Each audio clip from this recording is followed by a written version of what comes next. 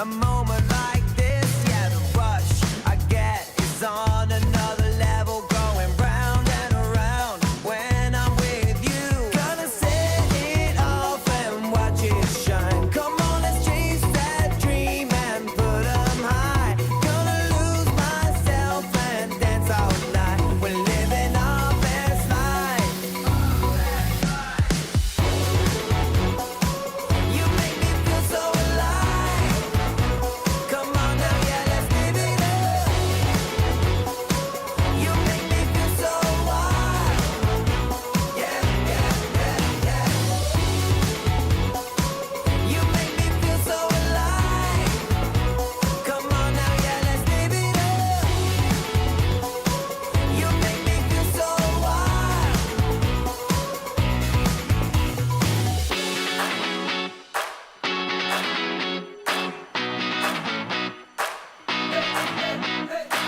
You make me feel so good. You make me feel so. You make me feel so alive.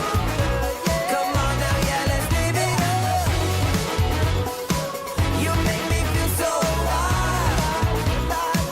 You make me feel so good.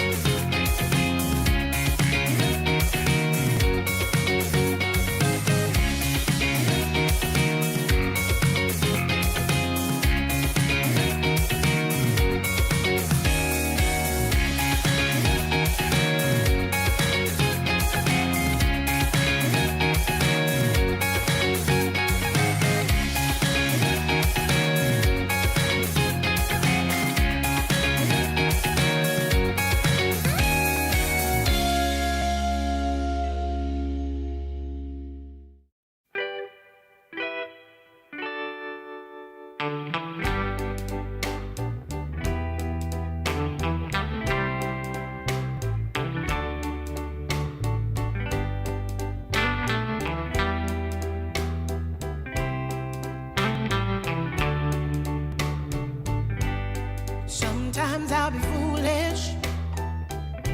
Sometimes I know I get mad. Sometimes I say the wrong thing to you that makes you feel sad. But one thing is true in all that we've been through. You've never stopped loving me, no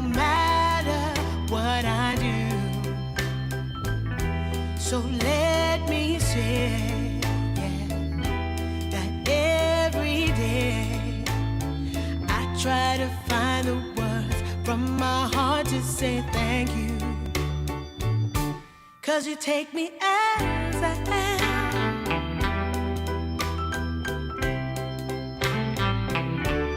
You take me as I am. Oh, baby. If you stop loving me, well, I would understand. But I won't take you for granted, no, no. When you hold my hand, your love makes me feel that I could fly to the moon. Not even the birds above can sing a sweeter tune. I needed to say that you find a way to make me feel anew. And I want to say thank you, 'cause you take me as I am. Oh, baby, take me as I am. Oh, no, take me as I am. Oh, take me.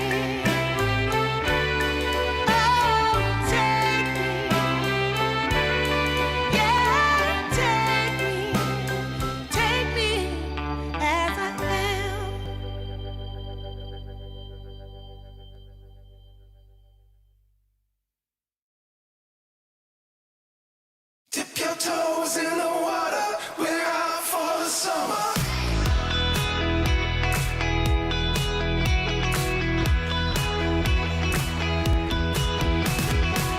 Got out of office on, go fishing on the door. A cool box sitting on the backseat of your car. Let's sink an hour or two doing nothing at all.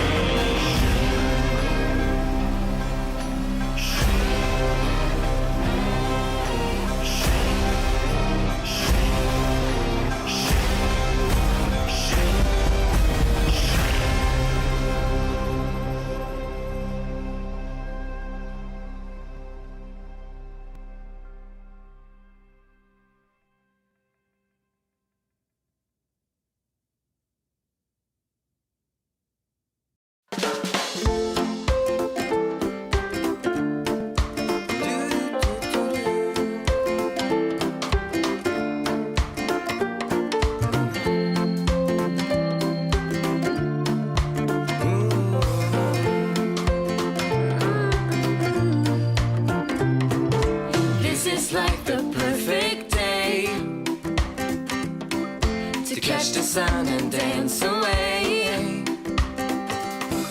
All my friends right by my side, they're lighting up the darkest night. Now they play our favorite song. Everybody sing along. The sunlight makes me smile. My friends are dropping by. No one will break my stride. This is a good time, I'm feeling fine. Music keeps me feel alright,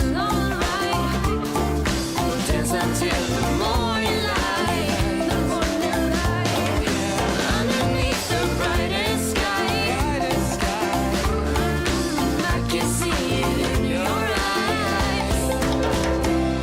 The sunlight makes me smile. My friends are dropping by.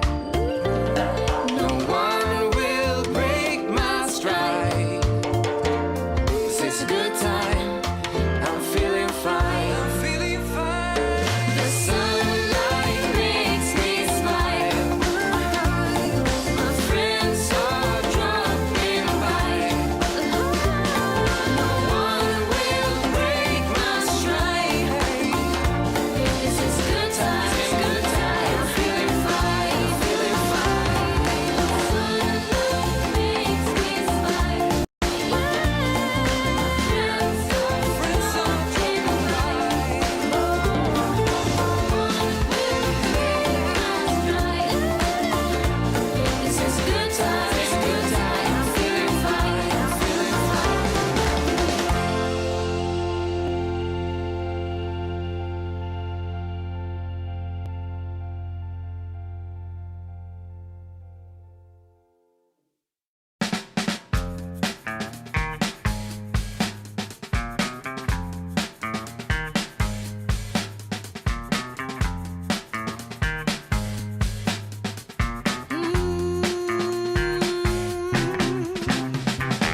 How I used to be was so good for me. In my mind all the time, no one I could turn to.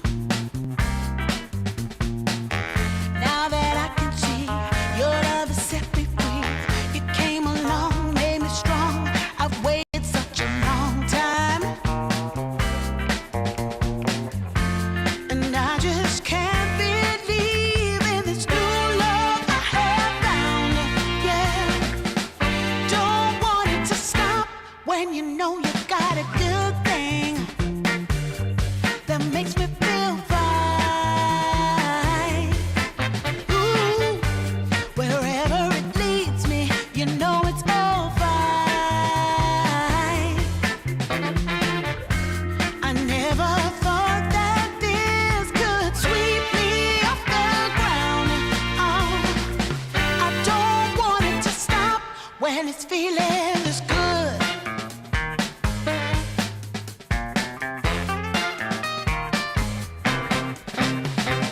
Whenever you're around, my heart begins to pound.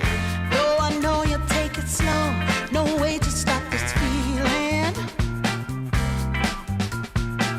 For every single day, whenever you're away, in this place there's a space where I'll be waiting for you. And I just can't believe in this new love I have found. Yeah, I don't want it to stop when you know you got a good thing that makes me feel fine. Ooh, wherever it leads me, you know it's all fine. I never thought that this could sweep me off the ground. I don't want it to stop. No, I don't want it to stop. I don't want it to stop.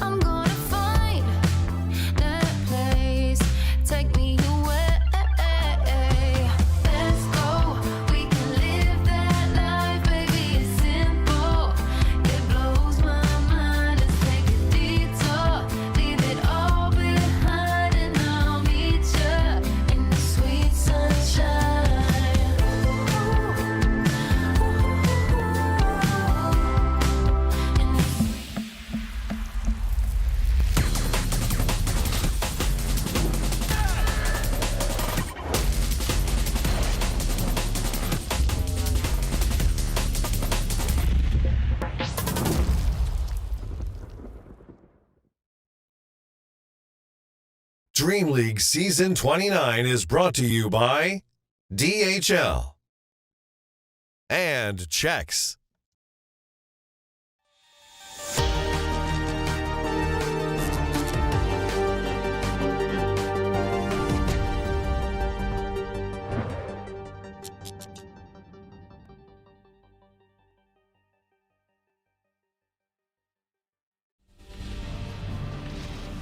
Gentlemen, welcome back. We've got another day of action here over in DreamLeague Season 29. We had some wonderful games and series yesterday. This is maybe the best one. I don't know what happened on the other streams. To be honest, I don't care. We had a 100+ minute game with Falcons versus VP. Daniel, we're hoping for some more exciting games today. And I think we've got just the teams to be able to do it as well. Let's not discount the fact that before that there was another 66-minute game with a lone druid, with some mega creeps battles back and forth. You never knew who was going to be able to take it. But of course, it wasn't the only series of the day. We saw a few more ones, such as Xtreme really rolling over playtime in their series of the day, grabbing the 2-0 for themselves there before Virtus Pro were able to bring it back with that victory that they were able to get towards the end of the day. So finishing 1-1 in terms of series score for themselves, and we know how important it is for them to be able to get every single little EPT point that they can, just to guarantee that they are going to qualify through to the Esports World Cup.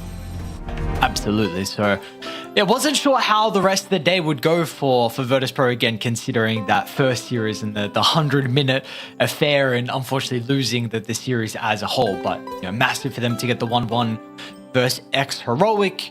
And we'll see now how we're going to shape ourselves up for today as well. Definitely yesterday, I think, you know, maybe Aurora being 0-2, kind of surprising, to be honest. I don't know what's going on there. I'm trying to think, is there anything else?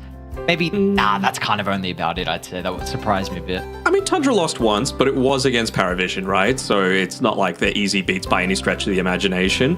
BetBoom, they're one of those teams that they are 1-0 at this point, and they really are needing, again, those wins to be able to catapult them. I think I said 8th as the absolute minimum for them to like have a pretty good shot of automatically qualifying through, because you got to remember as well, teams that don't qualify, they still have one more round where they can potentially get through the regional qualifiers, but there's a lot of good teams still left that are going to be in those qualifiers, so you don't want to put yourself in that sort of situation. Yeah, absolutely. That would be not too fun of a position to be in, but let's take a look how everything is standing as well with EWC in the current position that we have as well in regards to the point allocation, and in regards to very shortly we're going to see the leaderboard as well. But this is our final stop before RIA, before EWC. So the most amount of points we've had for a DreamLeague, of course, ESA, while Birmingham was in general the highest amount. We saw some teams be able to get some much needed points there, and now we have some teams that aren't guaranteed just yet. So we'll see who is making it through. I think we have 6. We actually have 7, which is a potential another thing. I just remembered with Vici Gaming, they won the China Challenges thing. Correct. So they're kind of a little bit down towards the bottom. I think they're like 17th, 18th, maybe even further behind that. But they made it. That's the big thing. Yeah, absolutely. And does that mean that China doesn't have like an additional qualifier? Like that was their qualifier? I'm pretty sure that's the I case. think there. so. Yeah, so, you know, it's basically you got to win to be in if you're China in this tournament here. But the good thing is, Vici, they've already done it. Xtreme, they've already qualified on points, sitting at number 3 total on the leaderboards right now. So it's looking pretty good for China, especially considering this is China's year, perhaps. I mean, Shanghai TI, there's a lot of players coming back from the region as a result of, you know, getting that hype coming through. So I'm interested to see how they do this time around. Absolutely. I mean, a lot of our attention is going to be on China and how they're able to perform as well. So we got a couple of Chinese representatives over at this tournament as a whole. I mean, XG, Gen, and Vici. So both those teams currently there. Now we got some other lovely teams playing as well in DreamLeague. I believe we got, 16 teams all up. So it is quite the affair between everyone. Again, you know, we saw how they were able to look. Yesterday was just day 1. Some people just played one. So some teams just played one series. So not enough data to really, you know, get a true conclusion of how they're going to perform. always great to see every single region represented as well, right? Well, except the Oz region, of course, the strongest region of all time. But, it just gives everyone someone to be able to cheer for, right? And, you got to hope for the fans of GamerLegion, Reconics, they got to start getting their wins on the board, because they do have a few points already, but they're going to need a whole lot more if they're going to want to try and guarantee themselves that invite through to the EWC. So we'll see. We'll see how everything shapes up today. I believe we're starting in Group B today on this stream in particular. And we can see there the results with all the teams having played just the one game thus far. Tundra, not a lot of people would expect for them to be sitting at the bottom of the leaderboards right now, because in terms of that EPT points that we've been talking about, they're sitting number one. They won both ESL 1 Birmingham as well as DreamLeague 28. And I think they came top 6 in the first DreamLeague as well of the season. So they're sitting pretty. They are far and away the most qualified team. But in recent times, they haven't had the greatest results. So I wonder if they're just taking things a little bit easier, kind of gearing themselves up for a big tilt once these big events do actually happen. Yeah, well, I guess we'll be able to dive a little bit deeper with Tundra pretty shortly here. So we'll save that for a couple minutes. Is the prize pool and how everything's looking at the moment. That's a massive chunk of change for the team on top, along with the club reward as well. And of course, not only that, but again, like we've been mentioning, all of this does lead to EWC. So 6,000 much needed points, and that bottom place with only 60 points for the 15th and 16th, unfortunately, is not going to cut it for some of these teams. So they're going to have to do better than that. Absolutely. And, that 16th, the next tier up, that really doesn't make too much of a difference. It's really when you get into the real meat and potatoes of it, the top 8, where those juicy points really start to become a lot more of a factor. And, we've been mentioning before, it's the top 13 teams, I believe, that come through from this that get automatically through. Spirit as the defending champions, they're already part of the EWC, but Mouse and OG, who are currently sitting in 9th and 10th, they're not part of this Dream League, so they just got to sit back and wait and hope that a lot of the other teams below them don't leapfrog them through, because it's out of their hands at this point.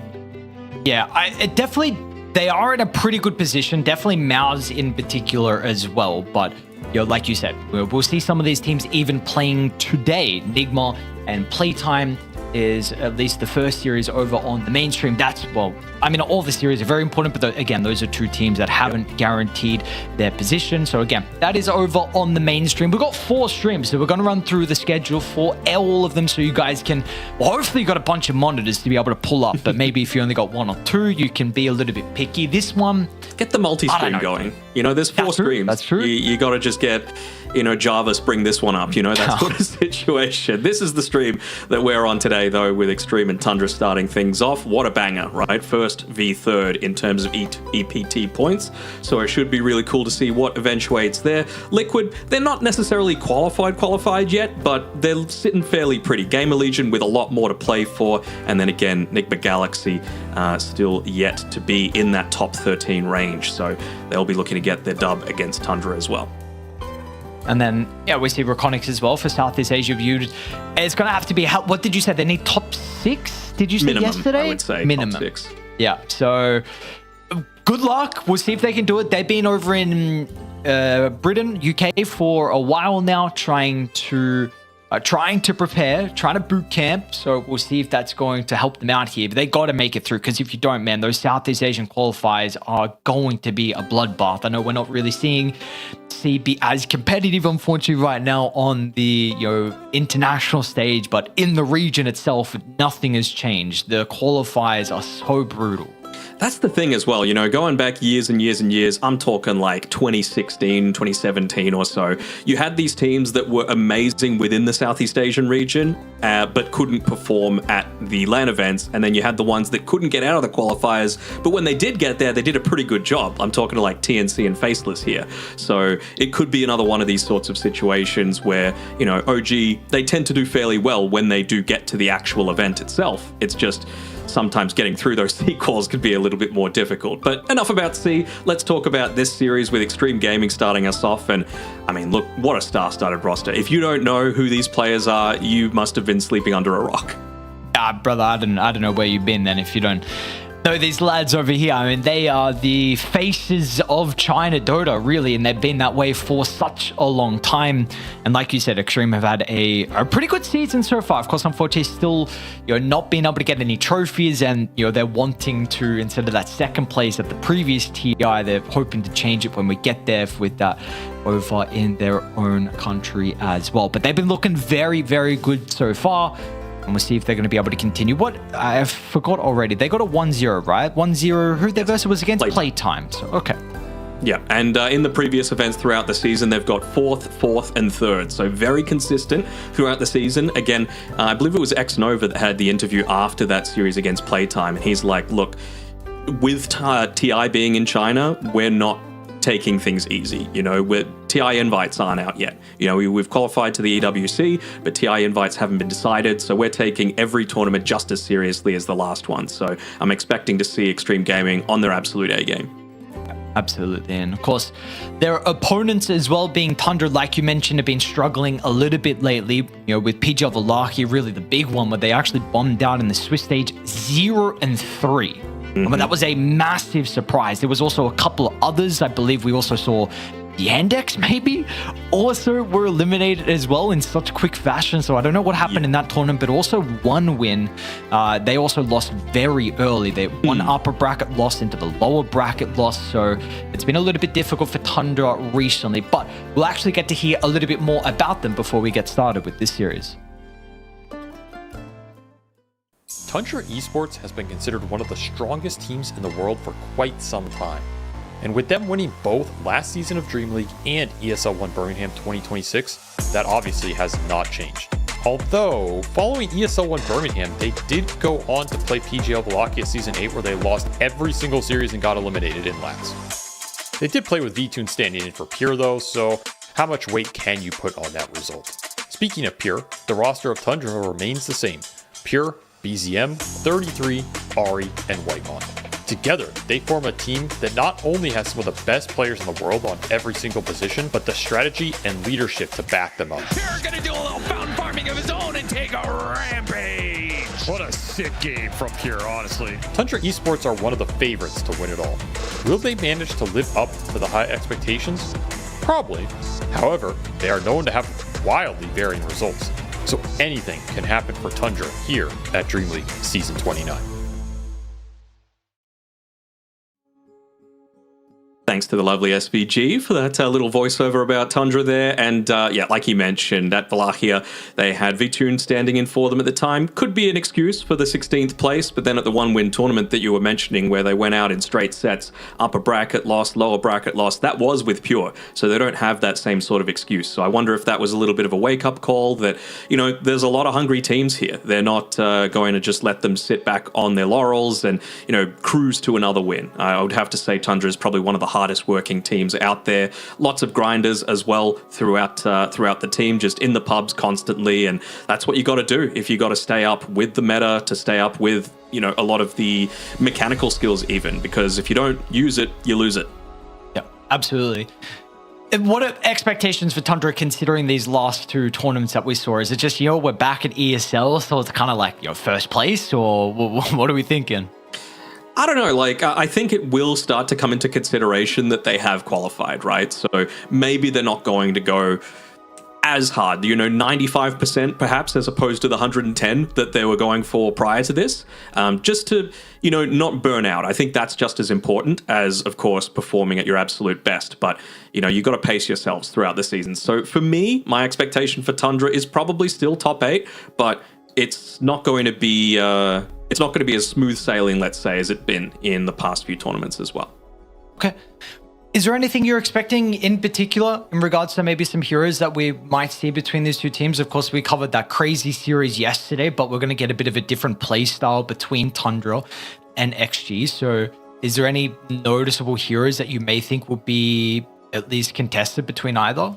Contested for sure, particularly with the supports. I think the big ones are the Rubik. I mean, Ari Rubik, FY Rubik. Come on, man. Like, these are two signature players with their signature heroes. Hoodwink also falls into that same sort of category. I think Xnova was talking about how Phoenix is an A-tier hero. Wouldn't you know it? Whitemon, it's one of his best heroes as well. So we're seeing a lot of crossover between the supports. It's really where you start to get towards the cores that there's a lot more differentiation there. You know, with Tundra, you've got BZM with his Invoker. He played a mid Snapfire just a couple of weeks ago as well, I believe. He plays the mid Husker, and then you've got Nothing to Say, mid Tinker. You know, it's still a thing. Even with the turrets, he's going to be able to make it work because he is the best Tinker player in the world. So we'll see how it all shapes out. As speaking of Xnova, we get him on the screen to be able to start things off. Quick prediction from you there, Aries. Is Whitemon going to be eating something? And if so, what is he going to have? Banana. No, banana or nuts. Ooh, okay. Just the nene, I reckon, bar. for me. Nah, just the banana, surely. I mean, I said three things. You know, I don't know. I kind of chucked out a wide net, hoping for the best. They got some Maccas there, or is that what's going on there on Not the? Is that not KFC on the left? I see like Macca's, KFC, and pizza. Yeah, I mean, they're feasting. Yeah, absolutely. Oh, the papers. China's number one enemy, the papers. No, not my strategies. We'll see. You know, Pure, we said Tundra might need to wake up a little bit. Maybe he needs to wake up as well. Doesn't look the most alert right now, but as soon as game mode locks in, you know, he becomes a completely different person. We saw on the highlight reel there before just how confident he can be. I wouldn't say it's arrogance coming from Pure. It's just complete confidence there. Not even cocky, just to be fountain diving, to be styling on people, relying on his individual skill that he still has to just straight up outplay people. All right, well, let's get ourselves underway here. We got a little bit of data from yesterday's the most bans just goes off the screen. We got the most pick now, so let's go with that. Yeah, first ban Tinker. We see Matt Clockwork 82% win rate. Mm-hmm. Oh good my, yeah, crazy here apparently. So. I think Xnova was one of those wins as well.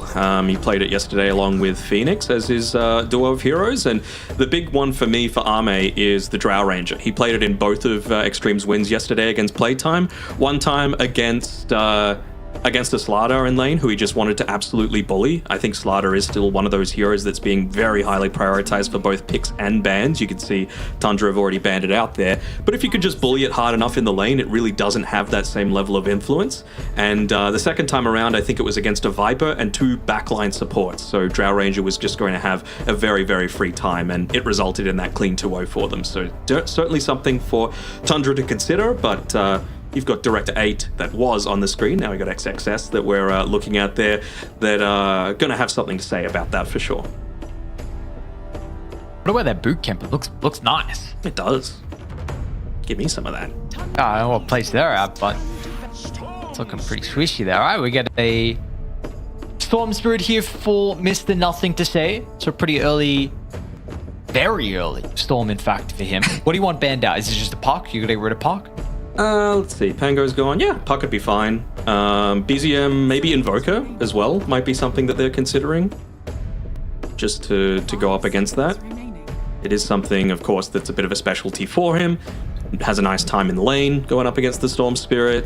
Coswex, perhaps, go for those early reduction in effectiveness from the Storm Spirit, because, I mean, talking about interviews, you and I spoke with Amar yesterday after the marathon series, and he's like, look, the real problem in the first game was this Storm Spirit that can zip in and do 20,000 damage in a matter of a couple of seconds. So I don't hate the fact that Extreme Gaming are picking it up early on. Especially if you're able to get some solid heroes around it. We saw what that game in particular, the early game was heavily enabled because of the Hoodwink that Hellscream was playing. So we'll see FY, you already mentioned. Like that's what you ban right now if you're Tundra, right? Well, they're going to go Coddle instead, sure. That's one of the heroes that there actually is a little bit of crossover between both Ari and FY there. So it is something that enables a whole lot more strats, right? Whether it be Storm Spirit just for the game or something like a Timbersaw for the laning stage for XXS, which we have seen rise to a little bit more prominence, but you know, Amar was pretty keen to downplay its effectiveness. I think he just doesn't want it to get any sort of nerf bad anymore. I can't I'd just be hoodwinking here. Yeah, You don't reveal all that much. Maybe you Phoenix, just to, have the capability to toss it for both FY and Xnova. Of course, it's much more of an Xnova hero, but it just still feels incredibly effective and kind of hard for Rubik to be able to steal a lot of the effective spells for him there. sure. I don't know if this is something to consider as well, but like you're not going to pick another position 4, right? So if you go, your Tundra can go 5, but if you pick the Hoodwink, there's no chance they're going to pick it up. Nonetheless, Sure.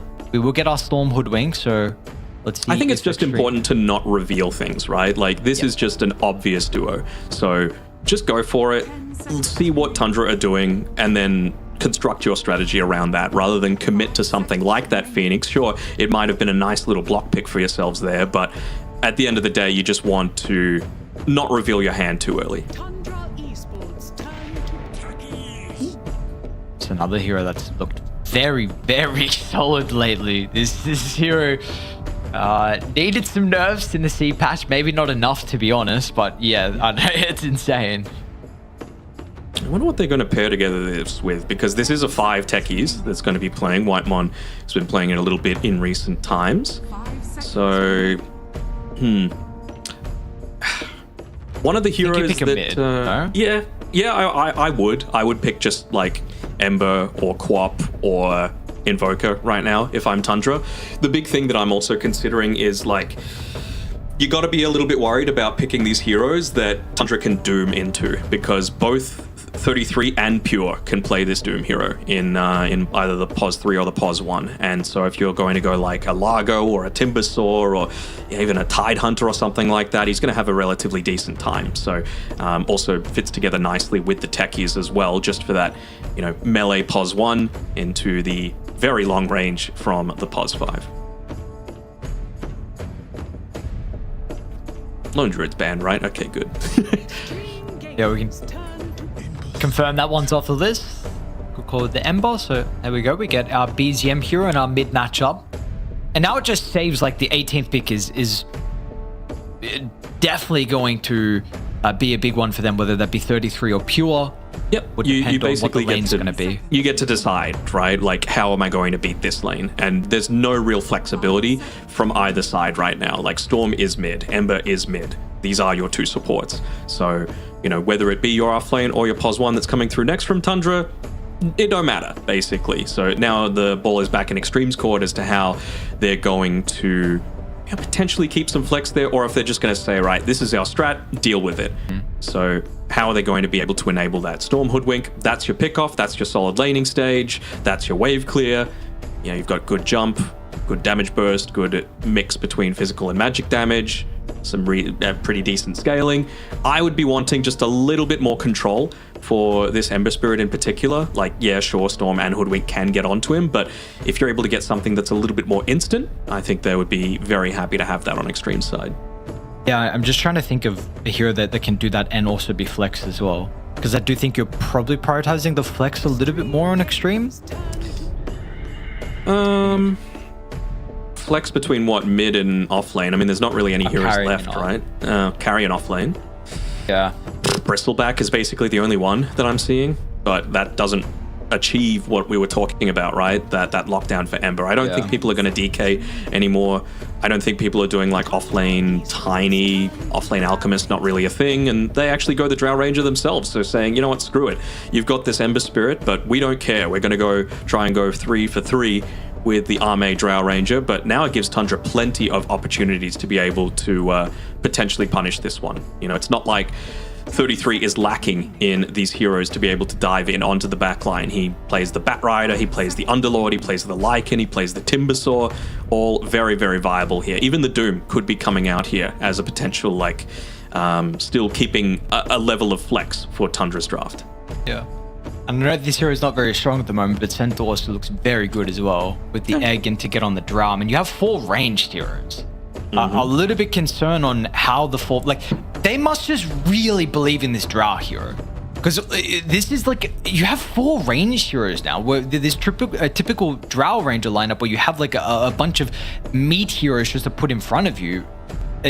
I feel like the fights are going to be a little bit difficult unless you're playing from ahead and have that good lane like they're expecting. Well, there's some team fight, and there's another way to be able to just not commit your life to dive in onto the backlines, right? Just as long as you pop in the primal split, you should be a-okay. I mean, you talk about the Centaur, it's also a possibility for Xtreme to still pick up, right? It definitely is an XXS hero. You know, we saw him absolutely style on it, straight up win Xtreme so many games during the most recent TI with that Centaur. So I could certainly see it working if Tundra don't choose to ban it out right now, but they're going to need some sort of frontliner with their last pick overall. That's why the Tidehunter goes. I would imagine that we're going to see the likes of Timber, Primal, Centaur all being considered here as the last phase bans from Tundra. Hell, even an Axe, but Axe again is more of that counter initiator as opposed to the straight up just jump in. What do we want from Pure, though? Is there anything that's standing out for you for the carry on Tundra? Yeah, they're going to have to reveal it before the Drow, huh? Before the Xtreme last pick. Something that can hit Egg, that can get on the Drow Ranger. I don't hate Ursa, but it's not really like a pure style hero, you know? They couldn't Meepo, could they? Extreme Gaming's turn to I don't hate it. And with Primal and Tidehunter banned out as well, it's a possibility. Well, that's a cool ban. I would love to see a PA. I don't hate your Meepo call at all. Yeah, very possible. Pure, I actually saw he played in the upper bracket series. He played Meepo. He went Battle Fury. So Okay. that was interesting. I'm not about to question Pure. Ooh, Kez, okay. I like it. Just again, more of that backline dive. You just cause havoc throughout the team fights, and I mean the blindness that you get as well with the ultimate coming through too can really hinder the abilities of even Phoenix to just be able to correctly target the sun ray, even little things like that. 5 seconds remaining. The thing. Well, let's see. What do they get on Xtreme? They're gonna do. Okay, so they've been more greedy. And I mean, it's an XXS, dude. And you mentioned as well, this hero is going to be prioritized pretty heavily in the series. Of course, the ultimate's great versus Ember, great versus Brew. A couple of Doom games I've seen lately versus Rubik, though, this ultimate's been getting stolen way too frequently. And Ari's got a goddamn good Rubik. So XXS is going to have to be pretty perfect to make sure his ulti doesn't get stolen. For me, though, I'm just a little bit concerned about like the style of hero that Doom is compared to what I thought they may be needed for to protect Arme and even the Egg too.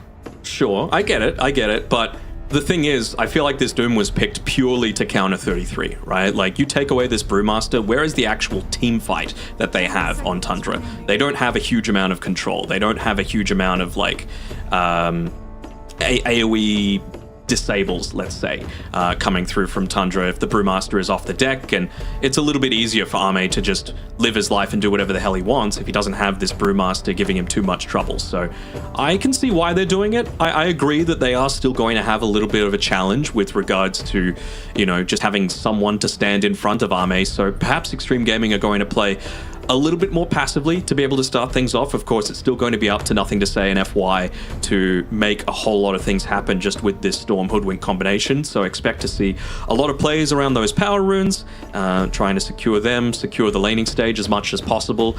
But honestly, every lane, as SPG was mentioning during the video, Tundra don't really have a weak point on any of their heroes, right? Everyone is able to perform at a pretty damn high level, and you could say a very similar thing about Xtreme Gaming as well. Is there a draft that you are preferring heading into this?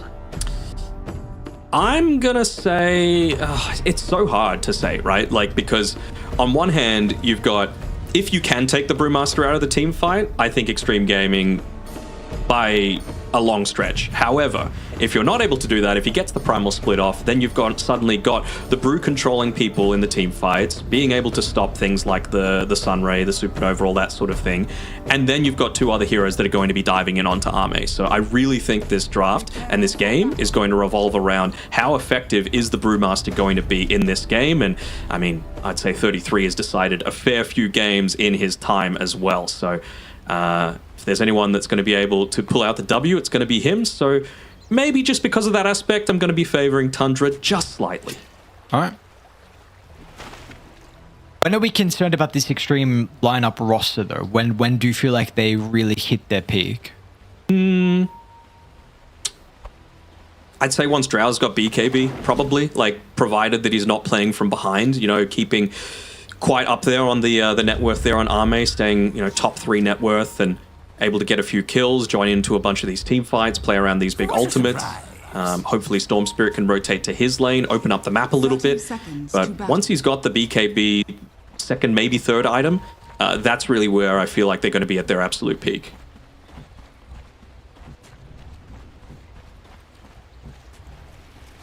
See if they're going to be able to get to that stage and then also be able to use it to the best they possibly can here to get this game on victory. Looks like there's going to be nothing crazy going on. The battle Maybe down bottom 33 might snipe. BZM might snipe with the slide as well. You tried. Ooh. Nice try.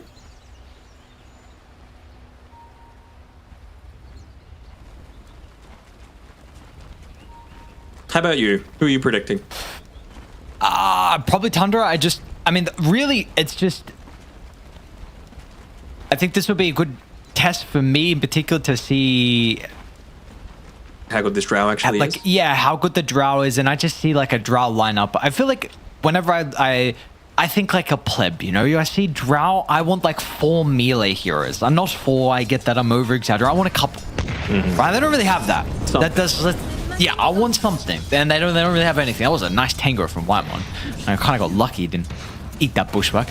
Yeah, I want something for my Drow. So they just really must prioritize here. I know Arme always has, like all throughout his career, he's always liked this hero. But it's just... I feel like my problem with it is that I think your margin for error, very, very low. You cannot make a lot of mistakes. Sure, the thing is, though, one of the... hopefully it's not one of these days where there's some packet loss in the game. The thing is, one of their wins did already come with this Phoenix, right? Sure, they had probably a little bit better of a supporting cast for it, but Phoenix is pretty damn good at, like, A, damage reduction off the back of Fire Spirits and, you know, just that attack speed slow, but 2, just... cordoning off an area with the Supernova to be able to either bring attention to him a lot of the time and allow Drow to really go to work, or just enable that escape for the Drow just because you're going to straight up run away from the Supernova. So it's not as good as something like the Centaur, of course, with the Stampede, but it still provides a very similar sort of thing in creating space for the Drow.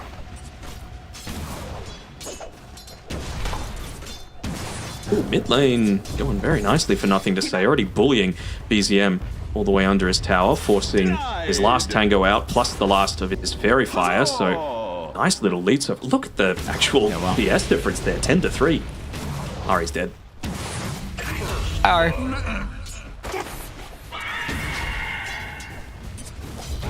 Both have double Fairy. What's going on with this Fairy Fire, huh? Branch is not good enough. Nope. More aggression.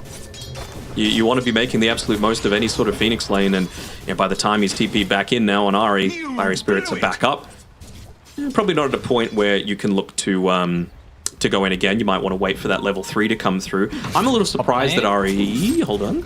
It's like a potential kill into XXS. A lot of damage being stacked up. Doesn't look like he's going to tick out, however, to the Katana. So both will take a bit of damage. FY's got a salve at least. Might even be able to get a kill onto Pure, in fact. Oh, he's chilling me more. Bottom lane. Another one. Ari. Oh, that's a walk back to the lane. Unlucky, brother. 33 is pretty deep. Alright. There were a few creeps that just died underneath the tower, though, so denying a few of them away from Arme. So nicely done by 33 there to put a lot of the attention onto himself, realizing that he wouldn't die as a result. Ooh.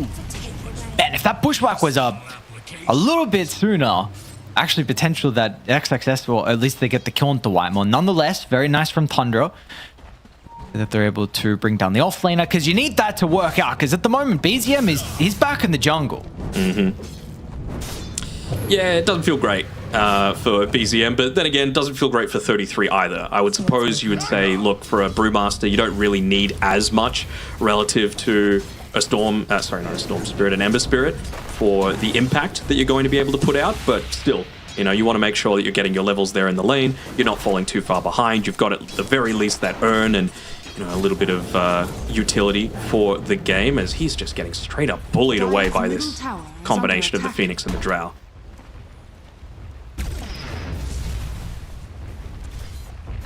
So with how we're seeing the side lanes go, do you think they can actually try and secure BZM's game with getting some water runes, or no? Yeah, that's what I was just about to touch on. Like, no one seemed to make the move just yet for the water runes, so, maybe just feeling like, look, we just need to make sure that both of these side lanes go incredibly well for us. Both teams have that prioritization, right? Because XXS, he needs to have a good game to be able to control the Brew.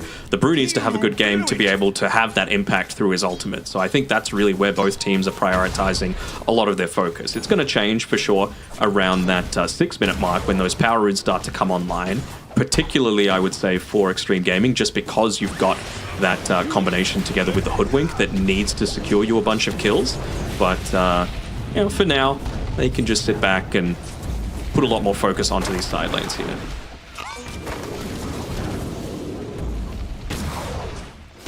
But then they're absolutely doing that here for Xtreme. This R is low, 33 is low. This might be a Midas that's going to be queued up potentially shortly here from 33. 12 last hits is, Ari's got 8. So, bit rough. Are you becoming a Drow believer yet? Well, this, no, I thought this was going to, at least the lane with Phoenix Drow I thought was going to be strong. It's just like how you play the lane.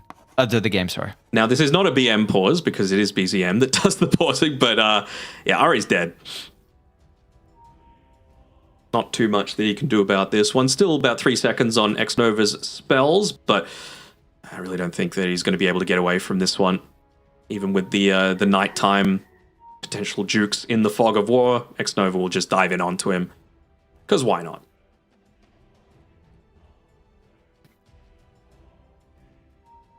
Got to be careful though. Again, if they're able to kite him out for long enough, that creep wave is just about to go in under the tower, so can't be spending too much time focusing on some of these other heroes there. Oh, he actually will go for the TP. Oh, and he made it. Lost just the one. 33 is very low here. He is very low here. He showed himself. I really didn't think he would show with killing the courier. They get the nice miss. Is he going to tick out of the Fire Spirit? Fairy Fire, can he get over towards a creep to deny? Why, TP? Wow, alright. Alright. Base. Keeps going for the chase. No creeps underneath the tower just yet. Another pause. Maybe that one's the BM pause. But they didn't lose too many creeps under the tower that time around. They're starting to build up a little bit here with the siege creep wave as well, so it should be relatively easy for Arme to be able to clear that one out. But, BZM's time in the jungle has certainly recovered his game. He was sitting not too pretty at, just a couple of minutes ago, but he's certainly recovered in a big way, pulling waves, farming jungle at the exact same time with this Flame Guard max build. So maybe with Ari here, if they can put some pressure onto Nothing to Say, or importantly secure with the rune. It's going to be bottom. No mid laners will get their hands on this. Decent amount of damage. Amp damage with the level 2 Fiery Spirits there, so BZM going to need to TP back. Still doesn't have that first kill, so Urn of Shadows going to be impactful for now. So he would have really been hoping to be able to secure that one, maybe make a move towards the bottom side of the map. Nothing to say. Nothing to say. Ooh. Ooh. Ooh, mid lane. Oh my lord, what's going on here? Almost. That's some crazy stuff. He dragged 2 waves. Get that farm. Huh? Not too bad, not too bad. I'm a little bit intrigued about the Urn build, to be honest, from BZM. There's not a whole lot of value if he continues to go down Vessel. Maybe just, I know, again, everyone prioritizes the Urn. Stats really nice. The Act is really nice. We'll see what he looks to go after. We've got the Wisdoms. Xnova a little bit hesitant to walk in by himself. Of course, not a good position for the Drow to be able to come help. So it will be a 1-for-1. Yeah, Wymon just used his TP as well and cancelled it at the last second, maybe hoping that they can get a kill here onto XXS. Then he misses on the blast off there. Might actually end up killing him. They're still going to try and move on in. Ari will help out. Xnova's going to TP as well with a Phoenix. This will be a kill easily onto Pure.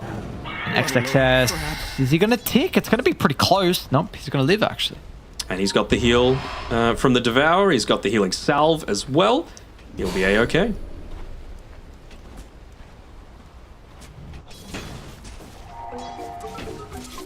So a big move coming through from Tundra to try and get that kill there, but they just end up turning it around fairly easily.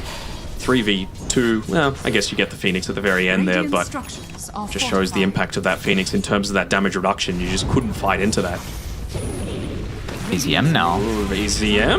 Whoa, this this is not looking too good, my friend. I mean, they have double earn.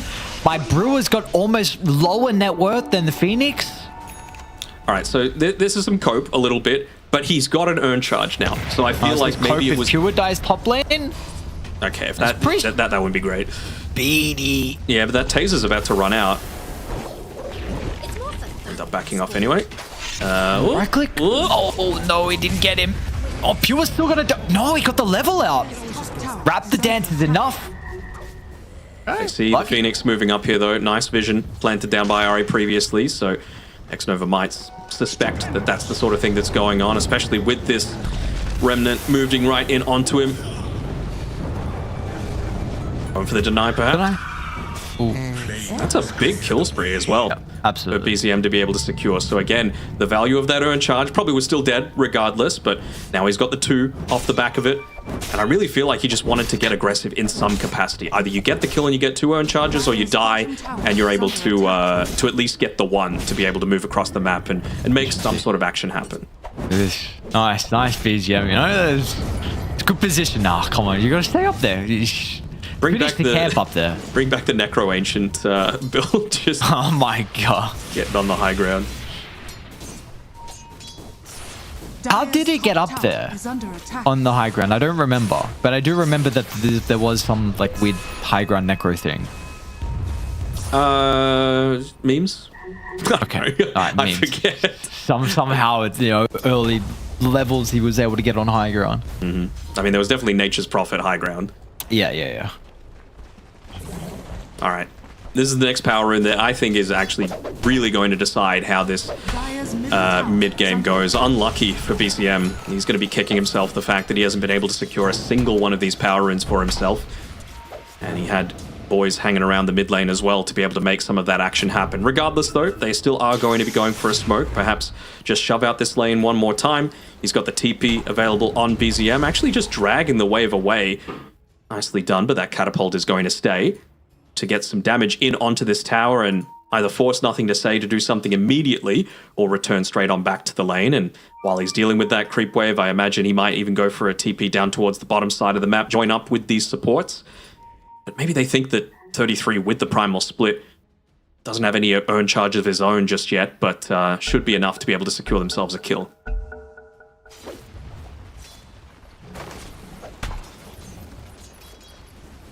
Big kill if they're able to get it. Opportunity to be able to get this into an objective. I'm one, unfortunately. Oh, he will actually connect here with the blast off. Xnova step back in. Ari not able to get in range though. So dive into the TP out.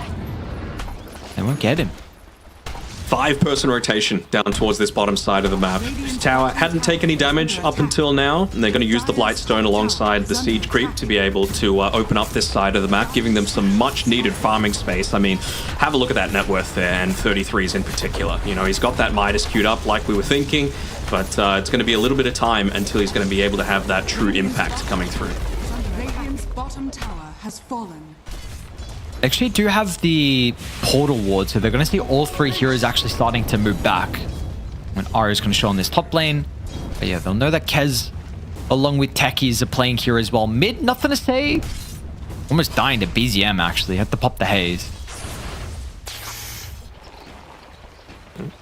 Last earn charge as well used there by BZM for that one, so back to not being quite as effective until he's able to either die for another charge or get another one himself.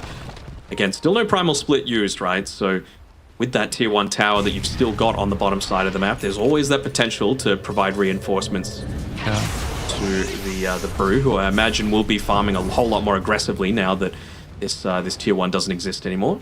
I mean, nonetheless, like, this is a big victory for Tundra, being able to defend their safe lane tower. And well, they didn't really defend it, but they pushed XG away, and they were also able to get their own as well. So yeah, a little bit perhaps too passive from XG in that time. Maybe they just, I mean, they wouldn't have known that they had all 5 heroes down there. They would have known about 4 of them, but Still, Kez, as we saw before, scary hero in his own right.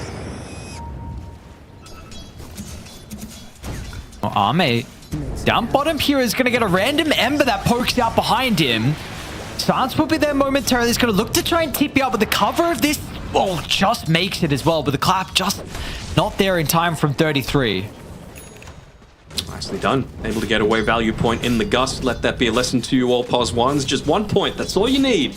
Because he is straight up dead to a primal split if he doesn't enable himself to get away there. But again, the impact of not having any urn charges on either the Brute or the Ember Spirit probably does die if they just have that feature for that gank attempt. Ari will be the recipient of the gank. Still only level 5. They don't even have to use the sharpshooter as well. This will help open up the tower along with it. So the Tundra put a little bit more emphasis so far on making some stacks. That's going to be quite nice for Pure in particular. He actually went Mage Slayer. He did have Battle Fury queued up for a while, but he's now got this item that we've seen pretty frequently. So usually it's Mage Slayer into Desert and Scepter BKB. Sometimes, of course, it's going to be dependent on the game. See what he wants. So, I mean, that suggests that he wants to get a whole lot more active. We're seeing, you know, smokes getting spammed out here by Tundra, just looking to try and make something happen. But to XG's credit, they've done a great job at just being able to dodge out the majority of these gank attempts, get away with just the 3 deaths thus far this game. They're even keeping... No way, the 2 supports actually going to be able to kill the Storm. It's close. 150 health that he's actually just able to zip away from, and this does secure another power rune and even a kill as well. BZM gets some urn charges now. Doesn't get the regen, unfortunately, but be very nice for him with that bonus injection of gold. Might even take a little stacky. Maybe you'll be thinking about it. At least the minion camp there, I reckon. XXS making sure that they don't get something else off the back of that, securing the Shrine of Wisdom for himself. So still, it is a little bit of a lead for Xtreme, but, you know, again, they haven't quite reached this point yet where they really do want, feel comfortable with committing into the center of a lot of these team fights. Need that Drow Ranger to get just that little bit bigger. Let the fun begin.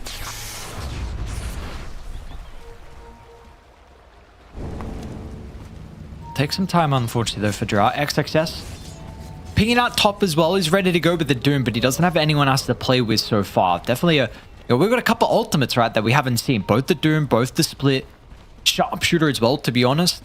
I mean, we can even consider the Egg, I suppose, but really I thought that it was going to be more Radiant being proactive in the early game. BZM. Oh, they missed on the Bushwhacker. Now with the Blast Off, catches them by surprise. XXS was not aware of the positioning from Whitemon, and Stakis has been pretty solid so far to stabilize this game that was, you know, had a bit of a lead for XG at the early stage. Oh, definitely. You know, just gone perhaps a little bit too far up. I understand him feeling safe, though. You know, the enemy tier 1 tower is not there. Probably not expecting for Tundra to be going that deep into the lane, so I get it. But it's a very valuable kill as well. Do love the fact that he's been able to get this Purge creep as well on the Doom. So much value this game. Just dispelling the Wind Panda, tossing up in the air, dispelling the reactive Taser, the Flame Guard. Huge amount of impact. Drought. Okay, looking to try and take a fight around the area. Nothing to say, he's going to get an Arcane Rune. XXS is in as well, but there's the Stolen Doom Pure as well. Wrap the dance back to full. It's a pretty good position to the Supernova. Pure's going to try and bring it down, and he'll get it. The Egg's still too early. Not enough hits to be able to keep that one up, and 33 will definitely catch up to FI as well on the escape. So not just 1 nor 2, but a 3rd as well is the price to pay for XG trying to secure the rune for nothing to say. And you see the impact of not having that true frontliner as well, right? Like Drow Ranger, the one that's initially jumped on, probably worst case scenario for Xtreme Gaming. You never want that to be the case, just because Ame had to use basically everything just to be able to get out of it. And you saw Xnova, excuse me, using the Supernova just to say, hey, look at me instead, guys. Look to try and take me out. Doom used on the Ember Spirit just because, honestly, I feel like he thought that anything else, and he probably would have just been CC'd before he was able to get a Doom onto anyone else. And as a result, Pure able to just walk away from that one. Could have potentially taken out the enemy Pos 1, but instead, it's a 3-for-0 trade. is under attack. Do you think maybe it's a... Radiant's top tower is under attack. You're careful calling it a mistake from a pro player, but I wonder how different that looks if you actually doom the Kez and guarantee the kill, because then the Phoenix Egg doesn't die as well. I mean, with the Falcon rush out of the Kez, you bring it down, bottom lane, Ari stolen Doom turnaround. He was super quick on the fingers. Now with BZM here, he's going to look to try and TP out Wyman with the blast off. Oh, just in time. So down goes the Storm. They're going to get value out of the stolen ultimate, and I don't think they're going to get any more. Chains is still there from BZM off the rough lane. He is absolutely showing up with some impact in the early game now. Yeah. Able to slink away, though, with the use of that Purge on XXS's Doom, so I feel like he's going to keep this for quite some time. But yeah, the jump in, the instant use of the Doom there, nearly able to get away on Nothing to Say, but just that presence of mind from the techies to come through. Whitemon interrupting it with about 0.1 seconds left on it, and that's why he's one of the best Pops 5s in the world. CFY here. Saves the Searing Chains there to be able to catch up, and even the stolen use of the Bushwhack there to be able to catch it out onto the Hoodwink. I mean, we know Ari is a very proficient Hoodwink player, but Rubik with Bushwhack? Come on.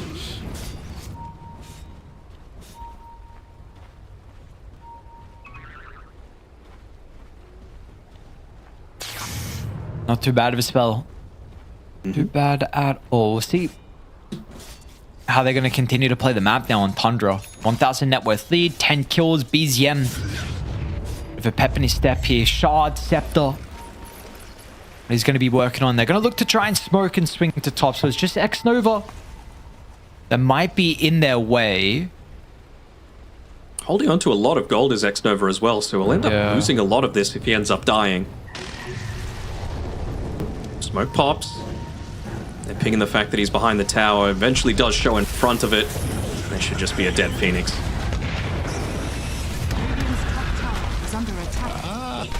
If they stick for the tower or not?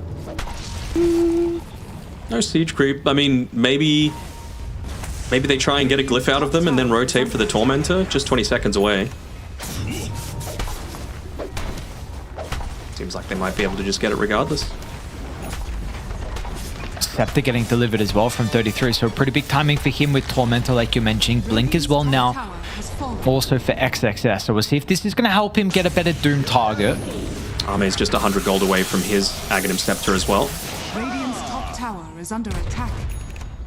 Oh, that's a nice rune. Wouldn't ask for too much more. Shard delivered as well for BZM, so plenty of kill threat coming through from him. He just wants that easy pick off, probably onto the Hoodwink to be able to start things off. Just the easiest kill at this point. Maybe able to get away in time. Oh, Kez. Oh, he's keeping on the low ground. Oh, they had the ward.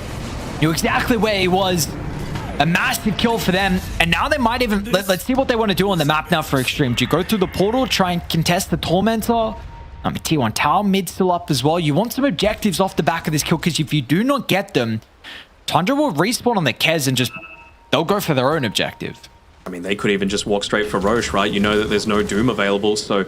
Your team fight in the form of that primal split and form of just Kez existing in the middle of team fights is going to be so overwhelming for you. So it seems like they're just going to take a bit more of a passive route here. Nothing to say, and FY still hanging around together, realizing that they have that kill threat together, but you know, you're not wanting to be getting kills on a defensive part of the map like this. You want to be moving out, at the very least taking that mid-tier 1 tower. So I don't want to say it's an opportunity missed, but I think it's just good map play from Tundra to not really give Xtreme Gaming any easy follow-up after that pretty nice kill. Do you think if Xtreme 5-man rotated through the portal would have been able to contest Tundra, that would probably set up without Doom? Because I'm looking at like XG shard. It's Phoenix and Hoodwink. Like, these are some very good shards this game. Yeah, for sure. Like, but I just think the lanes weren't in a great spot for them to be able to do that, right? Like, mid was pushed, bot was pushed, so they don't really have an opportunity to make an easy movement like that. It just either becomes very obvious, or you potentially lose a tier 2 tower, which at this point of the game, probably more valuable than that first shard, even with the likes of a Phoenix or a Hoodwink receiving it. Nova again has got an incredible read of what's going on. Doesn't make it down to the low ground, but the stun rate We'll get in there. Nonetheless, he's still going to have some problems with BZM hunting. He was Who actually will respect. could have potentially popped the supernova there as well, just to be able to get away. Building on his way towards that pipe of insight again.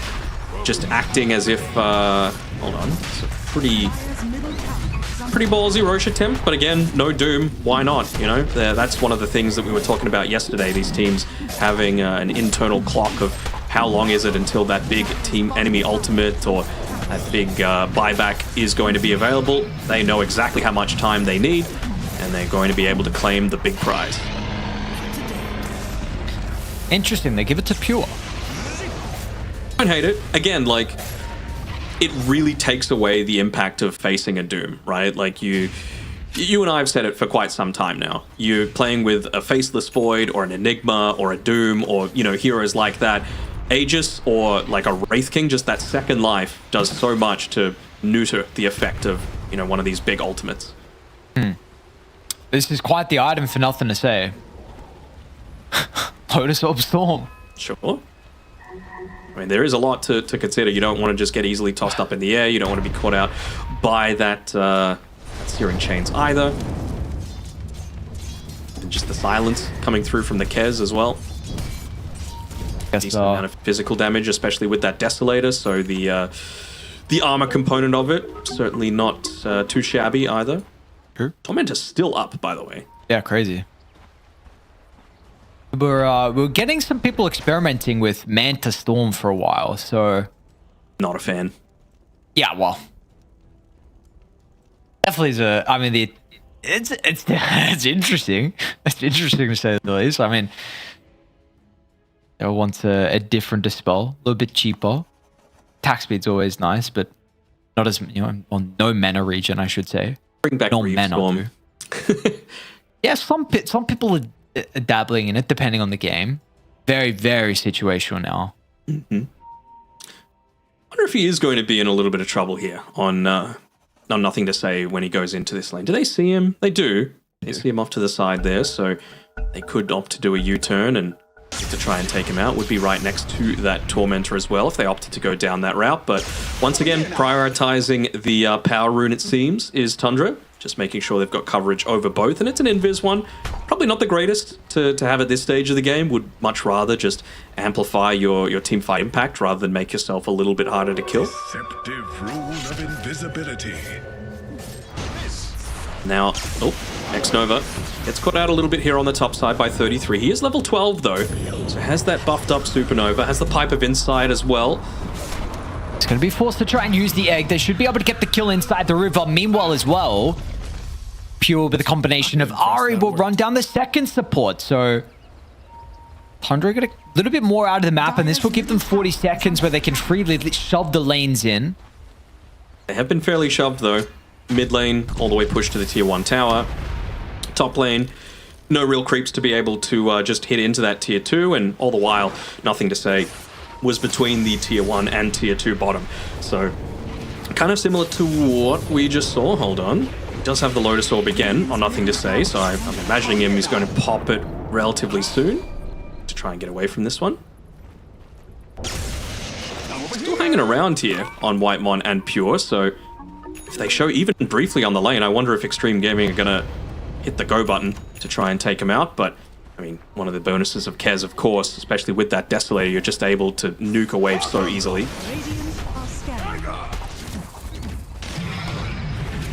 He's just straight up diving. Careful. Aegis still for 2 minutes. Does get the silence off of the Glimmer Cape as well. It's going to be able to push him surely to the safety of the tower. Xtreme do a good job to be able to reposition. XXS is ready to go with the Doom as well. It's going to be able to find it onto the Ember if they got a way to hold it from retreating. Random Bushwhack's going to be able to connect with the Vortex as well, but the Ember will be gone. Now the question is, are you going to be able to deal with the Kez and protect your Drow Ranger? Because under the tier 2 tower, they're hunting Arme down. A Gust is not going to be good enough, unfortunately, here for the Drow. And Pure might look at Nothing to Say next as well. No mana for the Storm. How do you get out of this? Bushwhack off the mark from Ari. If they got the way to kill him, just gets a little bit more distance away. Pure with the blink deeper in.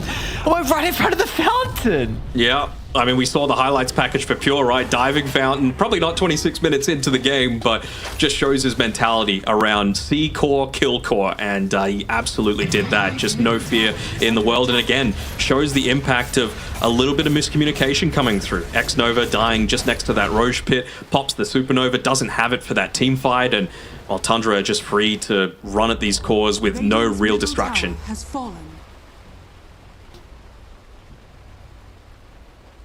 53's not happy with letting FY slip by. Attack. How avoids the mines? Spider sense. Squirrely sense? Curly, sure, works.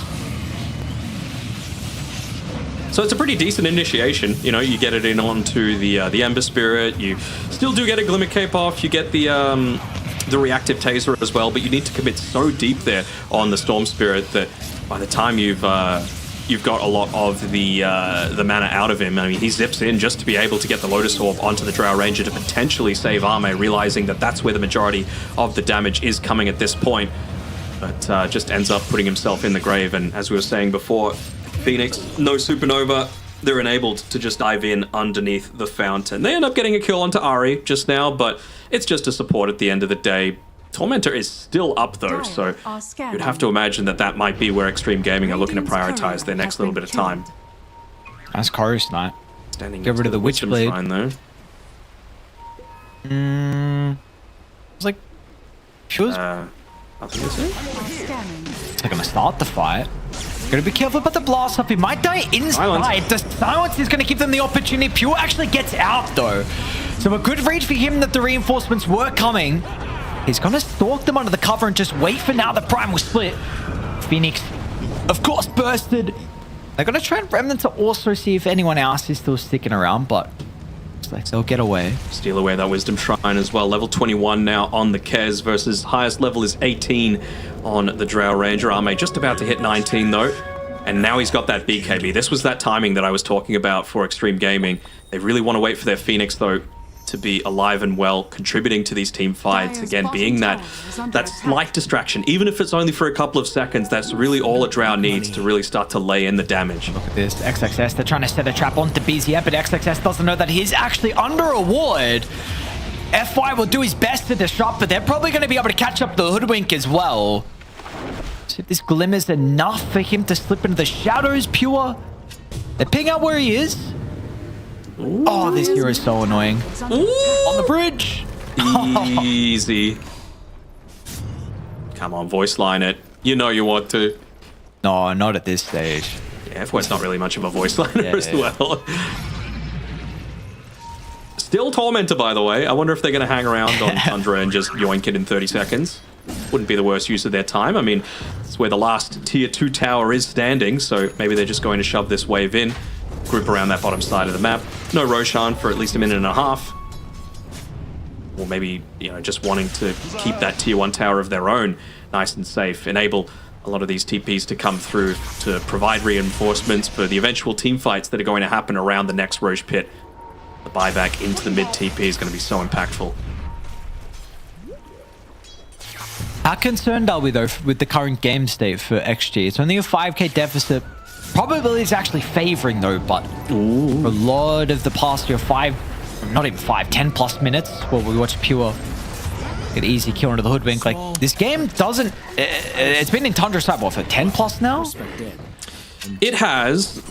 I mean, I was kind of thinking that they were going to be able to make something happen right then and there on XG, right? Maybe they're just saying, look, we have the farm levels to be able to make that big move, but let's not do it just yet. Let's wait until Roshan has the potential to be spawning and then look to try and commit everything. Sure, we might lose a support here and there. We might lose a tier 2 tower, but we want our next teamfight win to actually mean something. And meaning something would be that Roshan, right? Like, if you're able to get a second life onto the Storm, onto the Drow Ranger, it's going to mean so much more than just, you know, winning a random teamfight that you're not able to benefit off on the back of that.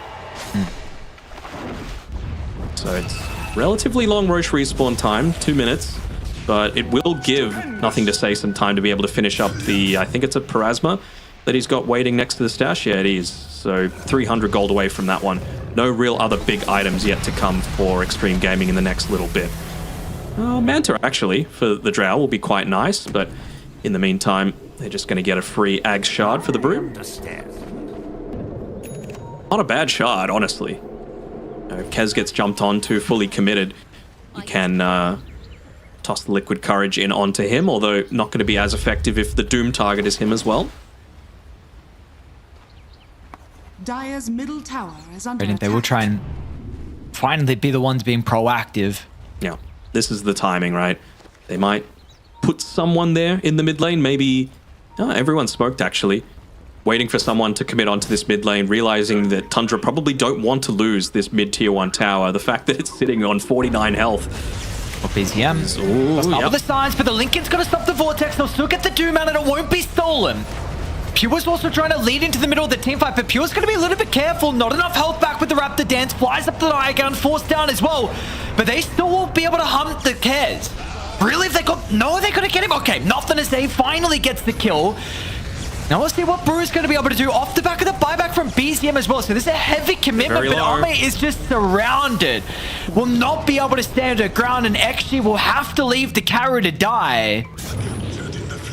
Not able to get away this time on FY, you would think. Force staffing BZM back. Might, but surely not. Okay. The couple last seconds of that Brew ulti, able to pick him off there, and well, he's going to be in the grave for 50 seconds, but without the Kez, I'm not sure if they've got the damage to be able to take Roshan. Maybe with the amp damage they could consider it, but 50 seconds without the Drow, I'm not sure if they're going to have it there. So you could see again what Xtreme Gaming were trying to do, right? They realized the timing at the start of this team fight. Roche, 1 minute left to be able to potentially respawn. They've hit all of their item timings. They get a great pick off to be able to start things off with the Ember. Unluckily for them, he has the buyback, so he's able to contribute a huge amount of damage in this previous team fight. Actually topped the damage overall for that one with 4.4k, despite being picked off at the very beginning. Most importantly, they're able to get on top of Arme and, you know, burst him down. That's 3 heroes just fully committing in onto the Drow Ranger, and, you know, you can be as farmed as you want. You're still going to die in that sort of scenario. Yeah. I've seen 33-second net worth, crazy. This guy, we got to remember what the lane looked like as well. I mean, Phoenix was like 100 net worth behind him. Oh, nothing to say. I mean, yeah, you can't be getting picked off easily like this. They see him underneath the ward, still in the lane. They might opt to just continue going for this one here. Oh, I think that was... Hold on. Yeah, that was the Essence Distiller used by 33 into the tree line. He actually popped the Lotus to make sure that he wasn't targeted beyond that. But now you've even got an amp damage and the Arcane Rune on BZM. And yeah, I'm a little surprised, honestly, that Xtreme Gaming didn't go for this first, considering the Doom was back available. They're still going to be able to contest it, though. Oh, then I gotta know. BZM might just carry this fight. If they don't get the Doom onto him, amp damage and Arcane, like you mentioned, he's got Scepter now delivered as well. Remember, he bought back, though, so if he dies, he's out of that team fight entirely. Got to kill him. You got to get him first. Do you have a way to pop the Lincolns, and do you have a way also to disrupt this route? They're going in. Whoa. Cheeky. And they know nothing about it. They stand the high already ground. roared. They're so unaware. He's already roared. What a play by Xtreme. Spot on. I mean, that's massive. Not expected at all. And again, you brought it up before. You see 33's face. He was just like, man, really? It was great. Quick replay would be nice when we do get a moment, just for 33's face eventually. But yeah, you could sense the frustration coming through. They had Xtreme Gaming right where they wanted them, but they just weren't able to capitalize. Yeah, that was their Roche. Absolutely. Now you have no way to protect yourself against Doom. They will TP back top to see if maybe they can catch someone off guard. Pure. They're going to read that someone's here. They might see the Scorch Earth as well. Nice reaction at XXS with the blink. You'd hate to force the BKB, but he's going to have to. Nope. Oh, he could... Oh, no. Well, BKB and your life lost. What can you do? You can push lanes out. You know, there's always a silver lining there. When in doubt, push lanes out. Rune is bottom. It is a regen rune as well, so nothing to say. Good God, I didn't realize he was nearly level 25 and just 750 gold away from his own Aghanim Scepter as well. So we saw the damage that that Abed was able to put out yesterday on his Storm Spirit. I'm expecting to see a pretty similar sort of thing coming through here. And he's got the Enchanter's Bauble as well. Okay. He's got the mana loss reduction with the Mystical. It's going to be quite nice. Yep. Or the Storm there. High ground. That's a different problem, unfortunately. They've got to split as well aggressively from 33. Okay. Again, Storm can come back at any point. He might just want to yoink this tier 1 tower on the bottom side, try and force someone to come back and address him. And now, as the Doom is coming back up online, he's going to zip back, have that Aghanim Scepter, maybe go for the surprise jump here onto the back lines. You're gonna have to do something. Their buildings are falling. Look at the initiation onto Pure. Pure doomed up as well. Got him. So kill onto the Kez. Now they're going to be able to continue to catch up to some of the stragglers. Ari. They'll get the Rubik. They won't stop the TP out, however, from 33. So 33 lives, but nothing to say. Looks for the +1. He's going to find it. Nice team fight. And a nice defense as well from Xtreme. They do lose their range barracks. Well worth it, though. You know, they, again, Ember still doesn't have the buyback available for 2.5 minutes, so he's not wanting to commit super deep into that one when it's a bad initiation for Tundra. And now you've got no buybacks on the 3 heroes that just died, but you just see the impact of these timings, right? Perfect movement coming through from nothing to say, hitting that big level 25, plus the Aghanim Scepter, plus having XXS just respawning, and Tundra, they just stayed a couple seconds too late. And we talk about the impact of even a second or two, and we saw it there.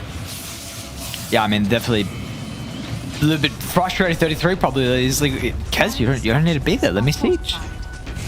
Look at the job Bobby's doing. So, yeah, and unfortunately, he did not let him do his thing. And now you have an amp damage again that's out on the map. This tier 2 tower's taking a while to drop, but Butterfly now completed for Arme. Feels so much safer for him to be able to play around this one. I wonder if they... I mean, you just give the amp damage to the Storm, surely, right? He's big enough. Yeah. Maybe once Drow hits level 25, you can consider it, but for now, this is nothing to say his game, and we're just living in it. Top lane, Ember Spirit, having to use a bunch of remnants to be able to escape, going for the big zip here. Oh, nice. Nice guessies coming through from nothing to say. It's not bad at all. It did use the amp damage. I mean, you know that he has the capability to burst, so I don't blame him. Also, a nice way to be able to get through that Lincoln's as well that that BZM has with the Aghanim Scepter. So, not really caring about any sort of targeting restrictions. I was just going to say, even with the gem that XG have, there's still 3 wards that Tundra got out on the map. They do just de-ward one of them inside the river. Yeah, there's another one inside the basin. How long's left on Aegis? 40 seconds. I mean, they could still make something happen here. I think you've just got Shivas coming out now on the Courier to the Doom. You've got Aeon Disc finished up on X-Nova. Maybe try and just make an aggressive move here, but it's actually going to be FY that gets caught out first. He's kind of hanging around. Cheeky. No Aegis for them to be able to play around with now. Saving up for the Satanic next on Arme to be able to just stand his ground and man fight. Has the Aghanim Shard purchased up because he realizes that Tundra are going to want to make a move right now, and he wants the capabilities to be able to fight into it as best he can. They say Pure. The only information that they're really able to work with from Xtreme. Not a bad target. He's out. He just got the Lincolns delivered. It might actually catch them by surprise. Nothing to say. Gonna try and get the jump onto the backline, but can they pop the Lincolns? No, he used the Doom on it. So now you're not going to have this to potentially control the Ember, and they're into the middle of the team fight. With this supernova, it'll give them some space to control it, but once that's out, you got to get out. Now, this is not a team fight for you. How are you actually going to be successful? Or BZM almost dies, but he's able to get the zip away, and Arme's gone. No Drow means no damage, especially without the mana. On nothing to say, so they're going to have to try and cut their losses. Delta split, getting a little greedy here as XXS just hanging around for one extra creep. Will just be able to get away, but you see the impact of not so ideal start to the team fight. They don't get the Doom off on the correct target. You get so much of that healing coming back from the Kez as well, dealing 4.6k throughout that entire one. Even a really nice supernova to be able to enable the escape isn't enough to save the life of Arme there. Yeah, you're wondering if they... I didn't know if the Ember. Sorry, I didn't know if. Yeah, that's what I was looking at. I didn't know if Kez was actually in range or not. But no, he was way too far out of range. Up the high ground they go. What are you going to be able to do? I mean, it is. No one can even show remotely close. It's potentially megas with how fast they push. That Desolator. So impactful. I think they'll probably try and make something happen around this bottom lane. They shove it out once. They're going to have the Glyph of Fortification in this next little bit. So you'd have to imagine that Tundra are going to be relatively okay with this. I mean, hold on. Primal already popped. A little bit of space for nothing to say, but he does get stunned. Vortex. Silent. They're going to be able to have the control. Use up in the air, which might buy you some time to be able to get that ball lightning out. Actually ends up saving him there. Arme to be able to respawn as well, so Tundra will respect this, but the drow up, nothing to say. He's going to follow the Kez. The defensive telekinesis pure. Has a moment to pop the BKB. Still get the separation as well. There's nothing to say. Got the mana to be able to chase. It's actually going to be XXS instead that finds him. Now, nothing to say is still hunting. And I don't know if they're going to get anything out. He's not there. The drow is not there. They know this on Tundra, so if they had the spells to be able to make this turnaround, they would make it happen, but no remnants remaining on the Ember Spirit. He wants that Wisdom Shrine because that's brought him up to level 25, so much lower charge restore time now for him. With that Aghanim Scepter as well, you know, he's already a menace throughout a lot of these team fights, but once again, another great initiation and a few misspells this time on Tundra's side. You know, it was the lift onto not the Storm Spirit this time around, and after the Lotus Orb just gets tossed into the air, making sure that he's actually going to be able to get away rather than get chain locked down and burst down in that little bit before the drow was going to respawn. And absolutely right. I wonder how different that looks if you don't cycle him. I feel like it was maybe dead. I don't want to say probably, but I mean, even just the lift onto the storm itself might have been that difference maker there, right? As opposed to the friendly lift coming through from the Aghanim Shard from the Rubik. Still no Kez for now. Once again, using the Lotus Orb just to enable himself to assist with some of that damage, but that is a big creep wave pushing into the base. They'll see that the Doom's been the one to TP back, so Ping's coming out pretty damn quickly here, and they want to commit. Roche is up, so a one team fight is another huge objective for them, as that's where the majority of the TPs are going. Xnova's going to try and get there quickly to get the vision set up first. Is everyone else fast enough to also move over? Because Tundra, they're going as a unit at the moment. You still don't have FI and you don't have Arme up at the triangle. So Tundra should be able to occupy this area. And yeah, XG, they're going to have to give it up. Yep. Which is a few very important. Available. I'd have to imagine that Pure just wants to get a tiny bit more farm for himself. Oh, the Storm Spirit first. It does get the Vortex. The Scepter's going to be alive with the AoE Doom. Oh, that's problematic. Can they get the Kez out of range? Nice force. Pure just is able to get the grappling core, but nothing to say still. Once again, he's going to be back in. Defensive telekinesis, Pure with the lifesteal. You might lose the Storm Spirit, actually. And they get the buyback out of the Brewmaster as well. It's going to glitch and TP into the wave. He'll try and drop the supernova, but Pure will deal with it with ease, and absolutely now they can look for more. Arme's going to try and stand strong on top of his Glacier. He will even use the defensive BKB as well. This is a heavy commitment from either side. Buyback on Storm, buyback on Phoenix. I don't even know who won that. You'd have to say it's probably Tundra that gets with the W on that one. Sure, you use the buyback on the Brewmaster, but still, at the end of the day, you get two buybacks out of Xtreme Gaming. You get the Doom expended, and you have the potential to fight on this bottom side of the map with Roshan moving down here while you've got outpost control. What a great initiation, though, coming through from Nothing to Say, followed up by XXS. But the power of those 4-stuffs, man, I really feel like Nullifier might be the next item that's picked up by these heroes, but there's no real natural Nullifier carrier on the Xtreme Gaming side. Yeah, and unfortunately with Nullifiers, it doesn't do anything versus telekinesis. I mean, this spell is, I don't know, it's insane. You know, they buffed it a little bit. There was a lot of value, I think, regardless with the save on the Ag shot. It's even better now with the throw distance. So we're going to have to keep our eyes on Ari in particular. They're going to try and go for a steal of their own. Remember, it was Xtreme that took the last one, so they have a little bit of an advantage here with regards to the Roar on Tundra. I mean, sure, they got vision. That helps. Yeah, but XXS run inside the Essence Distiller, so we can't blink. And now they also get a glimpse of Arme as well. We've got to put him in a bit of an awkward Doesn't have BKB. Which will force Radiant to respond. No BKB for another 3 seconds here on Arme. There's nothing to say. That's where my mind is always going to be going. Because Roche is sitting pretty low. Who can afford to commit for this one? Pure was in. Stunned up with the Vortex. Pure might just get bursted before he's able to respond. They got the cares. A buyback's going to come through. A little Arme's bit too late Roche. to stop the ultimate as well from 33. Arme, can they get the vision? Do they know what's going on? Age is picked up. Refresher on the deck as well. Pure tries to steal some of the components, but not going to be able to. Another kill for them. Jeez. Pure trying to do whatever he can, but off the back of the respawn, Tundra, you're going to be able to kill Arme a second time. It's about to be a dieback out of Pure, unless he somehow slips away. Pure, no way. Blink over down to the south. He's still alive. Nothing to say. Trying to get him. Another zip. Meanwhile, though, another big pushback XXS as well.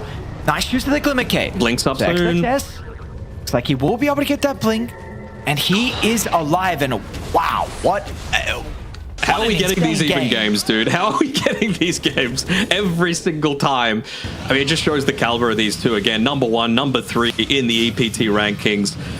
Nice little clutch play there from Arme, just committing onto it again. A second difference. If they walk in a little bit sooner, they probably get the kill that first time. But once they commit with everything into that pit, the AoE Doom comes into effect. You get the second life there. Sure, he ends up dying at the very end of the day. I was looking at nothing to say throughout all of this. He still had the BKB throughout it all, but he just gets caught with that last stun there from the telekinesis from Ari, which means that he's not able to get the AoE control just to enable Arme to start those right clicks and continue getting the effectiveness coming through from them. So really nicely done once again by the Rubik, showing a huge amount of impact here.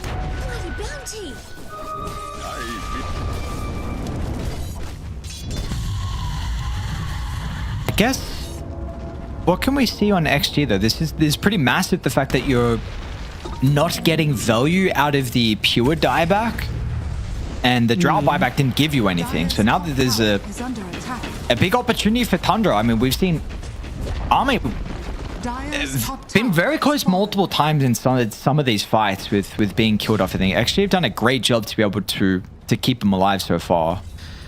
Gonna be a little harder moving forward though. You know, that we were speaking about a nullifier for Xtreme just as a way to combat things like Force Staffs and the Glimmer Capes and that sort of thing.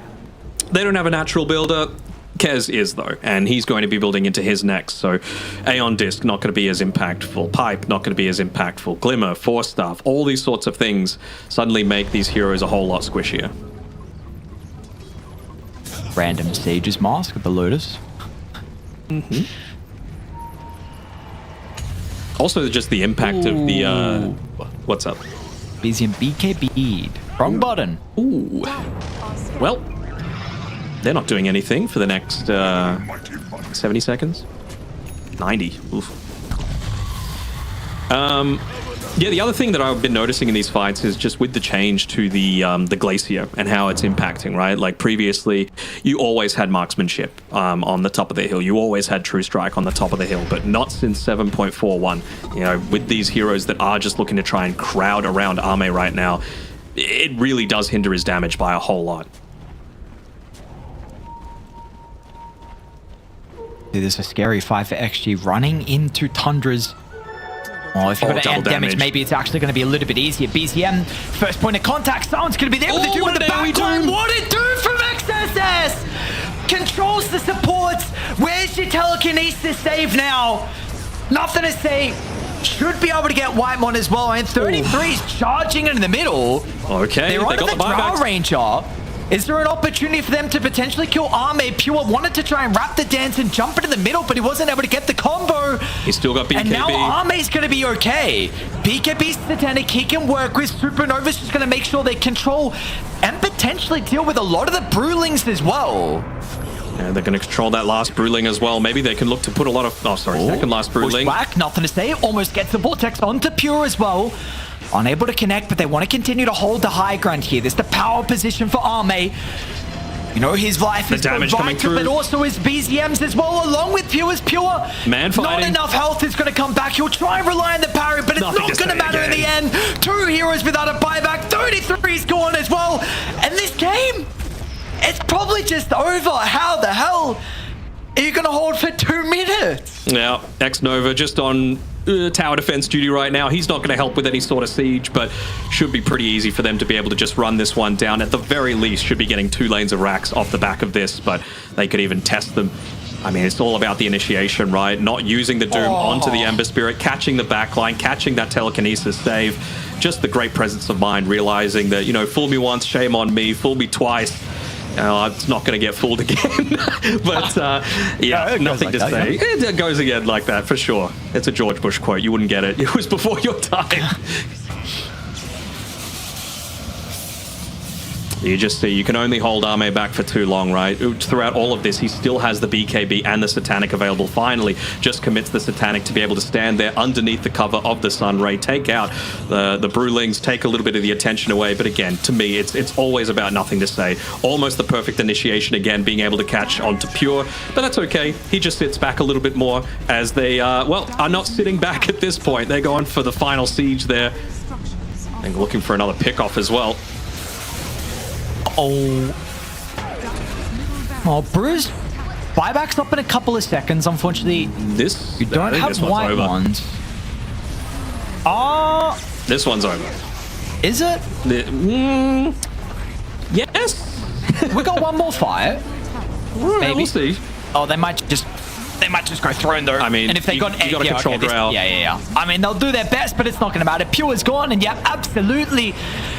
This one is done and dusted. Wow, Xtreme Gaming find the victory in game 1. It takes them 52 minutes and a hell of a couple of team fights from them, but we are in store for a very fun series. You wouldn't expect it, seeing them. Was that a little wink that we're seeing there, Ame? Come on, you know, like you sip of the tea, just say, you know, business as usual, that sort of thing. You wouldn't know that they just won a game like that with a great performance from nothing to say, though. Just stoic, stone-faced. They just got to get the job done. They did. They absolutely did that job. Well and truly done for XG. I don't know what's going on. I don't know what's going on. Last series yesterday with the first series we had with Falcons VP. Now this series, it's just game 1, but damn, this puts us in such an exciting position. What are your big takeaways from a game like this? Maybe I'm just agreeing even stronger with Amar than I normally do. This Storm Spirit is a menace. You know, you're just able to do so much to be able to start out these team fights, you know, and great on him for going that really early Aghanim Scepter as well, realizing that the Lincolns was going to be a threat. AoE Electric Vortex, no cares in the world, right? And they were somehow able to get away with this Drow Ranger once again. This wasn't, you know, the Arme carry game that we're expected to seeing, but nothing to say, and XXS made it look so much better.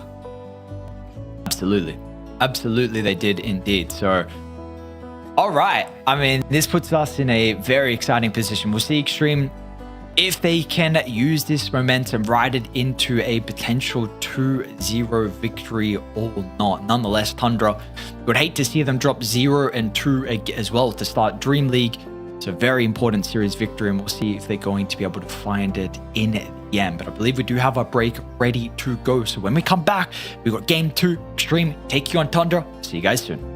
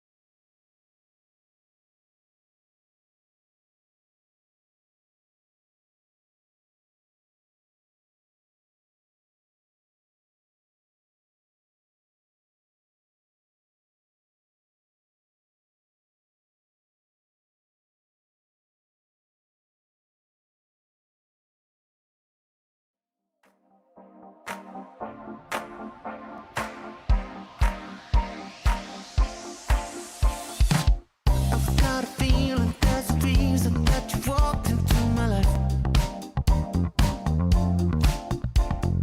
I can't blame the stars or superstition, cause you know I'm not the type. I don't know what you're thinking, that I'm crazy, but you're wrong. Feelings can't be caught just in the night. Don't think I'm dreaming, cause I've been waiting for so long, and now all I've got is you go through my mind. There are some things that just feel so right, that you know they can't be wrong. It's so easy to love. It's so easy to love. And I think you know it. It's so easy to love. Yeah, it's so easy to love.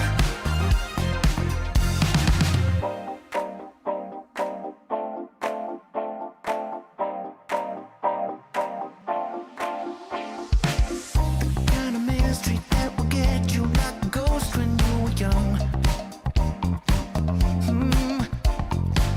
It's too amazing, outrageous. People say it can't be done. I know what you're thinking, that I'm crazy, but you're wrong. Feelings can't be caught just in the night. Don't think I'm dreaming, cause I've been waiting for so long, and now all I've got is you go through my mind. There are some things that just feel so right, but you know they can't be wrong. It's so easy to love. It's so easy to love. And I think you know it. It's so easy to love. Yeah, it's so easy to love.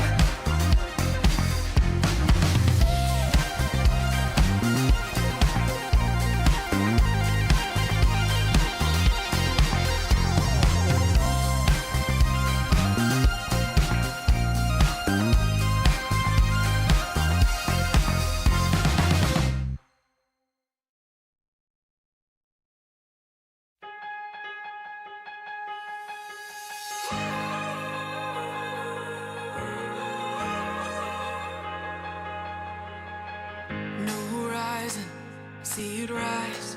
We've got all that we could ever want, so come with me. Let's be bohemian. New light inside, so alive on this high we're living on. Set you free, it's all here in us.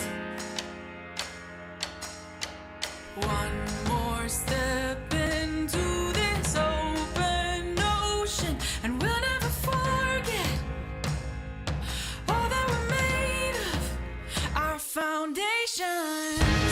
Soaring up, wide awake, for you and I, this is our day. Now the world is ours to take. Soaring up, wide awake, for you and I, this is our day. Now the world is ours to take.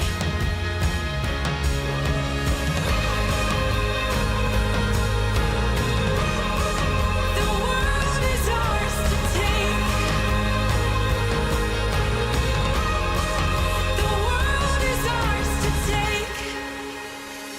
New horizon, open eyes on the future and everything that we could be. Take my hand, so take my hand now.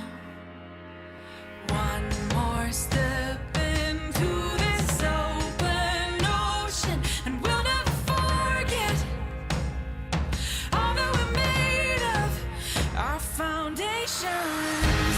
Soaring up, wide awake, for you and I, this is our day. Now the world is ours to take. Soaring up, wide awake, for you and I, this is our day. Now the world is ours to take.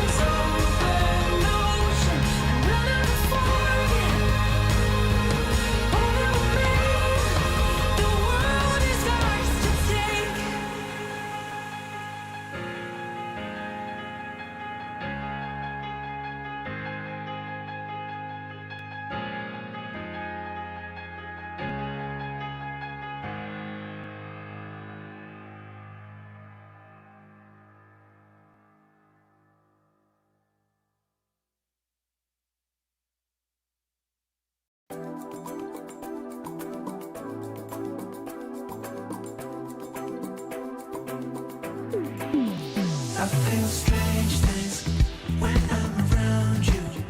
It's like the sun shines brighter since I found you. And all the roads I've been down were just to get me to this moment. But I know it, and I swear it's true.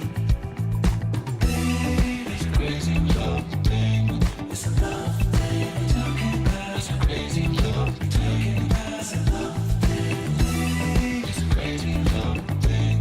It's a love thing. Talking about it's a crazy love thing. You know that you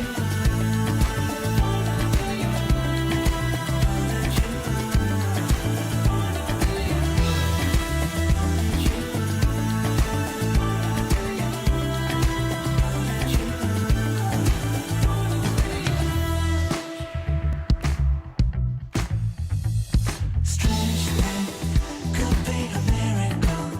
You got the hold on me now, and it's physical. And I try to stop myself, but it's impossible. 'Cause in the moment that you're closing, I give up control. Baby, it's a crazy love thing. It's a love thing. Talking about it's a crazy love thing. It's a love thing. It's a crazy love thing. It's a love thing. Talking about it's a crazy love thing. You know that you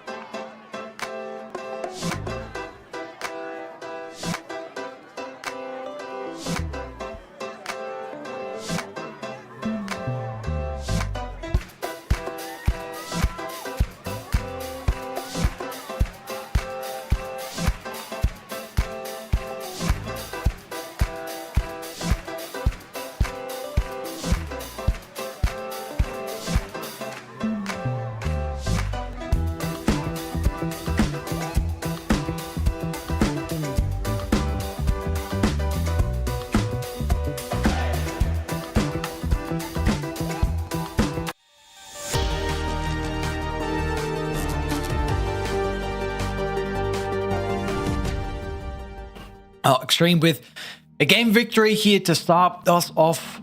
First series of the night and first game of the night as well. A hell of a game as well. We've seen yesterday some incredible showings. This one, no different here. 53 minutes is what they need, and they carry out a 4-4-12 KDA as well in the end, but it was just an overall performance from them to get the victory.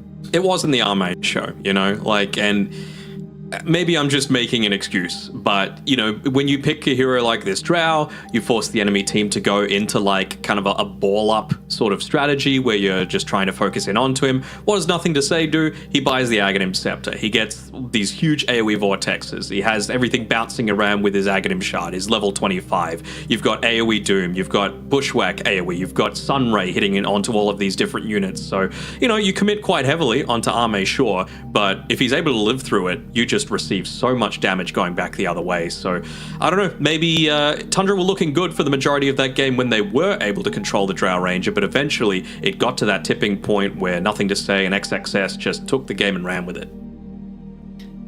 What do you feel like Tundra can do, though, to adapt from this in particular from what we saw from Xtreme, whether that be draft-wise or whether that be playstyle-wise as well in that game? I mean, there were a couple of errors from Tundra which I thought were a little unorthodox, right? Like pushing up onto that bottom high ground there. They probably had a chance to be able to get the kill onto Nothing to Say when he didn't have buyback, but just a couple of misuses of spells meant that he was able to get away and then Xtreme come back into the game. Also, there was a couple of times that Doom used the Doom and people just kind of walked away from it, or someone respawned when Doom still had 30-40 seconds left on the cooldown and they didn't take advantage of it. You know, they didn't immediately go to Roche. They didn't immediately try and take one of those big objectives. And I mean, who can forget this second Roche as well? Xtreme just sneaking that one away from Tundra. I'm sure they'll be kicking themselves about a few things from that game, especially considering they lose one more time and they are 0-2 after their first two series. Yeah, so not the position that they would like to start in. See if they're going to be able to turn things around here, though. You reckon the KFC bucket has been received a visit during the break? Absolutely. I mean, how could you not? Maybe, you know, mid-game as well. If you die, quickly just reach over. Oh, Xiaowei, chicken me. Chicken me. You know, just grabs a win, chucks it across the room, you know. Catch it in your mouth, can't get your fingers greasy on the keyboard. True. 96% contest rate with Lone Druid. Oof. Very cool, very fun. Ice Frog, please. Extreme Gaming, Tundra Esports, turn to ban. The Lycan ban as well from Xtreme. I don't remember if was the Beast banned out in game 1? Don't recall. I do recall that Tundra first banned the Tinker though, which they've still yet to do. So interested to see how that one's going to shape up. Nothing to Say was the one to say second pick as well, by the way. So if there is a potential Tinker game coming through, never mind, it's banned along with the Lone Druid there. But still, Xtreme Gaming with that last pick overall in the draft to be able to reshape things in their favor. So how are they going to be able to shape this to be able to make the most out of that last overall pick? You know, I would personally be thinking towards what are those heroes that can be flexed throughout the map.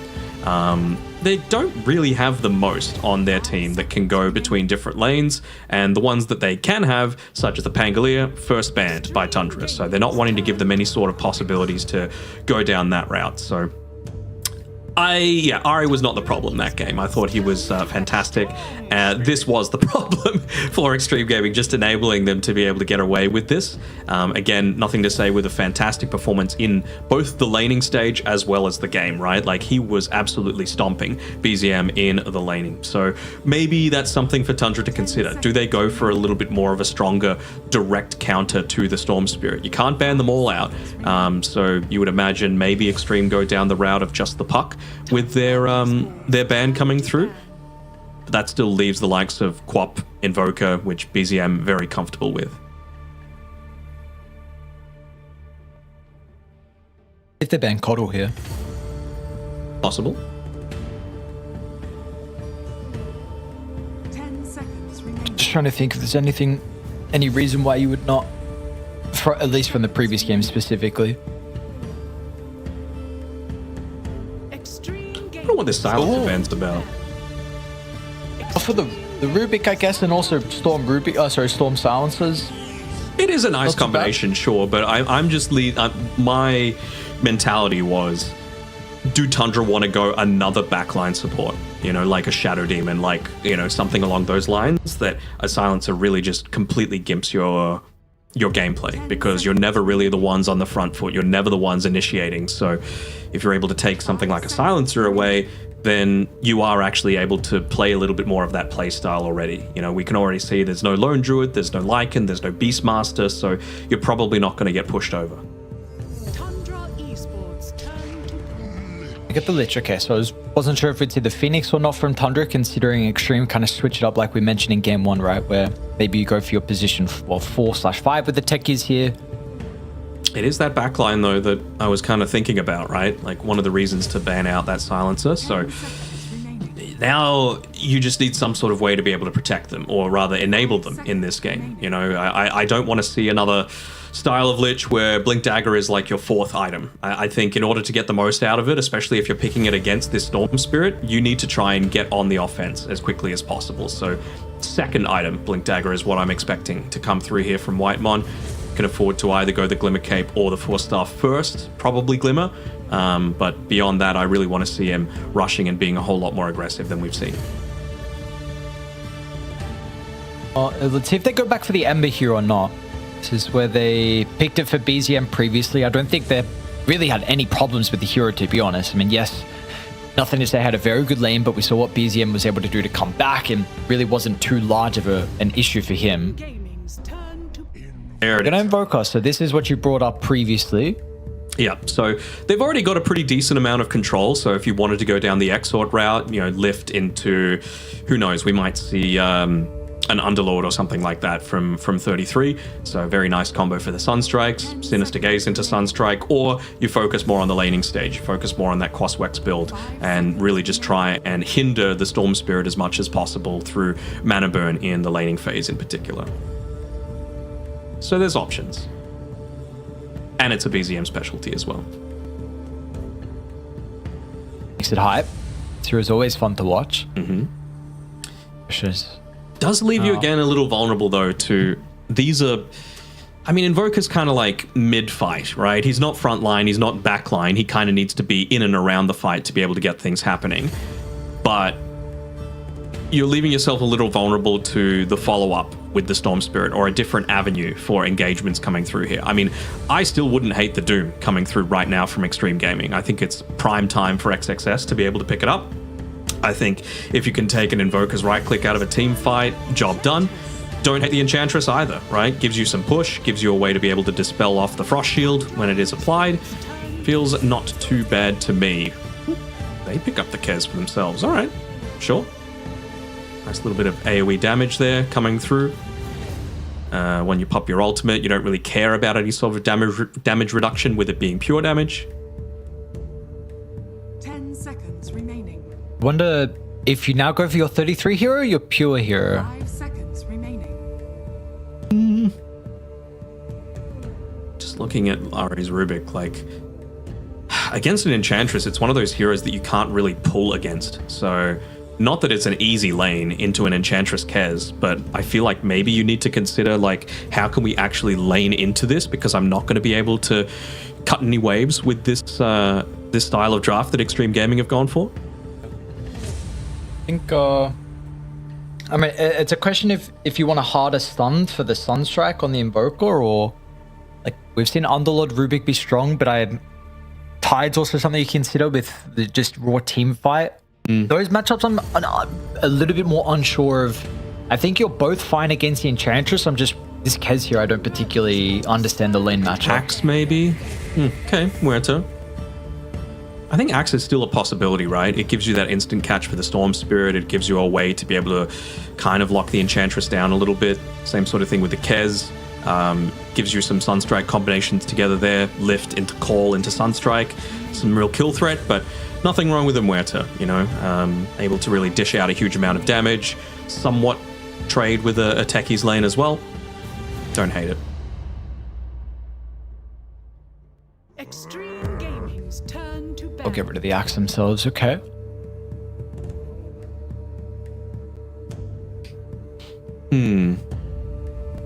Yeah, I just guess cutting off other, like, as again, this is the issue that you had with Extreme's draft last time around. 4 ranged heroes on Tundra. So where is the big body that's going to protect you? Well, there's one of them gone, the Tide Hunter. Axe is gone. Tundra have done that for you. I mean, Centaur, Primal Beast, those are the 2 other main ones that I'm really thinking of, as just being able to stand there and be able to at least create a little bit of space for the rest of your team. I don't think Tundra would hate having Centaur themselves this game, but not necessarily the greatest time in lane, I wouldn't think.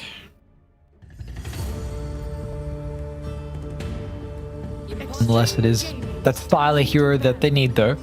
I see the Dawnbreaker actually banned up from Xtreme. We get rid of the Doom as well. Okay.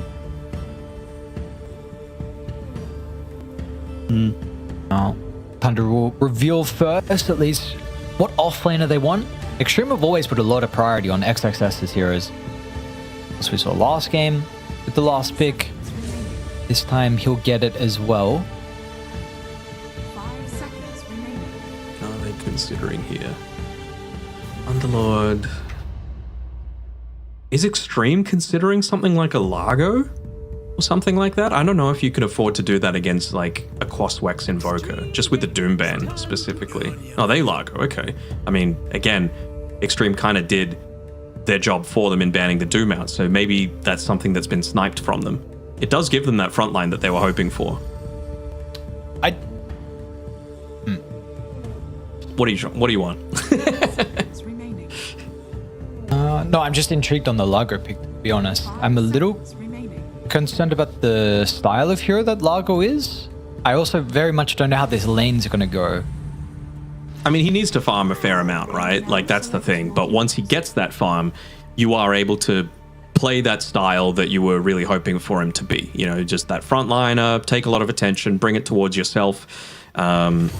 Just don't die, basically, and let BZM and Pure do their work while you're distracting everyone else. That's why a hero like the Brewmaster is quite nice, because again, another offensive dispel for the Frost Shield, a nice way to be able to just lift this Largo out of the team fight. And again, if he's not in the team fight, you can just run over the rest of these heroes. So that's the main thing that I would be concerned about. It's a great last pick coming through from Zhao 8 for XXS here.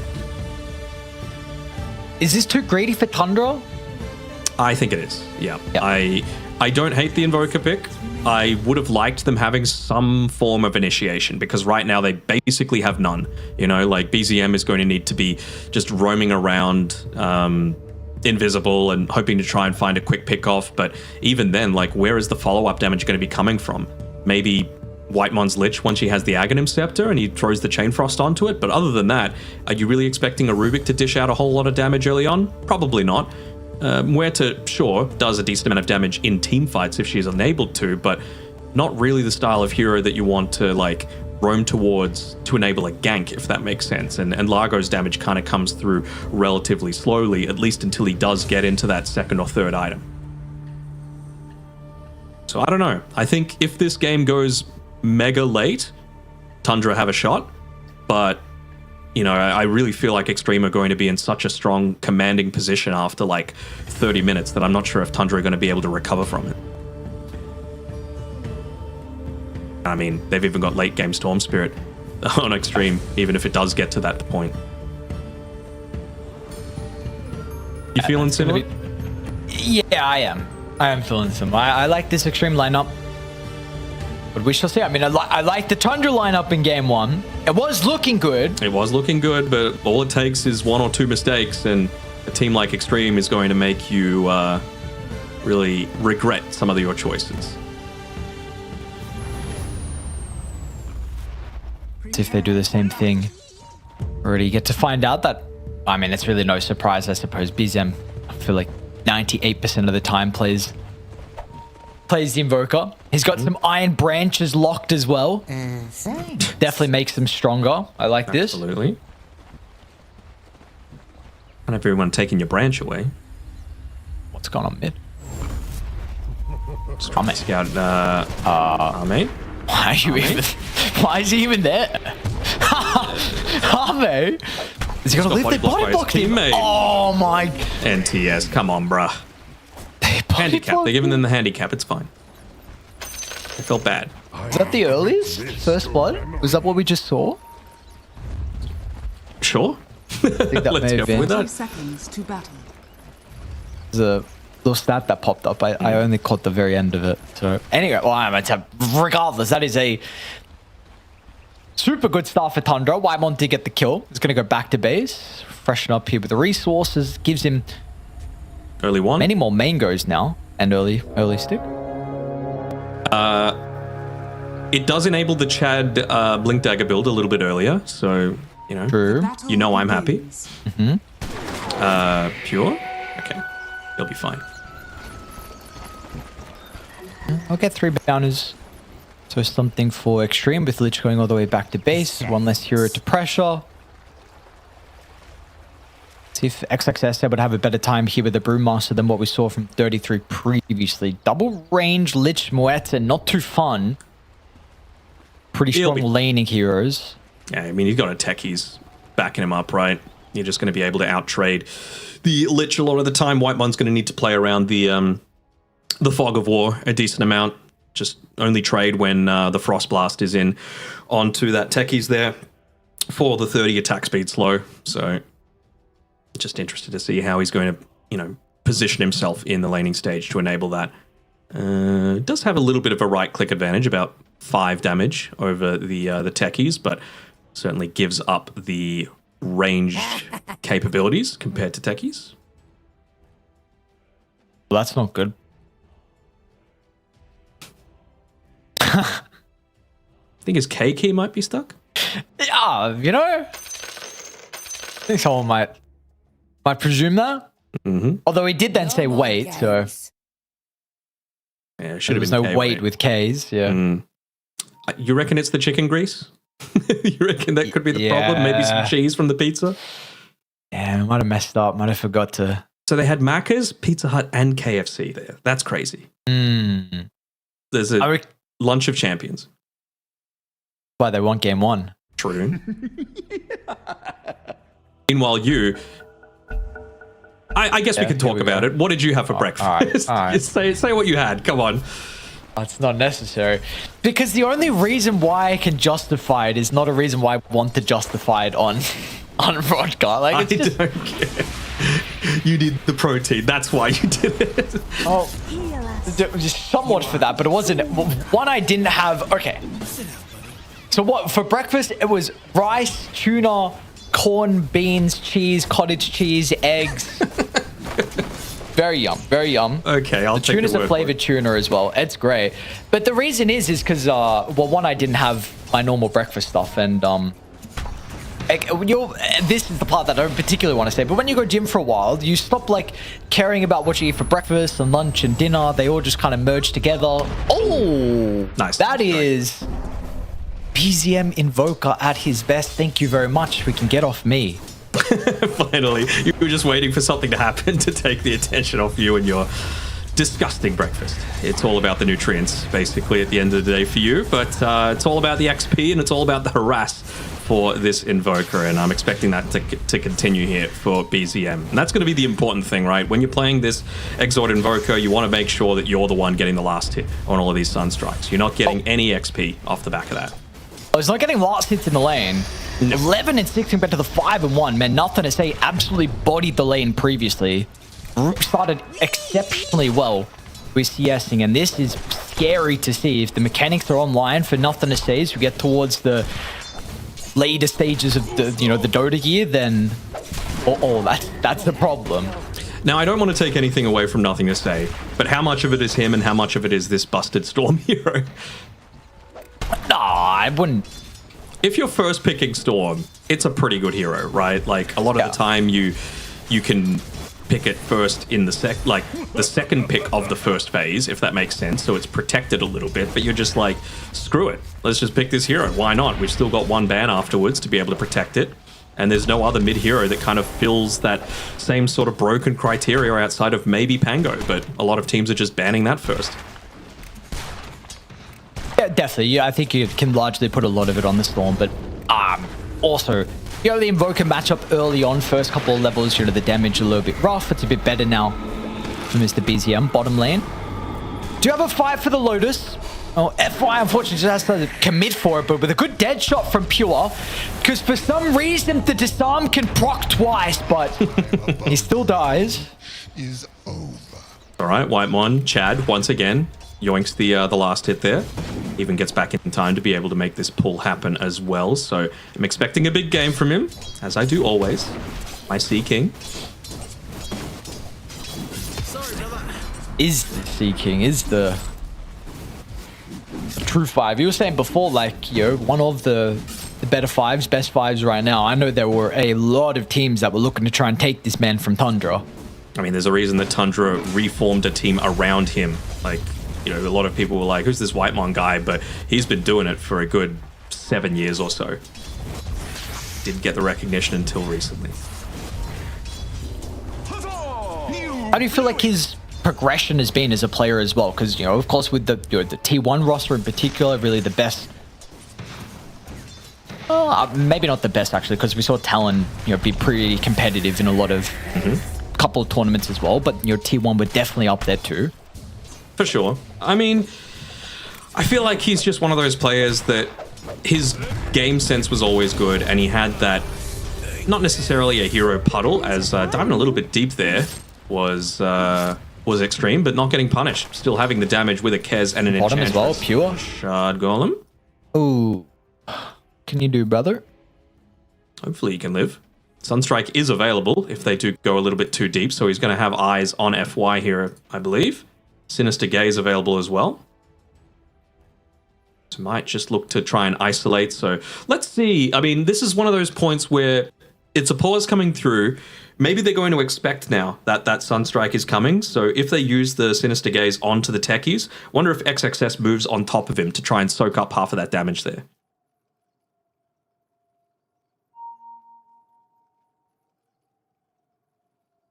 We shall see. We shall see. Just looking at some of these quick buys. Midas coming through on the brew. Nothing too surprising. Largo. I think it's a pretty standard build that he likes to go. The phase boots into Aghanim Scepter is his third item. There's that Sunstrike that we were talking about, and well, they didn't group up and ends up dying for it. Yeah, Pure lives as well. No regen though. Gonna need to send a courier out to himself pretty damn quickly.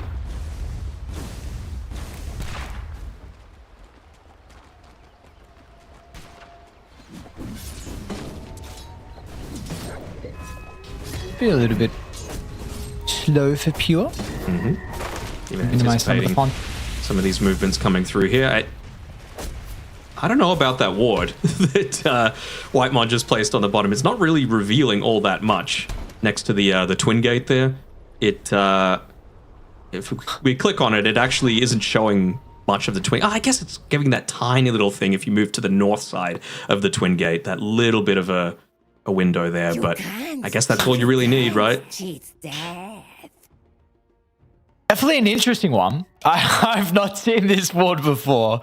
I was thinking maybe he would like eat one of the trees, you know, just to try and open it up a little bit. But I guess if all you really want to see is if someone's moved through the Twin Gate and is moving towards you, that's all that really matters. Look at him hiding in there. Sneaky boy. Holy. Stargate.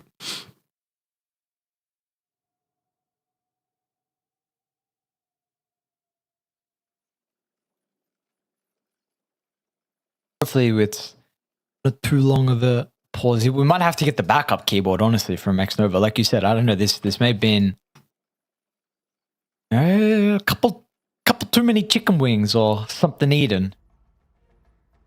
Too much gaming as well could just be the thing, you know. Keyboards can only take so much. Not that POS 5 is the most keyboard intensive of them all. Someone, I don't know who it was. Where did I read this from recently? Someone said position 5 are actually better at team fighting than carriers. They are. Because of how they... Okay, well. Why? There you go. They got Pure's Courier. Nice. That's And white ones. That's enormous. Why? Yeah, I mean, no regen now for the next, 2 minutes or so? The courier's left on the deck, so you can afford to get a little bit more aggressive. Again, it's going to depend on BZM just having that Sunstrike to be able to punish them diving a little bit too deep here. So we'll see if they do just play ultra defensively, but we're seeing some movement coming through the Twin Gate. Is that value going to come through? And yes, it is. They're even seeing X-Nova. A sentry, bro. Yep, not going to catch anything. Dire's structures are fortified. Like, huh?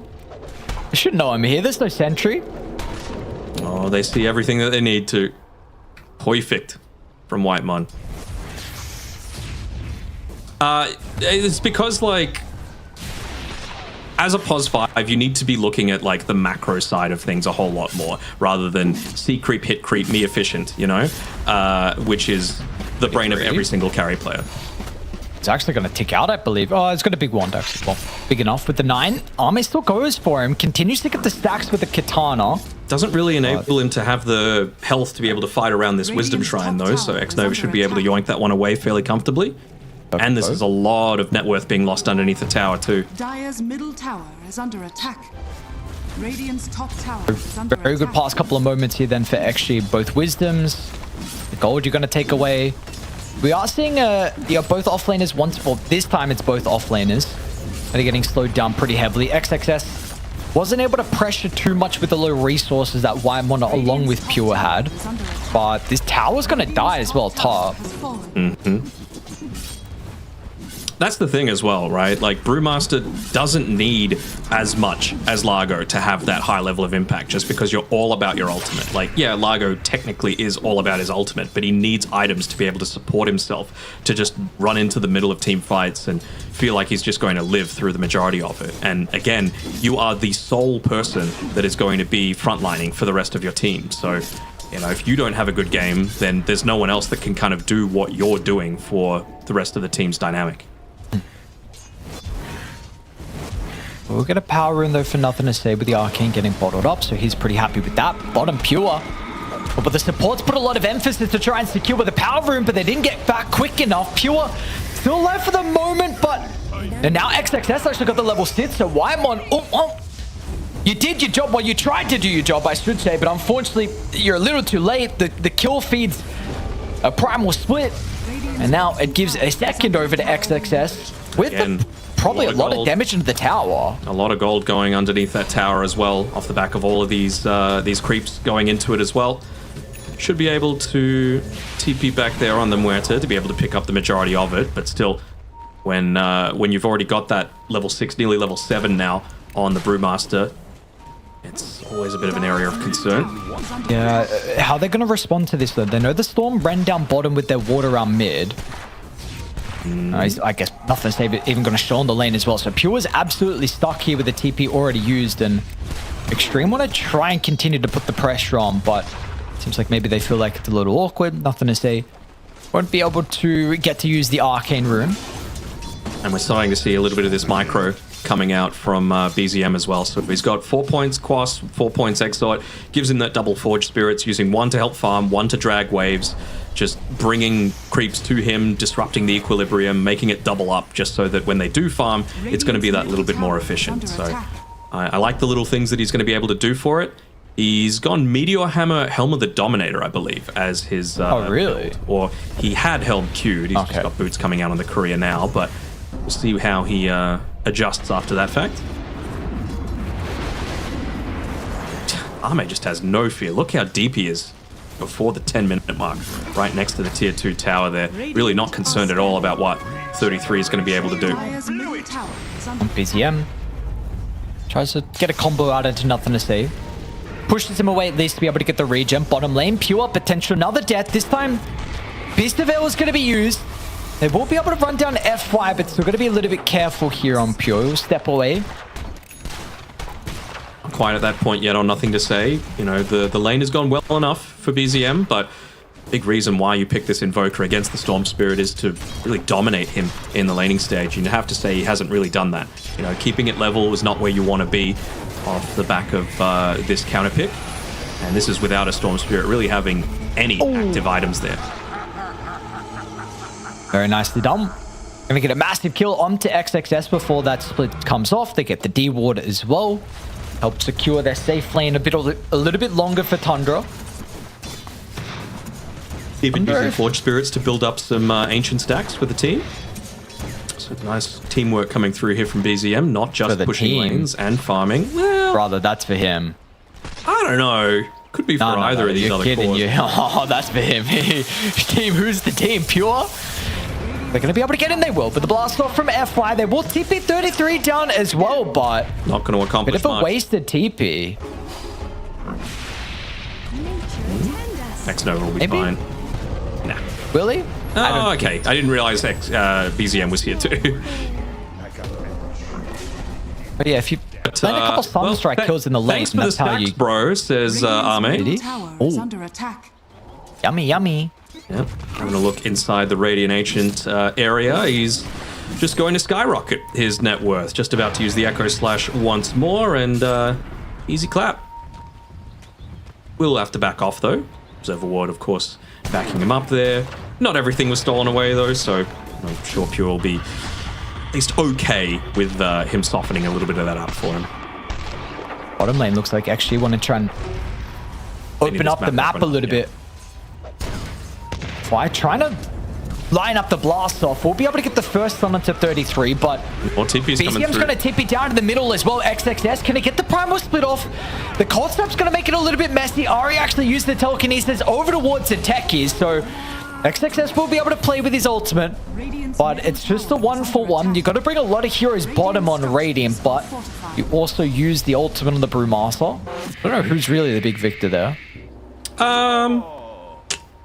I would still say it's Xtreme. Like, yeah, you use the Brewmaster split, but you force so many people down towards the bottom side, and all the while, nothing to say is farming. Ame is farming. He's back inside of the Radiant Triangle, potentially even making a move towards this mid lane, considering he saw Pure had used that Pierce the Veil previously to farm the remaining parts of that stack.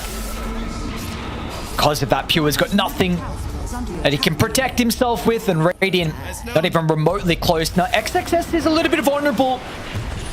BZM starting early, but the rest of Tundra are going to get in range as well. But the stun strike off the mark, which may miss some of the damage they needed. And now BZM's put himself in a bit of an awkward position here. 33 tries to get some separation to assist the Invoker from escaping.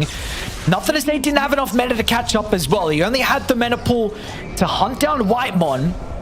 They got any detection though for BZM? It doesn't look like they do, so he's going to be able to slip away. All right, it's just a 1 kill. You do get the Brewmaster away though, right? And again, the important thing is he's providing a lot of that front line for your team. He's not the only one, as we've been mentioning before, right? Enchantress can play that mid team fight relatively effectively. Kez is going to want to go in, especially with that Mage Slayer. Is BZM okay here? No dust, so should be able to just get away.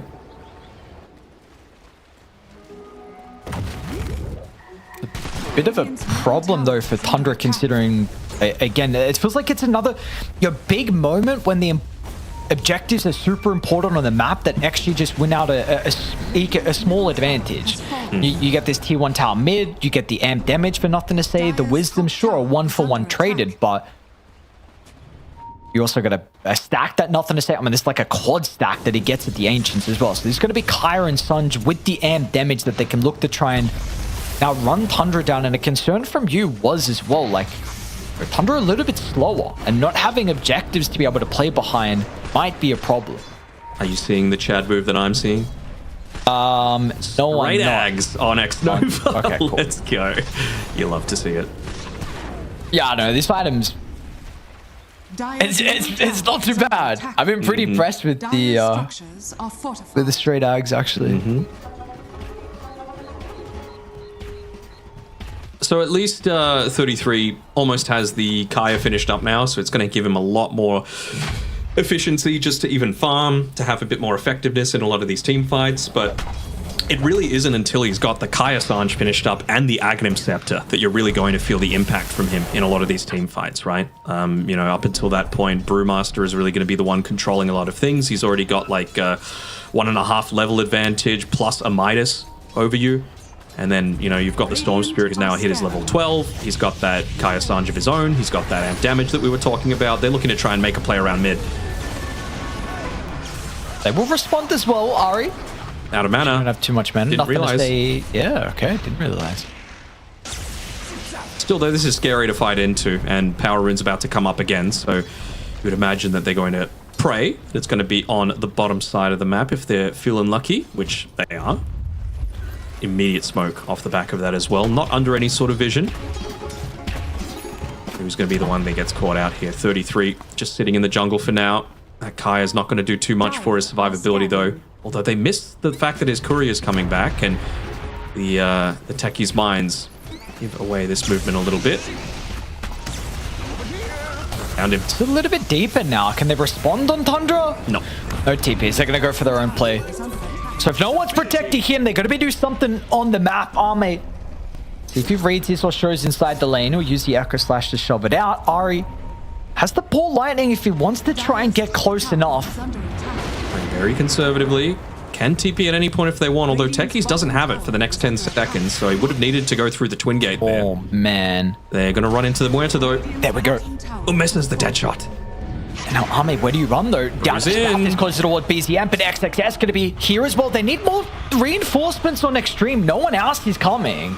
And they're just tossing up this POS 1 into the air. He's dead. Okay. They don't need more reinforcements. They just sack the life for pure. Unfortunately, nothing they're going to be able to do when he was caught behind the tower like that. And we're up to a 7,000 net worth lead now. Yeah, I was just looking at that. I swear a minute or two ago it was a 2k lead, but just off the back of a couple of towers, couple of solo kills, well, duo kills, let's call it.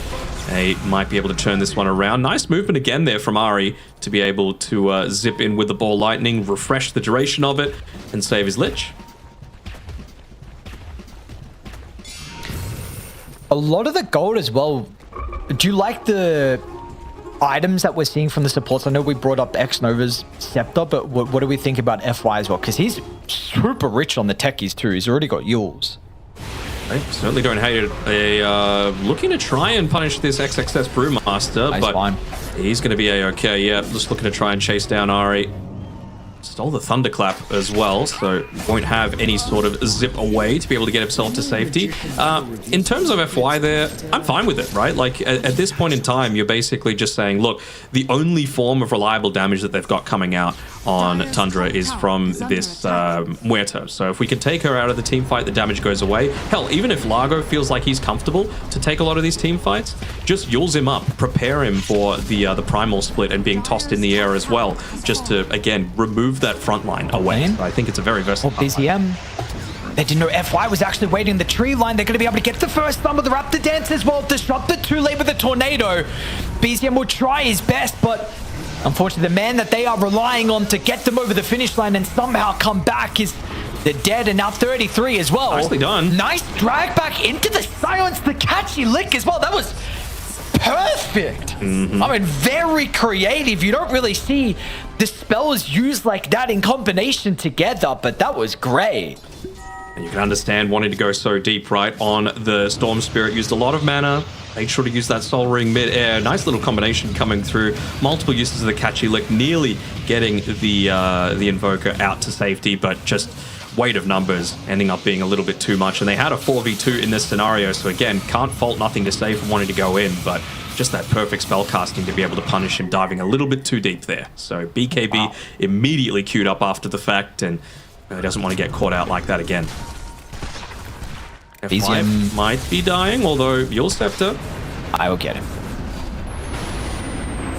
Yeah, I mean, you win this game, it's on this man on our screen right here, BZM. He's going to have to pull some crazy stuff. We've seen him do it multiple times on this hero, and he's getting to a position like you have gold. You're second in net worth. You had a good game so far, but just still the concern is going to be the next like 10 minutes and how the map's going to look, because they are thinking about coming through the portal Army and X-Nova, but they won't follow through with that. Dust just delivered through to the Brewmaster as well. So they're keen to try and take a team fight, and they definitely don't want to give up this Tormentor this time around. Or at least enable Tundra to just get a free one for themselves. Again, Lich already has purchased the Ice Spire, so if you're able to give something for free over to the Largo, it's going to be a big benefit just for that Encore applying to multiple targets then after the fact. But the 4 bounty's worth it. You have to wait for the stars to expire. But the boy's going to be able to respond though. Atos connects. There goes the chain frost along with the control. It bounces over to Roche, but it doesn't matter. They get the kill. Xtreme will still respond. Nice tornado on to 3. BZM spellcasting Ari stolen blast off Tundra. What is this spellcasting from this team? I mean, XXS, sure you can use this flip, but what is it really going to accomplish? Nothing. That is a huge waste. And with that being off cooldown, they might be able to just go into Roche off the back of this. Oh, maybe it's early enough, I guess, that the death timers are going to be back up by the time they would have been able to take out Roche. But at the very least, 3 for 1, get a tier 1 tower, open up potential future Roshans for yourself. But just again, they've gone for that little bit too deep of a dive there without having the BKB. Even locked out with the Chain Frost bouncing to Roshan.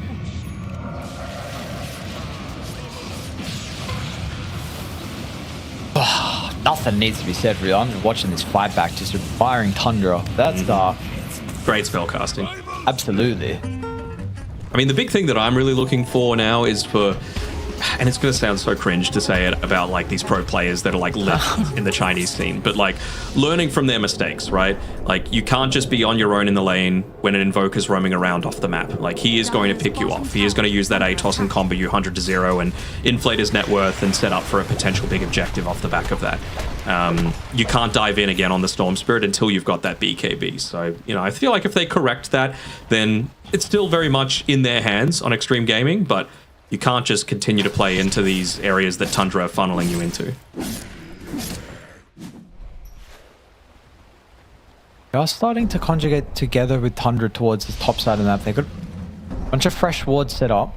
It's a very interesting build from DZM. He went the Ag Shard early, but not only that, he went for the Quas Ag Shard. So the Ghost Walk upgrade.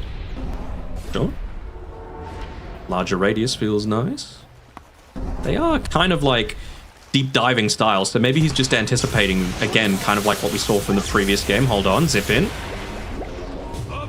And they're not an easy kill. Positioning. No, he does have Chain Frost, but not wanting to give it up. So yeah, maybe you're anticipating, kind of like last game with the Drow Ranger, that people are going to dive onto your Muerta, so just toss the Ice Wall down next to him.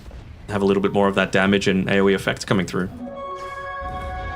Going to try and find a quick pick off here for FY, who's under the cover of the smoke. Setting up for some potential vision around the Tormentor. Could place a ward down here and catch them out. They're going to come through the portal, though. We saw what happened last time. Oh, they should see the fact that it's hitting onto the going to techies, as well.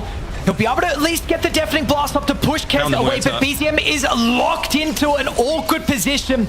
Unfortunately, yeah, your medium is not going to do too much this time. And meanwhile, 33, yeah, I mean, you try and do whatever you can to control Nothing Estate to minimize his impact, but this was now finally the fight that Xtreme, they're able to get back to a comfortable lead here with 6k. They also get the shard as well. Oh, man, yeah, that's the big thing as well. They got the shard. Just the fact that they stuck around, even with the Tormentor zapping up onto that high ground there. It was a little bit too deep of a commitment. They didn't have a lot of vision around the area themselves, and yeah, massive disaster for them to just let this one come down. It was all of the techies' mines that actually ended up blowing up on top of the Tormentor that ended up securing that one for FY, and yeah, they just ran them over. So just like that, straight back to a 6k net worth lead for Xtreme Gaming. Still though, win probability is sitting pretty damn even, about 50-50 at this point in time. So it really shows that, you know, for Tundra, few of their heroes haven't hit their timings just yet. You know, no BKB, so they're not really in a position to fight on the Invoker or the Muerta just yet. Largo doesn't have his Aghanim Scepter, does have the Kaya Sange and 2 components of it though, so won't be too far away. Also just the extra catchy lick charge now at level 20 instead of the increased damage from it. Can be kind of nice, considering they do have a fair few spells that would be nice to dispel off. Unfortunately, they're not going to have those items just yet to be able to contest Roche. They will get an early scan. Not sure they can do anything about it though. Lich needs to be the one in position, really. You know, other than Lich and Invoker, they don't have too much that's going to be mega impactful around a small area like the Roche Pit just yet. And sure, later on, probably, when you've got the Largo into a couple of extra items, but for now, just don't have the damage, don't have the survivability to be able to make the most out of it. Dire are scanning. Late. We'll get there though. Now it's scary because you've lost a big team fight, you've lost Roshan, you've given Aegis over to the Storm Spirit. He's working on his Witchblade, almost level 18. Has the BKB finished up as well. Like, you've now massively enabled Nothing to Say. Even though he's 4th on the net worth, I'd say he's number 1 in terms of potential impact. Scary person. You're able to do a lot here with what they've given on Nothing to Say. See, how do they want to try and set themselves up in the map here? Would you like to see them consider about any objectives in regards to towers, or do you feel like they still need to want to get some pickoffs on the map first before grouping up? I don't think there's any... Ooh. Random dust, actually. Connect BZM. And they're pinging him out a lot. He does, of course, have some Tundra heroes behind, and Xtreme, nothing they're going to be able to do about it. Just looking if they're in like any massive rush to do anything right now on Xtreme. You could probably afford to wait for a bunch of your next items, right? Like, Kez is nearly level 20, 600 gold away from the Aghanim Scepter, but I'm sure that they're mindful of the fact that this Alago hasn't been a real factor in this game just yet, right? He hasn't reached that scary stage, and he's damn close to getting to it. Like, he's already got the Ag Scepter. Smoke's going to pop there. Don't have any detection, actually, for BZM, but the rest of the team were down to the south instead. They're still going to be able to protect the army with the BKB. Yeah, BZM is gone. Nothing he can do once this is activated for Arme. And now Xnova might even be able to slow down Ari as well. He's got the grappling claw, but at least they get a little bit of vision. So I'll catch him next to the tier 3 tower. 33. That's a long grappling claw, my god. And they were able to push the lane out a little bit as well. Not sure quite how. There was still a flag bearer creep there that was pushing in for Xtreme Gaming, so won't be able to very easily secure the tower off the back of this, but should at the very least be attempting to pop the glyph there. Does just give you that little bit of extra time though on the Muerta to really feel fight ready. Has the Silver Edge available, so wants to be able to, I suppose, just pop the Enchantress early on to a lot of these team fights. Still relatively squishy on Xnova without the Untouchable. But he's the one doing the pushing. Doesn't even need to hit the tower himself with that Aghanim Scepter. Is under attack. Very cool. Easy. Radiant's bottom tower has fallen. XXS. Gonna run it to Wybon top lane. Everyone else is very far away. But it's not gonna matter. There's gonna be no extra stuns to be able to prevent that primal split. But just use for a measly kill onto a Lich. How long's left on Aegis? Just under 2 minutes.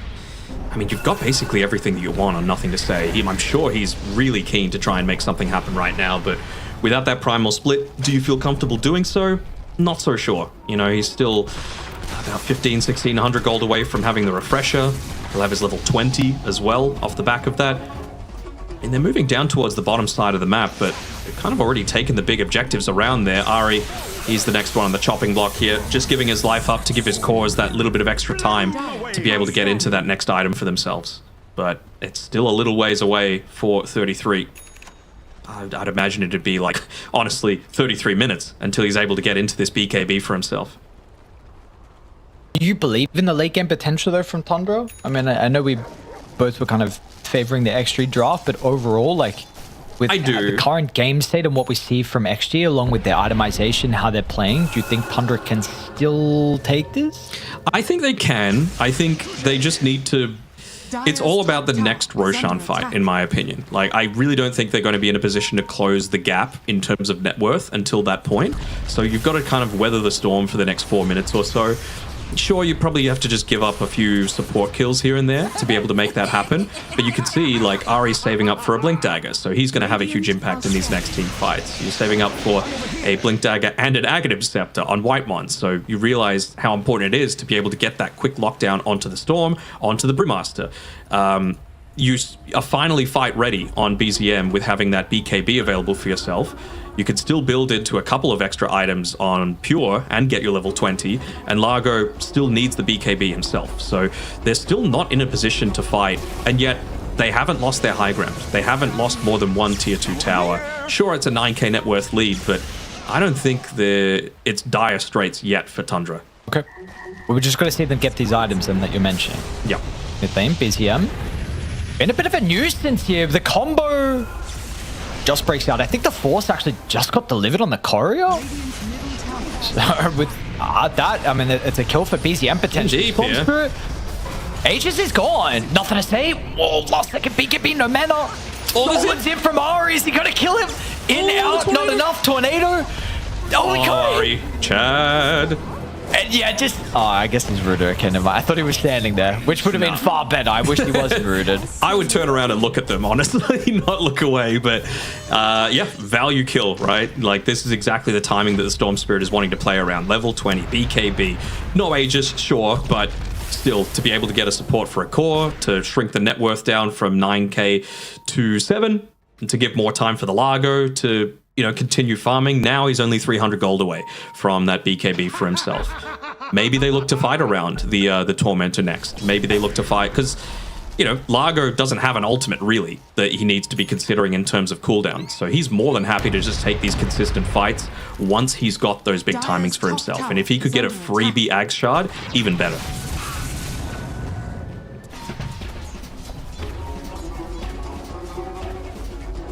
Yeah, let's see. We're still waiting. I mean, of course, it takes a while with this hero. But he's also had a bit of a rough game from 33. So we'll see how his impact's going to be once he gets these items that you're mentioning. When you get to that point, you're like... Yeah, then you're good. Impactful. The thing is that... I mean, I guess Invoker's not too bad of a hero with Crooked Genius, but you're the... Maybe some slightly better ones mid lane. Pick off here. Nicely done for them. Gives them a numbers advantage.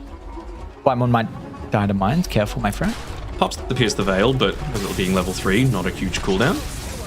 Dire's bottom tower is under attack. I do want to see Pure buy a BKB next. I think he's been greedy for long enough. Never mind, go on the Mjolnir, it seems. But by the time this next Roche is up, you need that BKB. You can't just be taken out of the fight super easily by the Brewmaster. Oh, we just watched Whitemon a little bit too late. There were 4 mines at the portal, and it took him about 30 seconds. He kept walking up, trying to right-click it, then walk away, but his attack animation was too long. And so we just had to give up, because he probably would have died if it hit him. And yeah, that's where the tip came from. That was entertaining to watch. Win prob back in Tundra's favor, despite that net worth advantage going Xtreme's way. Like, I feel like if it does go uber late, it's going to swing back in Xtreme Gaming's favor. But certainly, I think from like 35 minutes up until maybe 45, it's Tundra's game to lose. They're going to be right there for the Tormentor respawn, though, on Xtreme, not wanting to give them that freebie. Would love to give this one over to the Storm Spirit if they could. Radiant are I think Be excellent. my concern with the next couple of fights is just... Ooh, quick Roche respawn. Absolutely, it's already up. Just the Primal split onto the Moeta. Like, you can kite the Pierce the Veil, and then you're really relying on the Invoker. That's the thing. That's why I really wanted this BKB as opposed to the Mjolnir for him. Like, yes, damage is important, but if you're completely taken out of the fight, that damage doesn't mean jack. And, well, it might mean that you get picked off as well, by the way. Farming down here on the low ground, inside of the jungle, will be able to Silver Edge away just in time, but just dodges that smoke. Did he have Mjolnir first, or did he just finish it? Because I know a lot of them go for it, like, He had completely Maelstrom. early. Like, Mjolnir is the latest item that he bought. Yeah, okay. Radiant are scanning. Plasma just completed for nothing to say as well. Extra damage for him. The scan will Roche go about to red, move, so though. Tundra. Good idea of what's going on, but yeah, exactly right. This Roche will change to the other side, so already Tundra looking to try and Is under attack. follow it to its second home. Bit of an advantage though for XG. They will have the outpost to TP2.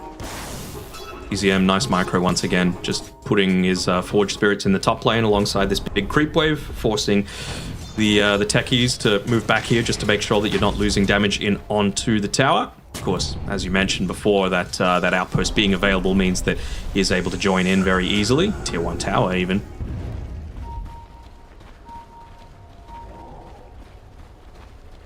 What's he going there? He's going on Skadi? Yeah, on Kez. Just 700 gold away. Another one of the advantages of this Aghanim Scepter for the Enchantress. One creep inside the Roche Pit, one creep scouting out where they could potentially be, and they know exactly where Invoker is because he just slowly freezes to death. Poor Hellbear Smasher. Very interesting on the Scotty. Guess the health restoration valuing for the Largo, that a lot more. Yeah. So the ranged values with the passive is nice. But yeah, like you said, mainly for the Largo. Again, if you take the Largo out, you should be able to run over everyone else.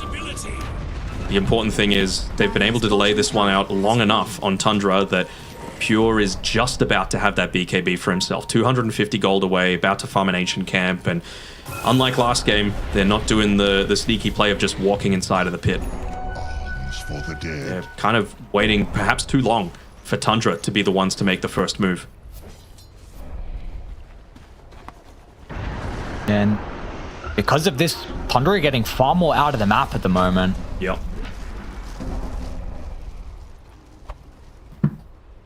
See when they're gonna give up this attempt. Oh, nothing to say.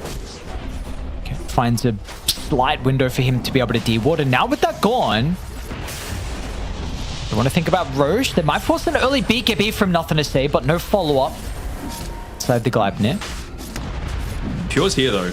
Not yet level 25, but he is very ready to fight, using the Forge Spirits there just to be able to scout out a little bit as well, bring it up onto the high ground to be able to scout out XXS. Who has 2 uses of the Primal Split as well, so he can afford to use one really early on into the team fight. No way, Roche hides it. Radiant are scanning. Might have seen that range creep actually get caught under the smoke there. So, gets de-warded. More pressure being put onto the mid lane, forcing perhaps an earlier move out of Xtreme. Are they going to be able to... Oh, FY actually gets to jump in with the stun. Omta to it. Nothing to say is going to follow as well. They've just already blown up Pure. Pure is gone. Can't even react with the BKB. And Invoker will use his own to TP up, but 33 is getting ran down as well. He will not live to see the light of day. Xtreme recontrol their outpost area, and now can reap the rewards as well. This Roche is theirs. The power of the guessies, bro. It's all about that. They had no vision of that to be able to start things off. Just the smoke popped, FY walks in and says, screw it, I'm going in. Having the backup of the rest of the team, making sure that they were able to get the key target. They did end up being able to pop the BKB on the Invoker, but the main target, of course, was the Muerta, the main damage dealer that you're trying to protect throughout the piece. And you just see how quickly the Largo is able to fall with that Skadi debuff onto him. You know, it doesn't hurt that there's 4 people focusing him as well. Is XXS killable top lane? He has Refresher, remember. He runs into Ari first, which means he's actually going to be able to activate the Refresher. Nice heads-up play from me. He hasn't used his ultimate just yet. It might... Okay, gets it off for the last second. Now BZM. BKB up in 1 second as well. The cooldown's going to be there if necessary. You'll hope it's not required, but it will be now. Nothing to say comes through the portal. Ooh. Nearly got that one there on the Kez with the bash coming through, but not able to secure it just yet. I mean, it's a second primal used, sure, but I don't think they're complaining by any stretch here on Xtreme. You know, you're approaching the Scythe of Vice even, so another way to be able to, speaking of, gets rid of the recipe from BZM. Arcane Rune as well, off the top of everything else. So it's all about just finding that initiation before they're able to react at all. You know, Storm, of course, one of the better heroes to be able to do it. Wouldn't say Techie's is, to be honest, but that's what makes FY's play previously just so amazing. And he's got his own BKB. Everyone, does everyone have a BKB? Everyone except the Brewmaster has BKB on Xtreme. It just, they realize how magic heavy this lineup. They all got one. Oh, yeah, okay. It might have. I guess it just got delivered, maybe. Yep. 5 BKBs. Good luck. They're like, they literally don't care about 4 of the heroes. It's all about this Muerta. And even then, a lot of the damage is still going to be mitigated as well. Mm-hmm. Not all. Some. Oh, we're rich.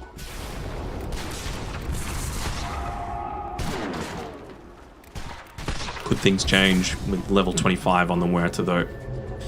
Just having a little bit of that extra damage output, a little bit of that extra control, perhaps.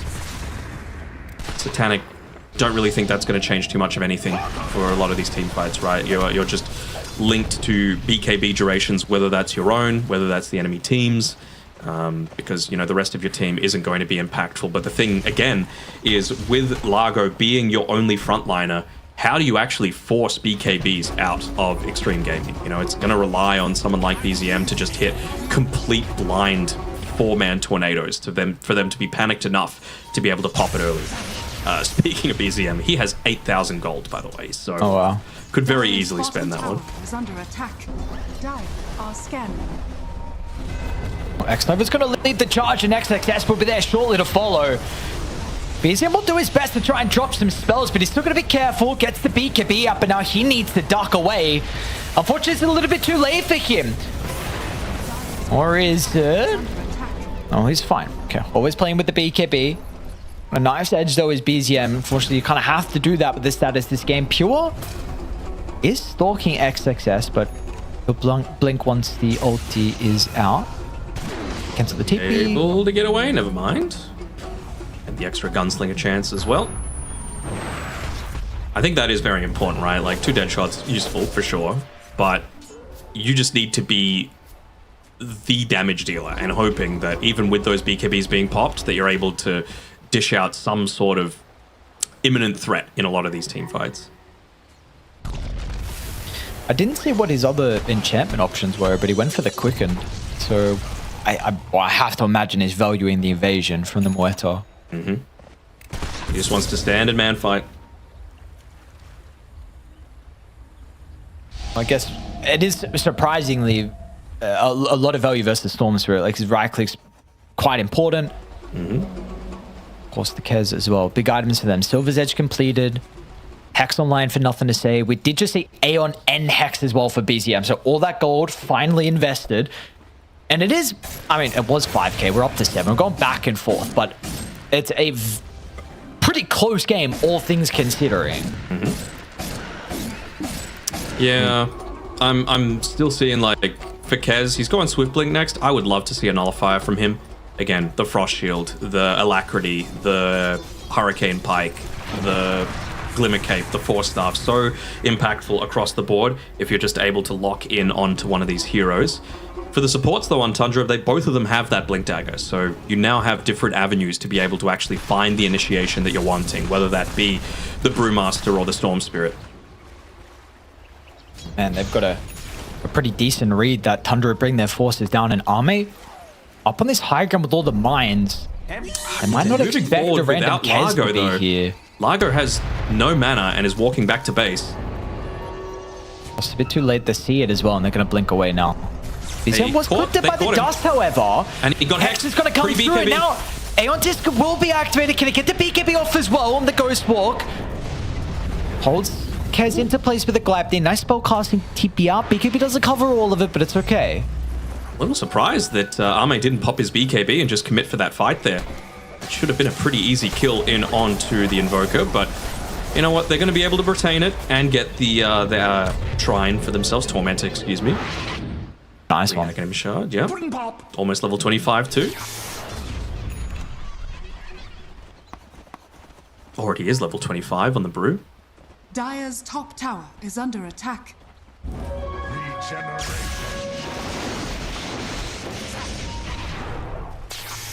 Almost getting Whitemon with the Zip XXS. A little bit too late as well. So Tundra still doing a very good job to split out the map.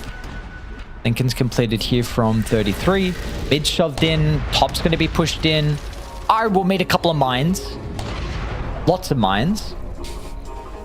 They think someone's coming through the portal? F5's chilling. I mean, someone is coming through the portal. We actually did go through.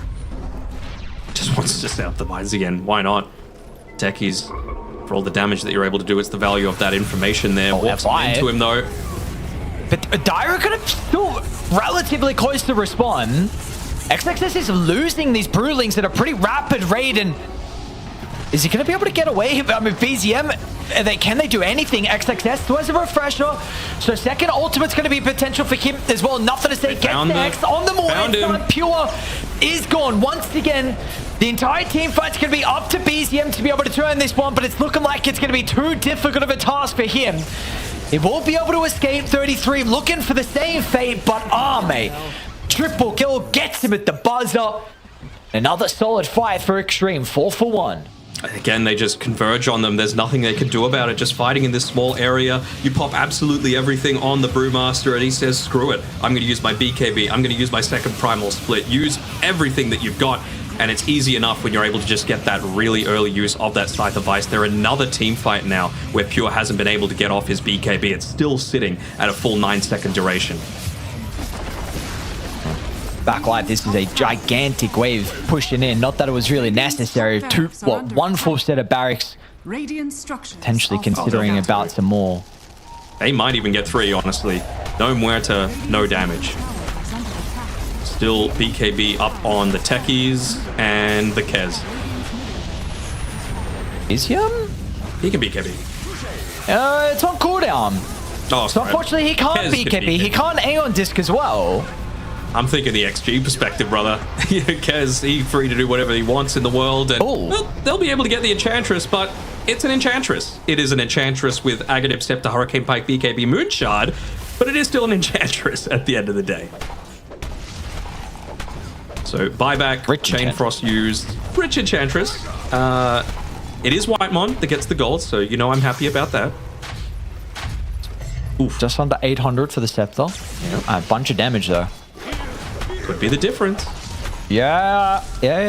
He's gonna have to do some. Yeah, there's potential combos. Okay. Chain Frost, AoE Sinister's Gaze, BZM, Meteor, Largo existing. Yeah. Gunslinger everywhere.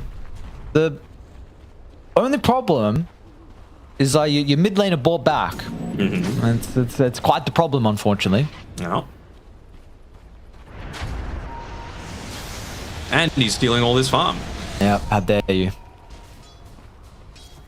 It's Whitemon's farm. Regen used by Army. Not realizing he has a Storm Spirit on his team, I guess. It's a step not completed, for nothing to say. Uh-oh. They also have their own combo potential as well from Xtreme. Oh, yeah. Nothing is cute, but mainly, I mean, it's really just a Storm Spirit. Potential Kez in as well. Yep. Some AoE. Some.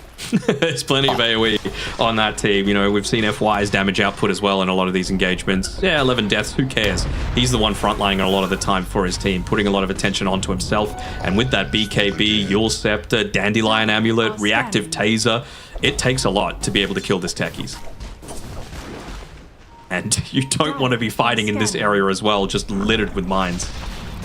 Pure inside the lane. Pure, not again. Not once again, but the catching link tries to get him away, but it's not going to matter. With the vortex, there we go. Scepter onto two. Pure does get the piece of veil.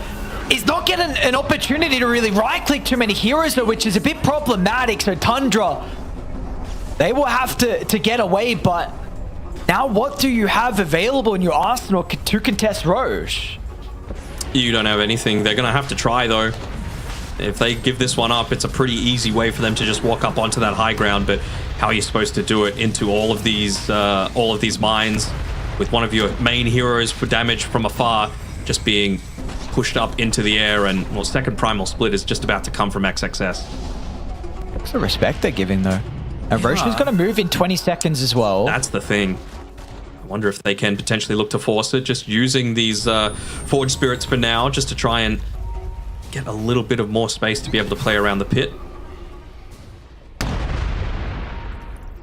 That's a huge Rubik Spirit. What the hell? Yeah, that's... Oh, they're going actually into the pit. Are they moving now? Well, Kez does stupid amount of damage. Oh, give nothing to say. There we go. Well, unfortunately, sometimes that is the problem that you have when you're down 2 full sets of barracks. You got some creeps inside your base, so Pure has to go back to deal with it. Are they going to be able to kill FY with a combo from BZM? He's dead now, though. Easy. Why is that so huge? That's that Rubik. Yeah, I don't know why. Some of the Rubik's Stolen spells have... I don't know what's happened, but have you seen the whirling axes on the Rubik? Okay, they're insane. You think the remnant's big. There's just random double or triple axes, whatever they are, just floating around the Rubik, but it's actually massive. Like, you wouldn't... Like, me saying that, and then you see it, you'd be like, okay, it's not even doing justice of how I was saying it. There's something else as well. The lunar glaives, the lunar orbit. Spinny boys, yeah. Yeah, is also so I don't know what happened, but it's just a bit of fun, you know. Yeah. Dire's top tower is under attack. Ags is purchasable for the Lich, so at any point in time, Whitemon could win the game for them, but I would have to imagine 2 racks down, Aegis down, Banner coming into the base, buyback far more important. Look at the BKB out from him. Dire's top tower is It's under honestly... it's going to sound so weird to say about the Muerta. I was about to say, are they going to go for that full jump in? Maybe. Ooh. Oh, but the BKB now, they're going to be careful because nothing to say with the Vortex onto 2 both supports as well. It doesn't able to lock them down long enough. Wymon's actually going to be okay as well. Glimmered up now, Pure. Feel like there's an opportunity to potentially go into Kez, but the BKB activate as well, but he's lacking the Pierce the Veil, so maybe the damage isn't there once again. They control the brew. Another Vortex onto the backline as well, but nothing to say, had no follow-up. They're getting out. They're getting out. They're now going to think about jumping in, but yeah, but the resources are pretty low on Dire. Xnova wants to fight. XXS will join him as well, but Radiant, is this finally the team fight they've been waiting for? Maybe. It's taken them a long time to finally be able to edge out a victory in a skirmish, but... That's a clean victory as well. 3 kills, removes the Aegis. Nothing to say was actually trying to die in that team fight just because he was kept on like 500 health, no mana, so he walked along the path of the Meteor just to be able to get away in some capacity. It's again Ari here in this team fight, uses the reactive taser onto Whitemon, makes sure that that disarm is going in onto Nothing to Say, make sure that you still had your full complement of 5 heroes for the remainder of the team fight, and you can see just how good the control is onto the Brewmaster. You take him out, the front line goes away, Storm Spirit uses all of his mana, here's the Meteors coming through from Nothing to Say where he wants to die just so that he can potentially continue to contribute in the team fight, but yeah, 2 of these buybacks being used, they wanted to go back in, but it was just too clean of a victory by Tundra. And back live, we see double Scepters are online now, so you mentioned Ari with that Taser. You're not a massive spell, but impactful one previously. Now Whitemon has the AoE Sinister's Gaze too. AoE Vortex as well from Ari. Could be setting up for a bunch of abilities. So the Wombo combo got even scarier. We saw what Pure was able to do when the Alacrity was given over to him as well. So XXS and Xnova, they're the ones that bought back previously. They're going to be the main priorities for Tundra. That would see a fire? I don't know if it did. They're going to try and walk up and get control of the high ground area, but the rest of XG are actually further down to the south. BZM might walk up into the sentry. BZM, he's got the A on disc, so at least has this into the BKB. Nice use of the defensive telekinesis, but Arme's still going to be able to jump in. BZM's gone! And that's your dieback death timer from previously. They'll have to kite the amp damage on Pure. They'll do a good job at that, and now Tundra, I mean, you might be forced to take a team fight, because how are you going to escape on Pure? Nothing to say. Refresher shard used, double Vortex. They're just guiding the Pierce the Veil as best as they can. Nothing to say, still with the gem, should be able to follow Pure. And Pure, I mean, he's just going to try and do some damage, but not able to. Oh, hang on a second, is it enough, though? Sinister's Gaze with the multiple, Nothing stays out of mana, so they kill the Storm. I mean, it looked great, but man... You just were begging that the Muerta or the Invoker were alive through that. And it also baits out the buyback from Pure, you know, like, it was a great spell, but it makes your carry think that you've got a chance to be able to come back into this one, and all Xtreme does is just back off. You know, sure, it's a death on your Storm Spirit, but he's got buyback. They've got the map control to be able to just back off, rinse, repeat, reset. And, you know, we were saying before that XXS and Xnova were the main targets that they were going for, the ones that had bought back previously. Now you've got an even better one of your own with Pure going down there. Just wasting all of that Pierce the Veil timing. Nothing to say, putting himself in harm's way. is under attack. Perfect time for a pause to watch what could have been. Oh, Whitemon. Look at that positioning. Oh. That was comboed together, by the way, with the Vortex from Ari, just to be able to set it up. So the supports are doing their job on Tundra, but we're still seeing the issue that we kind of identified early on into the draft. If you're going to go this Rubik Lich opening, you just leave yourselves so vulnerable to being run at with not too much that you can do in response. You know, like, yes, they've got the Blink Daggers to be able to, you know, push into a Brewmaster or push into a Storm Spirit, but they haven't done it yet this game. They just don't have the level of comfort to be able to do so because, one, there's mines everywhere. Two, there's a storm that can zip on you at any point if you're under vision.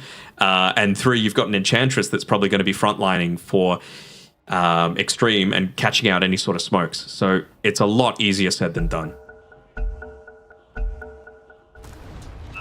I wonder what the point is that they're actually going to get this nullified, because it's a few times now that, you know, you probably could have burst down BZM in like the first 2 seconds of the team fight rather than waiting for the second volley and potentially, you know, enabling him to get away there or get punished for the extra dive. XXS is getting close. We'll still need a little bit of time, but he's getting there. Won't need too long, I don't think.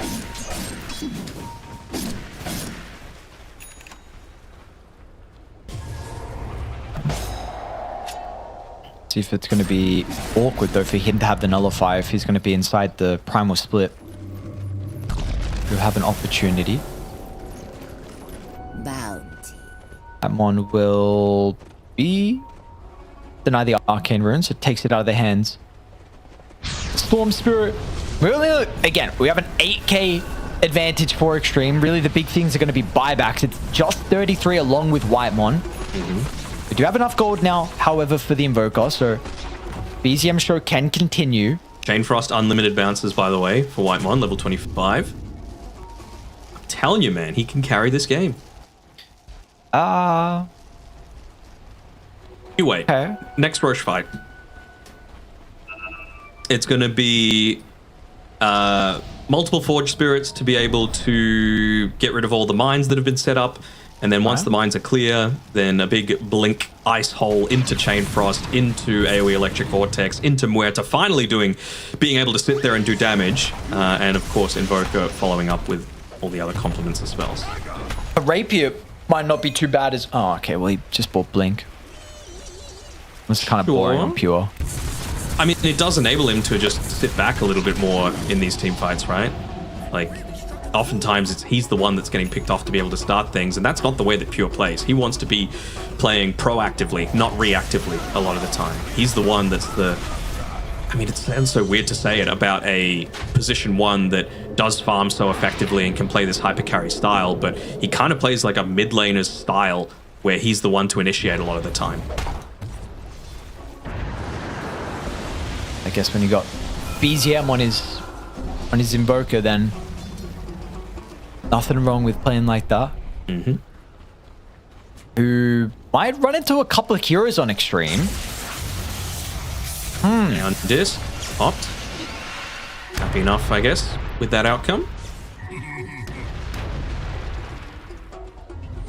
Fly maybe saying, hey guys, come here, and they don't want a bar of it, so he gets the hell out through the Twin Gate. Happy enough just to place down a few more of these mines. Scope out any sort of movement that they might be going for. Still 100 seconds left on that Aeon Disc cooldown, so... Are we getting another 60-minute game?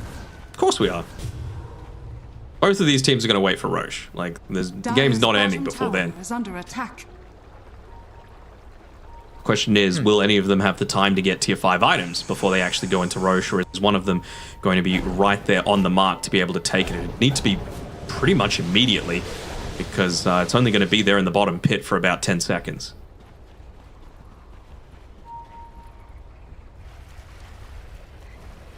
And well, we saw how quick they did last time on Xtreme, but they're going to be there immediately. And they specifically waited for it to be just about the time that it was going to move as well, just to lull Tundra into a false sense of security, thinking that they had the time for it to path through the river towards the top side of the map. Just farming for now is X Nova. Almost wonder if it would have been worth it just stacking that camp up To, yeah, I guess it's not really worth doing that anymore in terms of getting those tier 5 items. They're going for a smoke. 5-man. Who can they try and pick off here? Losing Ari on his Rubik would be a disaster, but he does have the buyback. And he has quick enough fingers that he should be able to get the blink away.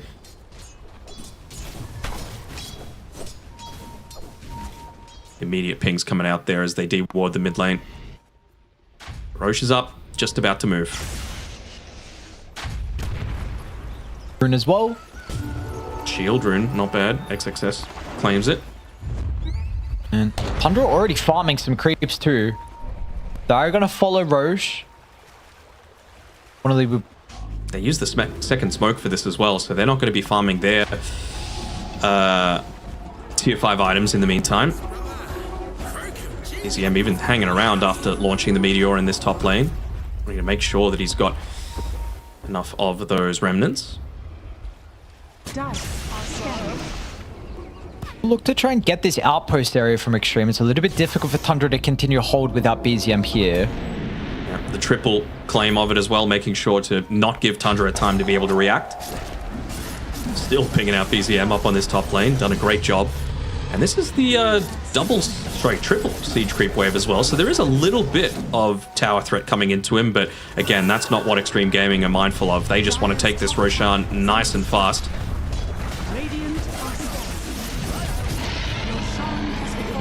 Okay, someone will need to go back and defend because with the massive wave, with the Necro books, the Forge Spirit, the tower's actually under half now. I'm sure BZM's going to try and keep that up. Just play the rat style Dota, see if you can kite out this Aegis for as long as possible. But I don't think Xtreme Gaming are going to want to give them that chance. Just fix the lane, fix the creep wave. You've already got super creeps pushing into that top side, so the lane will fix itself. What's the item build on BZM though? He's got a random Reaver in the backpack. I guess that's for the overwhelming blink. Gleipnir is apparently marked to sell. He's decided to get rid of that. Yeah. Sometimes you just have too much money for what you can actually use it for. You know, there's still plenty of room for other heroes on his team to grow. And we're back.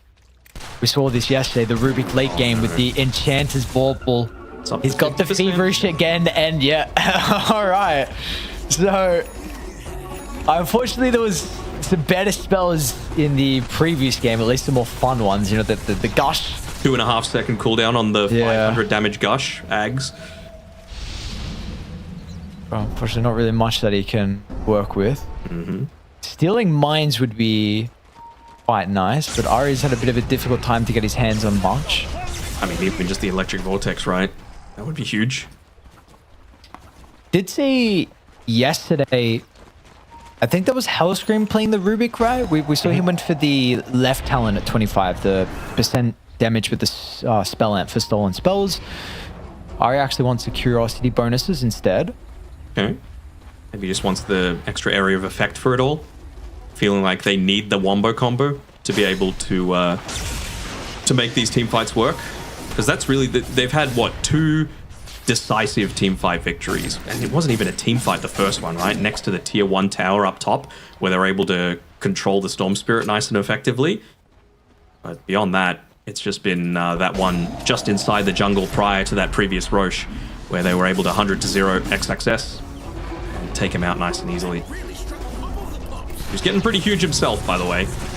You know, he's approaching his level 30 as well, so he's going to have that extra Drunken Brawler stance bonuses for himself too.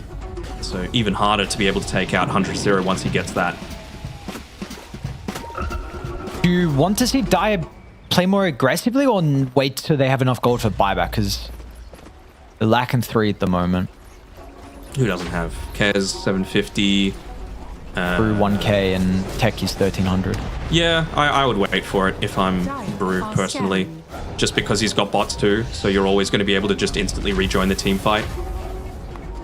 Still got, what, 2 minutes left on the Aegis, so I just don't know if you're going to be able to farm that up quickly enough. Invisibility.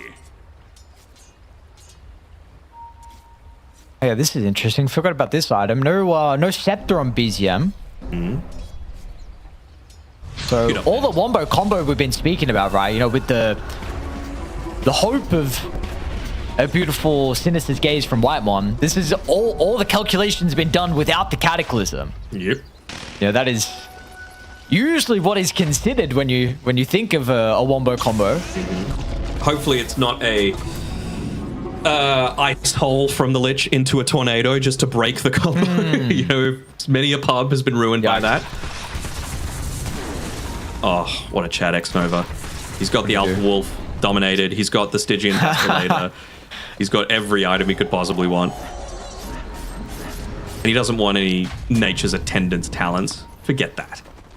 Boring. Dire's bottom tower is under attack. Still buying damages. wards. I guess he has to. He'll get yelled at if he does. Like a good little support that he is. Great support. Dire's bottom tower is under One of the best is Mr. X-Nova. Not revealing the fact that the Storm Spirit is up here as well, by the way. Tower has fallen. Just with the techies being the one to take out that high ground ward. So if anyone moved forward to try and think they had an easy kill onto FY, they would have been sorely mistaken. Wind Waker for him as well, by the way. So another way to be able to just save people who are potentially getting dived onto. But they've cut it out this Aegis relatively effectively. Yeah. All right. Well, I don't know what it is, because the other games that we had on the Storm stream, I think that Fitting, by the way. This being the Storm stream. Yes, exactly. I mean, with all the Storm games we've been getting yesterday as well, with Arbed playing it. He played it 2 games or 3 games? 2, I think. 2, yeah. The Void Spirit was the game 1. Yeah, series 2 and 3 yesterday. Oh, it really doesn't matter. We got a potential high ground that's going to happen here from Xtreme. Some action that we've been waiting for. See you later, Fire Panda. Earth Panda moving forward a little bit. They didn't drop the... Oh, they did. It's just a little further back, the Roche banner. Just trying to aggro everything back away from it there to be able to protect the base. Just waiting for their moment. No one's committing too deep here. Nothing to say. Would wish that they did with the Arcane Rune. Whitemon steps out. Gotta be careful. Yeah, very much so. Sunstrike for vision as well. See an opportunity for them to go. Still no spell stolen as well from Ari, keep in mind. The catchy lick just to drag the siege creeps away from the banner. I wonder, can Ari really not steal a spell? I'm a little confused as to why Pure's got 10,500 gold and hasn't spent it on these Moonshard for himself. Dire's top tower. That buyback. Now's the time, brother. Now or never. You're thinking Rapier, maybe? Dire's Maybe, top tower but is Yeah. under attack. that could have been it, you know? Courier isn't... You know, it's finally heading there towards the secret shop, so we'll see Walking what out of the decision he makes. base. Can't be doing that before he gets that final item there. Moonshard purchased up on the courier. Heading to him now. Okay. All 10 heroes with buyback as well, so no one really playing with a big advantage in that regard. XXS is away from the team as well. He feels like he needs to keep farming. You know, the 6 slots aren't enough. So we've got bots 2 on the Brewmaster and regular bots on the Enchantress. So in terms of buying back and rejoining the team fight, they're maybe the ones that might feel that they can put themselves onto the front lines a little bit more easily. They didn't use the glyph on that previous push attempt. Do they still have a banner on anyone? Or have they all been used? They still do have one on the Enchantress. Oh, really? Okay. So Well, they still got... attempted again. They've double cheese on Storm and Refresh to Shard as well. They're going to have to get back quickly on Radiant. Oh. There's one racks down. Still no glyph popped. XXS, what do you... Hello? Okay, well now they can go forward. Can they get more out of this? There's an opportunity now. Army with a backline jump. They got Pure, but nice telekinesis Pure. Satanic's going to be activated with the lifesteal. It's not going to be enough. Army brings down the carry. Whitemon a little bit awkward with the Sinister's gaze, but the Chain Frost will eventually bounce back and forth. Telekinesis is going to hold him into place, or it gets him out. I don't know where he went. He's dead regardless. Nothing to say. Now thinking like he can win the team fight, yeah, but absolutely they got to get out. X-Nova Oh, the big expired as well. They got him too. Oh, regen in the bottom of the river. Yeah, given nothing to say, a little bit of an extra way to be able to get out there, but yeah, not sure what that was from XXS. Just maybe thinking that he still had a Bruling outside of the base that was going to be safe and sound, but was not the case there. Just get taken out so quickly, but they still got the melee racks. They still got a kill onto the enemy carry. It cost them 3 for 1, but slowly chipping away. The big thing is Roshan coming up in 5 seconds, by the way.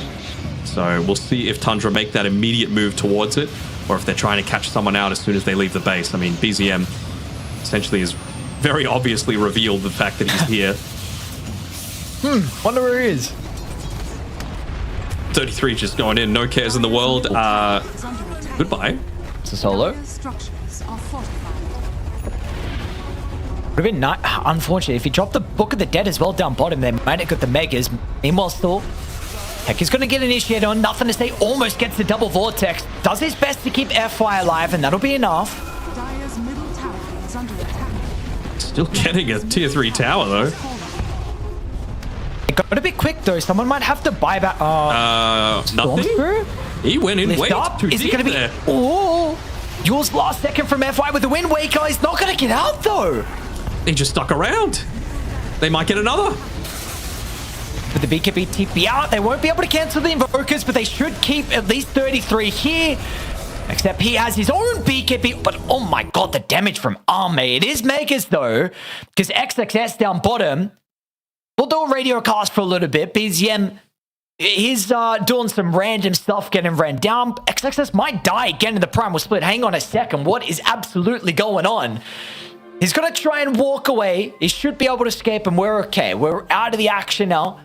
Nothing that you guys need to worry about. So, we're back in? We're back in. Lovely. We didn't miss too much. I mean, they got Megas on next year. I guess that's something. What buybacks do we get as well from Dire? Just nothing to say, yeah. So just wanted to be that little bit of an extra distraction to enable the bots to play down towards the bottom side of the map, along with the Primal Split with the Assault Cuirass. And this is the big thing as well. The thing that I thought Tundra might look to try and get for themselves while they had that 4v2 situation.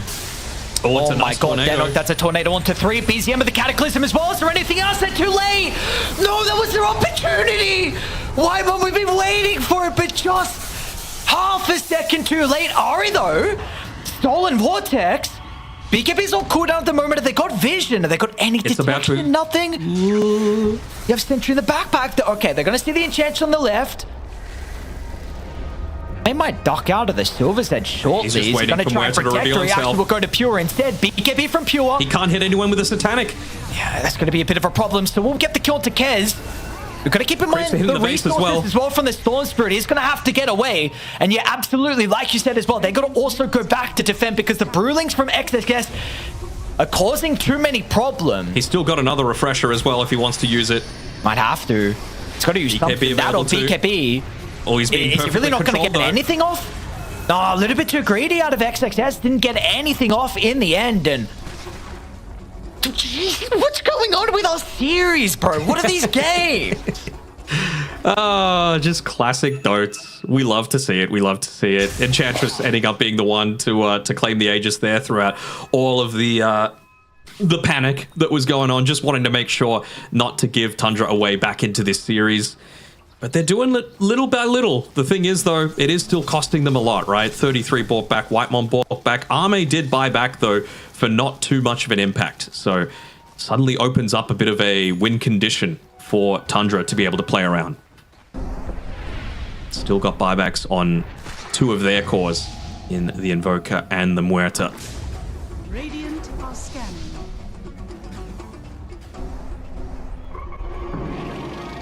Don't want to have to use the buyback on the Brewmaster here, but they might be forced to. Oh wait, can Tundra actually do it? They'll try. 73 minutes? Potentially close this game out and send us to a game 3? Uh-oh.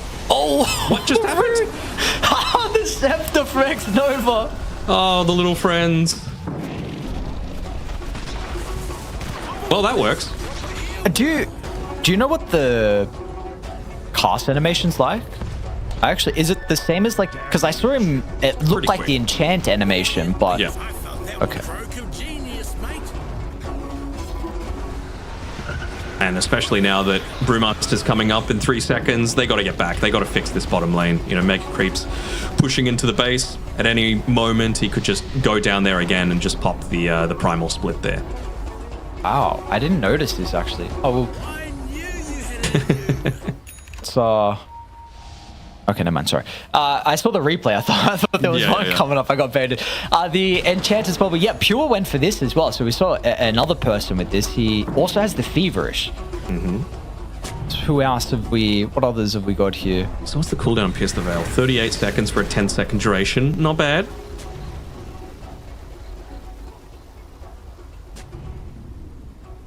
Working towards that rapier for himself as well, still wanting to, of course, have the buyback available, so needs to farm another 1,400 gold. We get rid of though. That's kind of a problem. I guess Lincoln's, I don't know. Yeah, just go for broke. I would. Teaching Desolator harms the position from nothing to say. Okay.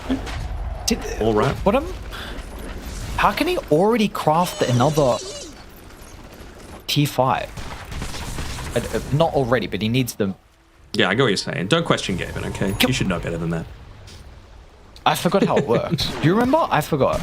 I thought it was every like 10 or 15 minutes once we hit 60, where you can do again. But you know, he just crafted a second. Yeah, okay. Yeah, but if you click on Storm, it's 6 out of 30. Anyway, doesn't matter. I forgot. What's the probability? Was it like 90? Yeah, 91 for XG.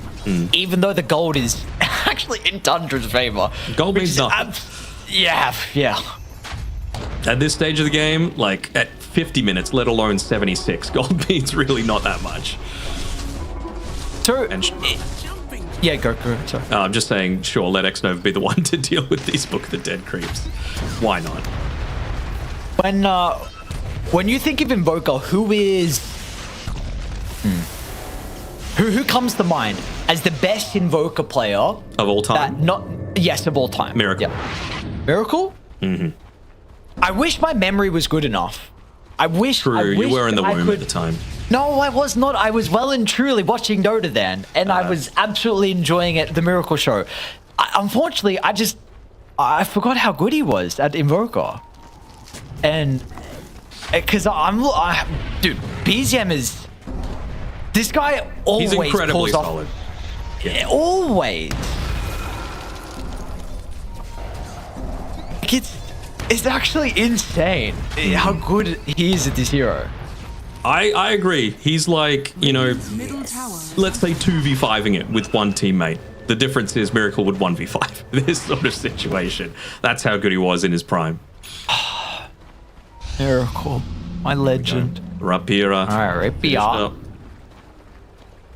are we looking at for XG? No Rapier. Ame's actually got Butterfly queued up, so again, we'll see what he... What did he get rid of with the Rapier on Pure? Hasn't actually picked it up just yet. Is it in the base? Where is it? Silver Edge he put in the backpack. Oh, it's in the stash, okay. Yeah, he hasn't gotten rid of anything yet. 28 minutes until we've reached that ridiculous game we got yesterday. So what I was going to bring up earlier as well is the first series went longer than I believe both second and third series combined on the Storm stream yesterday. So problem? No, it's just that was insane yesterday. I thought, you know, because again, dude, I had in the span of like 2 weeks, I commentated 200+ minute games. You're rare. That is what the hell. I don't remember the last time before this. I've had a 100-minute game, and then I got 2 in the last 2 weeks, and we might get another. Like, when does this end? Actually, it ends when you stop casting teams like Tundra that are just known to do this sort of thing. Be able to drag games out. I mean, we've casted what, a Tundra and a Falcons game. Did you really expect anything else? Yeah, but with that being said, it's also. You have to give props as well, right? Like, even though this is a team that has been known to do that because of kind of the players from the old, you know, Tundra TI roster, they are able to get away with it, and still that's a difficult thing nonetheless to be able to play the map, stall the game, get yourselves in a position.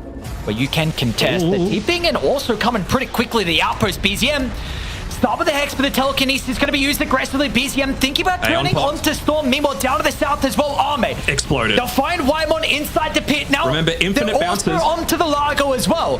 Actually, the more important target's going to be BZM in the river. We're going to try and get some separation. Pure actually wants to jump in aggressively. Pure, are you getting out of this though? You're in, but I don't know if you're going to be able to make it out. Cataclysm maybe will stall and create some chaos. You're begging and praying that it's going to be the BZM show, and it might be that. Kez is gone, but it's not good enough. Nothing to say with the Vortex. There's going to be a buyback out of BZM, but he will get there a bit too late to keep 33 alive. And if BZM dies again, this game might be over, but Kez has got no buyback. 10 seconds, he's all right. Okay. He's all right. He can back off. He can chill a little bit, but again, you get the value buyback. Oh, they nearly got the dead shot onto the TPing out. Nothing to say. Able to just get back to safety there, but buybacks on the two most important cores. Yeah, the base also under siege here. Someone has to go back, and it's gonna be the Muerta. So even with these buybacks, you're not going to get anything out of it except for maybe Roshan. You know, you need to deal with these creep waves for now. Mid wave is going to be okay. Super creeps into the mega creeps, but someone just needs to push out both top and bottom waves so you can be instantly there in the Roche pit. Invoker's up alive. Maybe send your Forge Spirits down a lane, one of them inside the Roche pit, so you can be able to just take it before there's any sort of reactions. But as soon as Xtreme get any sort of an idea of it, they're just going to buy back and TP to the outpost. Dude, this is insane. Pure's got 170% bonus with the Enchanter's Bauble. His Pierce the Veil cooldown is 20.5 seconds. Yeah, it is. Okay. Before we have a next fight, what are the main things that you're keeping track of inside late game? Because, dude, late game is absolutely insane with this current Dota. It is. Hold on. They are actually right inside the Roche pit. They're doing it instantly. The things that I'm really looking out for is how well can they kite out that Pierce the Veil cooldown. You know, like, we really haven't seen Pure be able to just sit there and cast effectively. And I think the other big thing is just getting instantly locked in onto at the start of team fights. Arme's blowing people up. Like, they are just not contributing to the team fight at all because Nullifier or no, even with an Aeon Disc, if he gets on top of you, there's just no escaping from it. You know, they 4-staffs, be damned. There's no disarm that's going to be able to save you from his own BKB. It's pretty dangerous fighting into a Kez when it gets this late. Okay. So, Pierce the Veil and what we can see from Kez with the Nullifier. Yeah, Kez locking in onto the correct target, which, I mean, there's so many correct targets this game. Like, the supports, just because now they're at a point where they're actually dishing out a huge amount of damage. Like, there was 2 unlimited bounces, Chain Frosts happening in that team fight. Ari's been getting some great steals as well as the telekinesis maneuverability, but they're just so much easier to be able to kill them, right, relative to these cores. So locking in onto them, still a very viable strategy. Is this the first Aegis we've seen from Tundra as well? Or I believe so. All right, so what do we got? We got they got Aegis the on first Pure. one in game 1, and that's it. All right. So, decision for them to give the Aegis on Pure because he has Rapier. Where else did everything else go? Refresher Shards currently hold from Whitemon. I know they got a block of cheese as well. I'll hold that BZM. Okay, yeah. Okay.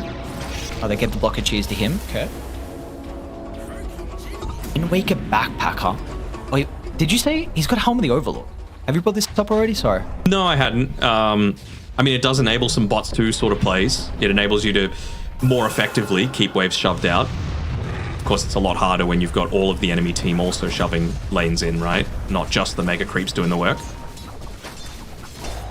Do you, even though you have Aegis on Tundra, do you try and force a fight if you're XG? Because Invoker and Muerta did buyback. Like, this is a very big advantage they have. I mean, I think the big thing that they're really looking for is just, can they find BZM in particular, right? He doesn't have the age. Hold on. Arme sees him. TM, how are you going to be able to play your hand out of this one? Don't BKB once. You're going to be able to use it again. He'll look to try and TP up, but he actually makes it. Yeah. So nice tornado clipping Arme meant that there was no bash to come through. Oh, Bot 2, just that extra little bit of timing there that they're able to get through. Another Enchanter's Bauble, by the way. 170, 210%, excuse me. So when did they change this? Okay, I obviously missed something. I don't know when they changed it. I don't know if it's the last patch or whatever. He can literally do it again. Yep. Like, he can get more mad stones. It could be a 400-minute game, and it could be like 600%. Come on, Ari, you got to farm, brother. 90%'s not good enough. No, definitely not. He still doesn't have his level 30. Let's talk about that. I did, thank you. I did want to actually bring up the level 30s because we've had all the crazy stuff. Is there any, like, important ones we're looking at? Like, the Spell Amp Stolen's not too bad. Again, maybe there's not many great abilities to steal. Frost Shield charges isn't bad. Just use one onto whichever target Kez is using and one to prevent yourself from dying as well, potentially. Because, you know, we've been talking about this. Storm actually does do enough damage at this stage of the game just purely through physical, not just magical, who, by the way, does have that nullifier now, finally. So, you know, regardless of who they find, Aeon Disc or not, they're going to be able to burst them down. Man, oh man. So I guess as well, just, you know, while we have this moment, you know, we're a long way before we get towards the closing stages here of groups of Dream League Season 29. Both these teams have booked themselves a ticket to EWC, but that does not mean that, you know, they are not trying to put on a show here. It's not even just a show, right? Like, this is the level of pressure that they're going to be under when they do get to EWC, absolutely. Right? So what a great training montage for them to be able to put themselves through in their preparation for it. Under the sentry with the Observer combo as well. This, whoa! Dieback. There's the nullifier. 2 minutes. There's why I've been wanting it for the past 40 minutes of this game. All right, so good luck. I'm just going to say good luck. What are you going to do? He's got buyback in 2. He's up in 2 minutes as well. So it is a literally 4v5. The second he's up, he's going to have buyback. And they might just try and take a fight outside the base before actually really able to get set up. Pure's just got to man up. He's inching closer. Oh, he shadow bladed and then blinked away. Now it's going to be so difficult. You have to do with the Brewlings. You've got to deal with the banner as well. There's just so much mess. There's so much junk, and there's also a Muerta dead, and nothing to say Storm Spirit into your backline as well. And we just see how quickly Tundra crumble without their mid laner. BZM has been their rock, but unfortunately without him, I mean, yes, the Muerta just like 2 hits to techies, but XG can just throw bodies. Body after body, split after split. They will actually back away, but who knows for how long this is going to be. Once again, they're in the Lincolns. They try and do their best with the Pure. Done. Ice he gets a Satanic off for the last second. Nothing to say. Almost goes down, but the Vortex actually gets him out. Nothing to say. He does die. We'll tick out to the damage over time. Kez dies. They kill the Kez as well. Are we not done? Oh, we might not be. No way. Another buyback being used. 2 buybacks available. Did you just walk out of the room as well? Amp damage in the river, by the way, so if they really wanted to test this one, they could. You can't leave the base, though. There's creeps pushing into the base. You can't leave the Muerta to do it all. I guess she does have the bots, too. But they just want to find that quick pick-off onto someone. Enchantress has the buyback, though, so even if you were to find out X-Nova here... Come on. He's got the buyback. Bro, are they going to win? Nah. No, I know not yet, but like, hang on. This happened yesterday. Like, the same... Wait, was it? Yeah, it was the same thing. VP won game 1. That was an insane game 1 as well. Then Falcons won game 2 at the 100+. And then game 3, we don't want to talk about that. I was a little bit disappointed. Yeah, I was really... Dude, my adrenaline was... I'm rushing right now. Holy... God damn. And then the game 3 was like... Can I just have a moment again for Whitemon here? Like, literally saving the game for them once again with that ice hole. He did it twice in that team fight, by the way. He used it on 3 people that were next to where the bottom racks used to be, with a Chain Frost as well. He died because Kez was still able to get off the BKB and burst him down, but still controlled 2 people while they were able to defend the rest of the base. So he's doing so much work here. Chain Frost up in 2 seconds. Get the Just 1 buyback. Blink away. Just on a core. Support, excuse me. Not the worst. Let's go in Bloodthorn. So, but I'm always intrigued. Like, Pure, you have 15,000 gold. What am I missing? I've never understood this. Buy another Rapier? Buy a Scepter? Yeah. Yeah. But they do this often, so obviously there's something, you know, is. I mean, I still get mega tilted by the people that leave a single iron branch in their backpack. I'm like, bro, you're never using it. Sell it. You know, get it right now. 25 gold. Too much value. Radiant Oh, man. At this point. So I think I've reached the state that I reached yesterday as well. I just Delirium? keep saying, oh man, yes, delirium. I'm just delirious. I keep saying, oh man, in my head and not believing we're here. Oh man, oh man, oh man. Like, it's just, oh man, oh my, like, it's just disbelief. Oh, look at this. Look at Whitemon again. He's here to pop smokes, and he's gonna do it. Knows exactly when they're making the move, knows exactly how to set up for things. Will just avoid being jumped onto, even sets up a nice little ward combination here. Cataclysm, given a bit more information about where the smoke is actually moving. Relatively long Roche respawn time, so gives both teams a little bit of time to think about what to do next. We've got another potential neutral item to come through, so maybe, what, 250% on the bauble? We might be perma uptime, dude. It's 17.5 second cooldown with a 10-second duration. Okay. He's got to be near the time warp creep. XXS was literally next to the secret shop with plenty of money for buyback to be able to buy this moonshot. Just do it, bro. Oh, man. And sorry, he creeps. He's still got the 90%. Whitemon has no chill. Just on his own, taking the outpost away from them. True.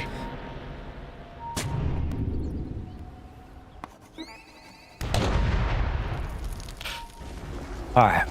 Roche up in 50. They do stay pure at the bottom of the map as well. He's gonna get the shrine. Will he gets him his level 30? It's not a great level 30, to be honest, but still. You gotta appreciate the effort, and he will get it, actually.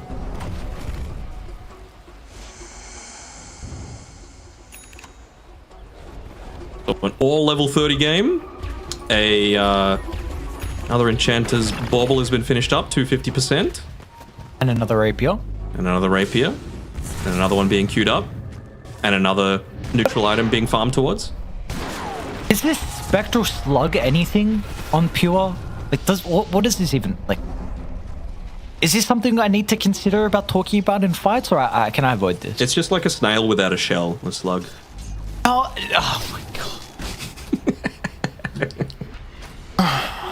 I mean, it's just a way, once these BKBs do expire, to, like, leave people unable to attack you, or more importantly, your teammates, right? Like, if you can see your Lich or your Rubik getting jumped onto, nice way to enable them to just get a little bit of space away.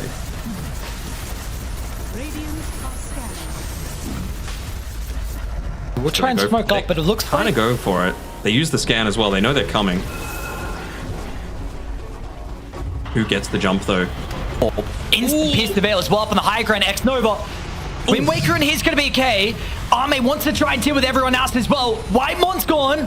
Doesn't have a buyback as well. It's been pretty important recently in the past couple of fights. And with that, they got to get out because XXS, he's actually just trying to end this game the unfair way, the unsportsmanlike way. We want a 5v5 final team fight. It's 92 minutes. I don't want the game to end like this. But what happened to BZM? He was trying to disrupt them around Roche. He was tossing tornadoes in. He was doing this, that, and the other, and he just got caught by the storm. XXS is just down here. He's waiting, biding his time. He's got Book of the Dead. And just bringing Arme down here as well. Really quick fingers on the pure parry. He blinked out. Did he, though? Oh, he cannot blink back. Never mind. Now he can't. Ari can telekinesis him to safety. He's gonna need to. He's gonna need to pop his BKB. He's gonna need to do something. Rapier on the deck. Nothing. But no rapiers. Hex is out. Storm. Nice force stuff. Oh, they got him. Be eaten. Another Hex. And a dead Storm Spirit. But the base, the throne. Vortex from Ari onto 2. We will continue to go, my friends. You thought we were done, but we are not. Where are you going, techies? What's going on outside the base? BZM? Hey, gotta be careful. Hit by back, but he's got the Wind Waker. Now X-Nova and Arme. Nice Tornado's gonna be able to clip over towards Enchantress, but Arme went back in. He thought that maybe he was gonna catch him lacking, but that wasn't the case. Dire mass buyback. You got to be careful about the base though, because they're starting to TP back. They've got a clip clip on Radiant. They got a clip, but they're going to be able to see this as well. 33 would TP in. He's making the call, but no one else is coming because they're trying to kill everyone else instead. That's a die back onto nothing to say. And surely 33 will hold by himself. Do they just They're trying win? to body block. They're trying to body block the Brewing. Oh, gets the blink away. Is he going to live? Dead being dropped. BKB, a couple of seconds. Aeon disc backpacked as well. Put it in. It's too chaotic. You don't know what to do. Oh, he's out. Chain Frost is following into the base. Oh, what is this game? What is this game? No buyback on the Storm. No buyback on the Techies. Purely from gold, by the way. No buyback on the Enchantress. But they still can't do anything to be able to finish this one off. Oh, what is this life? And Pure is farming very aggressively here. They don't have the damage to do it, surely, just with these two. And I don't think they're going to take the risk on Xtreme. All right. I want to guess from you. What's the win prob right now?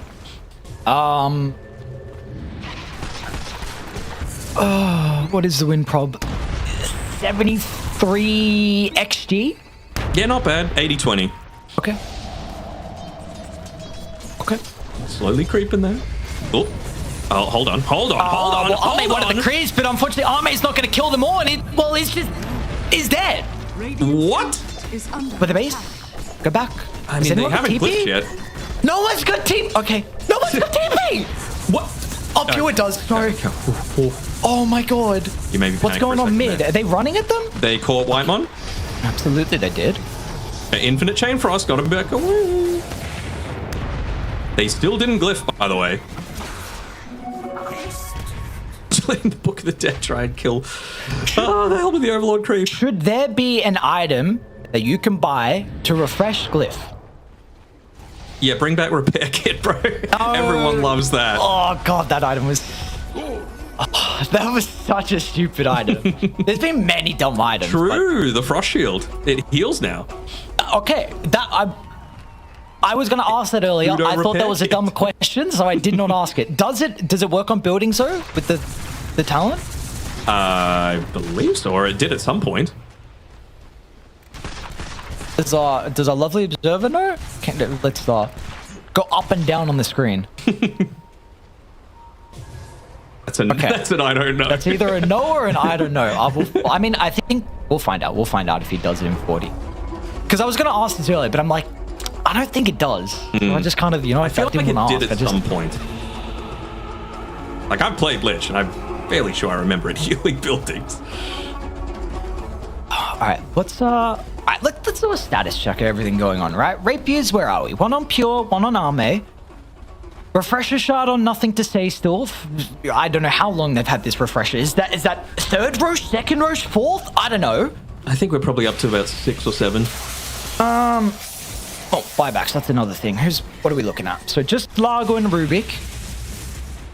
But Die gonna have theirs a little bit sooner. Enchantress needs gold, Techies needs gold.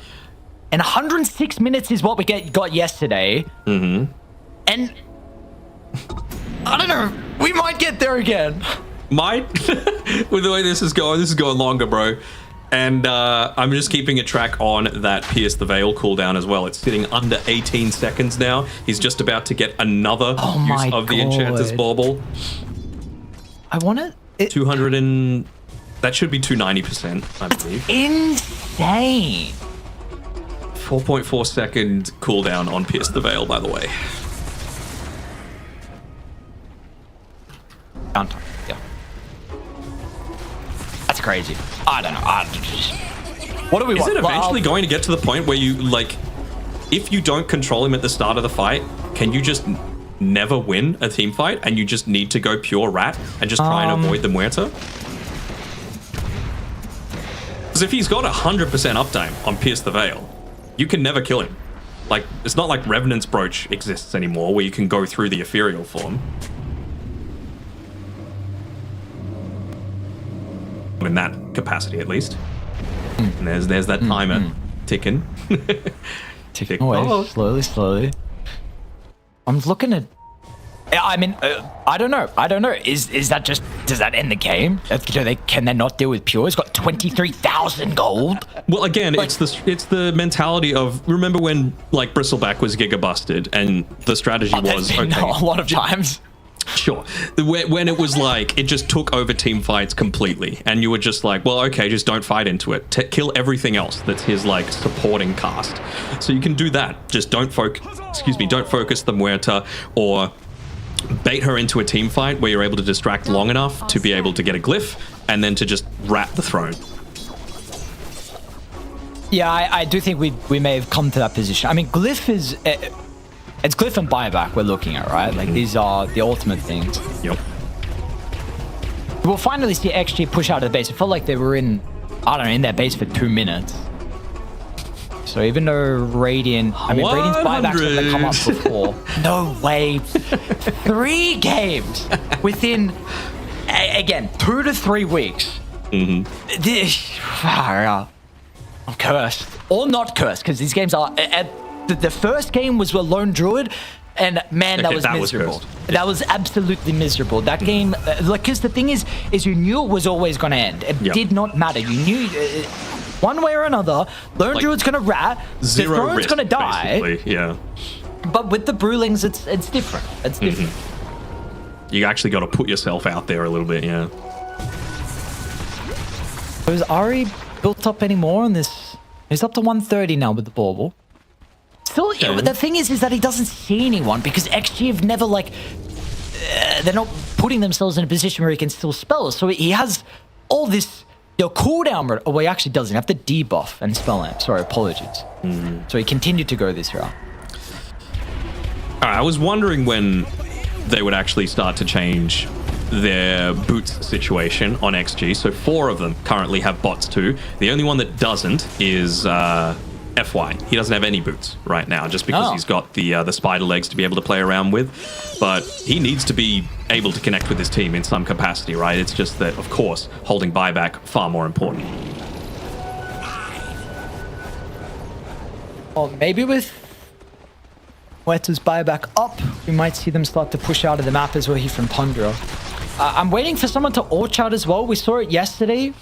Of what? Please let me win, right? Yeah. Yeah, it was like, I beg. Yeah, please. Yeah, I beg. Let me win, please. So yeah, I mean, they're ratting into this bottom side with the Book of the Dead. They've got 1 Observer Ward out deep onto the map, so if anyone overextends that far, it's just going to be like many bots 2 onto them and try and blow them up. AD rune, by the way, bottom side of the river. Exactly where Arme is beelining towards. I really can't think of any other item that's going to, like, change this game, you know? Like, maybe if you can get into a Scythe of Ice on the Rubik eventually, but I think we're still a ways away from that. He's not putting himself in any risk to just get quickly picked off. The thing is I'm so overwhelmed that I can't even think about items and what they do anymore, because everyone's cycled through, the cores have cycled through enough items for 3 full 60-minute games. Yes, there's 2 rapiers in the stash for Pure, and the Daedalus! Yeah. Dire, XG. Gonna be able to smoke out finally. So they've been playing passively recently, but they'll get the kill on a Rubik. 1 down. He's got a buyback. BZM as well out of the base as well. They don't have a nullifiers for BZM. Aeon Disc will protect him. And now Pure's actually going to jump in. They got the White Hole. Kiss is gone. 40 seconds. XXS will activate. So Aeon Disc is there, but is he going to be able to make it up to the high ground? Swap it in, brother. Tornado. Oh, nice cold snap at the last second. Clips for the Tornado. There's the refresher. Has to use it. Honestly, well, he would have got away. Doesn't matter. Probably won't have a fight for 2 minutes. Better to be safe than sorry. Will be Roche coming up, though, in the meantime. White Mon Rapier. Let's go.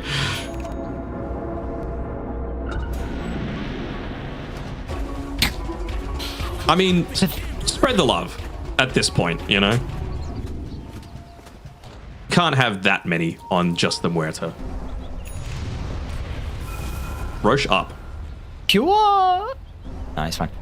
We saw yesterday, you were speaking about, unlucky for Crew, right? He had playing a Shadow Demon in a 106-minute game. We saw his camera after they won.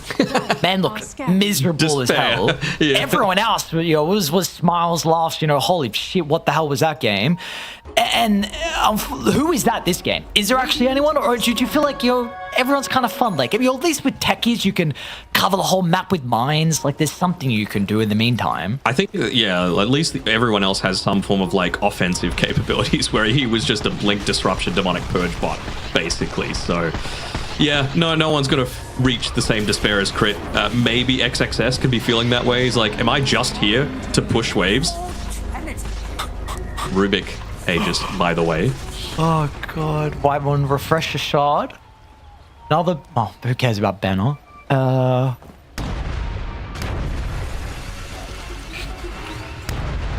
of the Dead being used to push in. All right, when's this game ending? I want a time. I have zero clue. I must say, I really like when we got closer and closer towards reaching the record from in this series.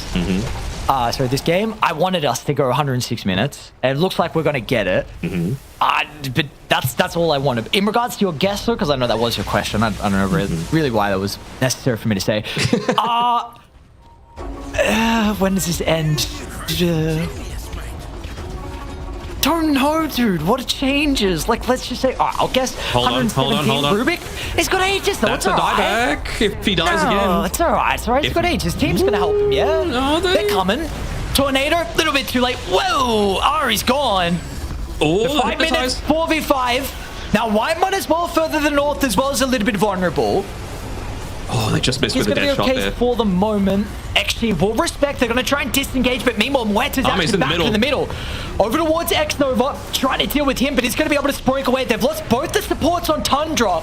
They want to try and take out Arme. Look at the damage. BKB didn't last long enough. The Hex is going to be there. Refresh back him. They should be able to kill the Muerta. All the Rapiers dropped on the deck. He's got to get out. He's got 3 greater healing loader stacks, but he's next to the Invoker. Oh, 33. BZM, okay, Cold Snap has got the damage, actually going to blink to the right. No mana, unfortunate for the Invoker. How are you going to play your way out of this one? You got some buybacks at least. What's the Rapier check still? 2 for Muerta, it's okay. Maybe we're not done just yet. Poor Lich lost his, that's the real tragedy in all of this, but 100 seconds on the deck for him, 60 for the Rubik. All 5 members of Xtreme available for this next team fight. Still no glyph used just yet. I mean, I feel like you can't wait for anything. Like, waiting for the primal split, I don't think is going to be worth it here. Is Pure keeping Satanic out of the base so he can just walk back and quickly grab it? I guess so. I mean, he's got so much... He just wants to drop something on the ground and pick it up. It's for Pure. Wants it to XXS, starts with the dead shot. Eonte's going to be activated. BKB. And now all eyes on Muerta as well, but the Beast of Veil still on cooldown. And gets the beat. Whoa! All right, couple of right clicks. Down goes Storm. They have a glyph as well, importantly, for the base. Everyone's turning to deal with it. Even the techies. They're going to need it. 253 right clicks will help to end this game. Glyph is there, but the supports are going to be the ones doing it. Matter. It's too low health. This one surely should end unless the BZM show can do something about it. We reached the record and XG get the 2-0. We finally see a smile on the face and nothing to say as well. Such a relief being able to get through that one. 26k net worth lead at the end, but again, in a 107-minute game, that does not matter. And how does it keep happening? How does Tundra keep dragging these games out to even make it this level of competitive? Because they were facing a, 86% win probability a lot earlier into that game. And they were still able to scratch and claw their way to try and make a bit of a fist of it. But at the end of the day, just that damage coming out from Arme in particular was, I think, what really tipped it over the edge. I don't know, dog. I'm pretty speechless, I'm not gonna lie. You're coming into today? I thought I saw it all yesterday. No, apparently we had a 106-minute game yesterday. We got a 108-minute game today. 7, sorry. that matters. Whatever, we'll call it 108. What does it matter a minute here, there, or there in this sort of situation? I mean, we saw at the very end, it was the supports doing the damage to the towers and everyone else was making space for them. It got to that sort of stage where it was that crazy of a game, Pure having 290% of the Enchanter's bauble, just built up is crazy on its own. Like, this game was absolutely nuts. It goes to show that any game is winnable at any stage. It got so close to being able to be caught out a few times. The diebacks were so agonizingly close for Tundra to be able to claim, but they weren't able to do it. They're 0-2 now after the first couple of games here, and under a little bit of threat of being eliminated just in the group stage. Again, big picture doesn't matter that much. They've still qualified to the EWC. They're still number 1 on the EPT leaderboards, but how many highlights have we got? Yeah, we started 87 minutes in. The first of many White One highlights, I'm sure. That the ice hole enabling the Satanic to get off there by Pure, bringing back what could have been very easily the end of that game, instead turning it into a couple of core kills on the enemy team. Which one was this one? That's a great question. Was it? Was this person dying? That person dying? This is rat happening while this is happening. Well, at least we did see yesterday VP with that loss in this crazy, the game and then the series as a whole. They were able to come back and get a pretty big series victory over X Heroic. We'll see if Tundra able to take down Nigma as well. Looks like Nigma did lose to playtime, I believe. So that's we'll see if there's any momentum for them coming in and how Tundra are going to feel as well, because man, they would be pretty exhausted and pretty defeated as well. Yeah, but we could have said the same thing about VP yesterday, and they were able to take out that second series win for themselves. So, if you got to be amongst one of the best, you got to make sure that you're able to take some time. And I think this is where the coach is really going to be there, making his paycheck there, being able to mentally reset the team to be able to turn this one around. So Moon Meander goes over to you. But you got your work cut out for you, my friend. Let's see what you're able to do. Nonetheless, I mean, I don't know. I kind of feel like saying thank you to the teams. Like, this is a hell of a game. This was an absolute pleasure to watch. This is a very fun, late game, chaotic, entertaining Dota at its best. And again, I mean, we're just like, we still have 2 more series to go on the Storm stream. I don't know what all the other streams are looking like, but we still have plenty more Dota today. And I'm sure more Storm Spirit as well, following in after that. Yeah, X-Nova being the one to be able to close it out towards the end there. The 253 damage from the techies as well, able to help close that one out. But, man, what a crazy, crazy game. We do have an interview coming eventually, just waiting for the translator to come for XG. So hang tight for that one there, because I'm sure we're going to want to talk to one of these players just to understand what was going through the mental of that sort of situation. Yeah, it's going to be interesting to hear what they have to say as well. This is lucky for us. We got a really good interview with Amar yesterday. He was pretty open about. I felt like it kind of tends to happen, after you have a long game like that, and then we saw the Timber performance for him in Game 3. So we'll see if we get another great interview as well. But sounds like we are good to go. So we're going to get the interview underway here. Never mind, apologies. Sorry, I jumped the gun a little bit too early, but we'll see. Looks like we have the lovely face of guest. Yes, we've got XXS joining us soon, which is going to be see what the offlaner has to say. Absolutely. I'm keen to see what could we ask him about. Maybe just the way that he was looking to play around the Brewmaster there, but we will have to wait and see, as we do have XXS with us very shortly. Of course, we'll be going through a translator as well, so please bear with us for that one. Yeah, I wonder how we're going to go about this here as we hear the phone ringing. Hello, XXS. Thank you for joining us, and I'm interested to hear your thoughts on that game and how the team's mentality changed as it moved from one that you were comfortably winning to one that they were holding on to, how you were able to close it out. Getting a lot of feedback here. OK，so 超哥，首先就是恭喜你们战胜了刚才那场比赛，然后打得非常非常的焦灼，非常非常激烈。能不能跟我们说一下，就是最后就是后半场吧，你们当时的心思是什么样的？就是如何从这样一个僵持的一种状态，最后转化成你们这个最终的胜利呢？你们当时心里面的那个沟通是什么样的？我们本来还挺耐心的，就是等着肉山刷了，觉得对面会出来和我们打，我们在外面跟他们打。然后后面发现他们根本不出来，他们就在家里一直守着，然后我们就发现他们那个附魔就减 CD 嘛，叠得越来越高了，感觉再不打那个奶绿会无限开大来射我们，我们就急了，就找机会嘛，然后最后一波把他们推掉了。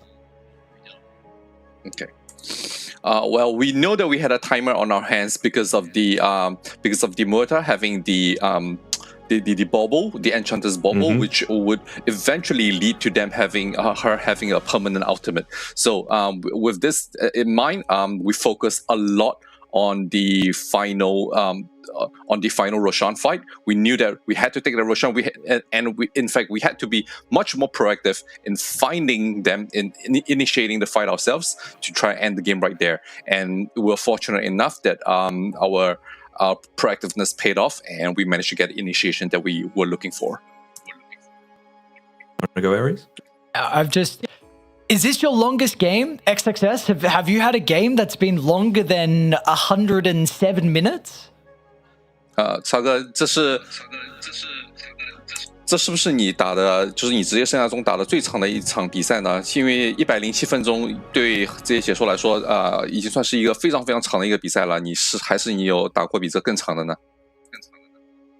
说实话，比赛里我不太记得，但是我记得训练里以前有一场打得特别久，可能有140-150分钟吧。对面也是有个卡尔在一直守家，所以我挺讨厌这个英雄。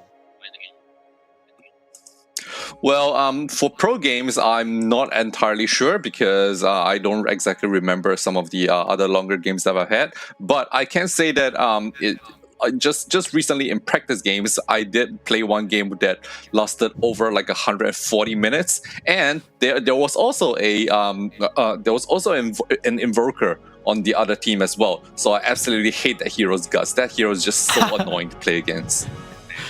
Fair enough. When you say practice game, is that a scrim? And if that is a scrim, do you guys just like do you call it quits? Like 140 minutes, I guess you never have a late game 140-minute scrim, so you need to kind of practice for those. But is there like some gentleman's agreement where you end the game if it was a scrim, if that was the case?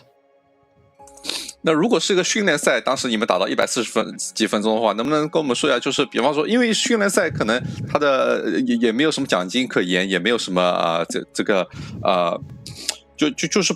就输赢不太重要。那是否会，比方说打到后面就是决定好像就直接拉平了呢？还是或者就终结比赛了呢？还是说你们难得有这种机会能打到大后期，然后就想多整一点这个大后期的经验，然后看看到底用什么样的战术能获胜？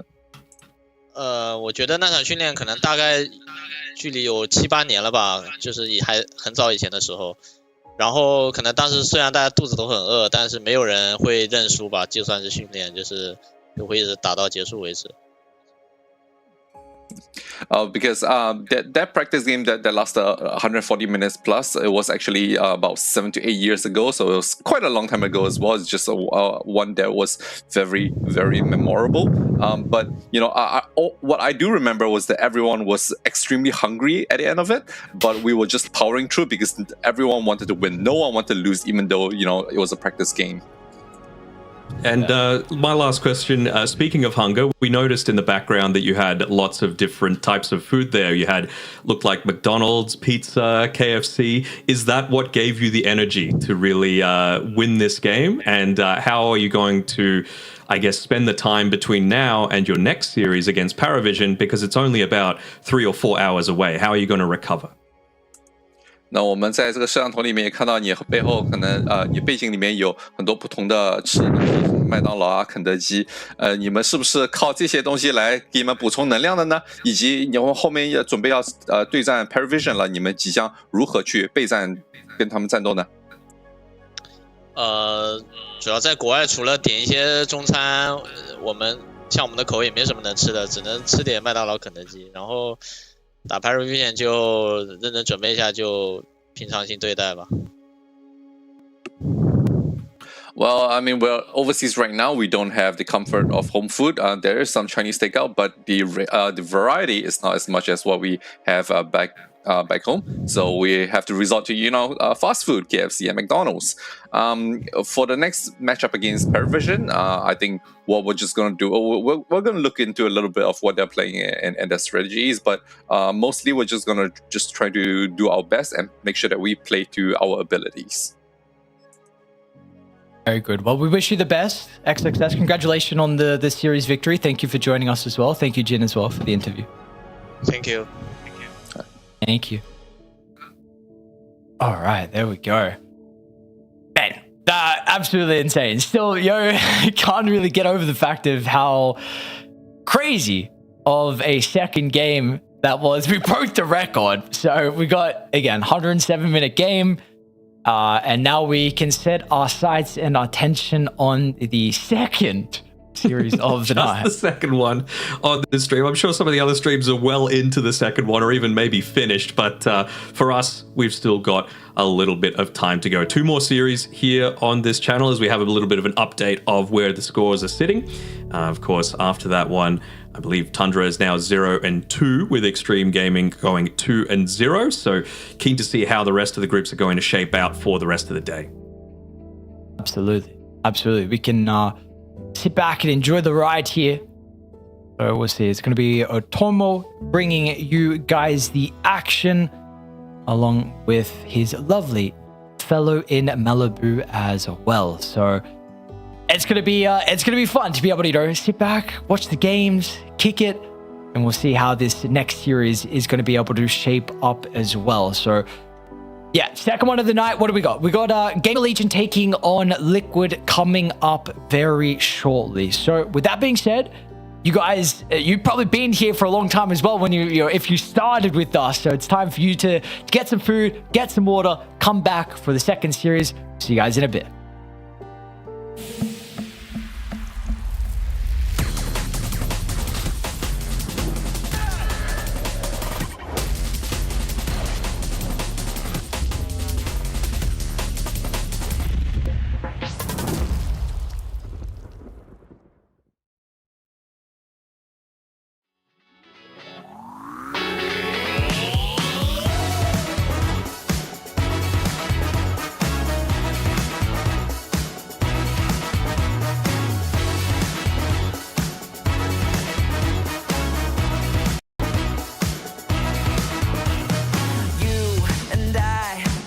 something together. It's so hard to beat a feeling like this. Yeah, the rush I get is on another level, going round my head when I'm with you. Gonna set it off and watch it shine. Come on, let's chase that dream and put 'em high. Gonna lose myself and dance all night. We're living our best life.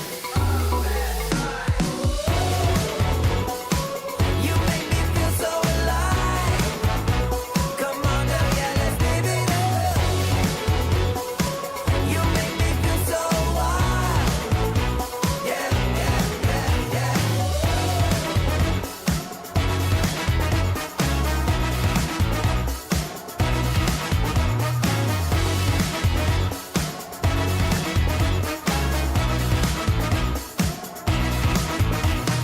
I just wanna live it now or never. It's so hard to beat a moment like this. Yeah, the rush I get is on another level, going round and around when I'm with you. Gonna set it off and watch it shine. Come on, let's chase that dream and put 'em high. Gonna lose myself and dance all night. We're living our best life. You make me feel so alive.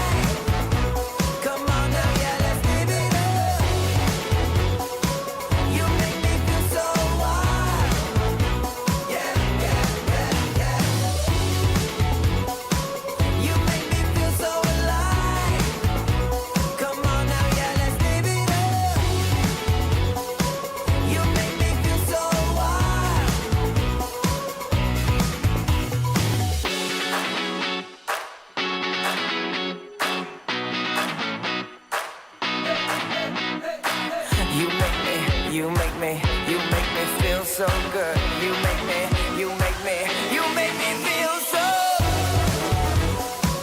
You make me feel so alive. Come on now, yeah, let's live it up. You make me feel so alive. You make me feel so good.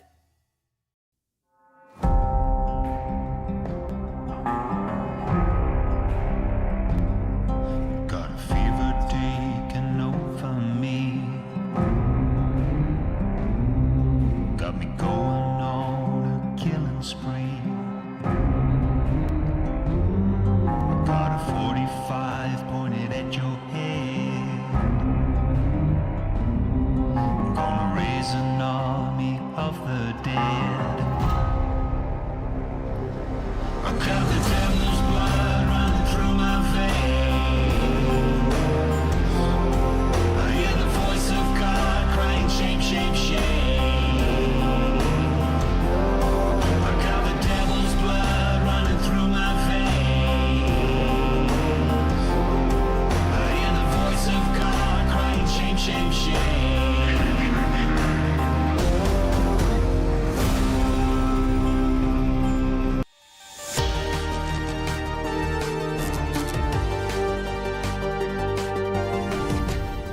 Hello and welcome back, Dota 2 fans. It's your favorite Flower Boys. We are here for the ceremonial procession into our second series of the day. How about that first series, though, Atomo? My God, the team's putting it all on the line. Tundra, they're already qualified to everything. They don't care. They're still playing their hearts out. What do you think? The only problem with that match was that I feel like it was a bit too short, right? There's only 2 games, right? And we could have gone 3. Yeah, what the hell was that? But I believe also Xtreme has qualified. So both of these two, they're just playing for the love of the game, basically, at that point. And the money.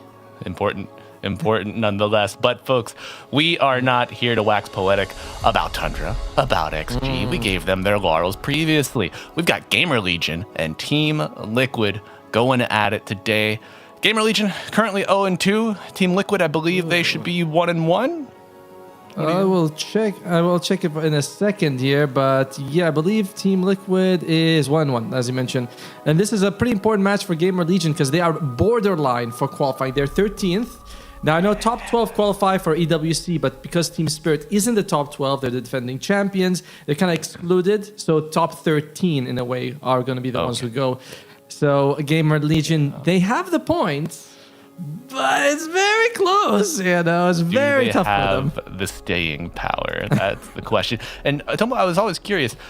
Does Team Spirit retaining their top dog spot due to their previous championship win?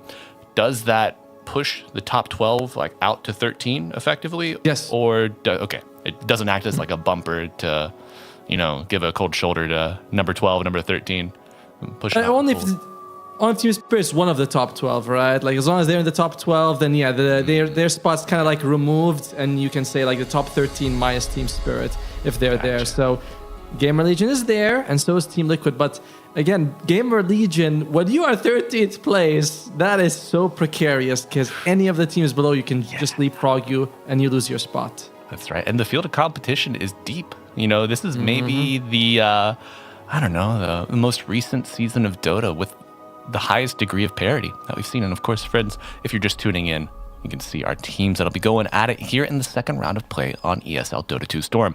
GamerLegion on the left, Team Liquid on the right. And Team Liquid, if you have been following them, but maybe haven't caught them yet today or yesterday in DreamLeague, they have their full roster. So Boxy is back.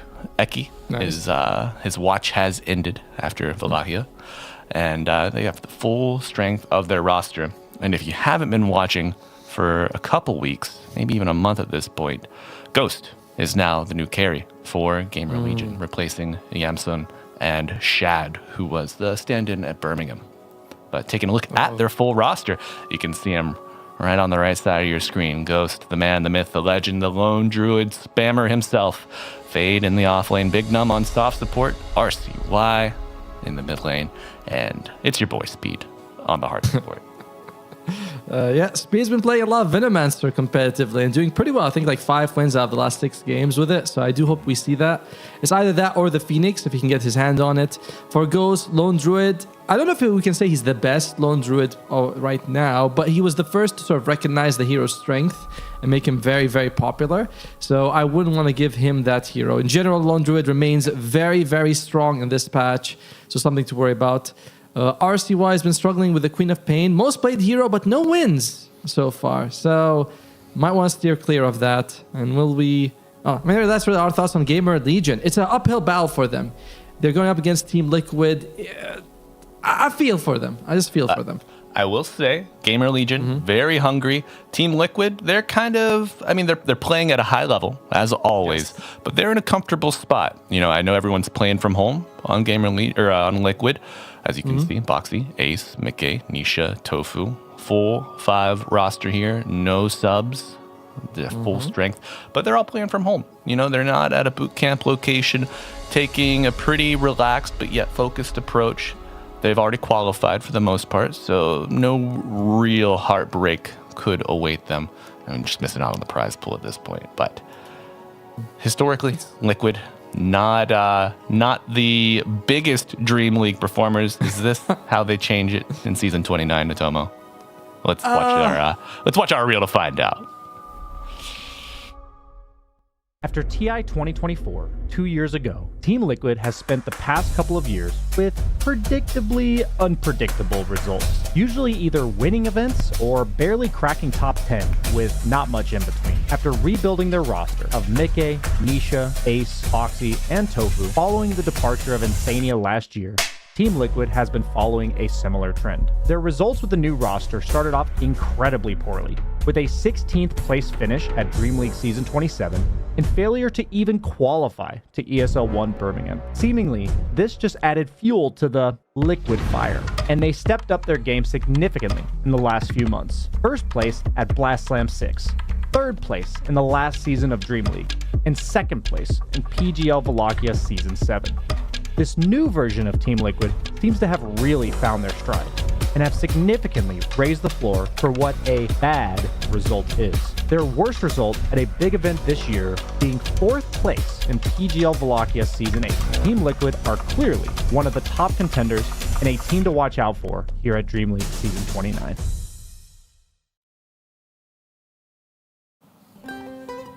Production, I'd like to humbly request, can we get the push-up Nisha meme on screen, please? Just like put him right down there and just let him run, let him rip some reps until we get to the draft. Oh yeah. That was my favorite part of it as well, right? He just randomly, you know, they're like, well, also like they've been pushing the ceiling or the floor, you know, raise it, whatever. He's just like doing push-ups. I'm like, that's really good. Flip him upside down. Let him raise the ceiling. Let him raise the ceiling of performance there. But yeah, Liquid, they are on a bit of a grind. I know that Coach Jabs introduced a daily pup requirement for the team, and it seems like that kind of helped them sharpen their steel a little bit, especially Anisha, you know, one of the all-time greats, especially when it comes to the mid lane. Just with the sharp blade, he cuts deep. But have you watched any of his performances yet in DreamLeague 29, Tomo? Oh, no, not really. I'll be honest. I mean, we kind of very busy with our own games, you know. Usually we're here like 6-7 hours. Might watch a couple of interviews. I know that one of the players, I'm not quite sure it was saying that Clockwork is very strong this patch because of the way that, you know, cores react when they see a cog coming at them. They're like, they get mad when they see their mana burn. Breaks their brain. It's like, wait, I should be buying diffusal and burning your mana. What's going on? This doesn't seem right. Right. I don't have a coddle. I don't want to buy clarities. What am I going to do? We don't have a CM. Yeah, it's tough out there for the targets of the mana burn. And actually, speaking of the mana burn, I think I played some Clockwork yesterday evening. Oh no. Oh no. No. Why'd you say oh no, Tomo? I won all my games yesterday, brother. Oh, right. Oh. Okay. That's right. That's right. Turbo? No, normal. You'd be proud. Oh, I'm very happy for you. Okay, so I played a Clockwork game. I played a Darkseer game. I had a whiskey drink. I had a lager drink. No. Any Chumbawamba fans out there? But no. So I played maybe the most dishonest Dota of my life yesterday. and I feel great about it. I think I may have told you about this previously, but chat, we had a Clockwork Darks here, and we cut the wave for 4.5 minutes. I was against Ursacium, and I was like, that's death. I'm not going there. But we have a draft, folks. It's real. It's live. It's right in front of you. You got the boys at GamerLegion on your screen. Mr. Ghost, look at those stats. 86% ban rate for the LD. Supposedly the nerfed LD, remember? I suppose this hero took a little bit of a nerf, but really didn't make any difference, as the only one that matters is the 25-second cooldown talent being removed for the bear. This was, like, it helps a little bit, but only matters if you can kill the bear twice in relatively quick succession. True. So it doesn't really add up to much. And now we'll see Team Liquid. Do they respect this lone druid on GamerLegion or not? And GamerLegion is like, well, actually, they got first pick, so we'd rather just not let it go. Yeah, not worth the worry or worth the effort, you know. It's a big risk if you leave it at. So a hero that I think might be contested by both teams is the Phoenix. It's Tofu's most played hero, and Speed, if he doesn't get his hand on the Venomancer, will often go for the Phoenix as well. It's just an overall solid hero. We talked to X Nova yesterday. He's like, I'm going to put this as like an A+, and that feels just about right. Yeah, liking the Phoenix hero, still strong, still nice, and it was funny, he talked about Phoenix and he talked about Enchantress, and then in that 100+ minute game that we just saw here on Dota 2 Storm, he played the Enchantress. Imagine that.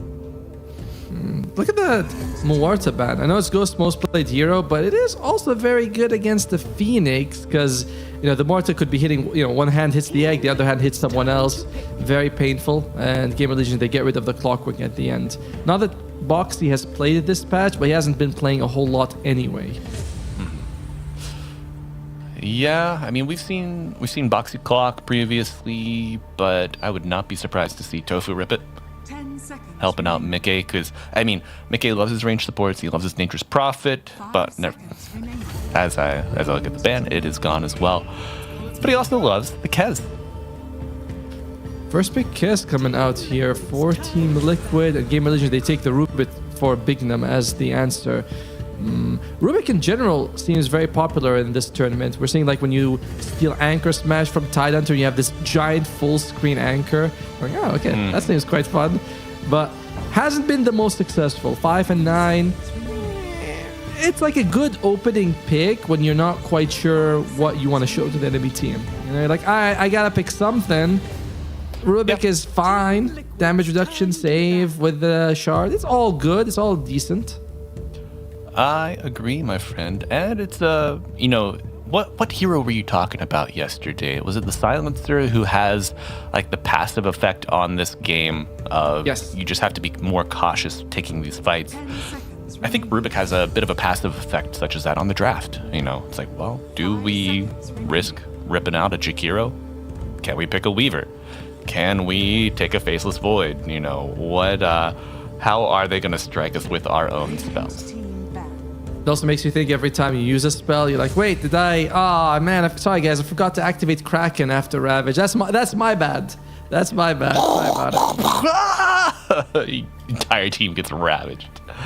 Oh, look at that. Tidehunter gets actually bad. Team Liquid was like, okay, we're not taking them.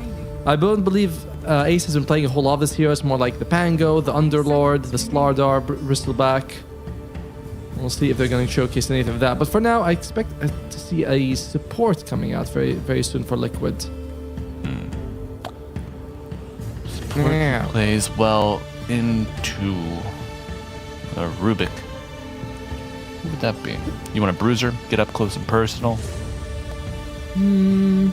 Phoenix is pretty good. Dealing Egg is very hard. His other spells, like Sunray, is great for the Rubik. But you generally feel like there's better things to do with your time than stand around and throw a Sunray if you're Rubik. It's fine. Icarus Dive is meh. Fire Spirits is pretty bad. Like, it's Egg that you want. It's Egg that you'll never get. I will say, Icarus Dive you can cast during, right? Yeah, you can. Yeah, you can. I remember the old trick when you could Icarus Dive and use Meteor Hammer. That was a lot of fun. Oh, yeah. That's the good stuff. You'll love to see it. We saw that Pangolier, or I saw the Rubik v Pangolier game, stole Rolling Thunder, and just being able to get in there, hit the Rolling Thunder, get your Fade Bolt going on, and it was the Anchor Smash. So the Fade Bolt plus Anchor Smash, just the massive damage reduction while you're debuff immune is just so good. So good. Well, we're not going to see Phoenix for GamerLegion. The thing is, though, you are able to interrupt him during Icarus Dive if you're the Rubik, which is pretty strong for the Rubik. And but we have Winter Wyvern, quite popular, great against the Kez, who's almost all physical damage. The ultimate as well makes him turn on his allies, and again, he doesn't use his spells like he does use his spells, obviously, but he can shred allies and under the Winter's Curse easily. Yeah. Does the Shoto side, does the debuff or the Katana debuff last after? Oh, you mean the damage, the one that damage over time thing? I'm not sure if it actually applies when it's used on allies. You know what I mean? I'm gonna write that down. That'll be one of my notes. Do you ever take notes during our series or casts? Like try to keep track of these observations and then come back to it later?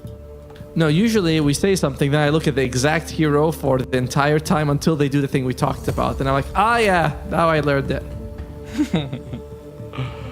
All right, chat. Well, we want you to keep us honest. So, your job for game 1, observe Winter's Curse, Kez Katana debuff, and see if that lasts on an ally afterwards. Or if it's applied at all. Or you can go test it now and get some brownie points. But no brownie points for us, the Tomo. We are in the second phase of picks. Hoodwink snatched up. Nightmare. And there's the Phoenix that we've mentioned so heavily. Yeah, it's too heavily contested between the two teams, so I expect it's going to be picked or banned by at least one of them. But you see the Phoenix, and you know what's going to come up. GamerLegion, now you have to pick good heroes against it. I know that Ghost likes the Tiny, which can burst a lot of the heroes on Team Liquid down, so I wouldn't mind the Tiny right now. I would want something else, though, for... Oh, there's Doom. Okay, that's going to be Phase Hero.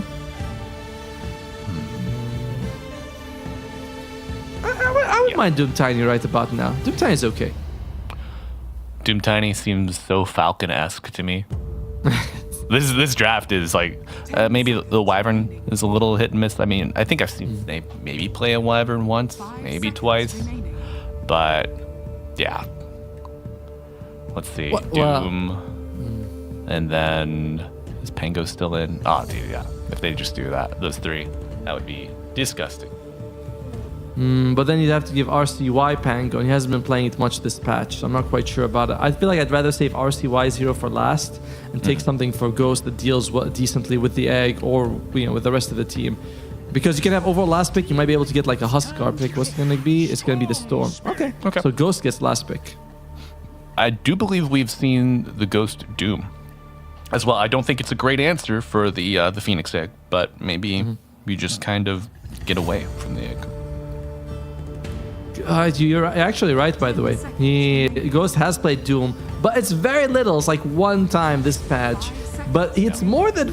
It's not more than Fate. Fate's played a lot more, so there's some flexibility here. Yeah. So the Storm is good against the Phoenix because you can jump in from a mile away, bring down the egg. He's good against the Hoodwink for finding him. The Kez is kind of like... not super, because he can always reflect the attack. I don't know, I'm a little surprised that GamerLegion decided to show their mid now instead of later. No, Nisha, I mean, they start on the mid bands, taking away Nisha's available puck. Right.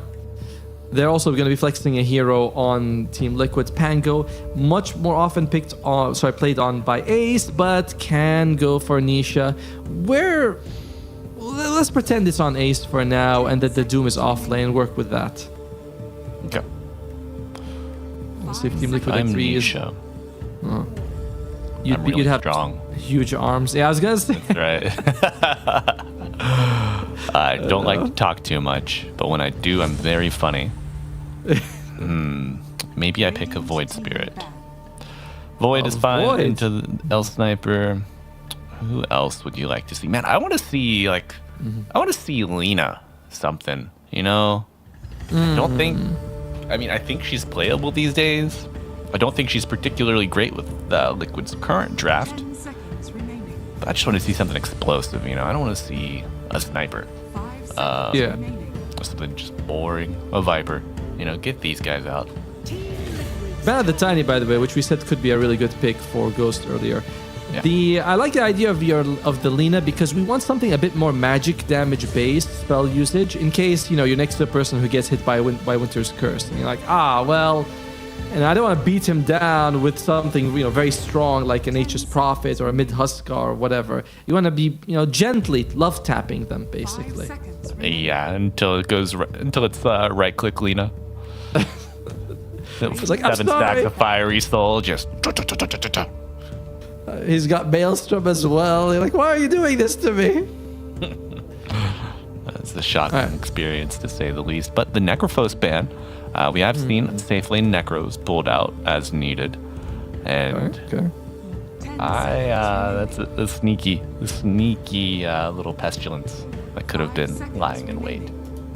Big fan of Necro in general. Whenever I'm forced to play a role, a core role, I'm like, I'll just pick Necro. I'll sight them. It's good. It's fun.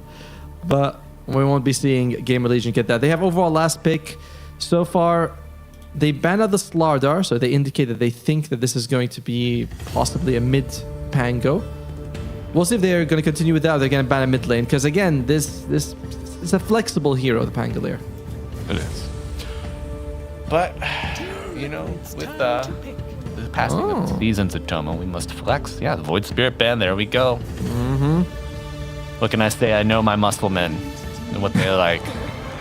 But it's springtime at Tomo. You gave us a dad joke yesterday, so I got a spring joke for you today.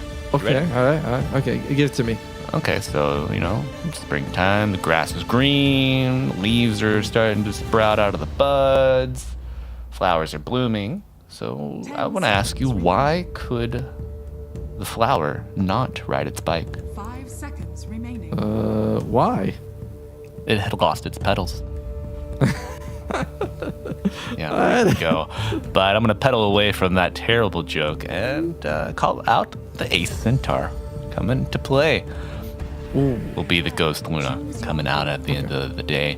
Now, I have seen Topson play a mid Centaur, but this was back when we had facets in the game, so a little bit of flexibility. But they will play it straight. No craziness just yet in this series. Simply Nisha on the mid Pango, Tofu on his Phoenix, Mickey, of course, on the Quesito, Ace on his patented Centaur War Runner. Rode that boy all the way to top 2 placements at TI. And Boxy on his Hoodwink. It's only appropriate. We see the Hooded Wonder on the position 4. Sticking true to the lore. Yeah, very strong. Quite strong in the lane, right? The Hoodwink and the Centaur. You're able to bring people together with a Bushwhack, with the damage really high. Team Liquid's team fight in general is very strong between the Phoenix, the Pango, and the Centaur. And of course, even the Hoodwink, like landing a Bushwhack on a couple heroes feels like almost a Ravage. GamerLegion, also pretty solid. You have the Doom, but most of it's going to come down to what Speed can do with the Winter's Curse. And that is a lot of weight to put on your position 5. So we'll see what your boy Speed can do. It is, regarding Speed, the Winter's Curse, I like it. Great reset, great control. But if you do not, if you curse Nisha or Ace and Mickey is not around, they're not doing it.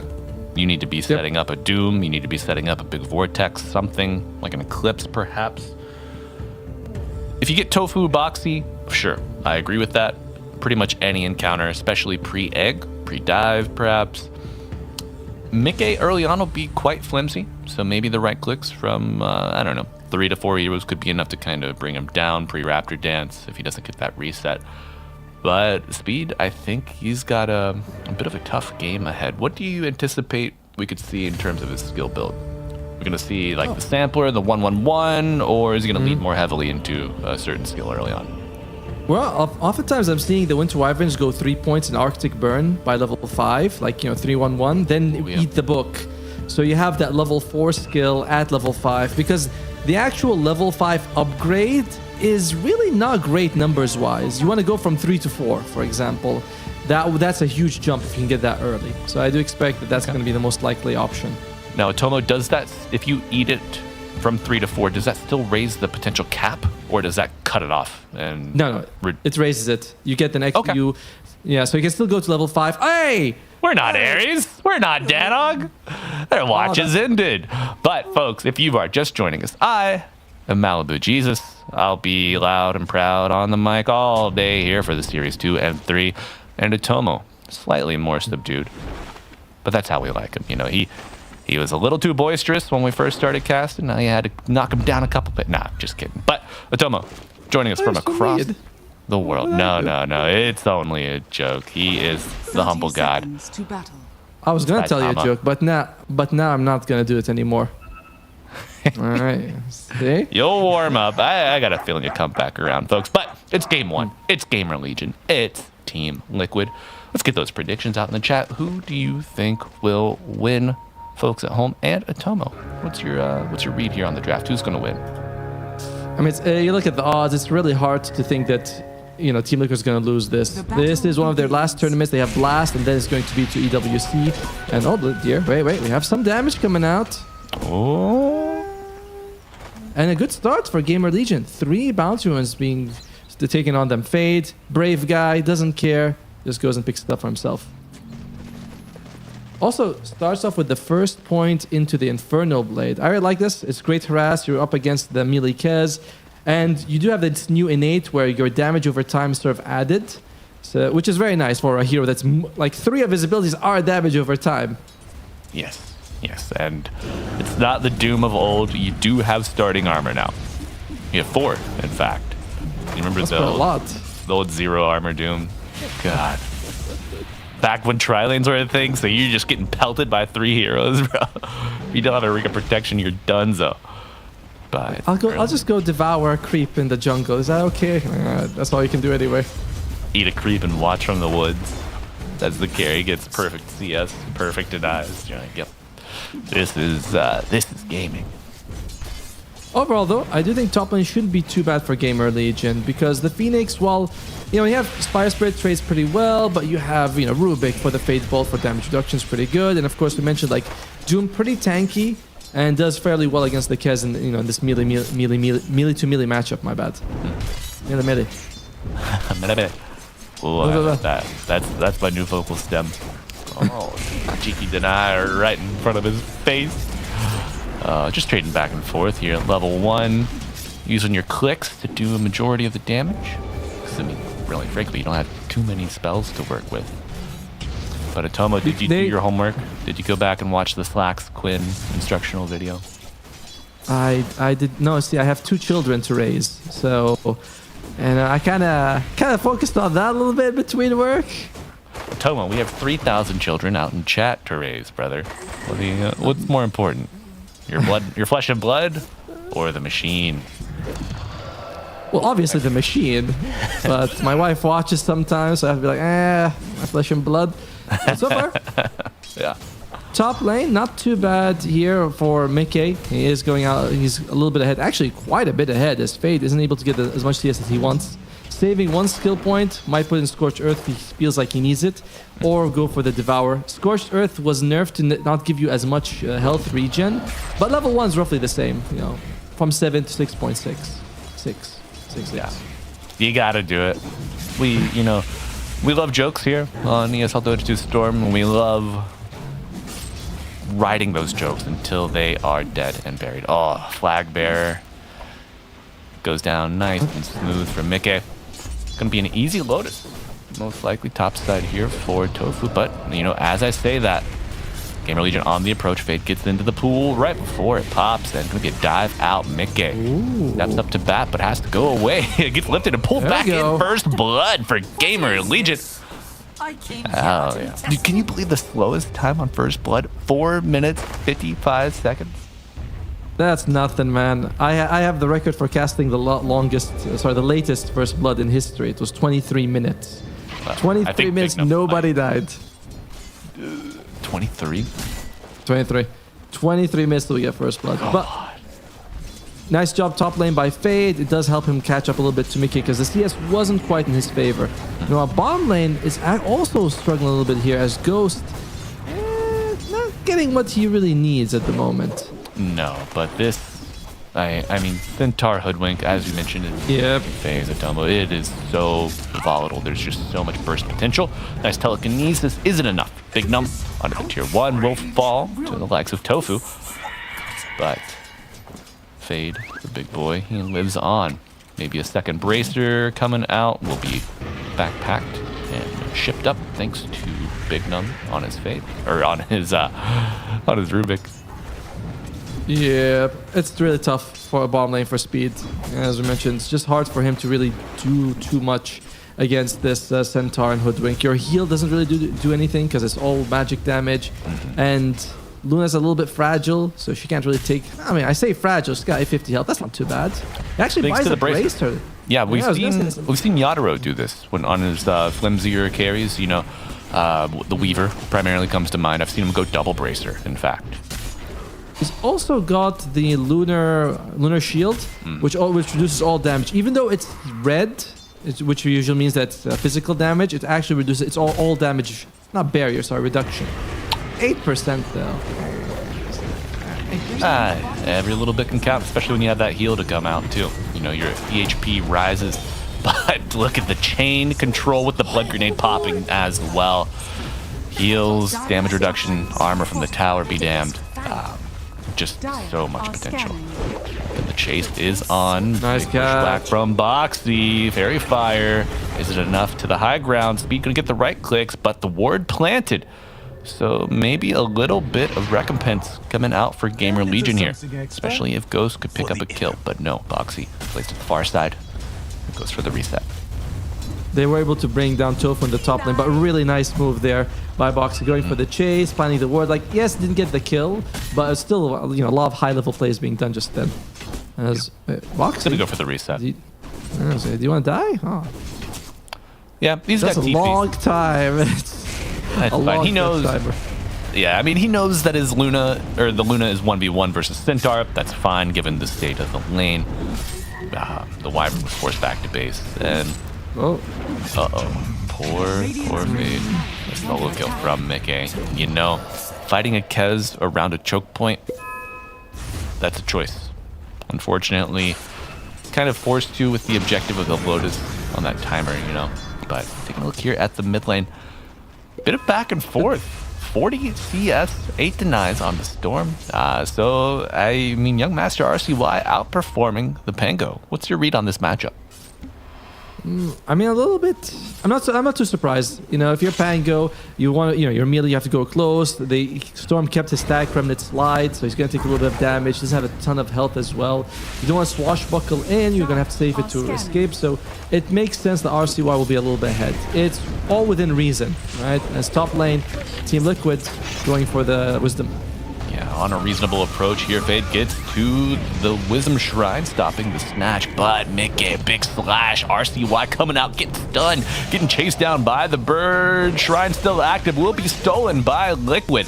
As Fade falls, how about RCY trying to bottle up, has the Arcane Rune active, but going toe-to-toe against Mickey. Boxy waiting in the wings, looking for a bushwhack opportunity to stun from the parry. And RCY on the run, gets parried again, my god! Oh, maybe stunned by the mark. Kez is a hard hero. It was on a Razor's edge, but the Razor in the hands of Mickey. And Tofu gets the Observer. They needed someone else to teleport top, you know, and I don't know if Speed his TP was cancelled or what, but he doesn't have a TP scroll, so I'm not sure if he used it just, you know, Ace was on top of him, or he used it to go in the lane, didn't buy a second one. Feels like it's more likely to be the first option though, but a big blow for GamerLegion as the enemy is able to get 2 Wisdom Shrines. Yeah, 2 Wisdom Shrines. Those kills also set up Liquid to get the first shield rune of the game. So Nisha, even though he was behind in CS, now sitting at level 7 with a shield rune boot, looking for a pickoff on Speed. Big bushwhack coming through. Tree gets cut, I think, somehow, but will be another death. Speed to fall. And now, Liquid knocking at the door of your tier 1 in the mid lane. Poor Big Num, level 4. Feels bad, man. Feels bad. Oh, feels dead. Bushwhack into the sharpshooter. Yeah, that early level 6 cannot be underestimated. Beautiful flank coming out from Liquid, playing both sides of the lane. Radiant's middle tower is And it's under like you attack. mentioned, like level 6 on your supports, you have Phoenix, Egg. Well, you don't have it just yet, but you're going to get it before the other supports hit level 6. And of course, you have the sharpshooter. So tons of damage coming out from the Liquid supports. On the other side, Rubik's Steel, I mean, you at least need it. You'd like to have it so you can get something useful. And the Winter's Curse also forces the enemy to split apart a little bit. So a bit of a tough situation here for GL. It is. Oh.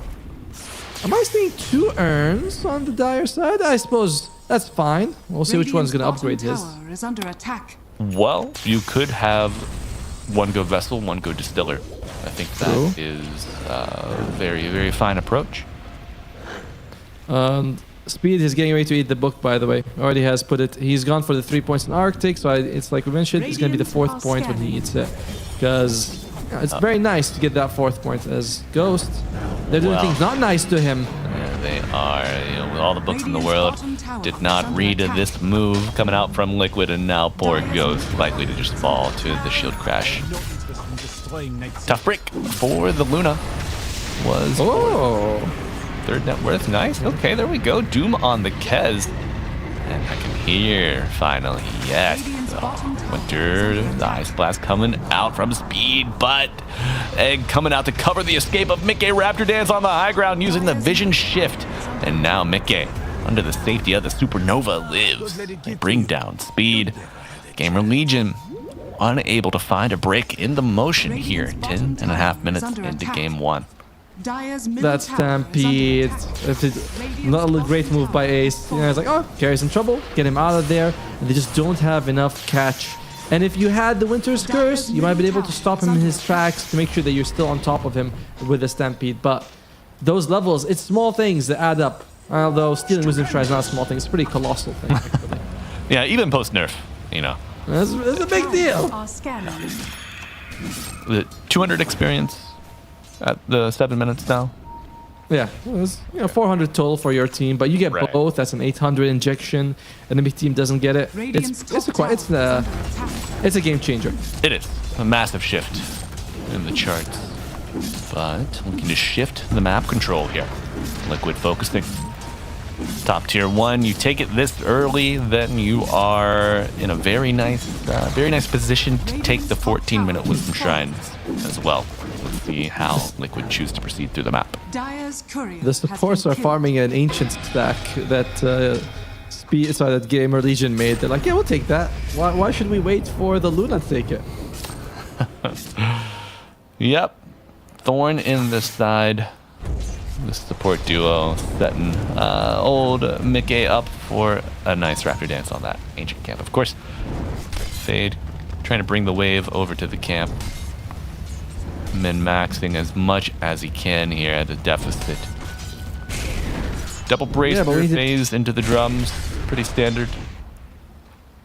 Yeah, but we need the Doom to be kill maxing right now. You know, not just because Liquid, they are running away with the game at the moment. Things do get a little bit better though once we have the Winter's Curse. We mentioned a lot of this game is going to come down to how well Speed can play, and a good Winter's Curse, it really doesn't matter how far behind you are. If you can get a Winter's Curse on a solid target, you can start a fight, 5 versus 4. Doom comes out, 5 versus 3. You kill someone else, 5 versus 2. And then... Whoa! That's pretty good. It's like Saberlight said yesterday. More killing, less dying is the way to win. True. More killing, less dying, and we'll see if Fade can do his best Saberlight impression here in game 1. Kind of beaten to a pulp the first 10 minutes of the game. Gets his revenge, play on the team gate, or the twin gate, or the defender's gate. Well, there are too many damn gates in this game, Atomo. There are definitely a lot of gates. Sometimes you also look at the map, you're like, wait, what was this thing called? What is it? Okay, take it down, big boy Ace. With the wraps will not be enough, but maybe the Stampede gets him out. Barrier applied. The Ash Legion shield. Egg to pop, but won't get the stun off on anybody except Speed. However, Big Num to fall off cams. Sunray finding the Wyvern as gets a beautiful curse off speed. First kill of the past like 10 minutes for GL, but they do give up both of their supports. A long cooldown ultimate to do it. The Stampede Ace with the Consecrated Wraps is very, very hard target to bring down. And what has he got? Like 2,000. He's got 2,000 health in 13 minutes with the Wraps on top. Remind the Wraps like what? Extra 360 damage reduction. So non-easy kill for them at all. No. Yeah. And that's just the 2k HP at face value. You're getting magic resistance, folks. Getting an all damage barrier that applies. It's a tall order to bring him down. Ace starting to look like a Mar out here in terms of durability. Still, Valve. I mean, not sorry, Valve. Valve is giving Gamer. Hi, Valve. Valve, they make the game though. Please hire us. Well, Valve, they're giving GamerLegion a decent chance to win. They're like, all right, 34%. That's not too bad. 1 out of 3 in this situation. I'll take it. Yeah. If I was a player in this game on the Radiant, and they said, you have a 1 in 3 chance of winning this game, I would say, how? And then I would say, thank you. Okay, well, GG. I'll keep playing this. Hold on. RCY jumps in, sees Tofu, says, I'm going to jump out, but is he... Oh, it burns. It does. Oh, RCY dodges the sharpshooter, but you can't get away from the urn. Return kill here on the Phoenix. Looks like Eclipse still ready, but the Doom forcing Nisha to reset. Stampede. Very nice. And now Nisha ready to go back in for round 2. 2 bottle charges remaining. A couple wand stacks. And this should be very easy kill onto Wyvern. This is like the 3rd time Ace's Stampede has resulted in someone surviving. Twice it was a Doom target, then it was a bomb lane, I think for himself. It's causing them big issues. Space is going, all right, I'm just going to go ahead and Midas. Doesn't feel like when my fight contribution is going to matter too much, might as well farm. Yeah. Can't fault him, really. Yep. I think if you want to draft the Doom, you cannot leave Stentar in the pool. Especially when... Oh, my. Oh, Ghost Beautiful. Get the bag. Hell yeah. That's a kill you needed. Very nice indeed, Atomo. And Bignum, he actually throws him to the Luna. He's like, here it is. You know, please get fed. Win us the game, Ghost. He goes like, all right. You know, I carried Nigma. Just ain't nothing. Are you well, I familiar? realized that. Yeah, I know. Tom, are you familiar with the term baby birding? Yes. It's when, you know, like when you feed a bird right from your own mouth. Sometimes. Yeah. So just trying to baby bird everything to the Luna here. Chewing them up, spitting the Kez out for that Luna to grow big and strong. I'll try not to imagine the players doing that though in my head. That could be good content. That could be good content. Could you imagine? Oh, dude. Make it up, Ghost. We need you. I just ghosted. I just signed up for this roster. What the hell did I sign up for? Well, we got a bit of a tall order here on a content promo spot, but it pays well. Radiant are And let's look at some of the items. Ghost close to the Manta. I'm interested to see if he goes for the items after. Okay. Well, telekinesis. And he gets the grapple. Does he get out? No, he will most likely die to the debuff. The damage over time, but one final stab will do it. Hell of an effort to survive from Bignum. The swashbuckle to dodge, the stolen grapple. But buys time. Yep. Yeah, so Ghost's big decision will be whether he goes for an early Aghanim Scepter or not after the Manta. Early Ags gives you a lot of fight presence, but I hate it. Not Dude, I hate the Ags so much. Fade is gonna hate. Oh yeah. Fade for the TP. No stuns. Yep. Will not be able to get the. What is that? The sign, the proc, the old stun. But Eclipse. Nice. Okay. Good move around the map. Stampede down, but Winter's Curse to save. However, you do not get Boxy in it, and without anybody in close proxy, that Winter's Curse does not last. Nice poetry. Unfortunately, losing Ghost. You do bring down Ace, who was the most farmed hero in the game, and Ghost is still at the top of the charts. So it's not the worst thing in the game that you just lose 2 for Ace. It's not great, but GamerLegion in a somewhat better spot than they were a few minutes ago. What's the percentage at? It was previously like 30, right? 34? 33. Yeah, it's gone down actually. Oh my God, Tomo. But how? The net worth has gone up, but the XP has gone down, to be fair. The levels have become slightly worse. Okay, this is where GamerLegion turned it all around. RCY, the hairs on the back of his neck begin to rise. He can sense his buddy Roshan is under threat, and the Aegis is ready to be snatched. Or they just don't care at all. Yeah, I was gonna say, he doesn't seem to mind too much of his friends being slaughtered. He's like, Roshan, I barely know him. Yeah. Well, we hardly knew you. R.I.P. Roshan. Thanks for the Aegis. First, Roshan killed the record 1634. What are we gonna? And Luna is gonna go for the Dragon Lance and to BKB. So more right click, not gonna try to tilt you with the Aghanim Scepter. Thank you. Oh no. All right, chat. Your assignment: 3 sets of 10 thank yous. Please get busy. RCY. Oh, that's but maybe it's a trap. Is it a good trap? Oh, no, it's not. Oh, going for it. The Delta split, but you will lose speed. And I believe the chase is on. Cheeky shield rune for RCY, looking to play the elevation. As long as they can get speed, a blink dagger, which he is queuing up. Oh, Fade. Yeah. Going for the TP out. Oh, dies in transit. His body in the fountain. Looking more like a graveyard. Alright, since you mentioned graveyard, I'll tell you my joke, okay? Are you ready? Are you sitting down? I knew he'd warm up, folks. We brought it back.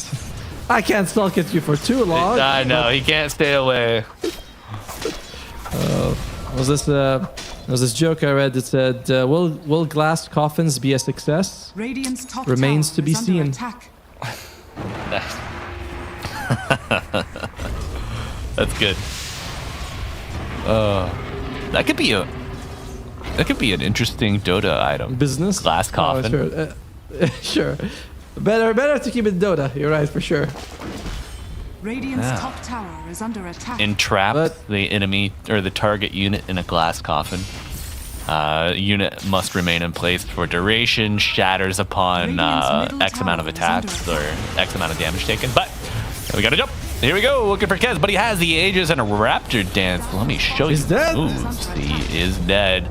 Fade looking for the Doom, but they got a Stampede.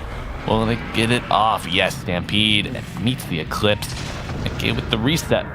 Nisha baiting the hook here. Rolling Thunder. He comes from a land down under. But my God, RCY. Beautiful. Bastard. But he gets out. Bignum. Uh-oh, the burn begins with a net on top. Steals a swashbuckle. But this pirate has seen better days and better waters. It's not too bad. I think if you're GamerLegion, you get rid of the Aegis, which still had about 3 minutes left for the price of the Rubik. You don't even have to use Doom for it. The enemy gets Stampede off. You know, we'll chalk this up as a win for the North American squad. Yay! We love wins for GamerLegion. And RCY stays alive. Maintains his 3 galvanized stacks.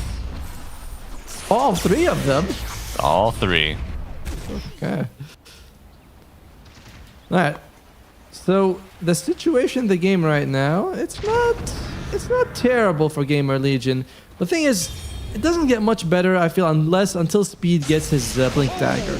Suddenly, if you have good vision anywhere on the map, you see anyone next to the Kez, that's going to be a free kill for you. You put the Doom on top, like, that would be a really good start for GamerLegion. So despite the net worth deficit, I'm not counting them out just yet. As Tofu is under vision. I mean, I'm hungry for some chicken. Me too. No. Got some, actually, but after this game. Nice. I've yet to decide on my lunch, but maybe it is a pangolin that GamerLegion will be snacking on.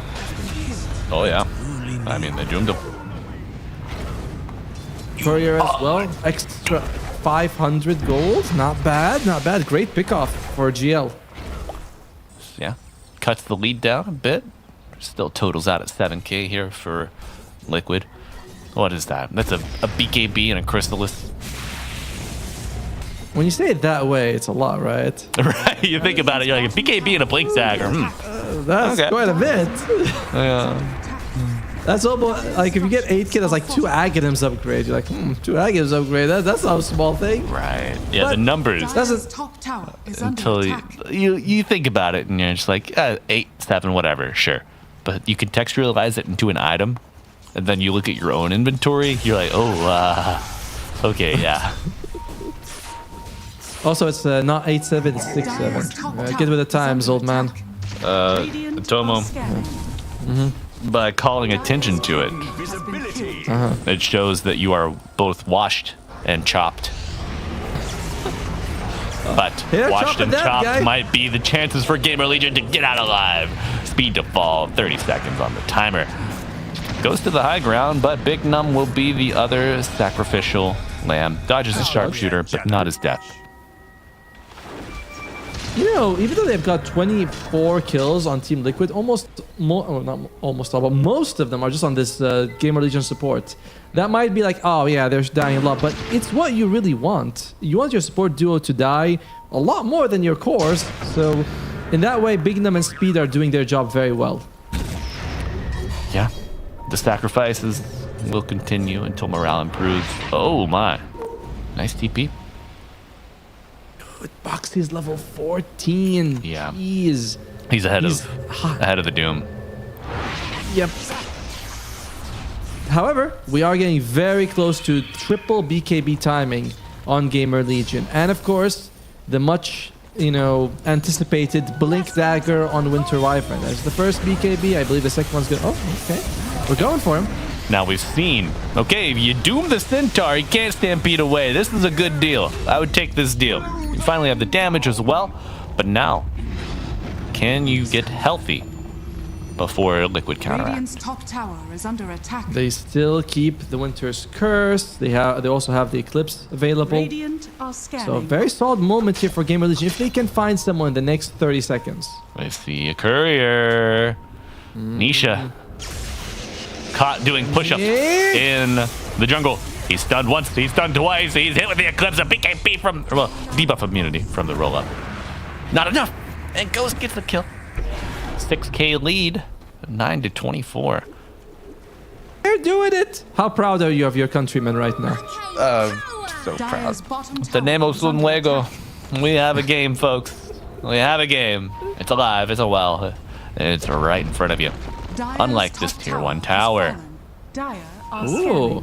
I've seen a lot of casual chasms on Phoenix, but I don't see them upgrade to the Shiva's Guard. Okay. Yeah. I mean, Tofu's rich.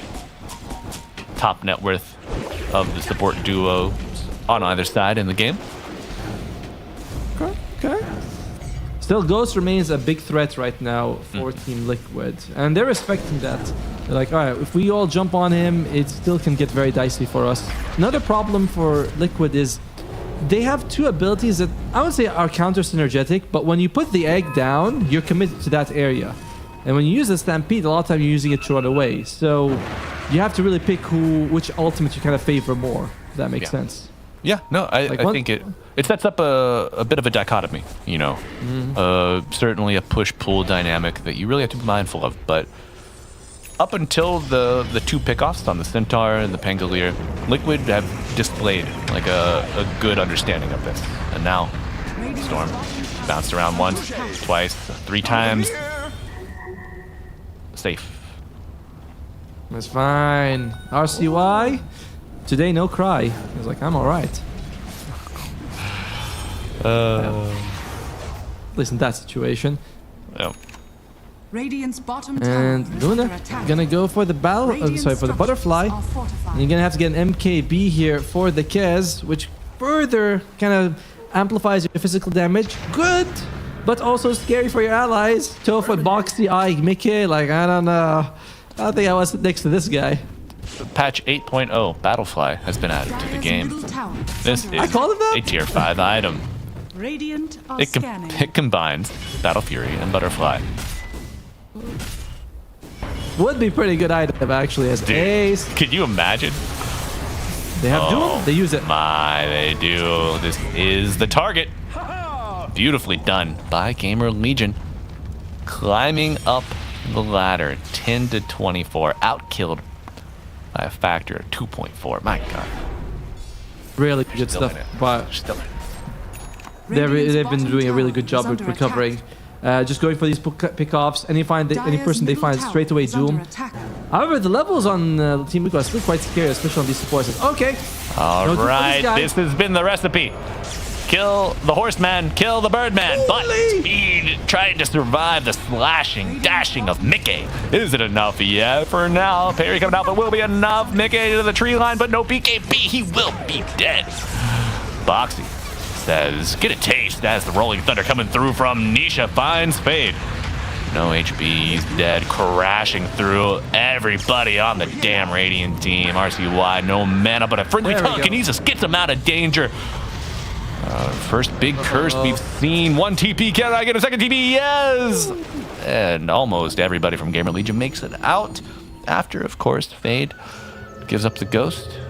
Speaking of Ghost, gets home safe. All right, that's pretty good. We bring down Mickey, but we lose Fade in the process. Not a big deal. Not a big deal. Like, considering how much more valuable it is to kill the Kez, that's the kind of win condition for Team Liquid. And Speed with that heal. I like that Bignum stole the Raptors dance. He's like, look at this! Ta-da! Yeah. I don't think it really did much, but it was cool. Cute. It was very good. Fade died significantly, a few seconds after Mickey and still respawns 13 seconds before him. Interesting. Overall, very good fight. However, now we're going to go to sort of the important stuff. These kills have been sort of the GamerLegion's way to cut the deficit, and it's worked very nicely. Cut by half. But you still gotta contest Roche. I don't think you can give this for free. Yeah, that's a stolen sharpshooter. Does a hell of a lot of damage to Nisha. And of course, both the roar does give GamerLegion a bit of a clue as to what might be happening. Winter's Curse up now. There you go. Speed, I choose you. Speed! Nice. Oh, that's good. I was like, how do I build on this? Bad. They don't. I know I didn't actually get the chance to play much Pokemon. I just watched the cartoon. That's my knowledge of it. I didn't play the game. I watched the cartoon instead. Oh, dude, I cannot tell you how many batteries I went through as a kid. With the Game Boy, you're in the car and it's night and you're like, where you have to wait for the lights, as you pass by. Like, what's I can't see anything here. Yeah. Okay, RCY might be the victim of a new smoke from Liquid. Going in with the Stampede, the Rolling Thunder on top of it. Good save. Fade controlled, but he is healed for now. Bignum might not be so lucky, but brought down Fade. No Doom. Big problems. They're going for the egg. They will shatter it. Buyback on the Doom. He's getting back in to join the team. Step forward, looking to bring down Ace. Doom finally applied, but who is it on? Nisha. For Ace to fall, and the chase is on, folks. The Pangolin. He's an endangered species, and you're starting to see why when you got a devil on the field. Boxy trying to find the safety of his tier 2 tower, trying to scramble through the tree line, but trees huge will not be enough. Huge reversal, cut down to a 2k lead. Now Roshan offering up the Aegis, perhaps to GamerLegion. Okay, that's all right, guys. In case you forgot, wrong channel. We got Mickey. Hey, but yeah. And that was pretty good because they jump on Fade, but Speed is right there with a great save. Bignum, the sharpshooter, also brings down Ace like half health because he's kept it the whole time. Fade does die, but it takes so much resources for them to do so. He just instantly buys back right next to the outpost, gets a good Doom off on Nisha, and I think that very soon we might see the net worth for the first time go in GamerLegion's favor. Stupendous. Yeah. And the win percentage definitely is in their favor now. 65%, baby. Oh, long time coming. Down to 30 at the least, I believe. Oh, yeah. 25, actually. Down to 25. Oh, my. But you know what I like is that if you actually look at the win percentages post game, like if a team makes a comeback, they go, "Oh, it wasn't that bad." Like it adjusts post game. They're like, "Oh, you said it was 3%." Like, no, I meant 15. Yeah, Really? Yeah. It corrects like that? Yeah, it corrects like that. Oh, my. So it lies a little bit. You all do it. You operating deceitfully. Roll up from Nisha. Takes a lot of damage from the Luna. Wait. Okay, never mind. It's a rolling thunder after the roll up. Oh, RCY, he wants RCY, young man. What are you doing here?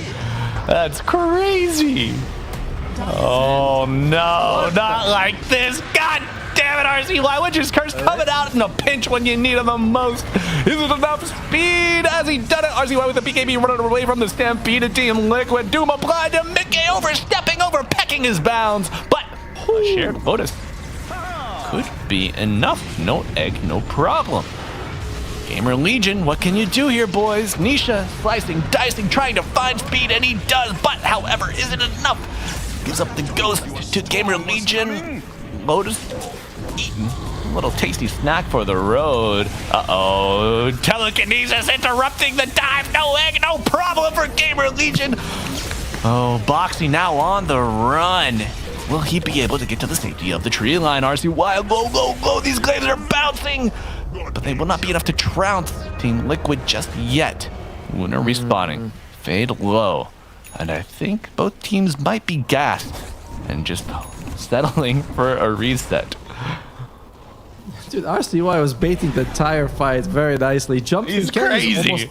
He is crazy. He's almost all his mana to go on. What was it? Was it Ace that he jumped on? Yeah. No, Nisha. Yeah, Nisha. Just Nisha, yeah. And again, very nice move there by Speed, getting the Winter's Curse there just to get RCY out. And he spends the rest of the fight with this much health, by the way. This is all he has for the rest of the fight. Doom is used on Tofu, not Mickey. I don't know, Tomo. So, yeah, but if they get an egg in that position and you are able to just pincer GamerLegion, sever them from each other, that could have been a game. No, it was very good use of the Doom for sure. Like, in general, getting the Phoenix, getting the Centaur, or the Kez, I think these are all the best three you can catch. And he jumps in, gets thrown in the air, and Ghost is a big boy. Ghost is very scary. But of course, they retaliate. Quite a lot of damage as well. That's a lot of damage. That's a lot. Do we have a Satanic on the Luna yet? No, last I saw, he only had the Morbid Mask. He disassembled his item. It's coming. It's coming. Yeah. Radiant are scanning. Silver Edge after. Replace your trap. Why get... No. Why get Silver Edge when Bignum can steal Sharpshooter? Like, could you? Yeah. Let me wait on that to happen. It happened once. It's true. I don't want... Yeah. Boxy's don't knock He's not going to get that up. But you can cast while channeling. Well, you can cast Boomer. Boomer? No, you can throw the Boomerang before you start casting Sharpshooter. I wonder, can you activate Scurry while channeling Sharpshoot? I feel like I've seen that, but I'm not quite sure. Boxy, press R. Then press E. And there you go. Please, my king. What's the shard again? Oh yeah, the Cold Embrace cooldown. And they get 60% bonus damage. That's actually quite insane. Yeah. On the Luna too, if you use that and then press your W, get those glaives rotating, that buffs up the damage. Because it's relative, right? It should be. Yeah, the collision damage should be based on your damage you actually do. My god. We're finding new tech, chat. Radiant's middle Double RCY damage. is working. Wait, top river. But RCY? It's working towards the accepted, but that doesn't matter as Smoke is about to break. They find Tofu. Smoke breaks. This is the avenue. Lotus Orb applied. You cannot doom just yet. Oh my god. Nice save. Eclipse coming out on top. Doom applied onto the taunt of the Witcher's Curse. Cutting through Ace, but he is beefy. Going for the reset off the Stampede. Egg on the high ground. You gotta focus. You gotta bring it down. Nisha trying to protect it. The scramble from GL trying to retreat. Going for the reset, and the chase is on. Liquid, what can you find? Pike to the low ground. Nice move, but Mickey will not be thwarted. Going in, big stomp onto the Luna, bringing him down. 2 dead for GL. And Liquid looking good on a reversal. I think that might have been on speed, actually. While he did get a decent, clump on the Winter's Curse, it was during the Eclipse happening as well. A lot of the damage ended up being nullified. I think someone was caught. I'm not sure if it was RCY or Fade early on, so he was trying to save them with a Winter's Curse, but didn't quite. Yeah, let's look at that let's look at that again. So they jump on Tofu, which is nice, but then the Winter's comes out just with the Eclipse as well. And yeah, look at that. So a lot of the damage is just wasted here. Yeah, and I wonder, Curse applied to the Centaur. Was he aiming for the Phoenix and just was like a pixel off, Yeah, when you can use defensive spells and on your allies using the portrait at the top, but you can't do that with offensive spells. So that way you can't like abuse it against illusion heroes, where it's like, oh, there's 3 illusions, I just click on the portrait, it gives me the real one. So, unfortunate. Hey, I'm easily distracted. Tough break. My favorite thing is when I have to charge against Broodmother and she's surrounded by her children, I always aim for one of the kids. I'm like, it's probably more painful for her to lose her kids anyway. Alright, she'll come after me if I take out her spiderlings. Like, my children, no! Now, what do we have? Kez. Oh, sorry, Mickey, what's he working on? He's got the Axe Scepter. Oh, yeah. Be quick to become a switch hitter here. Slicing, dicing, stance dancing. You familiar with that term, stance dancing, Tomo? Does that resonate with you? Is it related to dancing? In a sense, but it's related to a game. It's related to a computer game. Okay. Do you know which one it would be? Uh-oh, pushback off the mark. Telekinesis. World of Warcraft is the answer. And now, back to your program. Yes, there you go. Big Num. Oh, given a warrior's death. Also has finished the Axe Scepter though. That's pretty big. Now you have a way to set up speed for a good ultimate. You just have to make sure that you don't overlap it with, the Eclipse, or if you find someone with low health, you kind of save it a little bit after that. That was the one sort of mistake you can go on a GamerLegion and be like, oh, that Winter's Curse, very dubious. Maybe it might have been worse if you hadn't used it. We don't really know. But either way, RCY will have a good combo right now. We're also getting close to level 25's Luna, about to hit hers. Can get that extra damage. Yep. Oh! Do we get the BKB? The Doom applied to Ace. However, trying to go out, but a nice Vortex pulling it back in. Is there enough damage? Half duration left. The Egg coming out, covering the retreat. However, Fade does get the kill. You're going to trade off laners here. Dead for almost 2 minutes. The Doom. Now Ghost retreating. Silence, Phantom. And there we go. Cursed. Oh, this is the one you want. The bird is the word. And the blue hole coming out. Pulling them all together. Get those glazes bouncing. Boy, healing them up. The stolen stun ray is everything. Mickey with the BKB. RCY picks up another one. Speed with the self-heal. Mickey low. And he goes down. Nisha is the final member of Liquid to survive. And he getting the hell out. Thanks to this haste rune. Brought to you by Gaming. That was beautiful. Stop for the bounty. We were talking about this setup that they needed, right? Like, we've seen so many good Winter Curse, but they need a way to make it even better. And look at that! Look at this fight. The damage coming from this, brings them all together. Then actually, the Winter Curse came out a bit later after this. They do lose Fade, but he already used the Doom and he takes out Ace. So offlaner for offlaner is a fine trade. But it is speed. It's your boy. There he is. Hell yeah! Yes! Oh man, that guy. Subscribe to Game Pass, that's crazy. And Nisha trying to make a play here, but he's got to be so careful. This could be devastating. And Tomo, it certainly is. There's no buyback on that Pangolier. He just bought a nullifier. Yes, he did. Nothing tastier than Roshan with the side of Nisha on the side. No, I said that twice. No, I ordered fries. I don't want a premier mid laner from Europe. What the hell? Waiter. You don't? Waiter, there's a mid laner in my soup. Please. Come back. It's big. Big and chunky, too. I didn't order the beef stew. What the hell? Oh, Tofu. You're saying you guys want, you like chicken, but you want 2 eggs with it as well? Working on that refresher orb. He's very, very farmed with the Shiva's Guard.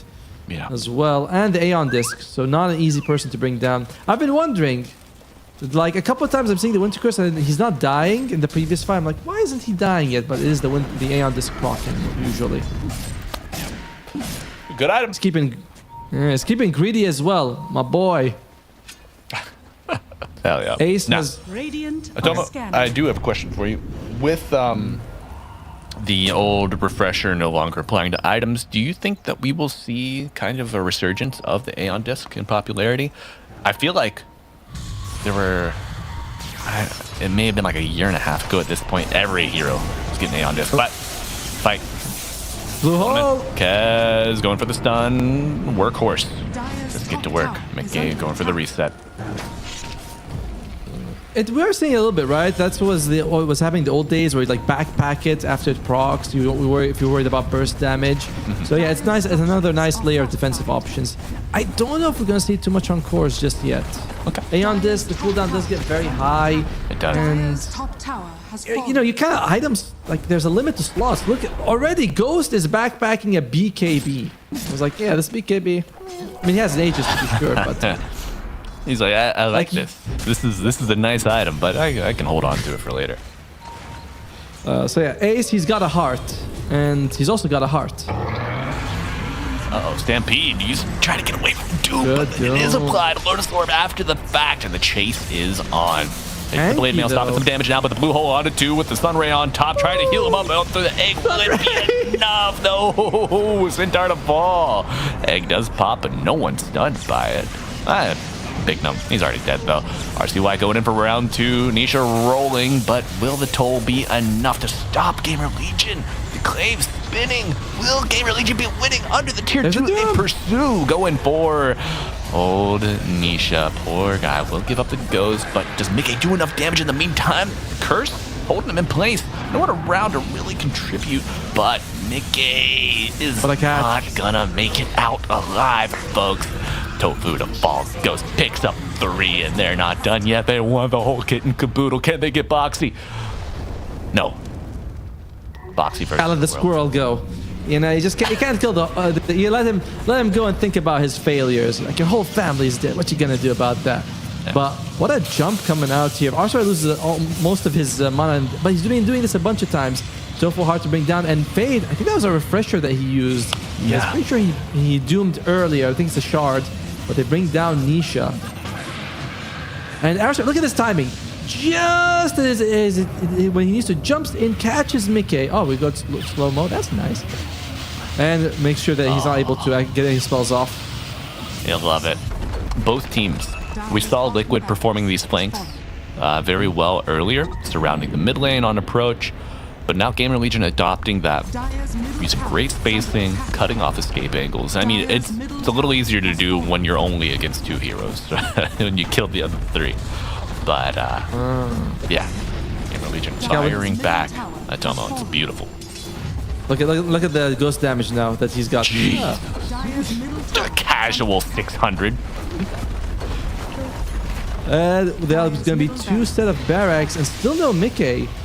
I do think he's going to be up for this 3rd defense. We'll see how much Liquid is going to try to delay this though. Speed has a refresher orb, double Winter's Curse now. Nice. Okay, so stop to start it. Lotus Orb applied to Ace. Is it enough? Doom onto Fade. Going for the AoE approach. I like it, but Luna getting pretty low. Has the Aegis to work with still. About 20 seconds left. Will they use it? Yes. And Speed gets caught in the crossfire. Uh-oh, bit of a misstep perhaps. And now can Ghost cut them down? Get revenge for his fallen comrades. 2 dead on GamerLegion already. Turns his attention to Ace, trying to work with RCY, but Nisha Boxy on the approach, controlling the Luna. Goes with the Manta. Is it enough? Nullification applied. Returning fire with the elusive beam, and the right clicks will not be enough to bring down the opposition. Now RCY's got to cut tail and run. Gets the out. That's Swashbuckler. He doesn't have Basher though, so it wasn't the biggest deal. Bit of a dicey move there by GamerLegion to go for the third step barrack. I was looking at Mickey, I was like, he's got like 12 seconds. Perhaps not the best situation for you. Still, they had Aegis. They felt like they could do something. Not too bad. I don't think they're going to be forced to be using too many buybacks. Okay. They do lose speed very early in this fight, which is another problem. And yeah, I'm curious as to why speed. Oh, okay. So he's okay. I see. Just got hit by the Rolling Thunder. I thought he was a little close to the Luna, but it was Luna's Hurricane Pike that got her in proximity to the Wyvern. And they do lose quite a few bodies on the way out here. So a little bit unfortunate for them, but still, your 2 racks is ahead. You got a decent net worth lead. GamerLegion still. There. What? Oh, they just lost Fade live. That's not good. That's not good. He's got no. He's got no buyback. Uh-oh. All right. Speed, he's gonna have to do something amazing with this double Winter's Curse. All right, are you ready? Are you ready to see a miracle? I need to see a big smoke. No, man. Liquid has such good spacing right now. They know the curse is the play. All right, Tofu's got Refresher up too, so he can egg twice if he wants. Okay, here we go. RCY trying to soften up the defenses, set the trap, but Liquid not taking the bait, waiting patiently. 50 seconds. Liquid, how committed are they? Roshan won't be up for another minute. No. And looks like they say, all right, we did a good job of cutting our losses. You know, we already we're already 2 racks behind. Yeah. It's not fun, but going high ground could be too risky. And they don't know that Fate doesn't have buyback. He's you know, money capped, not cooldown capped. True. Money, please. Oh, money's so good. What would you buy if you had enough gold for buyback, Atoma? My reflection. I had enough gold for buyback. What's your let's get a real consumery.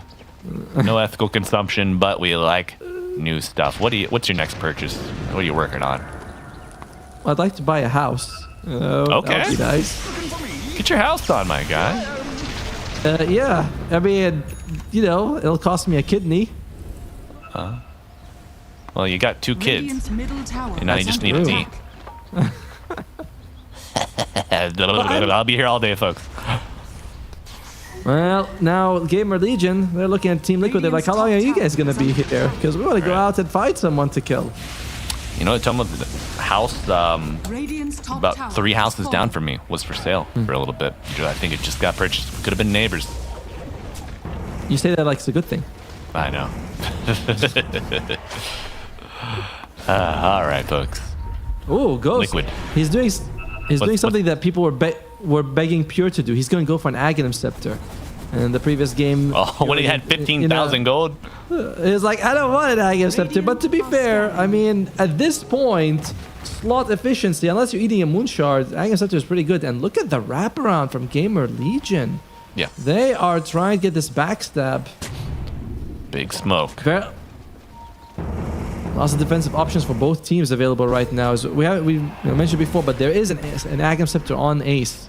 So if someone gets doomed, he's gonna be able to keep them alive. Yeah. There we go. Zip. Finding one. Doom on the AoE. Big damage. Ghost going in with the blinky winky. Looking for Tofu. But nice dive. Gets him out of the dodge. Okay. Nisha. Next. Witcher's Curse holding him in place. Do they arrive in time? Slow. Sunray coming out. Big egg on the high ground, but turning their efforts to it. Ghost taking a lot of damage from what? Oh my god. Nice heal, but it's not enough. Another Winter's Curse coming out, but another egg as well. Cold Embrace healing him up for now. Buyback on Big Num and Speed. No, sorry. Double Speed now, and the Luna. He's bought back. Nisha getting low, but it's putting the cart saved for now. Fade will not make it out alive. Eclipse coming out. Nisha on the north side of the fight, glimmered up. Will there be enough AoE damage? No, a second glimmer has hit the Pangolier, and he will make it back to base safely. My god. Tofu, beautiful play from the 5, but he will give up his life for it. A lot of buyback from GamerLegion. One hit away on Tofu's egg from popping. And if he had, that fight would have been completely different. because they bring down Mickey very quickly in this situation. Like, all right, it's pretty good. I thought this fight was kind of over for Team Liquid. Yes, what are they gonna do here? But Tofu gets this brilliant egg on the high ground. They're trying to get a kill on Nisha here. Oh, look at that. We're going to go for him, but the egg comes out, and they're far from it. Look at this. One pep at the end. Look at just the damage from the Phoenix there. And then, I mean, towards the end, the Blade Mail, the Centaur return on the Glaive bounce, but my God. Yeah. Tofu, though, insane performance with that. Getting the egg off like that. One hit. Can we go live? For GamerLegion. We got our Roshan attempt going, I think. Want to make sure. Okay. Thank you, production. You all are amazing. Making it so easy for us here. There's refresher shards. Who's going to get it? Ghost has picked it up. He's still working towards the Aghanim Scepter. He did use the buyback. Well, all right, can we see what's the buyback status of everyone? Oy. Only RCY has it. Okay, well, folks, get comfortable. It's your favorite unifying theme here. Not too early. It's a 107-minute game coming up, and we are halfway there. First, hey, this doesn't work. It's not Ares and Danog. Come on, we prefer our games to be kind of like 45, 50 minutes. But would be insane if we have an actual long one here between GamerLegion and Liquid, because on paper, Liquid do come in as a heavy favorite. They do. They do. And I mean, you know, the tenacity of GamerLegion to fight their way back into this 2 lanes of supers helps out. I mean, that's the recipe for a long game, Atomo. You have a strong favorite that dominates the early game but gets smacked in the mouth mid-game. By the way, Bignum already has the Enchanter's Bauble, and he's only a few minutes away from starting to upgrade it. Oh, yeah. Speed's got the Shadow Blade, so another way of him getting close to opponents to make sure he gets a good ultimate off. Speed with the Shadow Blade. Oh, my. It's the invisible wyverns that are the most dangerous. Like, oh man, I didn't see him coming. Well, they fly so high that you just can't see them, you know. On the other side, what do we have? I feel like Ace is like kind of stick slot, by the way. Overwhelming Blink. He could eat the Aghanim Scepter, but that's about it. Yeah, kids these days eating ags. It's all the craze, but I don't know. Do you think you should be able to buy more slots? And how much gold would that have to cost? Should be like 10,000 to unlock a slot, you know, but maybe and it can't be like an active item. So you're like, all right, unlock, I buy, you know, put a Desto there or Lincoln's or something.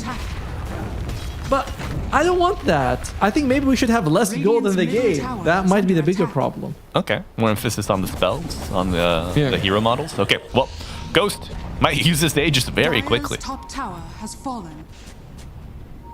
It's fine. His team's actually, you know, not too far from. Look at the banners right there. Yeah, doing all the work. Just by itself. It's a trap-shaped banner, or banner-shaped trap, perhaps.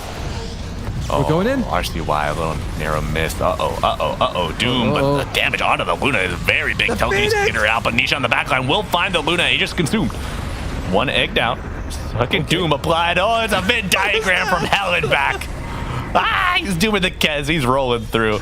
But Ace gets a big stomp. Yeah, Winter's Curse used, and the Doom dead for 2 minutes. RCY in, RCY out. I don't know what's happening, folks. Mick gets his Lincoln popped another. Winter's Curse coming in. RCY still staying around, but the Kez, the pecking order has been established, and you're at the bottom, RCY.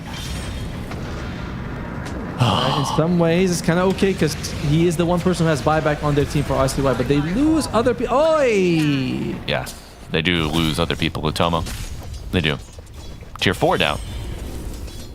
You know, I mean, I don't mean to be critical. Really, I don't. But I thought that was a very odd way for GamerLegion to push high ground by putting the banner by itself there and not kind of like more committing, at least Luna Illusions, something like that. It was just odd. That was a weird push. Yeah. So do you want to know my 5K take? I think throwing the banner down to protect the creeps is fine. It makes Liquid put a body there to counter the banner. But I think the real play is you smoke around to the bottom side. through the open channel of the base, and then you go in. Oh, see, that would have been clever, but they didn't go for either option. They're like, let's just kind of do, Not put. be a clever man, but I know what love is. Sorry. Well, let's go live because Liquid. Are they gonna be making a move here onto the base? They're getting up there. Essence Distiller.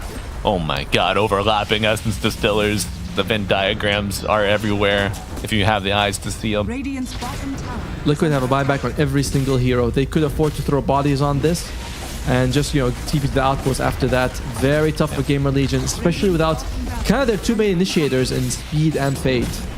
Yeah, we might see the 2-lane advantage completely nullified. Maybe even reversed here. 10 seconds, still Fade. 24. Nice. Kill speed.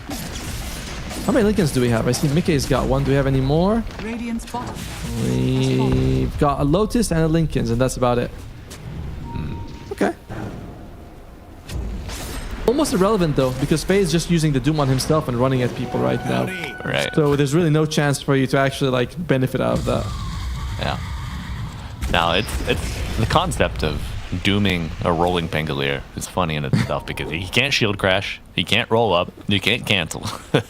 He can change direction, he can still steer. Whoa. Did Ace just sell something? Can we take a look at the Centaur inventory, please? Yeah, he's going for AC. Yep. I imagine he's gonna eat the Ags or something. Something got removed just now. I'm not sure what it was. Let's use Time Walk on that Centaur, please. Radiant's courier. Oh, concentrate wraps. Yeah. Thank you. There we go. Wow. This is why we pay Allure the big bucks, because he's got the memory better than a goldfish.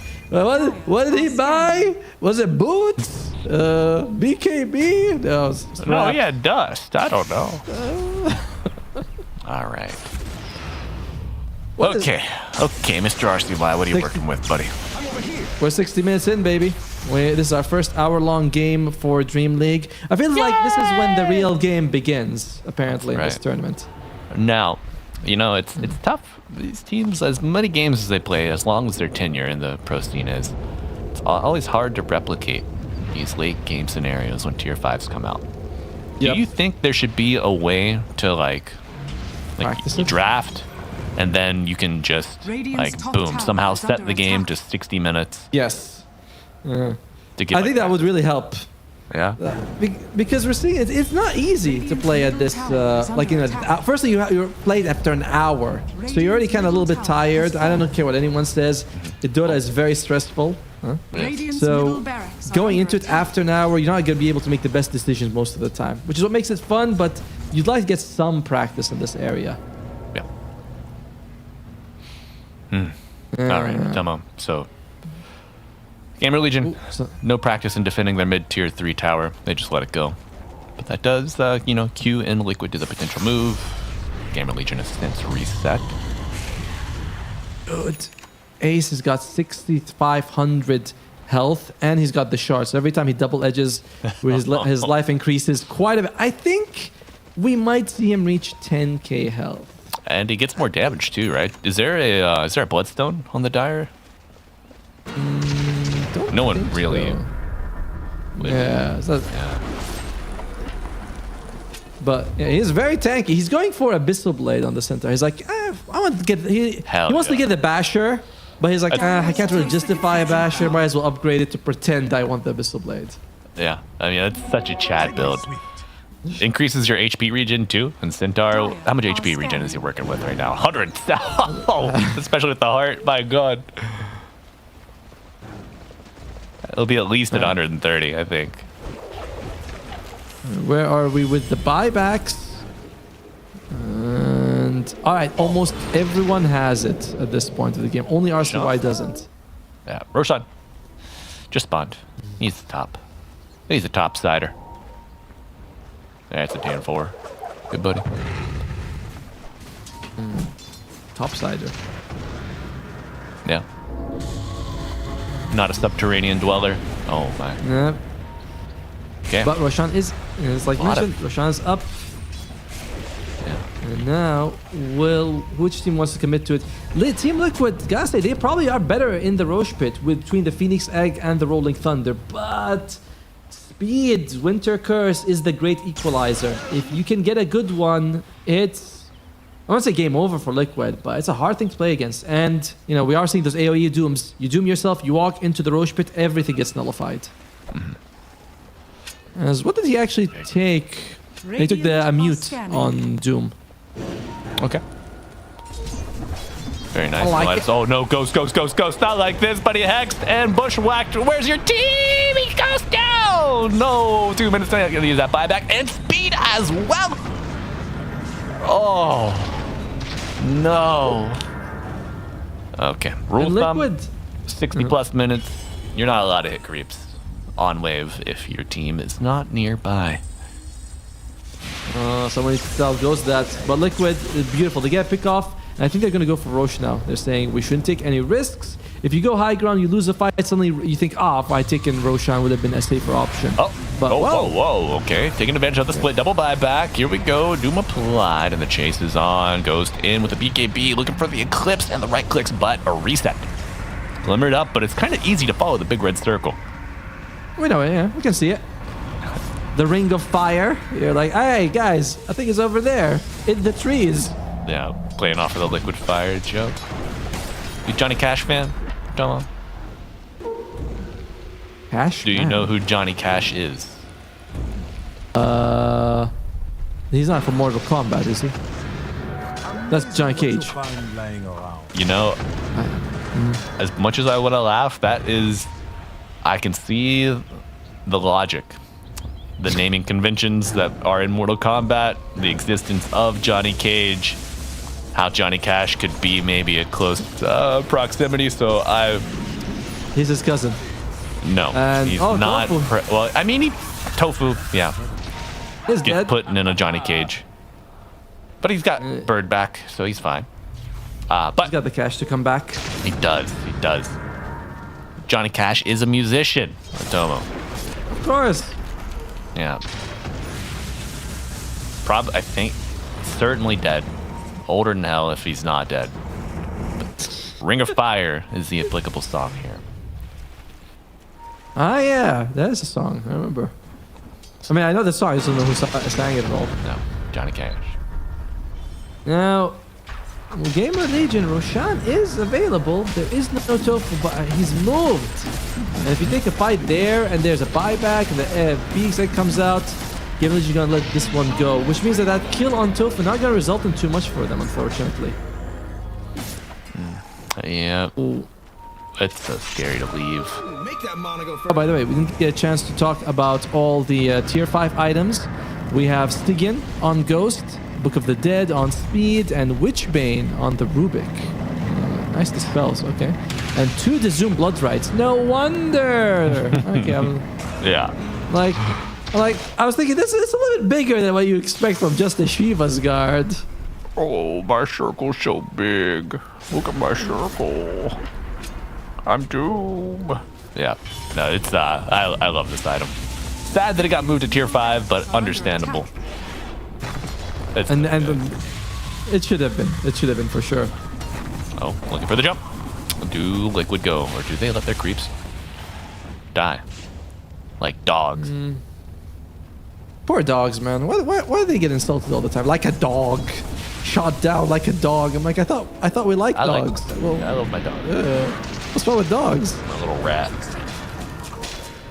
She hates when I cast, though. Doesn't bark or anything, but she just chills downstairs. She's like, I'm not gonna be anywhere near that craziness. Why is he yelling again? I thought I was the one that was supposed to bark. Why is he barking? Was barking up the wrong tree at the moment. GamerLegion waiting for their buybacks to show up. Team Liquid surprisingly chill about it. I mean, I know they're working on their net worth, but we're 67 minutes in and they have all their buybacks and Aegis. So I do expect them to make a move before the Aegis expires at the very least. Yeah. Because at some point you're going to have to, right? You can't just rest on your laurels. Is that the saying? Rest on your laurels? That is. You cannot rest on your laurels. Yes. Your accomplishments. the praise given, the awards, but diving in. Just a little bit of vision. Trying to find some wards. Gets pinged out. If that banner keeps those creeps alive, it's gonna do some work. And the reminder, the banner does upgrade. I think it upgrades 3 times or 2 times at least. So it's a little bit more efficient when Team Liquid does it than when GamerLegion did it before. Nisha. Big them. Trying to go for a poke. See what he can find, but nice cold embrace. Speed finally gets to play far back, away from the threats. He got an Aether Lens on him. Nope. On the Winter Wyvern. Still doesn't have it. And Big Num does not want a Aghanim Scepter on Rubik. He's like, I want 1 spell only. 2 spells is just too much. Yeah, he's a 1 spell kind of guy. Can't blame him. Yeah. Dedicated. Now though, he's getting close to, I think, is that Wind Waker or a Hex he's working on? He's working towards the Wind Waker just to save anyone who gets caught. Yep. Great item. I agree with it. The choice, but man, it's just a death by 1,000 cuts here for GamerLegion. It is. And it's a tense moment overall. GamerLegion 2 racks is ahead at one point. Now it's dead even game, racks-wise at least, but you gotta make a move. You do. Nice Lotus. And Nisha going in, but RCY dodges low mana now as Mickey getting mega creeps for Team Liquid here at 69 minutes. Oh. Don't. Must feel awkward. Why do you always assume that? Must feel awkward for GamerLegion. That push top with the banner really went back and bit them in the blubber. Yeah. Certainly soured the experience for the Legionnaires, but a minute left on the Aegis. Quite a power play with this, achieving mega creeps, accumulating about 7,000 net worth. Alright, I'm sure we're getting very close to the longest game in this tournament, right? Production, show us, I bet like what, 3-4 minutes at most from the longest game. Team Liquid, they're smoking up. They don't want to go for the longest game, they want to go for a damn win. Rolling Thunder on top of Doom, fade low, getting concentrated, but it is the supports melted. Mickey killing everybody. Buyback on RCY and Rubik. Going in safely in the fountain, but for how long can you exist, Kez? Damage. It's Kez fried chicken. First life. Do I got a second life? No, I got a bird. Go back to the mid lane. And a tier 4 dead. Second tier 4 also demolished. Nisha provided cover. Jim on deck. Shield crash stolen. Nisha just giving coverage for his team to set up as they wish. Beautiful spread here. No buyback on the Wyvern. And RCY chopped down. Ghost going in, but he will not be able to get it. And that's GG called. My folks, my friends, enemies, allies, lovers, haters. That's a 71-minute Game 1 victory for Team Liquid. Big challenge from the staff over at GamerLegion, but just not enough to take them down. Nisha, pensive, as always. A much closer game than we were expecting right now. As GamerLegion, they sacrificed their supports early on. Both Big Num as well as Speed did die a lot. But later, we see them take 2 Raxes. Things were looking fairly good for them. But that push top lane, that, they were stuck a little bit together. We saw like the jump, they get Speed very early on. He had the blink as well as the refresher orb, loses his life. And you think, I really needed him. Aegis kind of gets wasted. And then GamerLegion, they take a step back. They say, all right, we're not going to play too aggressively because they're worried. And they play not to lose, but they end up, playing... Losing. Well, they didn't play to win, Yeah.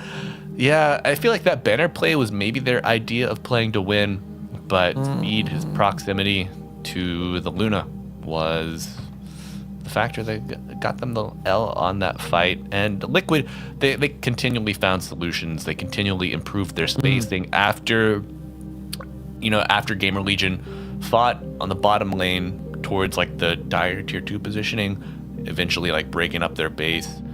From that point forward, you really don't see Liquid make any mistakes in positioning. They rein it in, they get their discipline back, and they just bleed out GamerLegion until they're dry, taking the win. But Atomo, what a game. What a game one. And I just hope that sets the board for the rest of the series and that we don't see the trend of, ultra late game one, ultra late game two, 20, 25, 30-minute game to follow and cap out the rest of the series. I want to see this go all the way to a total 3 games. But before we get to game 3, we got to get to game 2. And before we get to game 2, we got to throw it to a break. So folks, stay tuned. It's GamerLegion. It's Team Liquid. I'm Malibu. That's Atomo. And we'll be back after this short break.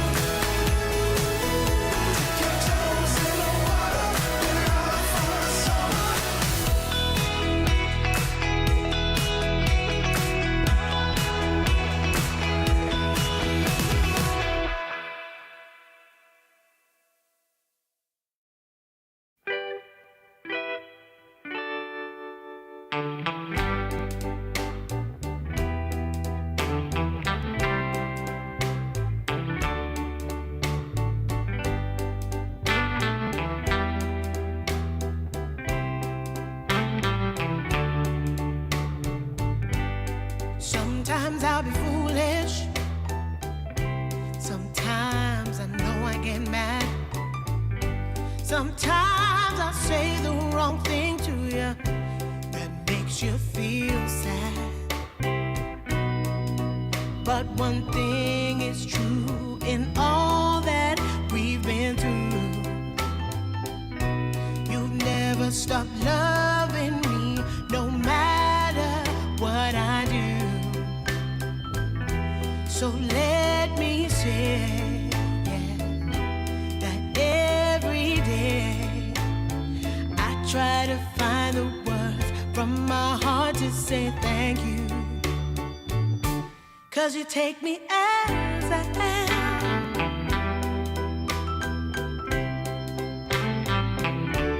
You take me as I am. Oh, baby. If you stop loving me, well, I would understand. But I won't take you for granted, no, no. When you hold my hand, your love makes me feel that I could fly to the moon. Not even the birds above can sing a sweeter tune. I needed to say that you find a way to make me feel anew. And I want to say thank you, 'cause you take me as I am. Oh, baby,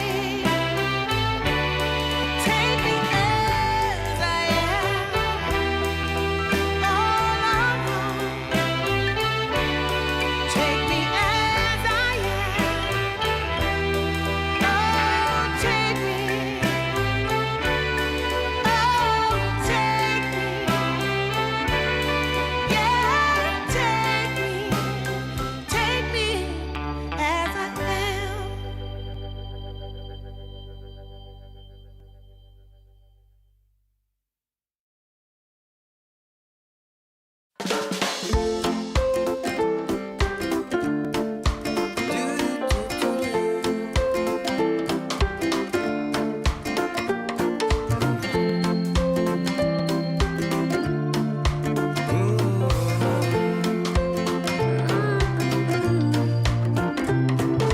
This is like the perfect day to catch the sun and dance away. All my friends right by my side, they're lighting up the darkest night.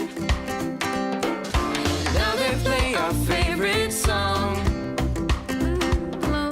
Everybody sing along. Sunlight makes me smile. My friends are dropping by. No one will break my stride. This is a good time, I'm feeling fine.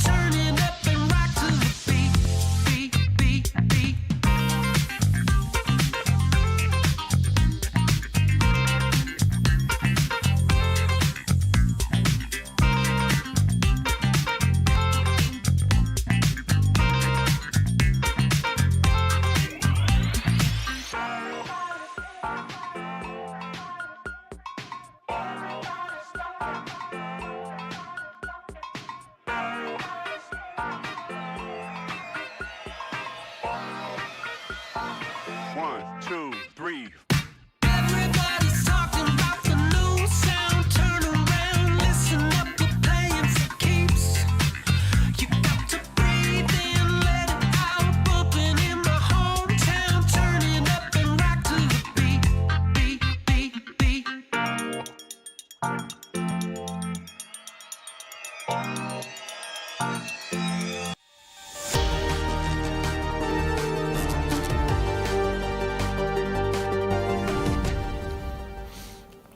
Hello and welcome back, Dota 2 fans. Have you ever seen a squirrel? Have you ever seen Boxy play Hoodwink? Have you ever seen Malibu with his cheeks full of fig bars? Yes, you have. Now, mark all of those boxes. Otomo, welcome back. What are your thoughts, reflections, feelings on Game 1?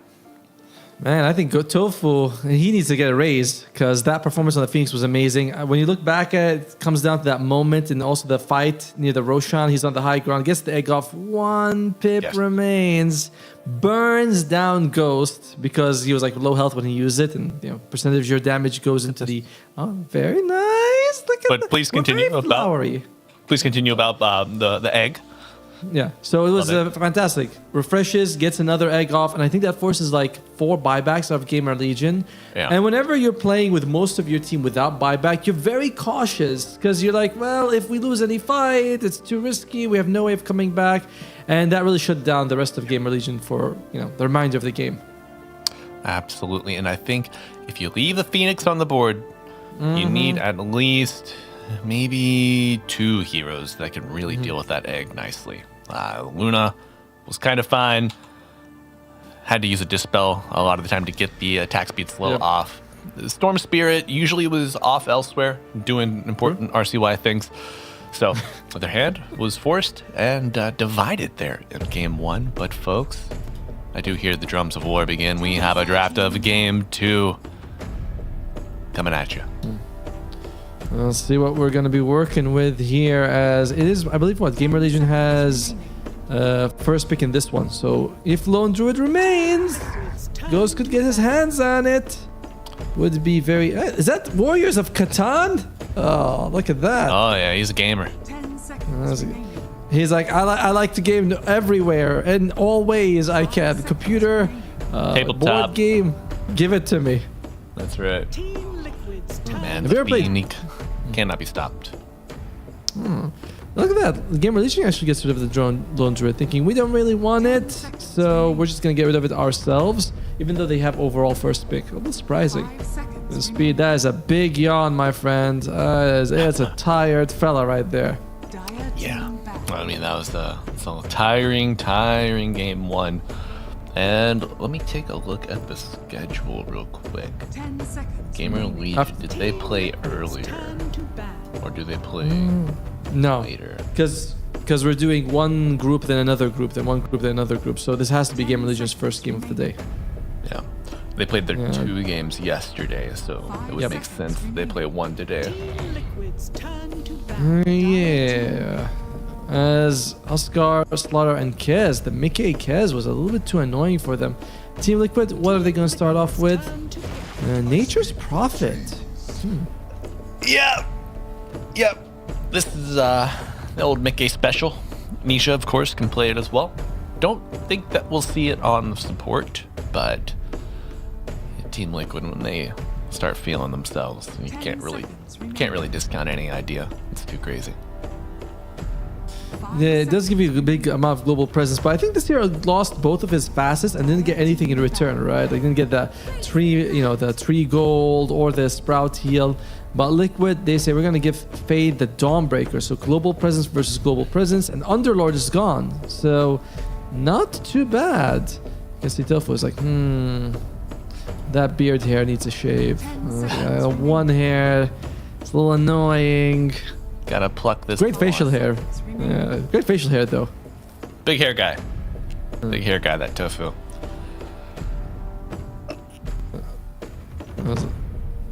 Oh, look at that. I was wondering.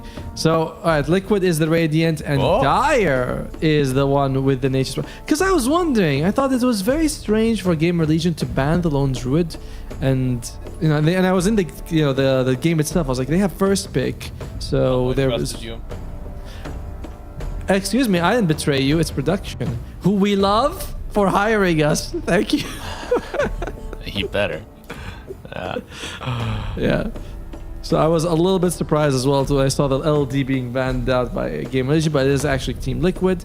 So it is going to be global presence versus global presence in the Nature's Prophet against Dawnbreaker. Yeah.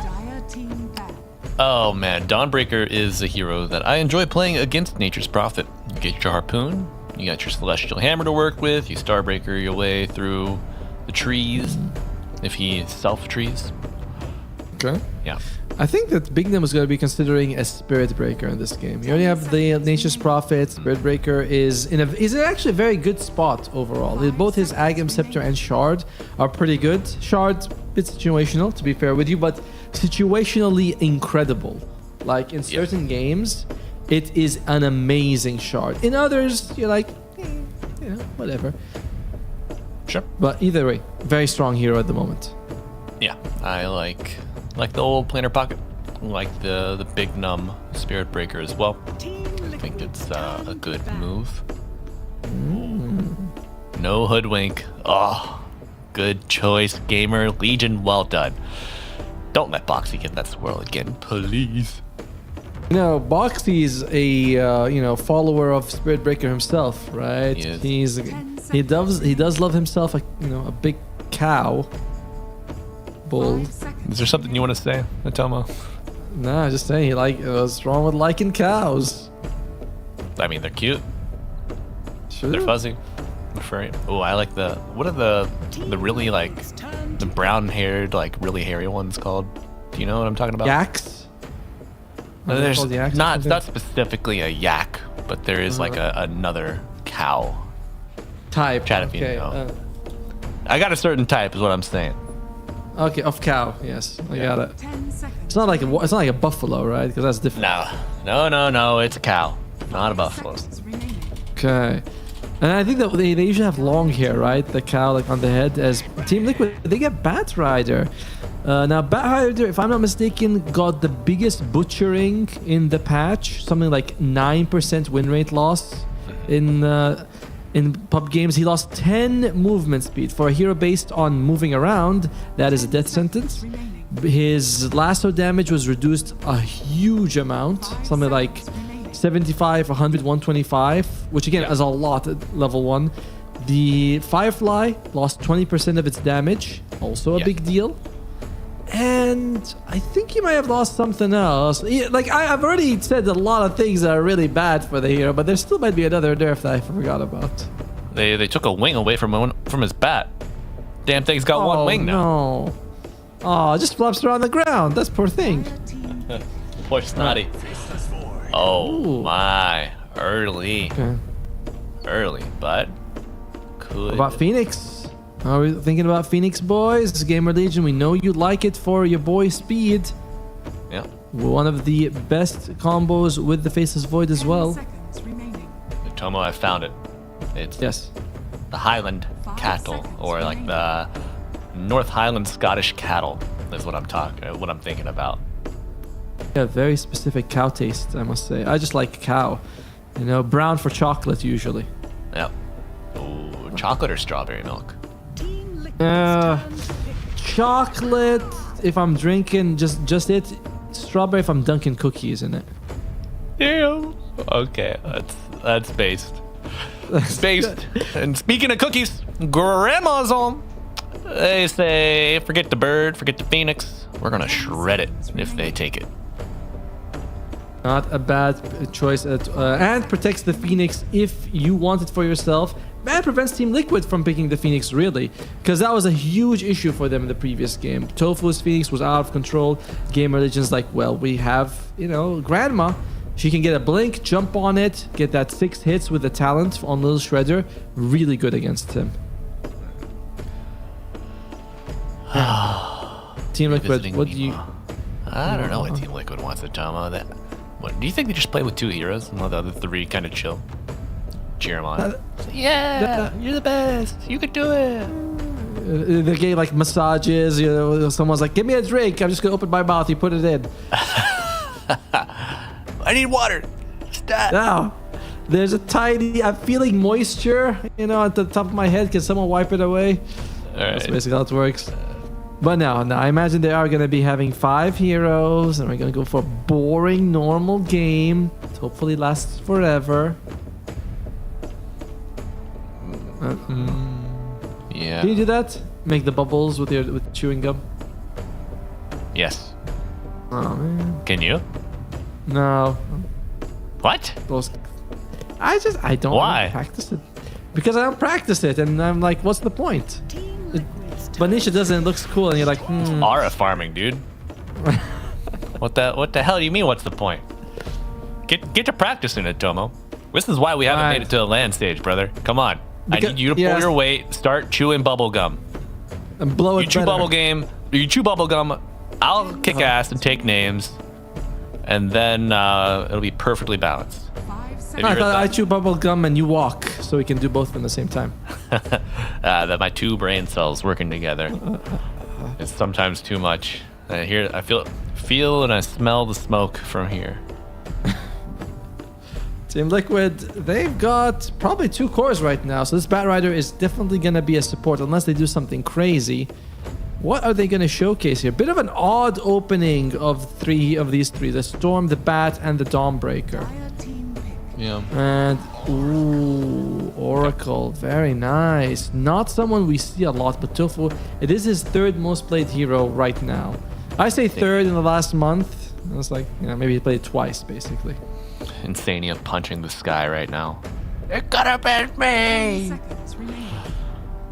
He already has an Aegis in his pocket. What an illustrious career that man has. Big fan, big fan. And honestly, much deserved. Now, GamerLegion, they are lacking a little bit on stuns. There it is. So they, okay. I was kind of expecting to see this perhaps last game. But didn't make it out. Fade really enjoys his Lycan, especially given the buffs. We saw Batyuth play this yesterday, Otomo, you and I. Yes. Had a it very good early game. Early game had a great game, 5-0-15. Even though they lost that match, he had a phenomenal performance on the Lycan. GamerLegion, they have decent damage in the Chrono. Besides, you know, they have the Snapfire Kisses as well as just the right click from the Nature's Prophet. But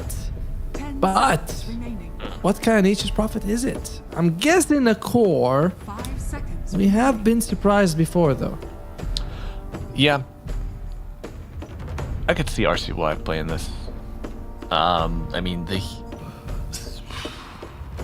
you used to just pick it for the hero model specifically. Like his attack animation, his stat gain was so good. His stat gain, I think, has been nerfed generally over time. Is that correct? I'm not sure, but I remember at one point it was 9.6, which was the highest by far. And Abaddon at the same time was sitting at like 4.5 stat gain. So Nick's Prophet looks at him, you know, and he's like, your level ups are less than half of mine. Like, very sad time. That's brutal. That's brutal, man. Okay, Yeah. no Tiny, no Monkey. Ooh. Look at that. They ban a mid laner. They think this could be a support Nature's Prophet. Pretty bold if it is. Well, Whereas with the buff to the Treants, do bonus damage to heroes. Could be something there in the sauce. And we know that GamerLegion, they like to try to limit test and push like these greedy 5s. Your Venos, maybe your Natures, but we'll see. I do think that if you put the Nature's Prophet against the Oracle will struggle a little bit. Alright, like it doesn't really clear the Treants too much. It's gonna be annoying for them. And look at that, Pango comes out.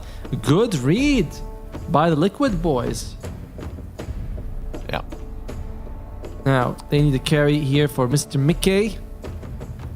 What does he want? He could take the Luna himself, actually, in this game. It's not too bad. It also has that bit of damage mitigation, 20%, which is quite nice.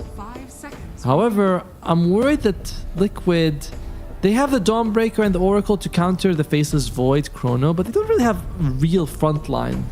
Either they have Vision and the Storm and Bat jump in, or someone else is going to have to put their face forward. And it's gonna be a Troll Warlord. Okay. A face only a mother could love. That's right. Keep him in the basement.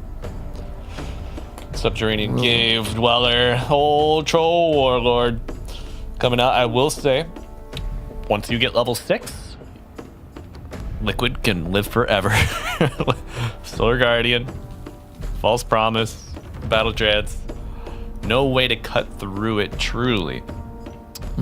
So if you can break up the laning phase, I don't know, somehow zone out. Troll's such a hard hero to force out of lane. Yes, it is. You know, he's got tons of armor. He comes out with his slow as well, and he just hits you from a mile away. He's very durable, even though you think he wouldn't be. But yeah, GamerLegion, damage is the name of the game. You're gonna have to find a way to burst people down quite quickly, and not easy. Not easy at all. They have 3 heroes with big ultimates that can turn the fight around. Maybe the Dawnbreaker is the least of them, but that's still quite dangerous. Yeah. I'm worried. I'm worried for my NA boys. I also share that worry, Atoma. I think Nisha could have a hell of a game. Speed is going to be food on Nature's Prophet if Nisha has any semblance of a good lane. I'll talk about food. I'm hungry. And I got garlic cheese naan waiting for me after this game, and I'm like, oh, we got about 70 minutes till the next series begins. I'm not saying I want a 2-0, but I am saying I am hungry. Tomo, your hatred of the game that we all love and cherish is noted. This man hates Dota. He hates competition. He hates a 3-game series, folks. You heard it here. You heard it first. To be fair, though, GamerLegion kind of had a really good first game. Like, they were in a solid spot and they still couldn't close it out.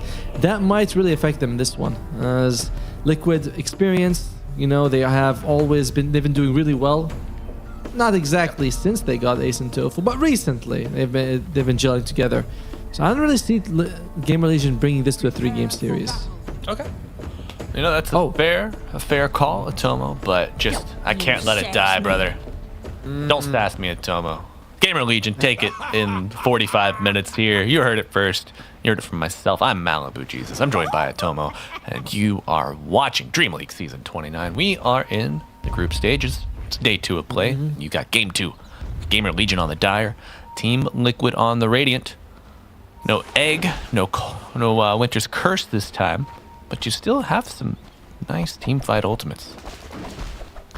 By the way, I really like how Oracle got TA's innate basically added to his. So he tells you exactly when Roche respawns and where the ruins are. Prognosticate has gotten big buffs. True. 30 seconds. And I mean, you got your Storm Spirit really gonna love that. It's like, prognosticate more for me, buddy. Alright.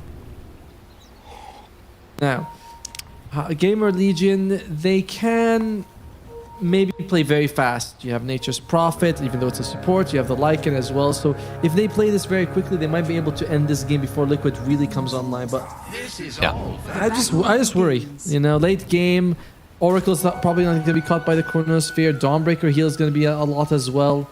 It just feels like they're on a timer, and they're the ones with the Faceless Void, which is odd to say. Right. Is there any world where you see Speed turn into a 4th core? I wouldn't mind that. But most likely he's going to go for like a Essence Distiller, maybe. It's kind of debatable how valuable that's going to be against an Oracle. Into the Aghanim's Shard, and we'll see what he wants to go for after that. Okay. Shard is so good on this hero. It is. I will say. Okay. Speed only got 1 Treant off of that 2nd summon. Flame break back into the loving arms of Ace and his patented Starbreaker. Ooh, gonna be first blood for the bat. Nerf Speed damned, and then Boxy goes back to block the easy camp. Very efficient movement. And he actually is just gonna be pulling the camp back himself. Sorry, the creeps himself. So, well, that's the thing about Nature's Prophet support. You really don't have a way to get people off of you. You know, someone gets right next to your face, you're like, can't do too much. Particularly Dawnbreaker and Batrider both have. Yeah. It's like I can fly or I can throw a hammer and then fly after it. Yeah. So not ideal.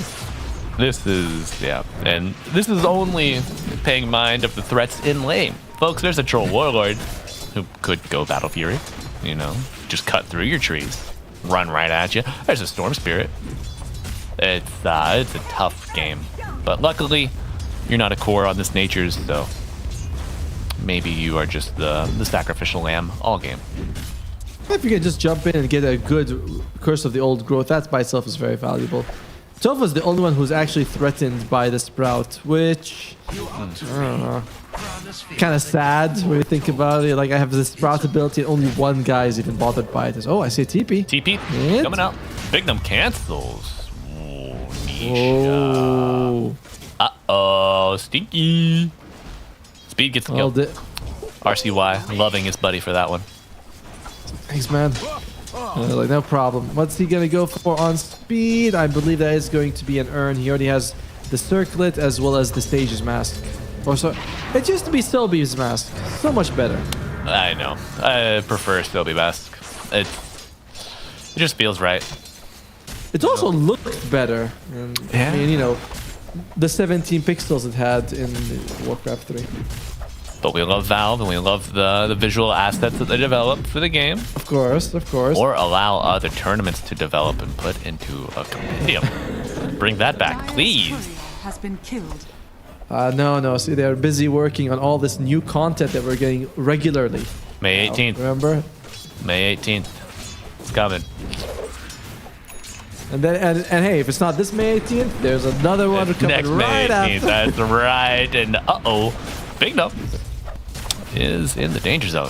Mick Gang wants to hit creeps instead, so no problem. It's quite a bit of damage there on the Snapfire. It has speed. We talked about it. Yep. This is gonna be generally what happens to this Nation's Prophet. His value. Oh, Nisha gets solo kill. His value on NP should mainly be to just jump around the map and try to find pickoffs, because he's not gonna do much in the lane. As evidenced by his 2 early deaths. Oh, okay. I am curious to how the old Pangolier went down. But I mean, this is just a mirrored matchup from game 1. Nisha maybe has a bit of an edge over RCY just as a player. And then we take the draft match as well. Yeah, Ghost holding on to the time walk for a bit. Has a wand, has a fairy fire. There you go. Stupendous. Does not like the Batrider at all for the Faceless Void, because you kind of like burst damage more. You take it all in the face, then you just time walk off. But damage that lasts for 20 seconds, no real good time to time walk it. True. Yeah, you see your bats, you see your Venos. Makes it a little tough for the Void. I was hoping Speed actually picks Venomancer. I know that he likes this hero quite a lot. He's been quite successful with it in competitive games, but not this time. He's thinking, no, they don't deserve my Veno. Also, something did not really touch on. Bit of a minor. Oh, wow, Flame Break, but the cookie counteracts it. However, still rooted. Closing the gap, going for the TP out. No other damage to contribute. No way to lock him down as well. And look at the CS though. Liquid winning all 3 lanes quite handily. Remember, mid lane they got a solo kill for Nisha. So it's scary for your team. It was scary last game, Atomo.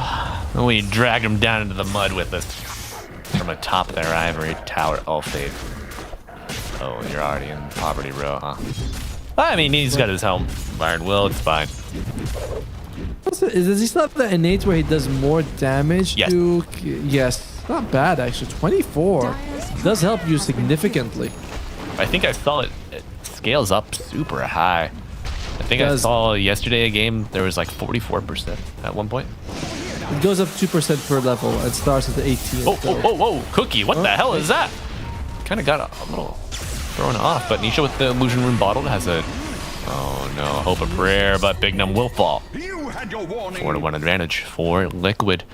Just a little over 6 minutes into this game too. And you kind of pick the Nature's Prophet to help equalize lanes, but that is just not happening right now.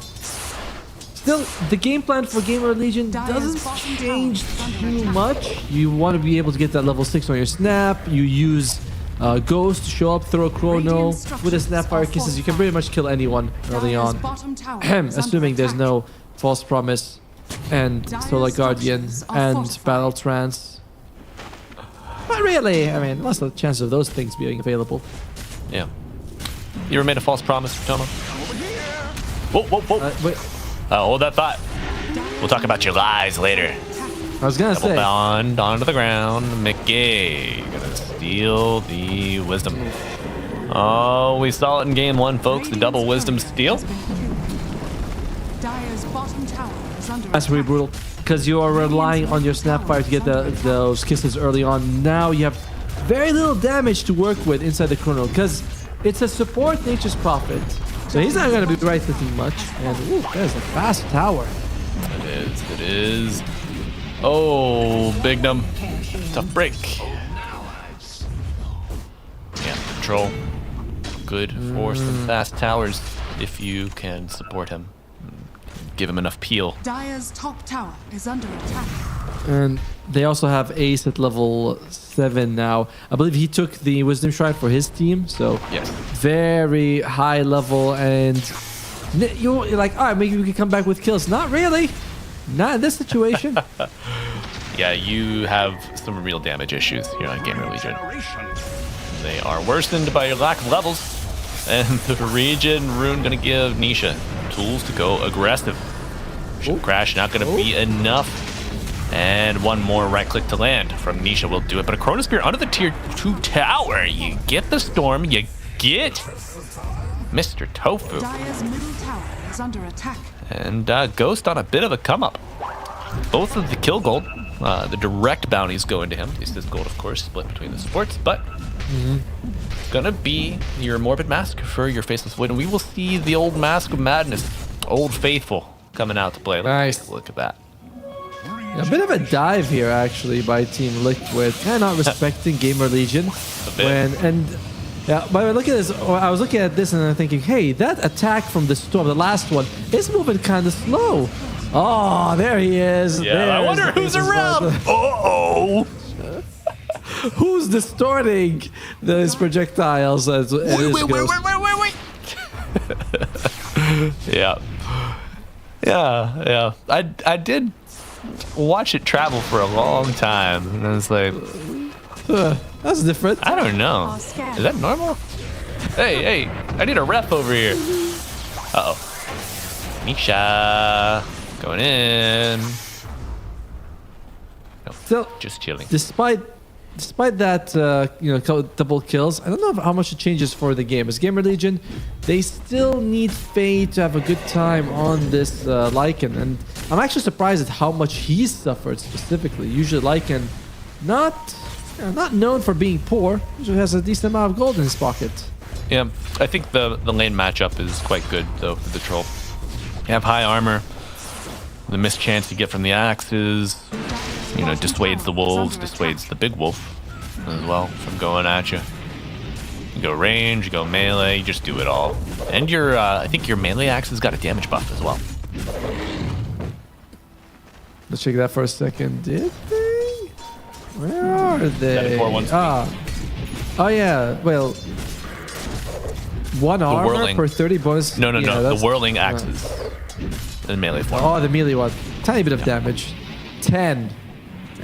Well, 25 at level 1. That's right. That's what I thought. I'm surprised at what Speed's doing. He's going to go for Spirit Vessel. I like the idea of reducing the heal, but usually Spirit Vessel quite odd against Oracle. He has 2 dispels, so you get the Spirit Vessel and you think, and it's not like more dispels aren't coming anyway. Right. Troll gets a dispel on his battle trance as well. You get a basic dispel. Yep. So it's debatable the value of the Spirit Vessel, but Speed wants it and thinks it's going to help him get some pickoffs. Whatever Speed wants, Speed gets. Stupendous. You should know that by now. Except Venomancer. I'm sure you wanted that. Guys, he has natural anti-healing. Like now, we picked the Nature's Prophet, and now we dug a hole in it. Someone's gonna go in that hole. It ain't gonna be a core player. Think about it. You spread the time dilation as the Noxious Plague fades to everybody. Oh, like all the attack speed, the move speed the Void gets. Bro, come on. Well, Team Liquid very happy with the current state of the game here. Only Ghost has been farming well for GamerLegion, but that's kind of the trend they had in Game 1 as well, as his Luna was really having a good time, while everyone else was struggling, early on at least. Boxy, just flying in. He is challenging every move of economic advantage. Every stack has been challenged here by Liquid. Their map movement just suffocating. They're gonna go for this second tower in the mid lane as well. GamerLegion, no real responses available, but they do have kisses and they have the Chronosphere, so they have options to fight if they choose to take them, but they're risky options. True. And I mean, you pretty much have to rely on an overextension from Liquid, as we saw between the mid tier 1 and 2 before the tier 1 was taken. And you know, if you make that move and you miss the Chomo, you can't put it back in the box. So it's better keep it wrapped up, keep it pristine. Oh yeah, you're way too deep at that point. So GamerLegion, they're being very careful to make sure they take the best fights possible. Unfortunately, they are being somewhat out-farmed by Team Liquid. It's very doom and gloom, isn't it, today, Malibu? Oh, yeah. I'm feeling great, man. We got blue skies outside. Just sunny Cleveland, Ohio at its best. Uh-oh. Yeah. Whoa! Okay, where's your damage? There's your kisses. Will it be enough? False promise coming out. Oh my god, the Chronosphere's out of the box and it can't go back in. Time walk, vortex. Ooh, cookie, but a long leash. And Storm Spirit overstep against Bash once, twice. Is it enough? Swashbuckle, but the kid, can he do it? One more, god damn it, the disarm, preventing the last attack. He TPs after the last, who the hell is this guy? What is that move? RCY still gets the kill. He cannot be dissuaded, and the wolf is at your doorstep. Starbreaker on RCY's head, but it misses a little bit. Goes still full health somehow, and Liquid are not doing it, folks.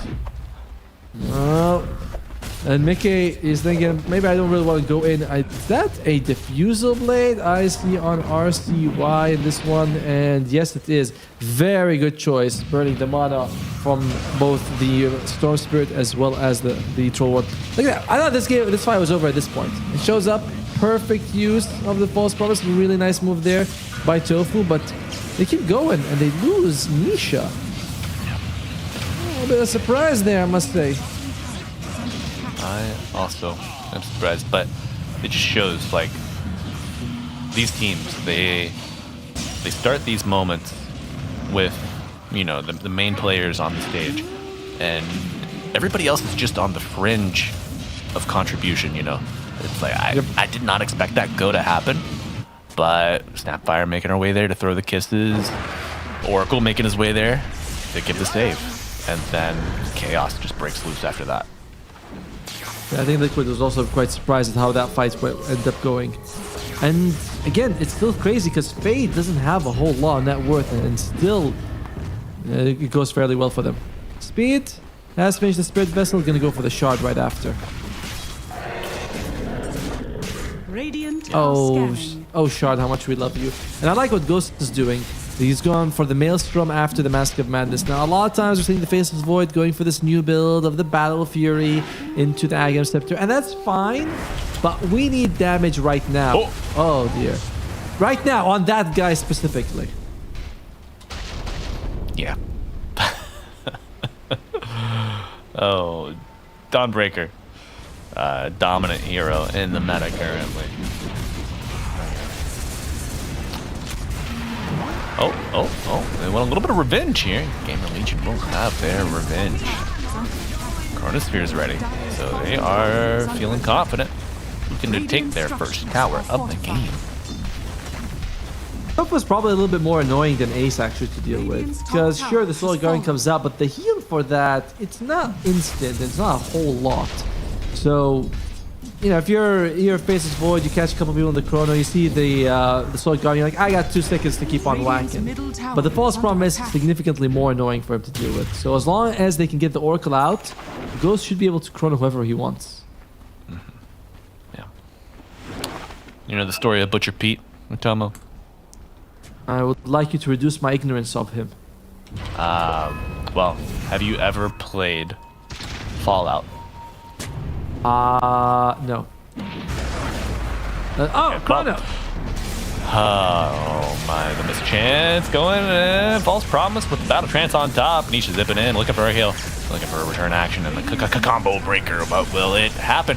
I hear a lasso. Do I have a Treant Protector? Yes, I do, but the Snapfire will go down first. Ghost with the Time Lock, big heal. Regaining his HP, but losing it just as quickly, folks. Vortex gonna give him a third and final kill in this exchange. Tofu, every single time we've seen a chrono, he has showed up right after to ensure that they are able to, you know, negate the value of it. Especially when chronosphere is on one person. So it's not like you can say, oh, well, you know, at least one guy gets False Promise, you can aim for the other person. Nope, it's just the one person who's chronoed, that one person is always being saved. Yeah. Tofu in general has really impressed in today's series. In Phoenix in game 1, and here in game 2 as well. Yeah, he's really coming into his own here in Team Liquid. I mean, they've been performing at a very, very nice level, but as you are ramping up into the summer, well, late spring, early summer season of Dota, this is when performances really matter. You want to be peaking at the right time. Exactly. EWC is where, you know, it's EWC then followed by TI. You want to win both of them for sure. Radiant's middle tower is under Sure. Now, Team Liquid, what are they going to do with these advantages they have? They're taking almost every tier 1. Top still standing, and I'm not sure they like the look of that tower. Nah, that thing's staring at me. Gotta destroy it. Got it. All right, Tomo, I want to see my next Chronosphere. I want to kill the Oracle. I'm tired of this guy. Stupendous. Not as easy as you think, because I believe he's got a Ghost Scepter. No, he switched the Ghost Scepter to go for the Blink Dagger. I like this move by Tofu. Because he had queued the Ghost Scepter, I was thinking might be a bit risky to go for it, because if you get chroned, you're still going to die to the kisses. So it's like, no, I'm going to get the Blink Dagger, stay a mile away. Unlikely to catch this guy with a chrono. Yeah. Probably going to be on a smoke move around the side, kind of maybe hang your Lycan, dangle him out in front. Yeah. Hangle, dangle, hangle. Hangle, dangle. It's a classic move. A classic. I mean, it's 12 in midnight for me. What's your excuse? I'm still emotionally distraught over my casting partner who has never played a Fallout game in his life. You're a grown man, Atomo. It's a rite of passage. Really? That's the one that separates the men from the boys? The Fallout games? Oh, the adults from the children. You become an adult after you play Fallout by Solar Guardian crashing down on top of the head of Ghost. The 3-2-2 kill bounty. Coincidence? Definitely. Some folks in our audience will be convinced, I'm sure. But Fade using the shapeshift, trying to get out RCY on the high ground. Is Valve trying to tell us something with these kill golds? Who knows? What's going on here? Yeah. That's a great cosmetic, by the way, on the wolf. Looks very good. You don't even like cosmetics, Tomo. What? I don't, but that's a good looking one. Oh no, Nisha! You bastard! Oh, my dog. I call him the dog catcher. He's got to be put down, and we can't delay it any longer. Sorry. Well, he had rabies. I understand. He's feral. It's certainly, let's see, Team Liquid. How would they lose this game right now? As you mentioned, it does feel like if you can get a big smoke, catch Tofu on this Oracle, +1. You know, you don't just catch the Oracle as, oh, speed. Trying to go for the classic stealing of the Wisdom Shrines, but that's not going to work out. Yeah. Slow. That has been a big problem for GamerLegion in this series, as both times they haven't been able to really bring enough people for the shrines, and Liquid got them both this time. Okay, ulti time. Whew. That's a close one. Yeah. No rain. So good. It's so good. It is. Combine that with the troll too. My God, man. It's actually significantly nerfed than it used to be. It used to be 40 health or damage and 20% heal amplification. Now it's 30 only. Is there no heal amp? It's 15%. And I'm fairly sure it also used to reduce how much people would get from it as well. Yeah, right? it would reduce enemies. Oh, Lasso. There we go. With the Solar Guardian, the old 1-2 punch followed up by the third, but a harpoon pulling him back. Oh, Rolling Thunder used, but the damage will persist. Isn't enough. Chase is on, folks. RCY, no Blink Dagger yet. Working towards that Ags and Boxy. The flame break on the high ground, but he gets the TP home, and he's safe.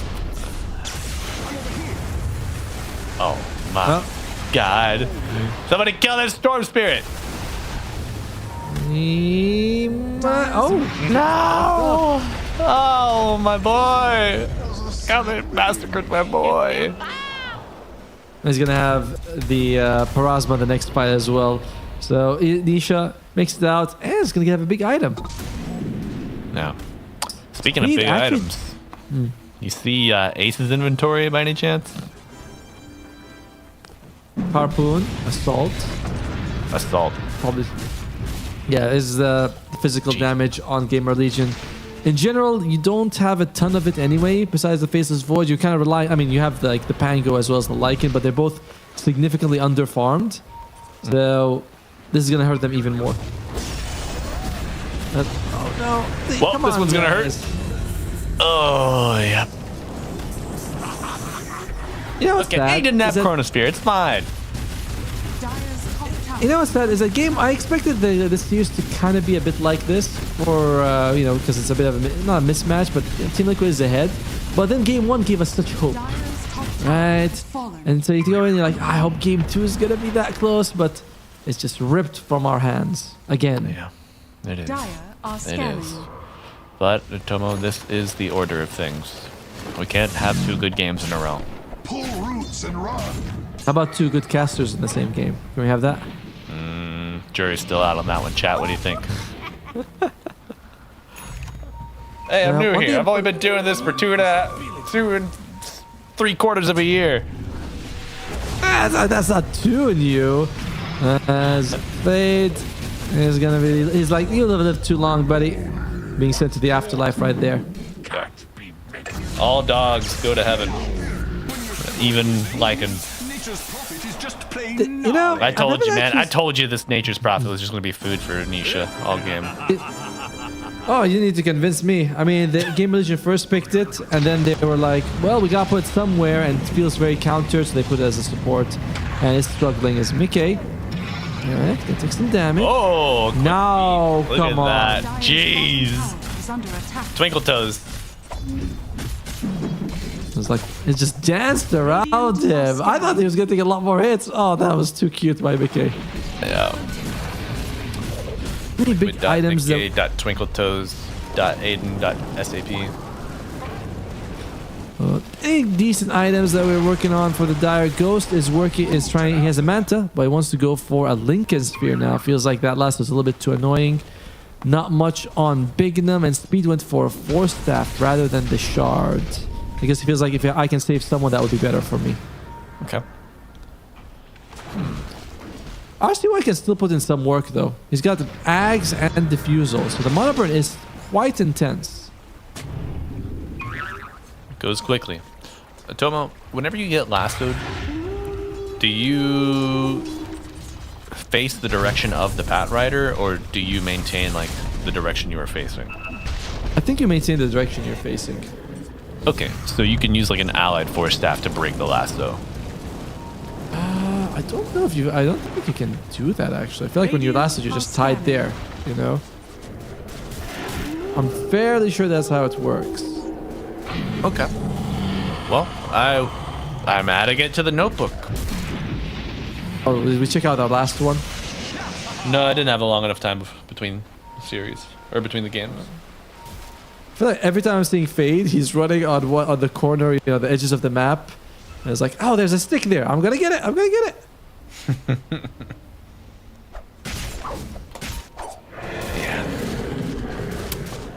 Yeah. GamerLegion pretty much.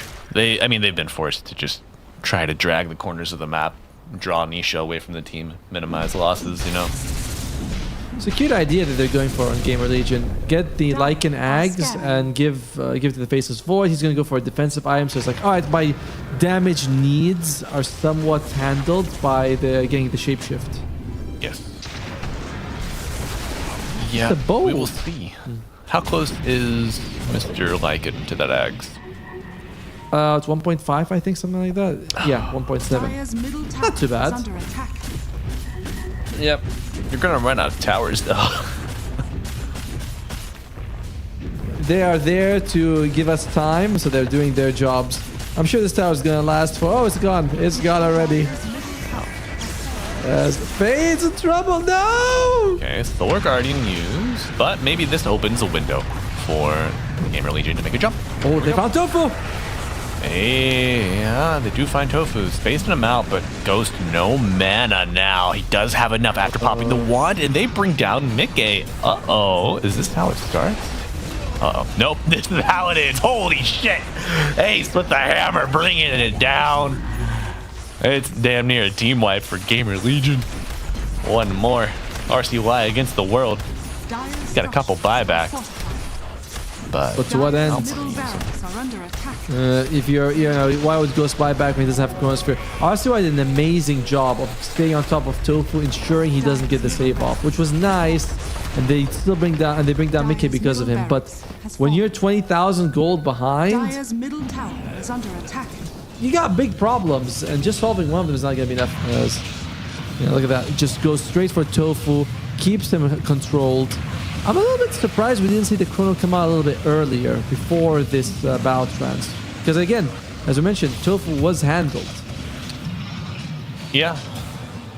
I don't know, man. Oh. It's tough Ace. to call. You know, I remember Ace when he was part of Gaming, going for a lot of auras, most of the time. But on Liquid, he seems more aggressive with his heroes. Game 1 was the Centaur, where sure he get the Axe, but he was a lot of times just double edging enemies in the face. Now on Dawnbreaker, she's known for being painful to deal with. Yeah. This is looking more like an Amar build, for sure. Harpoon, Satanic, AC. Amar was like, let me check my rankings on Dawnbreaker. Is it bronze? No, I can't pick them. It must be silver or above to be pickable in a competitive game. Or gold? That was the rule that he had on OG. That's a good rule. I was like, wait, are you guys only you've only played this hero 20 times? Save it for your pups, Habibi. You're not picking this against Team Liquid. Yeah, how are we gonna go late game if you don't have 100+ games on this hero? Yeah. As right now, GamerLegion, they might be coming, knocking at their door. Actually, all out of the base. Oh, they're on the other side of the map, so TPs are gonna have to come out fairly soon. They're actually smoked up, seeing who they can find. By the way, Bignum and Ghost, like, anybody here in this random corner? Probably not. Chronosphere up now. You would have loved to find Ace away from this. Look at this. The backstab. Look at where they're coming from. They took the twin gate. It's the longest backstab you've ever seen in your life. It's the long con. They're playing it. Uh-oh. Nice ward in. Good job, Bignum. But can we actually catch anything here? Please. Another smoke applied. Okay. All in. And they had good smoke on Liquid, though. They don't want to dangle Tofu, or as we call it, hangle him. You don't want to hangle him. Don't hangle him. You might want to strangle him, though. It's so annoying. Hug if you're Liquid, strangle if you're Legion. All right.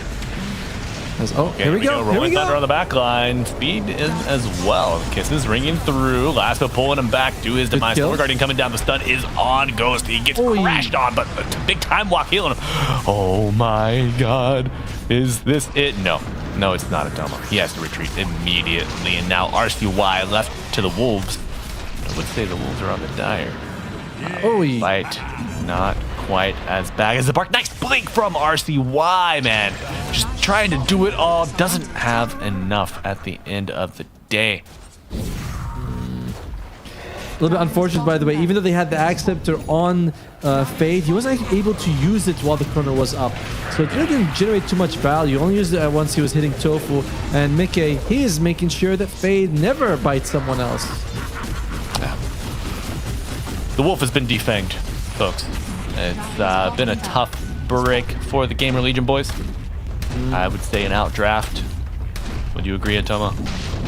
Definitely a bit of it. The Nature's Prophets really cost them a lot, and they had no solutions for this Oracle. And just there's too much saves again inside the Chronosphere. Well, not exactly what we were hoping for in game 2 here, but Team Liquid, very dominant performance, and not an unexpected one. As Speed, it's your boy. Oh my, yeah. GG called. The trend stays true, Atomo. A long game preceding a stomp. That's the rule around these parts.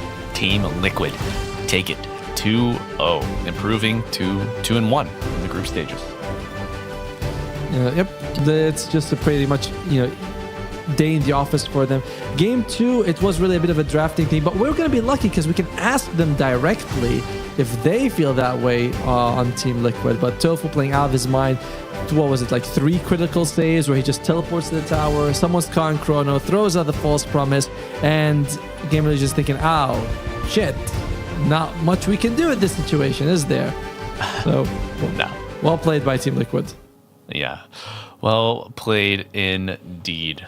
Dominant display after holding out, great game 1 start, kind of flounders, but they rely on their team fights on those refreshers. And we haven't really seen a ton of impact from refreshers since the nerf, but people are slowly starting to warm up to it as we are just seeing these crazy late game scenarios unfold. I think there are a lot of heroes that want the refresher orb are heroes who kind of don't get BKB. We're seeing it on good supports like the Phoenix, for example, wants to get it. Winter Wyvern the previous game. But if you're playing Faceless Void with double chrono, but heroes that used to rely on it for the double BKB are like, or Satanic, like, we don't really want refresher orb anymore. Yeah. All right. Well, we do have some highlights from our series. So folks, let's go ahead and take a look. All right. Mostly going to be from game 2, I believe. Poor Speed. The first blood just getting ran down. Not a lot of GamerLegion highlights going to be in this one, folks. This one, however, is a GL highlight. Going in for RCY. Nisha and crew overextend a little bit. The time dilation applied. Ghost arrives, gets a double kill after the Solar Guardian. But probably the best moment. That, yeah, agreed. It's all went downhill post this for GamerLegion. As you go, this Chronosphere comes out. Great TP in by Tofu. And he does the TP in and the same move on Mickey. And actually, though, this was another decent fight for GamerLegion, if I'm not mistaken. As they kind of invested a lot to go very deep, but RCY, MVP of the performance, by the way, in both games. Game 1 on the Storm and Game 2 on the Pangolier. Does get the kill on Nisha. Takes a while, but gets it, and that's really what matters for them. Eventually. Yeah, I like that TP play after the lasso. I don't think I've ever lasso TP'd before. That's because you lasso... No, but when you lasso, you're like, you're committed in for this fight. This is another one where Tofu gets a brilliant save. There you go.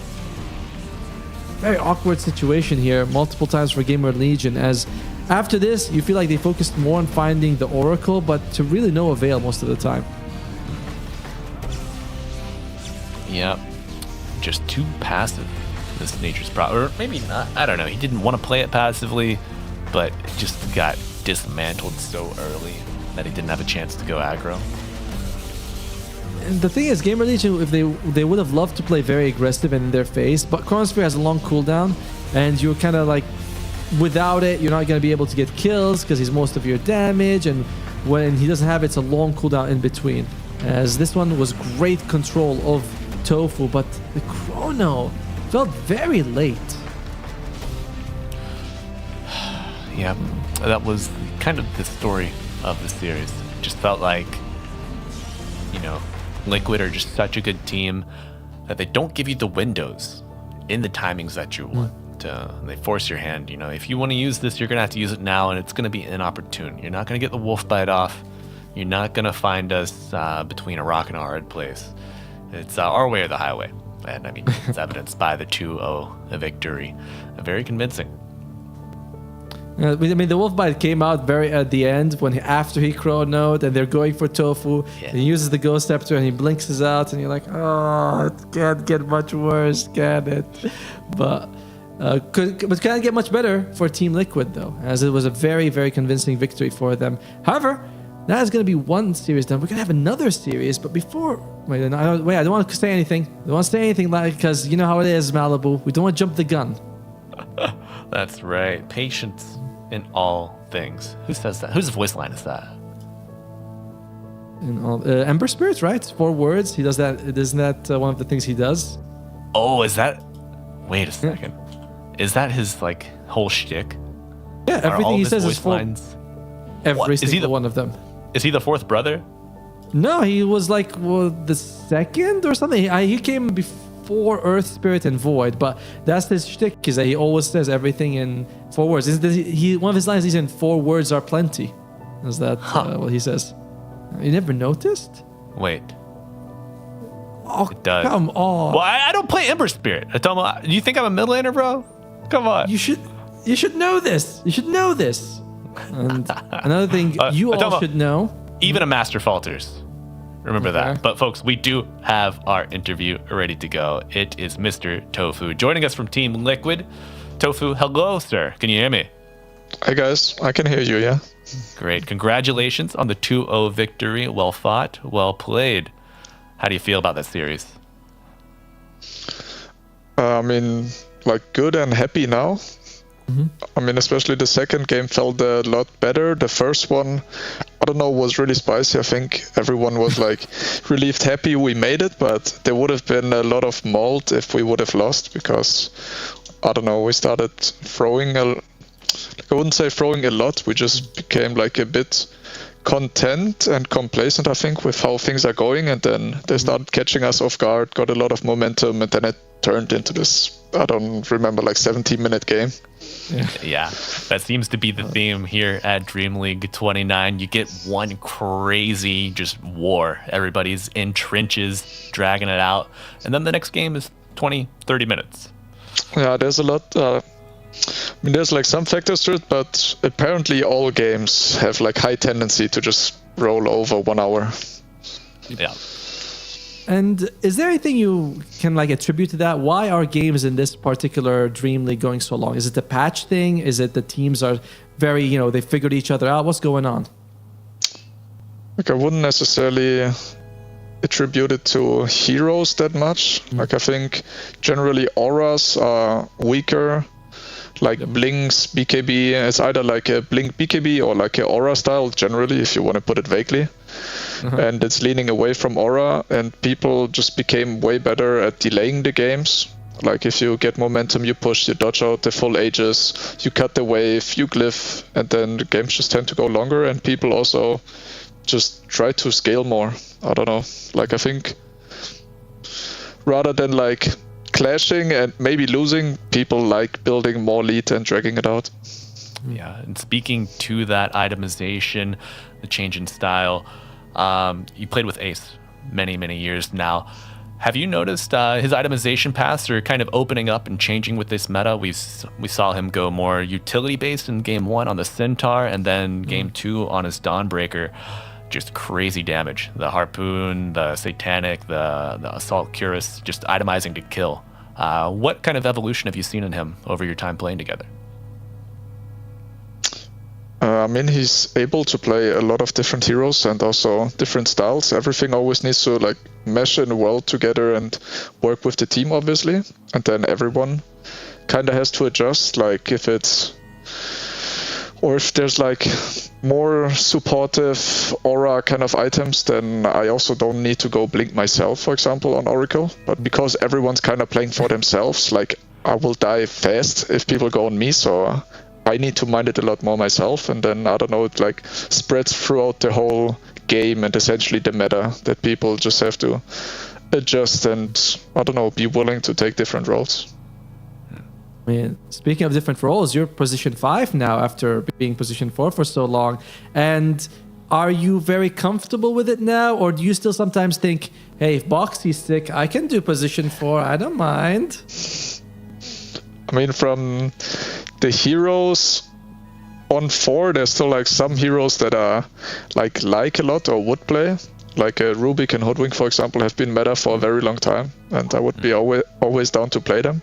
But I'm also like really happy with the pool I have now, and I think, I don't know, it's been like a long time where I've gotten really used to it now, and it's also with how we play, I think for the most part we're like doing really well, and yeah, I don't know, it's fun. Settled in, you know. And since you're position 5, I want to ask you, is Nature's Prophet a good position 5? Because GamerLegion, we were watching it, didn't really sit too well for us. How do you feel about it? Like generally, hero very strong. I think, I don't know, we just got very comfortable with the heroes we had, and we had like good matchups not only against Prophet but also the other core, so it definitely looked weaker because you want to have the tempo on your side. And they have like Nature's Prophet and Lycan that want to run at these early towers and objectives, but they were in the back foot, so I don't know, it didn't look that game, but I don't know, it doesn't have to be like this. Understood. Yeah, I was hoping to see maybe a little more pressure from the Zoo approach with the buff to the Treants, you know, the extra hero damage you get.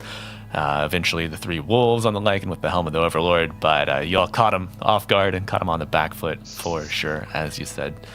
But Tofu, is there, I don't know, is there a different approach that you're taking to drafting now with the fact that these games have the potential to go super late? You need to be able to build to scale. The map's huge. Everyone's dodging.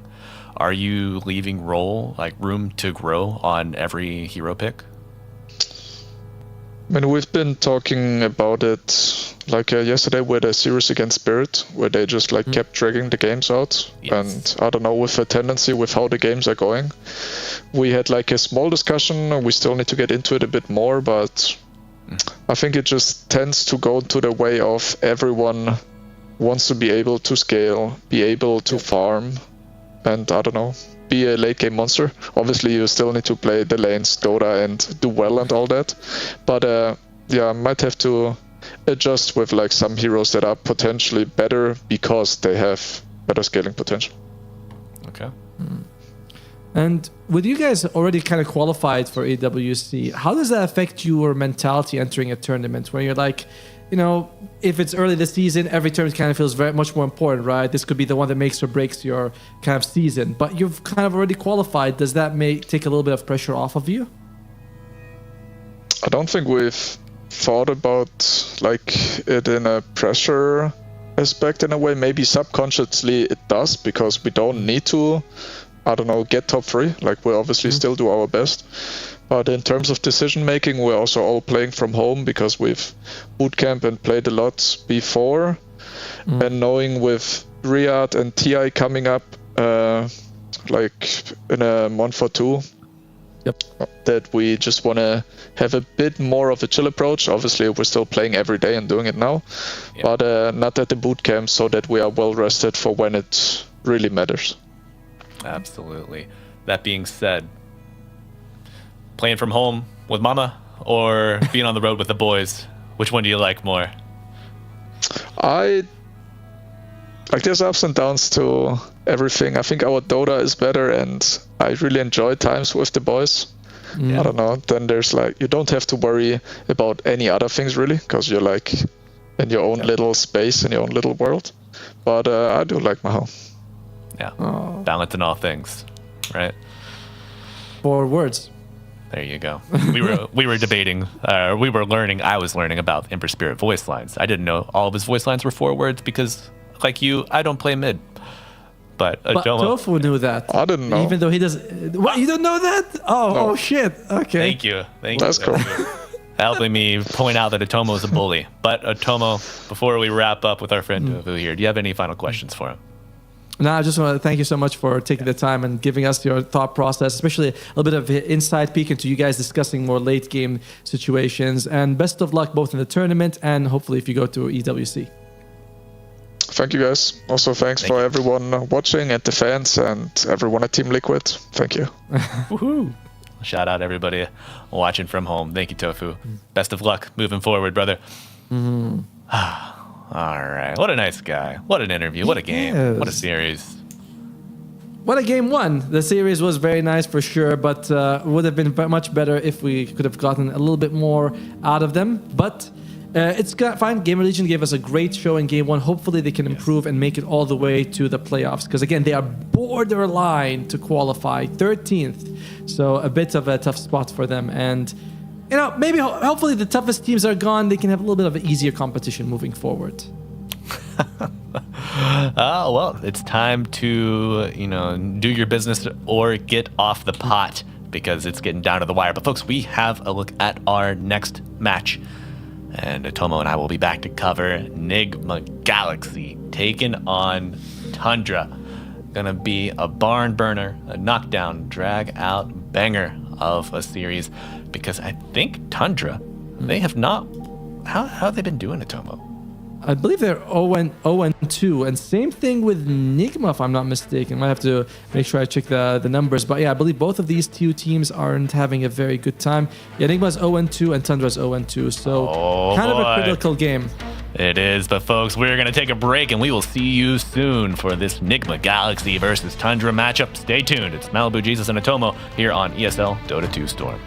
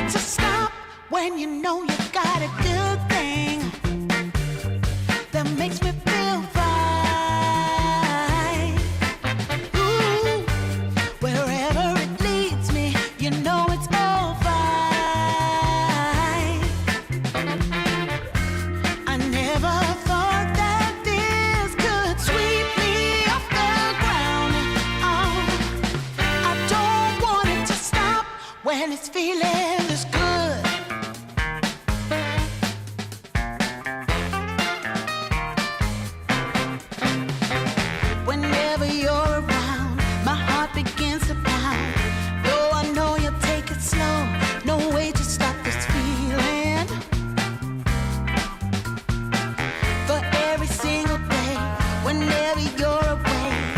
In this place, there's a space where I'll be waiting for you. And I just can't believe in this new love I have found. Yeah, I don't want it to stop when you know you got a good thing that makes me feel fine. Ooh, wherever it leads me, you know it's all fine. I never thought that this could sweep me off the ground. I don't want it to stop. No, I don't want it to stop. I don't want it to stop when it's feeling this good. Feeling this good. Feeling this good. Ooh, feeling this good.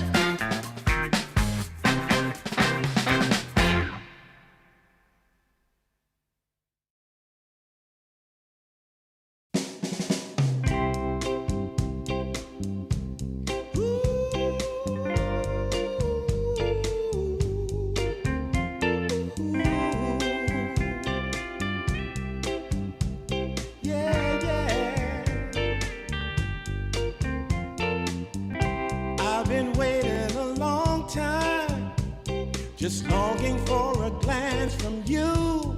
Yeah, a chance to look in those big brown eyes. No telling what my heart would do. Hey, when we met, I sure knew it felt as good as it could be. In that moment, though it felt so good, I wondered why you noticed me. If you gave me just a little time, it would sure ease my troubled mind. Don't tell me that you don't feel the same inside. DreamLeague Season 29 is brought to you by DHL and Chex.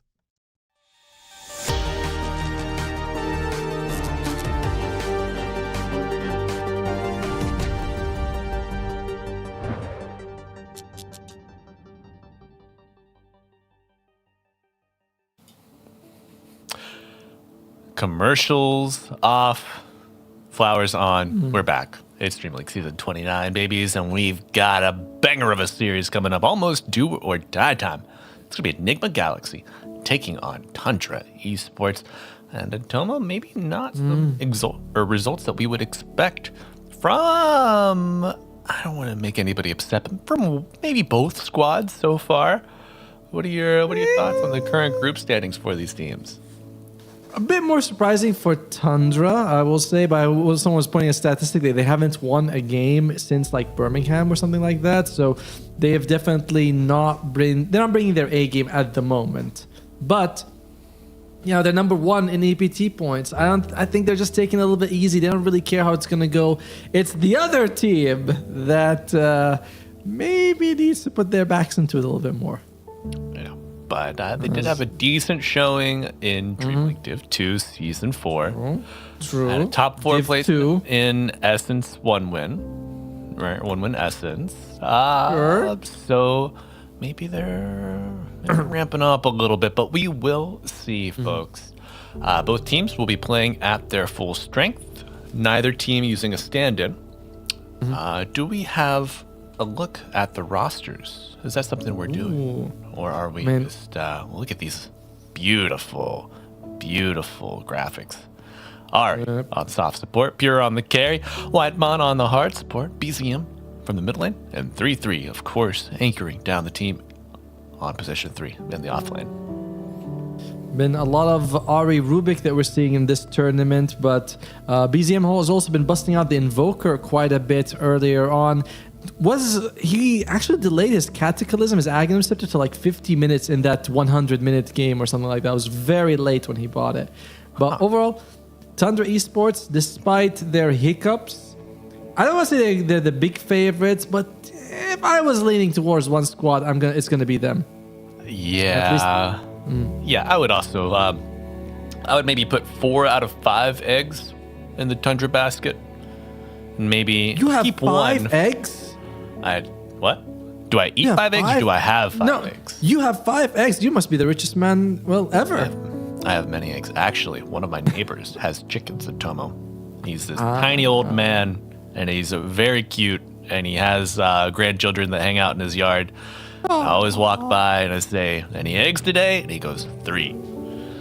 So I'll put 1 egg in the old Nigma Galaxy basket. GH on hard support, playing 5. Rinzy Q, the newer carry.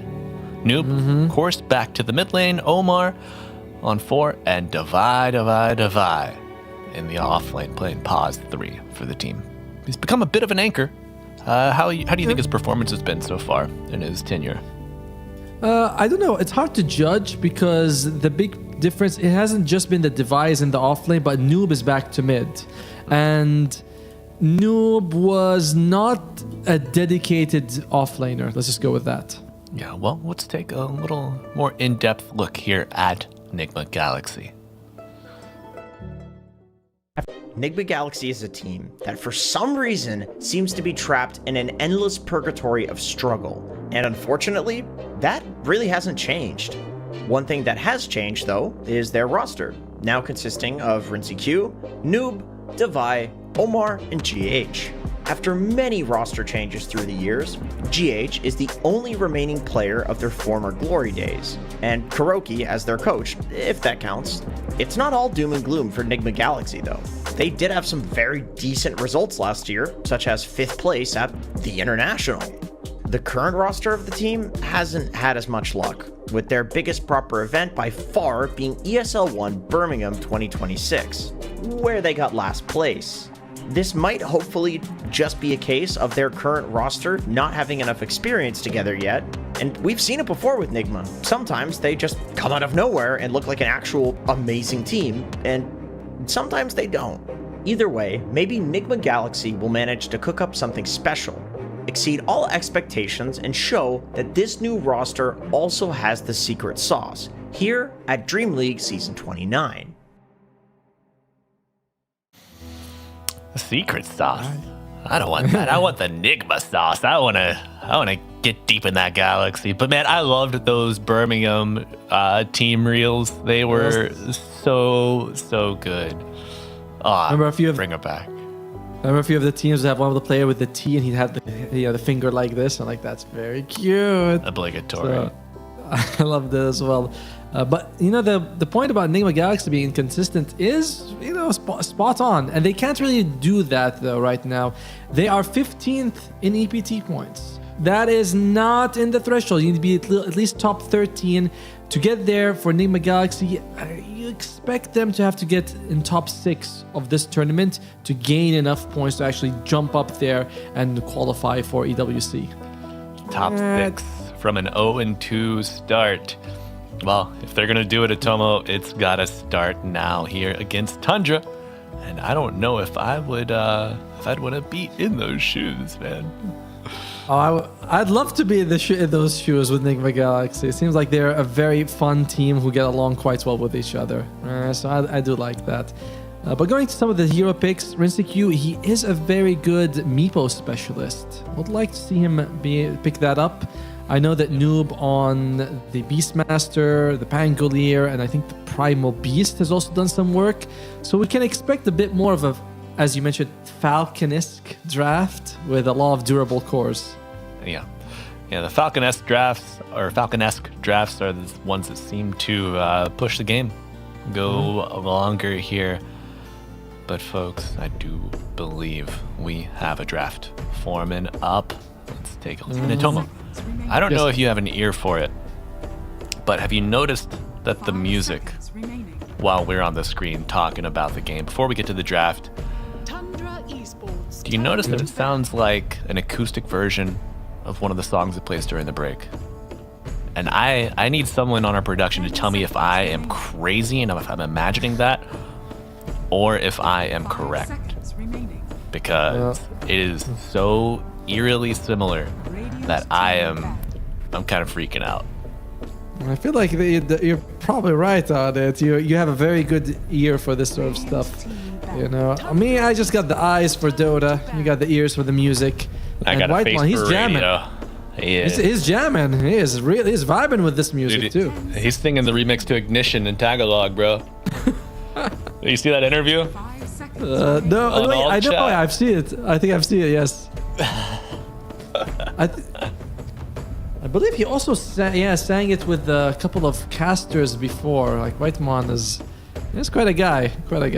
Oh yeah. But Nigma Galaxy, what other picks we might see? So GH has been playing a lot of very good scaling fives. We talked about this with with Tofu earlier. But Phoenix, Caudle, Silencer, and Zeus have been things that he picks up on position 5. And I'd love to see the Zeus. You would. I don't know if supporters of the team would. We saw it yesterday. Was not particularly impressive, but I will say had a bad start. Yes. I do think that of the heroes, the Phoenix and the Silence are probably a little bit more reliable in situations like this, because support Zeus is really good in pubs. In competitive games, he requires the team to sort of make space for him, which is not ideal most of the time. And I believe that production has answered your question. They're saying, you're crazy, because this music is not instrumental of anything. What? Oh my god, okay, Arp.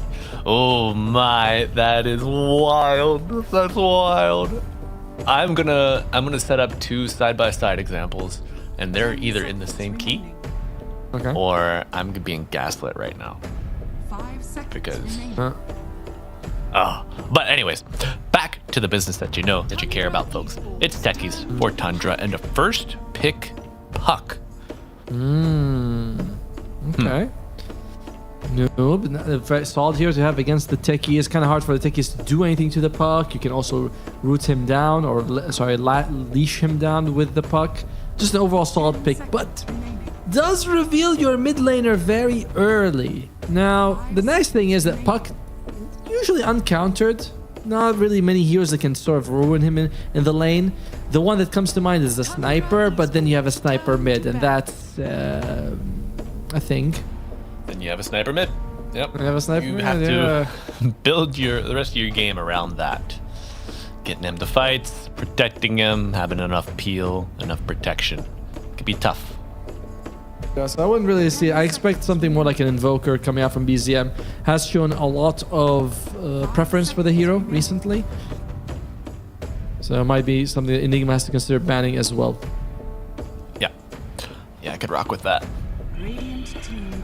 Whereas, the Phoenix is gone. So this does leave the Silencer as well as the Zeus for Enigma Galaxy. Zeus! I don't know if they're going to do it, man. I don't know. Why don't you like me, Malibu? Why can't you just, give me... I think you're fine, Atom. I think you're a fine young lad. But I just wasn't impressed yesterday. I want to see a little more action. I think. The man shoots lightning from the heavens. What more action could you want? That's the best. As Omar, might need to fix that camera there, buddy.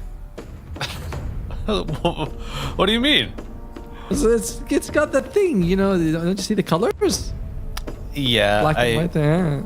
Yeah, that comes from like mismatch of the wattage. I do like Nigma Galaxy taking the hoodwink here. If you give it to Ari, game over. Yeah, although I do think that Ari might be... Oh no, actually Whitemon's the one who's been playing it off techies. So Ari couldn't get the Rubik if he wants to. Both Omar and Ari have been spamming a lot of Rubik, but Rubik is out. Same thing with the Clockwork and the Hoodwink. So Ari, he likes by the way, he's a big call spammer himself. What you gonna get for us? He is, and I know we got some Coddle fans out there in the chat. You know who you are. You should be ashamed. Why would they be ashamed? It's amazing. Call is a great hero. He is. But 3-3 getting back to his roots. He's gonna play the Doom. Give me Grimstroke here. Grimstroke would be fairly solid with the Doom. I was thinking it's just a kind of, not exactly a counter to the Puck, but Puck might accidentally go to someone who's been soul binded and be like, oh shit, I'm stuck to him. Yeah. Yeah. Do you know if you phase shift, does it interrupt the Phantom? I think so, but I feel like I've seen it latch on afterwards, but I'm fairly sure I'm wrong, and it's just like sort of die. You know, his wife dies midair. He's like, go grab the Puck, and she's like, I will, and then Puck disappears, and he's like, well, I guess I'll just, you know, not live anymore. I hate when my dead wife dies again. Right. No, he goes for the Lion instead for Ari. Okay. Good catcher though against the Puck for sure, and no dead wife, or possibly no dead wife at all.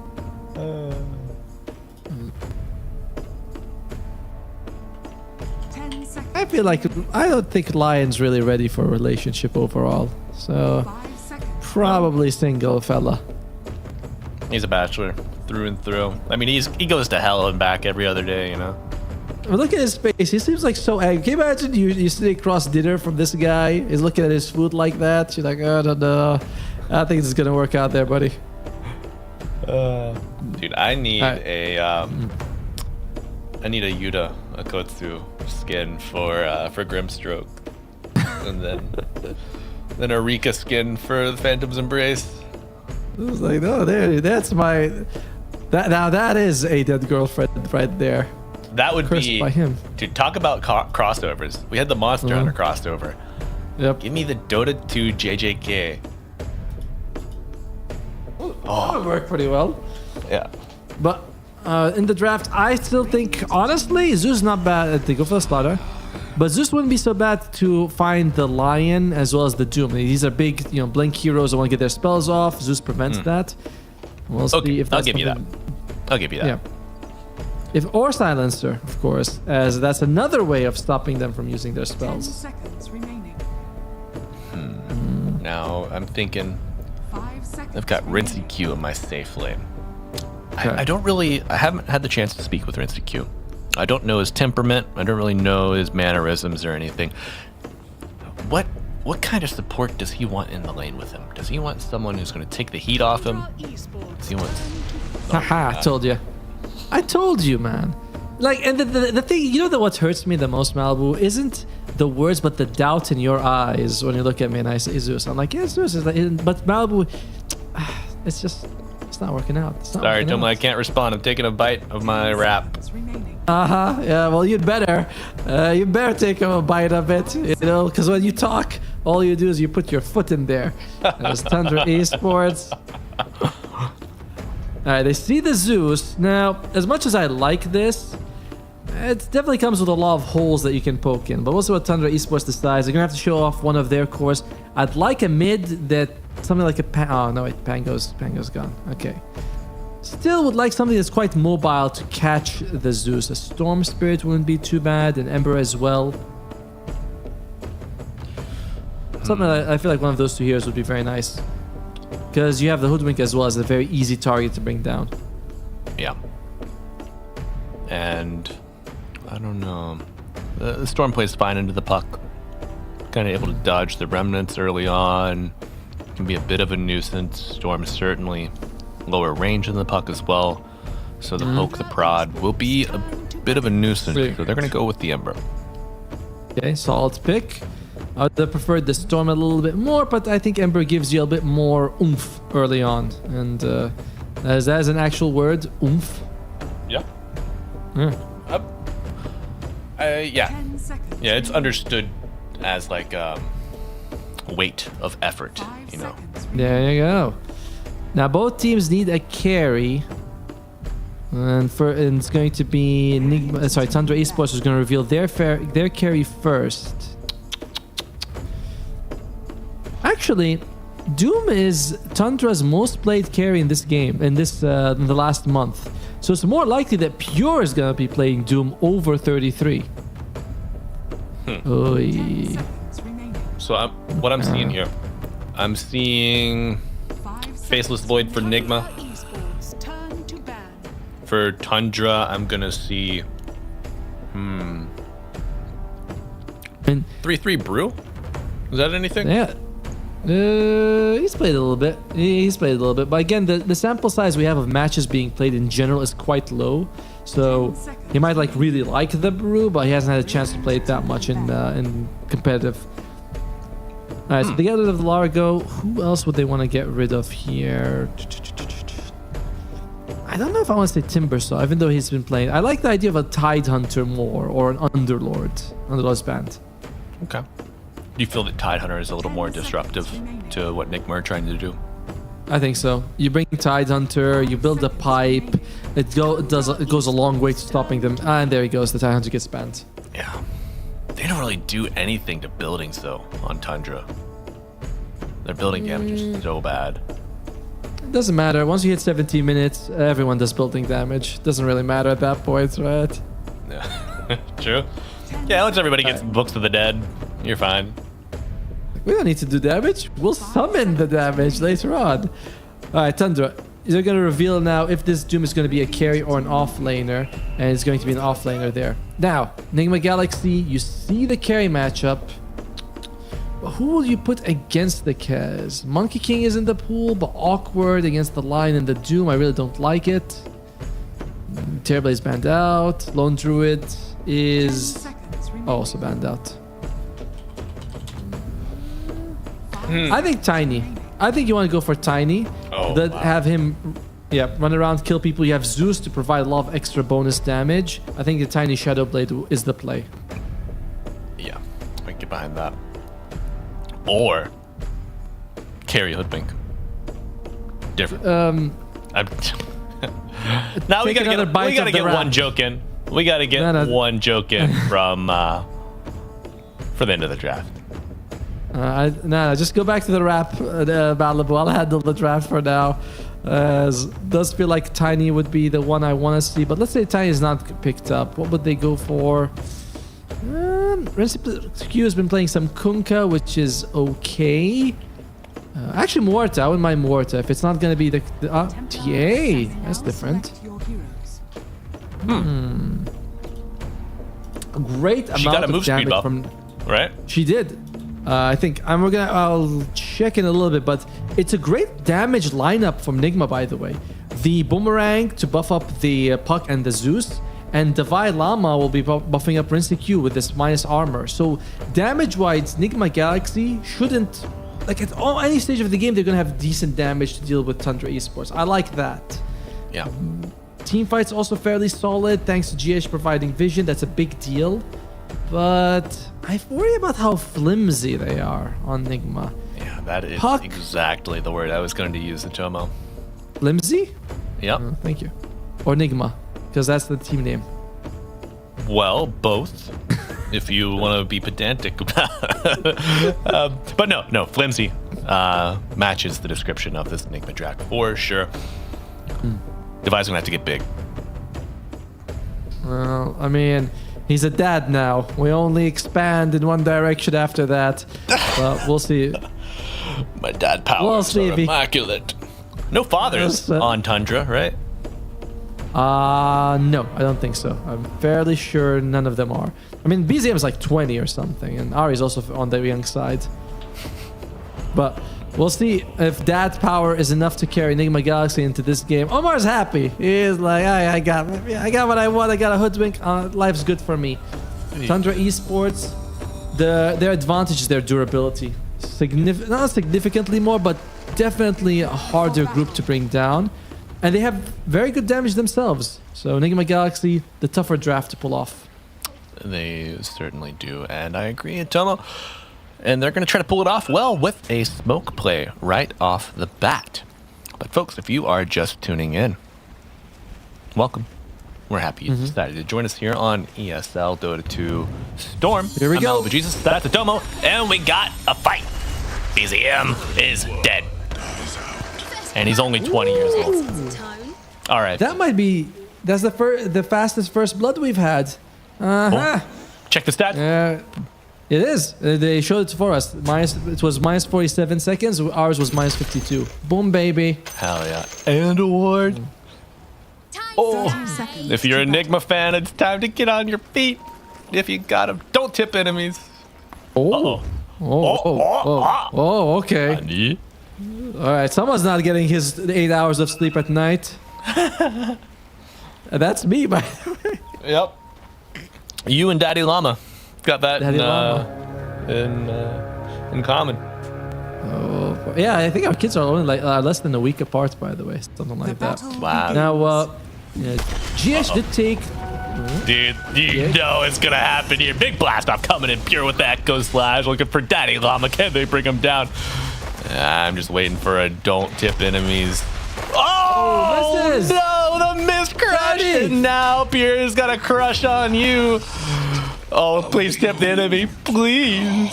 But they're not out of the woods yet. They've lost the Slardar. Will they lose more? Another round of stuns coming up soon. A lot of damage. Earth Spike onto the Zeus. GH looking for a kill.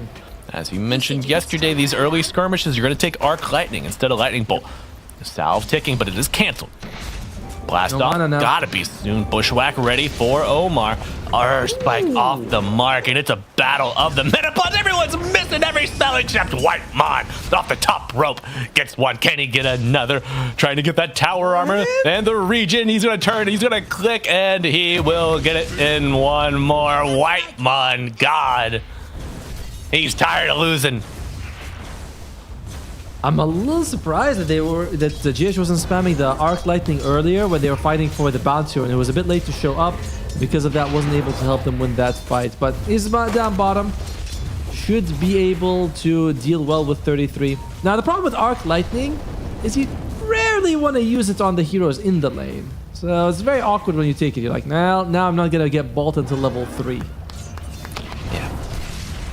Oops. Sorry, team. I took Arc Lightning. Whoopsie doozy. Toma, I wanted all chat after that so badly. So Alright, badly, tip. bro. Yeah, we're just tip to Vi after that. Just. I always get very worried about like pressing anything as a caster. Like I don't know if they can see my typing or if I can accidentally tip someone as well. Sometimes you think, what if I could just write right now as Ari gets a beautiful double stun.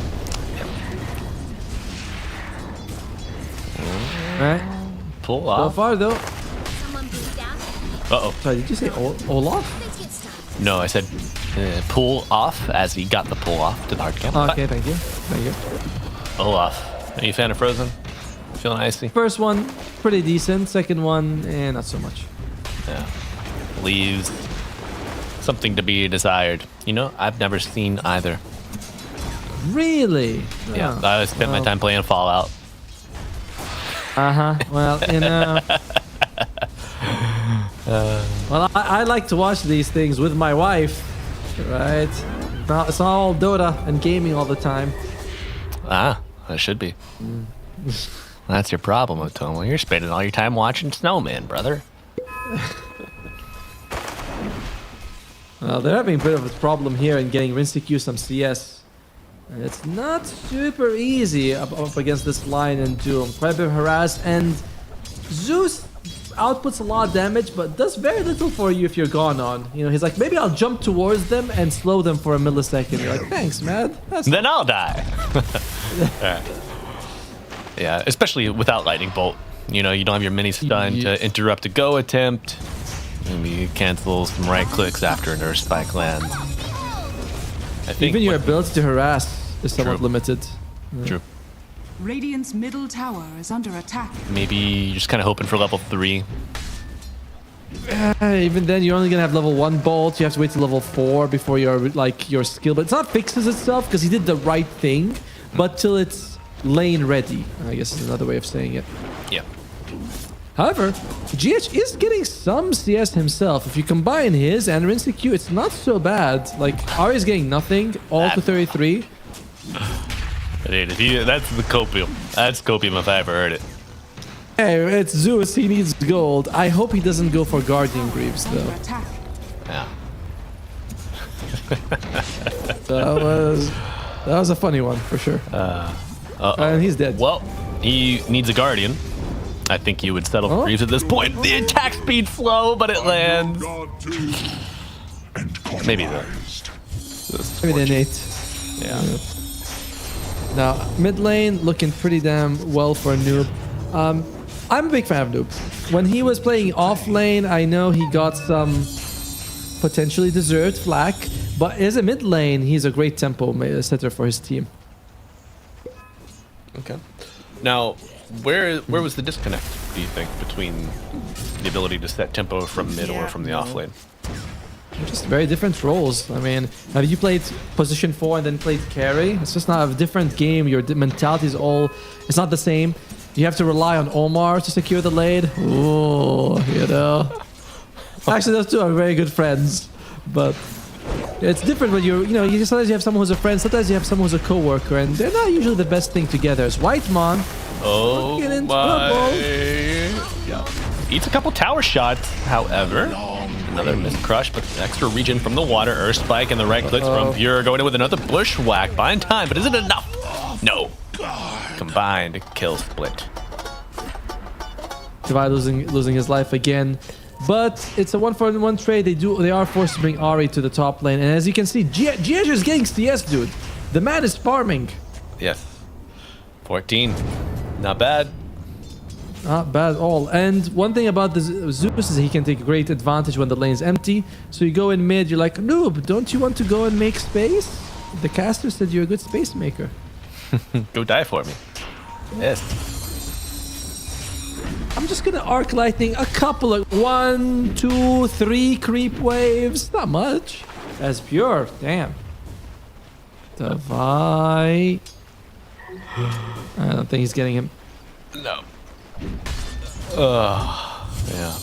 Double bracer Divide. He's set. It's a hard man to bring down. Yes.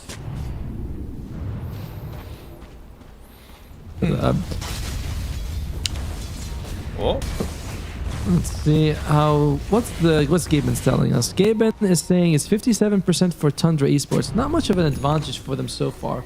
Both teams, we're seeing a lot more team fight, but in this game, it's kind of team fight heavy on both sides. Like there's Puck's coil, that's about it. Oh dear. Yeah, we'll see that. Ooh, nice dodge, but the coil coming out says dodge that. Blast off coming in to save him. Is it enough? BCM trying to continue the efforts. Pure gets the Wisdom Shrine.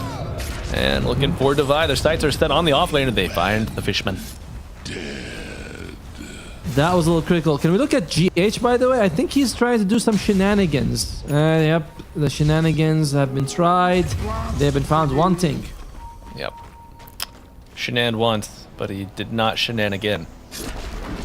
And now, Pure set the sights on Radiant's middle tower is under Not attack. bad. Radiant That's pretty good. That's pretty good. I stole it. I heard it somewhere else. That's fine. That doesn't matter. Emmy award-winning TV show. Surely you can't be serious, right? Emmy award-winning blast off. Nice, fine. Working towards a fast blink dagger. But the net worth is starting to favor Tundra a little bit here. Even our farming Zeus isn't that far ahead as Doom. And it will continue. That trend if Ari does. Oh my god, nice bushwhack. Mr. Almost the reach.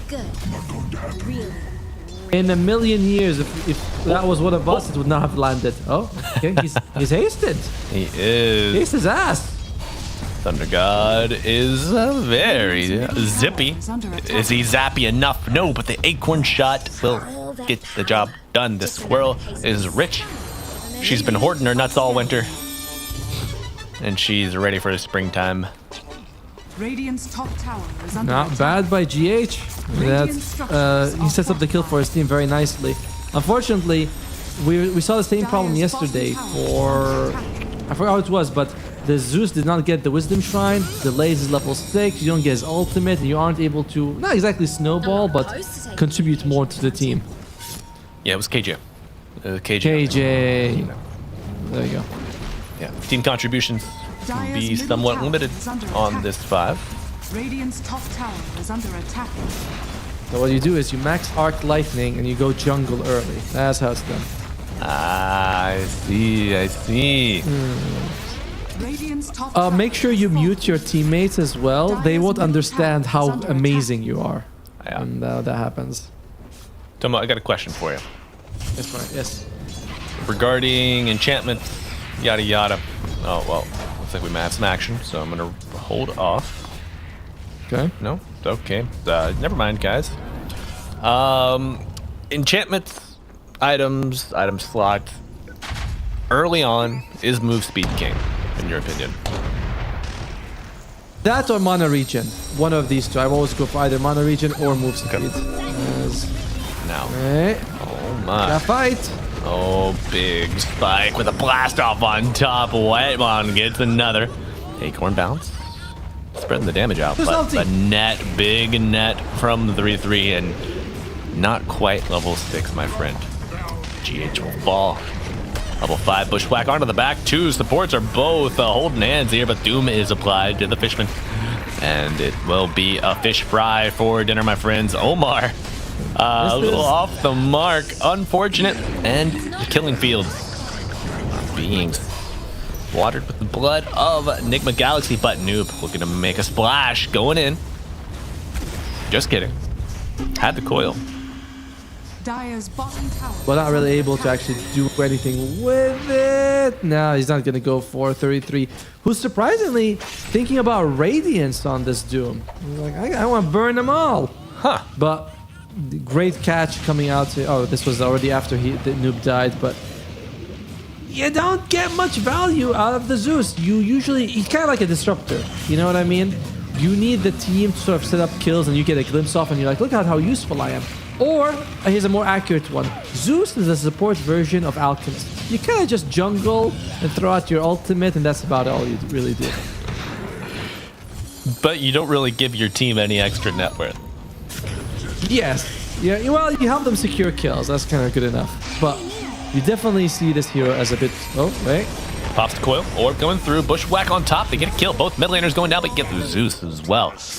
More on the run. I don't know. I think I've seen this episode before. Tomo. How long on blast off? Oh, does it even matter? Bushwhack hits Ari. Whitemon using the creep as a bodyguard. Hits the blood grenade. Let's click on that hoodwink. The tower region gonna help out. Yeah, very, very good.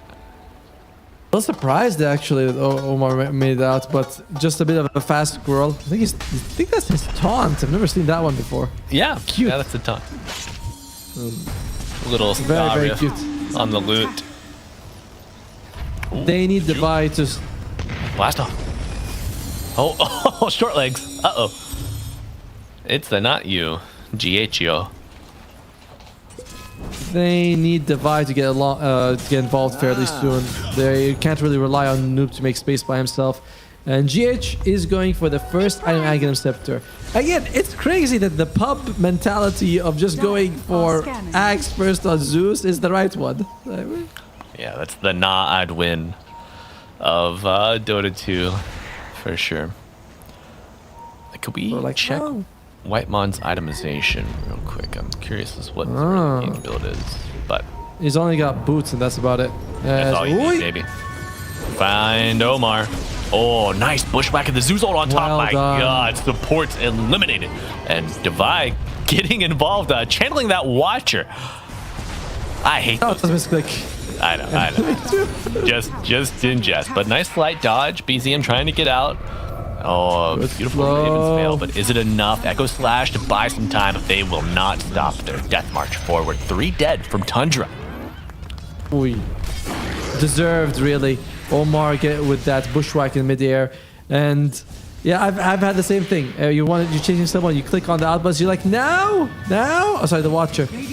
But great bushwhack with the damage coming out from the Zeus, and that's what it gives you. Lot of it. And Devi's like, no, this is not what I wanted to do. They do bring down BZM at the end. Takes a bit of a chase for them, but it's a 3-0 in favor of Enigma Galaxy. Yeah. What's our friend Rinstic Q been doing so far? I believe he has the Desto being delivered. 1 and 3. Okay. Keeping up very nicely with Pure, I'll say. It's really 33 who's having an amazing time so far. Yeah. I mean, going for, I don't know, what's he on track for with this Radiance? It's gonna be quick. Under 700 gold.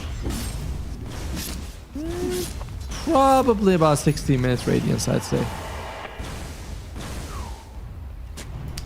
As Tundra Esports, they're poking the tower. They're actually bringing Pure over to help push, while 33 is like, I want 2 TIs, all right? I want a farm. You just go, yes, you did win 2 TIs. You get what you want. Yes, dear. That's the ultimate. Have your read. That's the ultimate like argument ender. Hey guys, what do you think we should do? Should we push? No, I have 2 TIs. I don't want to push. I want to farm for now. Okay. Yeah, I mean, I respect authority, you know. I say yes, sir. Let's go. Oh my god, the damage pouring in. No radiance yet for that evasion either. Uh-oh. Nice guy, GH. He actually could have bolted 33 and break him and killed him, but he decided not to do that. It's Defy. Bit of an unfortunate thing. Yeah, that's huge, Tomo. They get Defy and the stacks. They did bring 33 though on the other side of the map, so I feel like trading offlane for offlane, you're okay with this for Nigma, but it is the stack that you mentioned. It's a little bit annoying that they lost, that they're regret losing. Right, and I mean, like, so not only are you getting the economy increase from taking these stacks, but people have had to spend time to make those stacks. You know, they haven't been pushing out waves, they haven't been farming themselves. So it's a deep cut. Oh, but the cuts will continue. This time the knife is pointed at Nigma yet again. Sorry, by Nigma yet again. Tundra losing 3-3. Still no radiance. Yeah, I was looking at him. He's 150 gold away from it now. That was double deaths. Very well done by Enigma Galaxy. Maybe feeling like, okay, he's very close to it, guys. Let's just put all our attention on him. And then 33 was like 1,000 gold ahead of NCQ, and now he's a few hundred behind him. As GH, he's got the point booster, about 2,000 gold away from getting the Axe Scepter. Dire's bottom tower is under attack. He doesn't have him. It's happening, man. I hate it. It's happening. What do you hate? This beautiful build? This great way of playing Zeus? Like what? Are you sick of Zeus? We haven't seen him competitive for like 3 years. Yeah. What do you want them to pick? What do you want them to pick? Rubik? Position 5? I want to see some Undying. I haven't seen my big stinky boy in a while. Omar, kind of shaving them, but not exactly getting them. Dire's middle tower is under attack. Have you ever had a professional shave? I have actually. That's what when I went bald for the first time. I was like, I'll have a professional do it. Oh, okay. Was it a nice experience? Were you worried? Like it. Were you worried like GH? Or maybe now BZM? Post bushwhack? Oh. It wasn't as brutal as that, let me tell you. Looking for more, hunting, looking for Divide. Daddy Llama on the high ground. He's been forgotten, but they will be brought down. 4 kills. Tundra striking back, getting revenge for the previous aggressions on 3-3. They're gonna need Insecure to get involved soon. He has the Blink Dagger. Not for situations like that exactly. I don't think it would have made much of a difference, but soon. Because you can see the Tundra cores are farming up a storm. GH losing his life early. Might have just been better to let him go. But Noom is also getting caught a little bit more than I expected on this puck. Yeah, trying to contribute there with GH. Just get some kills in the end, as he mentioned. The jump in there on Noob and he loses his life. Still, Q is having a good time. Yeah. And as you mentioned, Nigma Galaxy, they were not going to have damage issues because their heroes are really, really good at both doing damage and amplifying other people's damage. So you can fall behind a little bit. It's not good, the end of the world. Radiant are scanning.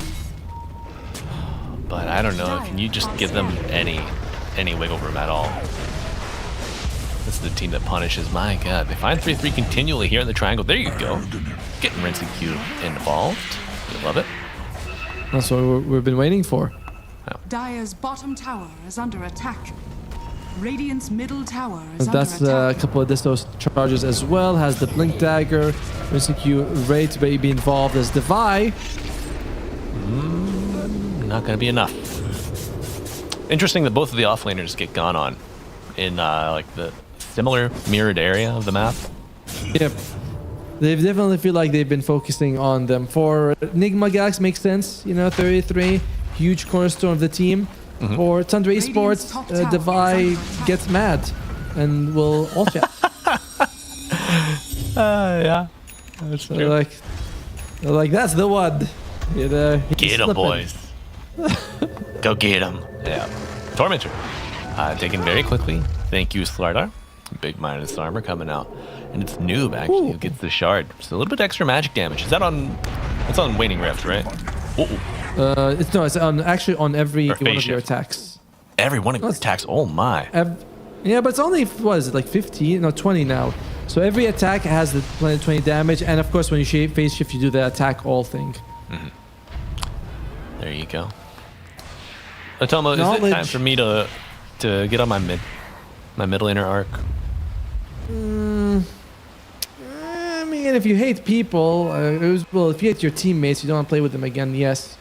And especially offlaners. Oh, guys, those guys suck. Mute all, dead inside, comms banned, mid or feed, change my name. Mode PMA as mode Aegis and Dead Lion. But you're not gonna want to waste the Aegis after seeing what happened to Lion. Steps away. Dire's top tower is under attack. Still, Aegis gone here for Tundra Esports, but Lion is dead. Will Nigma consider making the move? Top tower has They got everyone top. Noob is hunting. Well, or at least he's Orban. So he's not really too committed. Okay. You wish you had a Manta or someone summons to just deal with these techies' minds.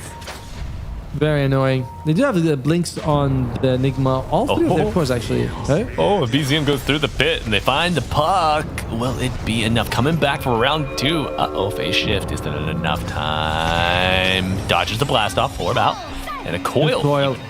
But it will be necessary for survival. Great dodges from Noob. Wasting a little bit of that Aegis timer, and Rinsecue was able to get the Shrine of Wisdom in the meantime.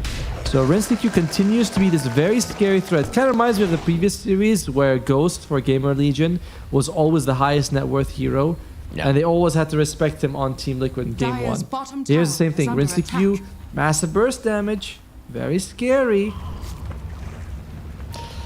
Put a Nimbus on top of him, even more scary. True.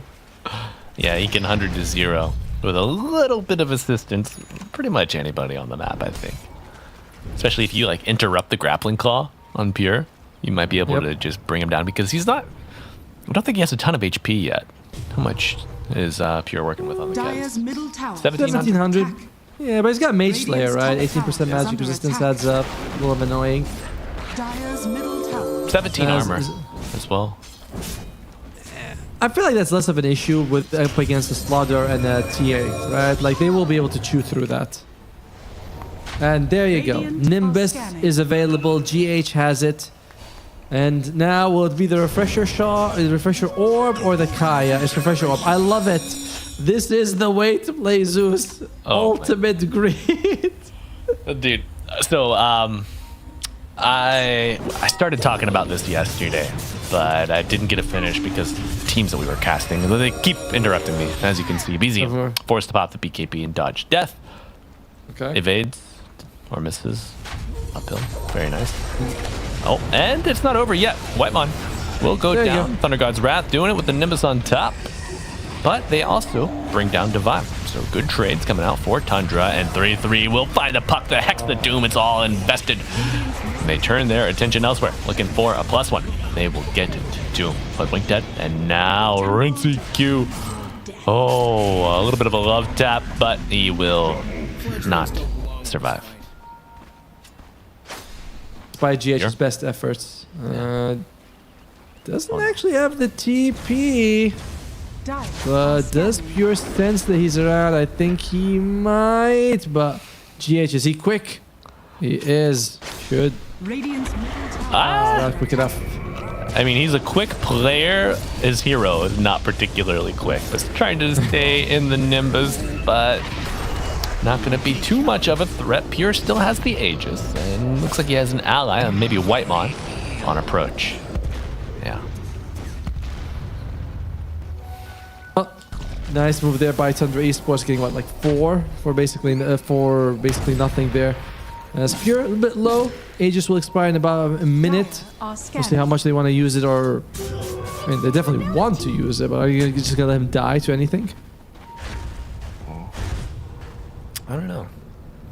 Radiant's bottom tower is Noob has to consider getting a Lincoln Sphere in this game. Unfortunately, it doesn't feel great because you want Parasma and you want to do more damage, but without Lincolns, you're going to be the target number one in almost all of these fights. A Hex or a Doom, and you're dead. True.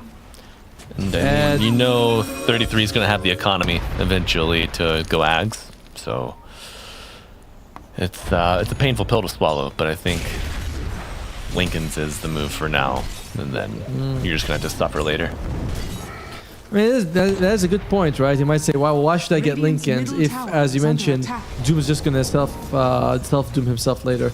But until he has that, it's a good... so until he has that, it's still a good counter. There's the Aegis. As Pure going to town on that building. GH continues. Look at his inventory, by the way. 2 item slots he's been using. That's all he needs on this Zeus. He's like, well, I have boots. I have an Ag Scepter. What do I really need? Well, I gotta get a Windlace and some casual branches? Nah. He did have casual branches earlier. He did. I don't know what happened. If he planted them for Hoodwink or what. And he had infused raindrops because it's a very efficient source of mana. As BZM. Smoking up. Smoke up. Yeah. I don't think the Tundra Esports, how many BKBs do they have? They just finished one on 33, but they don't have one on Pure unless it's flying out. It is a full BKB flying out and on the Ember. So don't you hate that, Atomo? He doesn't have this one thing unless all of these circumstances are met. Oh my god. Circumstances met, and they are going to bring down damage. Pure. Oh. Here, Sharpshooter ringing through. Doom applied to the TA, and I am lagging. Oh, Doom has been used to bring down Rinsti Q, and now they're going to go for Ari. Noob in the back line doing some work, but decides, I don't want to go anymore, guys. It's a little bit too scary here. As GHT teleporting next to the Wolves, but the chains! So unlucky. Was it luck? Was it skill? Nah, just pure GH. Just pure GH. Tough. That's play-by-play. Oh. There you go. You gotta love it when the feed freezes. Luckily, I didn't have that, but hey, you can do it now. Now you know you can do it another try. There you go. There we go.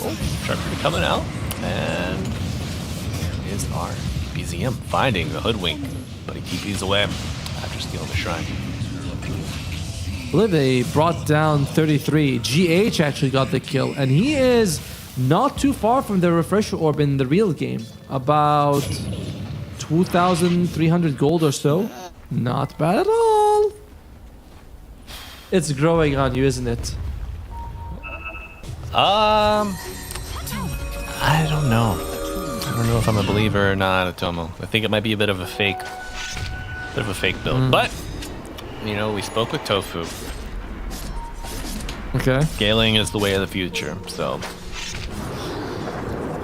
maybe early game, maybe mid game is fake. BKB used to dodge the bushwhack, and now looking to go on the aggro, where it's like you just waiting for anybody to step up. He tried to do the thing you mentioned, which is using the Nimbus to catch them before he's able to throw the rope, but unfortunately Pure too quick.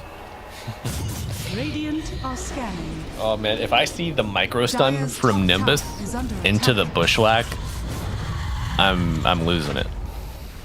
not so minor now, by the way. It's 0.35. Like, it used to be 0.1, then 0.2, now 0.35. Goes up to 0.85 with the tower. That's nearly a second of stun time. Top tower has fallen. Exactly saying Zeus is your top 3 stunners of the game. But but it's not like with the talent, it's kind of reasonable, the bolt. Yeah. Reminds me of Lucent Beam. It used to be also 0.1, now it's like 0.8. Dire's top tower is under attack. Yeah. I miss the Middle tower claves. is under attack. The claves on Lucent Beam, right? Oh yeah, the shards. I remember that one. Yeah. That was too much. Dude. That was way too much. Daedalus Divine, just orbital strikes on command, bro. Support's just randomly dying. You're like, wait, this doesn't seem right. What did he do? Oh, well, he used his Q. Oh, I see. and you were only walking around with 98% health, so you deserve to die. Yeah. You don't have an Aeon Disc? Ooh. All right, scouting. Looking for the lion. They find him. Ooh. Saw that ending from mine. All right. That is going. Oh, they should know. They know. The Nimbus doesn't steal now. If the Nimbus had stolen the Tormentor, oh, delicious. But the bird forced the BKB TP. GH now very close to refresher. But we've talked about his item build quite a lot. What's 33 working towards? Finishing the Shivas, and I believe going for the Axeps right after. So perhaps it was the wise decision by Noob not to go for Lincoln Sphere. Well, he's working towards his Bakab. Yeah. What has been the item progression for the puck? Parasma, Blink, now Bakab. Yeah. I don't know if it was Gunner or Stormer that they were talking about the itemization on puck. It's like if you have to get a defensive item on puck, you're probably losing. Yes. And if you do get BKB, it's just so that you can hit enemies. Yes. Yeah. I mean, if you're jumped on, the BKB is not going to save you, basically. You're either BKB and you jump in, or you're dead. There's no, oh, he jumped on me. Hey, it's okay, I'll just BKB after the Hex wears off. No, you're dead after the Hex wears off. Yeah.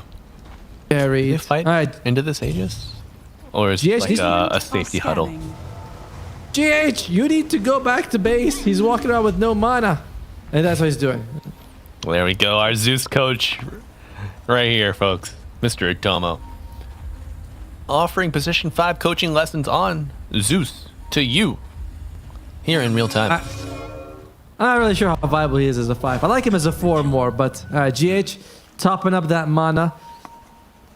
Now, an awkward thing is that you really need a lot of mana to make use of the refresher orb. Kind of more than you actually have most of the time. Yeah, get a couple mangoes and stay in the fountain. That's basically it. Yeah. Okay, the scouting. Thunder Gods. He's in the fountain, by the way. Down, double Nimbus. Yep, there you go. They bring down the Emperor. Holy shit, dude. Now we can leave the fountain. Good boy, Zeus. You can go far. Pretend you're an alchemist. Oh, okay. Yeah. Dire's bottom tower. No farm a shard for your Slardar. Oh my! Techie's gone. And Slardar Divine with the BKB buyback. Zeus. Yep. TA is dead. Doom applied to the puck. Uh-oh. Oh my god. Going for it. Do they have an interrupted pierce? Nope. They got the damage. Atomo. But that was 2 buybacks being used by Tundra Esports, so it was not... I mean, yes, they won the fight, but they had to expend some resources to make sure they get that. Dude, Whitemon explodes with that jump from Q as well as Divine. However, as we've seen many times, it's very easy for them to catch Noob and bring him down. And it's kind of pointless to make a Lincoln Sphere at this point, as the Agam Scepter will be coming out for 33 very soon. Yeah. Oh, GH! Oh, poor Ari. Wrong side of the tree. GH blinks out. But yeah, a little too late for that itemization path at Doma. Agreed. Now, once you have the Refresher Orb and Ags on Zeus, the decision becomes, do I want Kaya for more damage or Xtreme to throw my spells more often? Is under attack. And that's not an easy one. Tough choice. You know, I'm like a dog looking at a steak when I have to make that decision. A steak and a burger. You're like, which one do I get?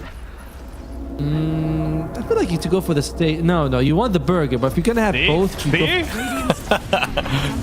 You're but if I have to eat both at the same time.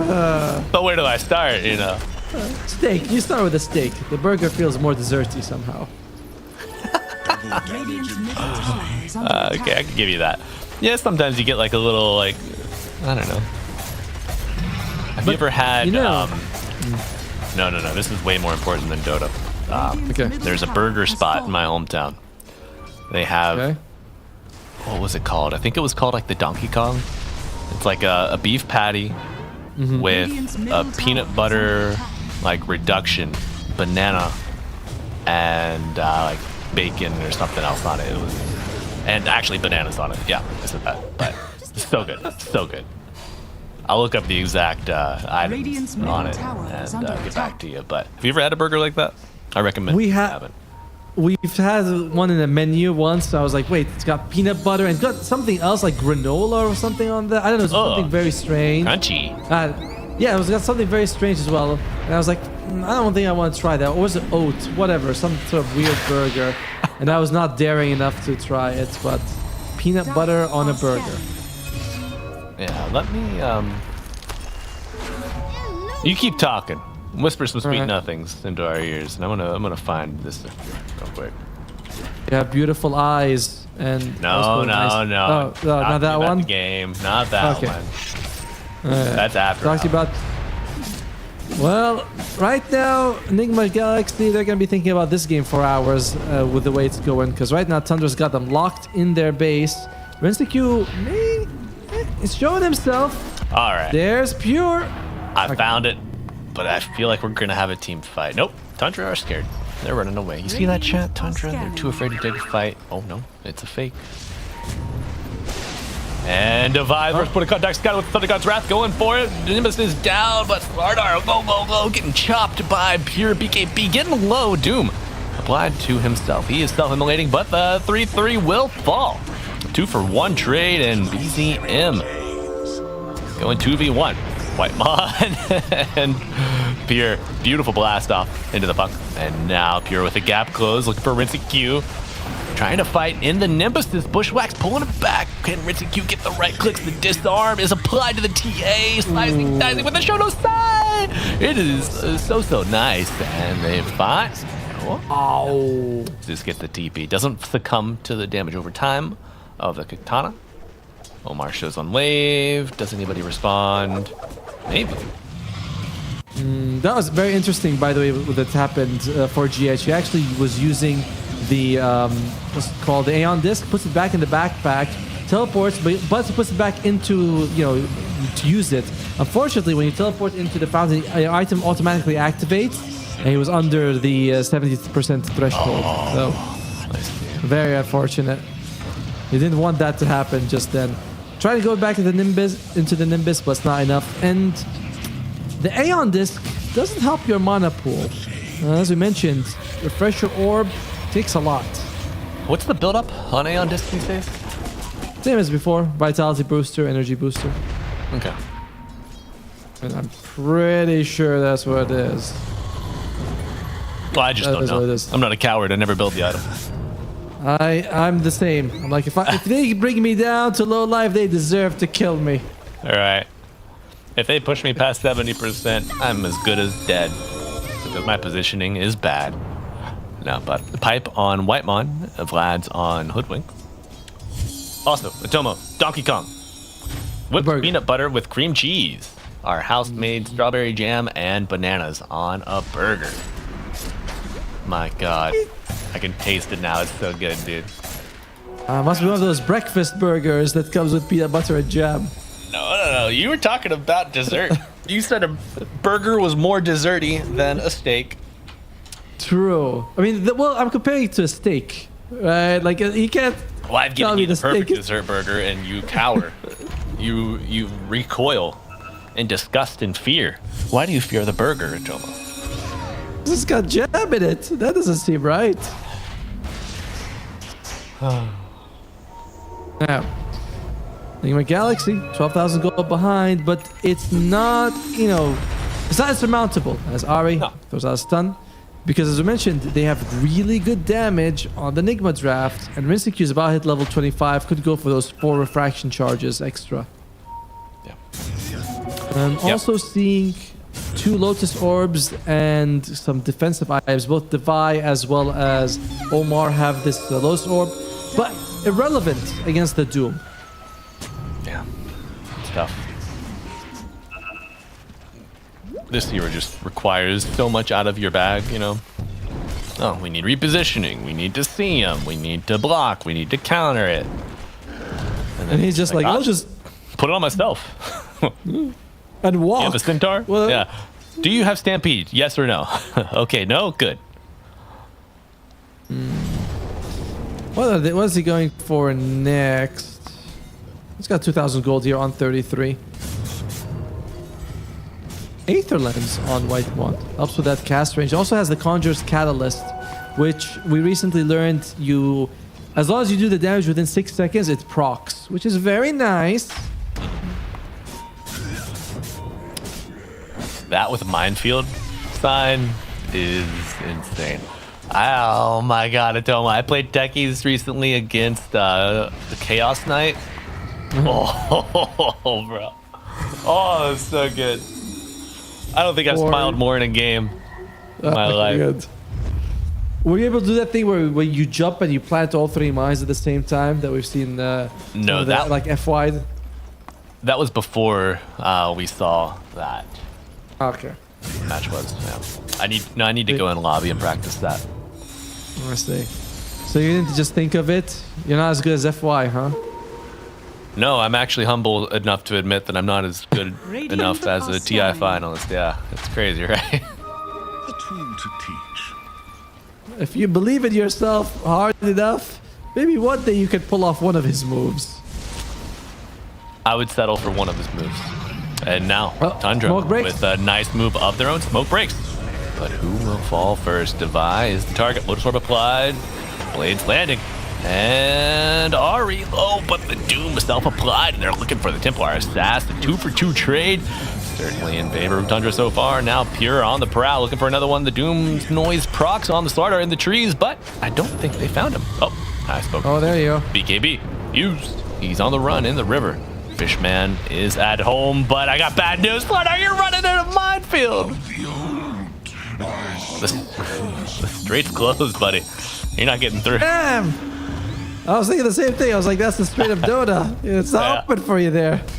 But now it is. Oh, wait. It's closed again. Unfortunately... Unfortunately for them, all the cores of Tundra Esports are up, but they're saying, let's just get every objective we want. We can push mid, we can go for Roshan. Nigma Galaxy, the net worth deficit is what's really crazy. It's not, doesn't feel like it's a draft problem. Well, debatable on the Zeus, but it's just that Tundra was able to economize so much better. What do you think the what affords them that luxury? Is it just drafting? Nigma having to deal with the Doom and itemize around that? And I know noob on screen is under threat, folks. I just feel like it's an eventuality at this point. Oh. Are you kidding? Wow! Heck doesn't stop the gate channel. Uh-oh. This fish is going places, baby. It is very strange the amount of things that you can just that don't interrupt the gate. The gate is like very strong. You're just like, all right, I'm going through the gate. As damn near gravitational pull on that thing as soon as you start. And that's not a Bloodseeker. There is a Flayer's Bota, by the way. Oh my god. Okay. Ari throws out the Nimbus. There's the damage. Oh, BKB goes for the parry. Taking some tower shots. BKB still active, so damage reduced. Cheese eaten And Devi gonna have to be gets flashed up 3-3 going in. Dooms himself. He's walking. But who is he talking to? Oh no, Rinsey Q gets rinsed. And now GH will be the next to fall. 4 dead, I believe. A buyback coming out as well. Big crush on the bird. But the Earth Spike coming through. Is it enough to get Daddy Bahama? Yes. Goes down and GH back for more. Returns from Olympus with a buyback. Oh well. We're seeing the difference in durability, which has been our main sort of criticism. I won't say criticism, but the main difference between the two drafts is that while both have really good damage, bringing down 33 and BZM and this Kez not easy at all, and they're gonna go for more. Oh, and they will get it, Atomo. Omar. Fall double Nimbus. Does go down in return. But your base is being dismantled by Big Bird. Big Bird is very quickly bringing it down. That's the one set of barracks. He's going to go for more. This Bird's still hungry. Not for Steeds either. Probably wants a cracker and your entire base. But Hoodwink buyback might be enough to kind of scare him. That synergy between Echo Slash and Satanic is insane.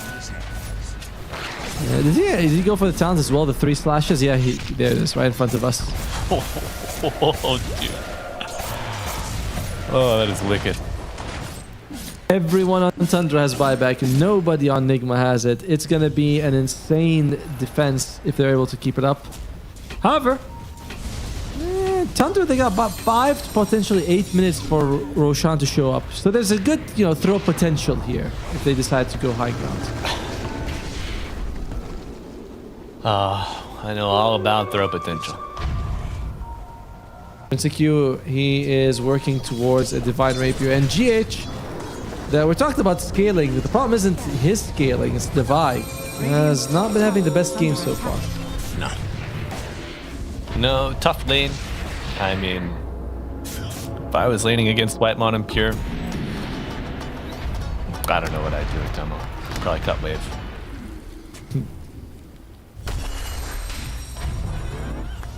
Well, Devi also working towards the Ag Scepter would be nice, but and he's so poor.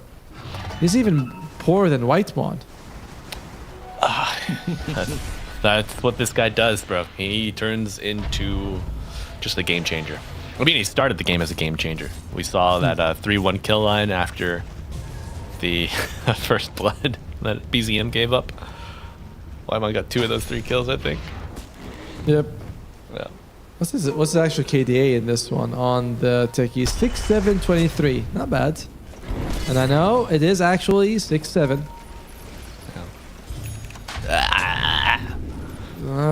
Malibu loves that one. Like every time we bring that reference, he's like, "Yay, more! 6 more times, maybe 7." So there's a school bus that passes by our house, right? I was outside walking our dog the other day. The bus drives by, packed full of the kids from the school, and I just do the hand gesture of the 6-7, and you would have thought that bus had like a swarm of bees in it. They went crazy. It was so funny. Yeah, kids, they're very easy to entertain in 5 minutes, but then you have to do it for another 5 hours, and you're like, oh god, I can't do it forever. Yeah, no, thank you. My arms get tired. I am happy to be Fun Uncle Malibu. Oh. And there we go. No fun here. You're at Grandma's house. Grandma Pure. Well, respect that. But that's a dieback on Omar as well. So will he be up anytime soon?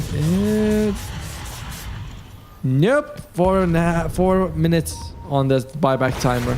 Oh, big pings under vision. Oh my god. Dude, coming out, and Divine Llama gonna be cut down as well as Rich Q and everybody else on the goddamn map. Atomo, that's GG. Now. And they got jumped with the steering chain, slide of fist into Scorched Earth Radiance, AoE Doom. No chance there for Nigma Galaxy with that choke point. Very unfortunate. It was a risky draft to try and pull off. You kind of needed a carry that is a little bit more active if you're going to go for something like a support Zeus, who doesn't give you much. He needs other people to make space. But also Devi, very heavily focused, struggled a lot. Perhaps too much tipping coming out of this game. Only a little bit of tipping early on, but yeah, no matter what, those 2 back-to-back kills pre-Radiance, still not enough to slow down 3-3. Maybe you need to kill him, I don't know, a little earlier before he has 3,000 gold in the bank towards that Radiance. Just a thought. I think, I don't know, it didn't seem like Slayer slowed him down too much. It's just that Devi was kind of late to get his start going, and you're relying on him because Rinseq wants to farm. I'm a TA, I want to get Deso and Blink and maybe even BKB. And Noob's doing a lot to make space, but he can't do it by himself. So it's just... Tundra played really well around them, focusing on bringing down the Slaughter so many times. So very, very many times. Many, many, many times. Yeah, over and over again. And the final bans that came out as well from Tundra, they took away the Terrorblade, and can't recall who the other ban was, but it was one of those early pushers, perhaps a Luna. So they knew that they wanted to subdue Rinseq, make him farm, but they're like, well, we also like to farm, and we think we can do it better than you. So, comes out. Proof is in the pudding. Tundra take game 1. Tomo, any thoughts before we move on to our break? What do you want to see in game 2? I'm hoping for a little bit more aggression from Nigma Galaxy. I think having 2 heroes that require a lot of farming, one of them being in a support role, can be kind of a recipe for disaster. It's just too much weight on the other 3. So hopefully a little bit more of a balanced draft. Agreed. I'd like to see more emphasis placed on the cores, supports perhaps enabling them maybe a little more early aggression, especially when the scales tend to favor Tundra in terms of MMR, skill, recent placements. I don't want to be a pessimist, but give your cores the fighting chance they need, and give yourself a little break because we know you need it too. It's been a long day. So stay tuned. We'll be back after this break.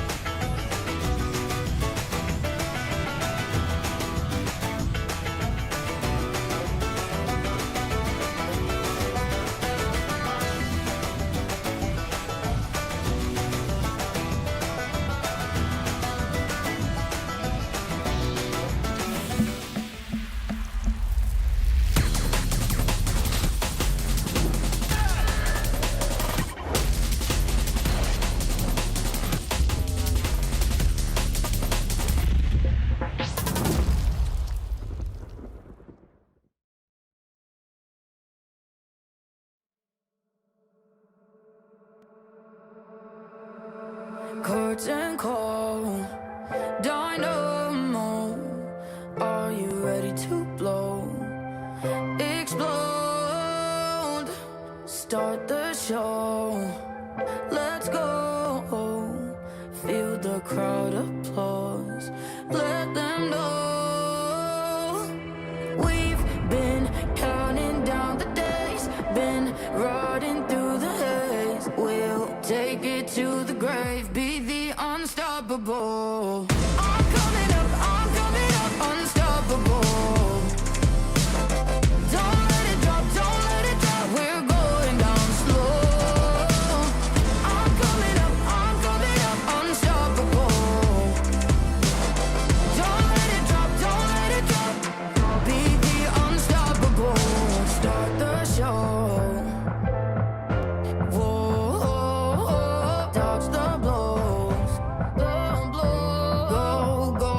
knocking on the main stage door. Whoa, feel the applause, feel the roar. I'm coming up, unstoppable. Don't let it drop, we're going down slow. I'm coming up, unstoppable. Don't let it drop, don't be the unstoppable. Star-crossed stars, side by side, we'll do this one more time. One more time.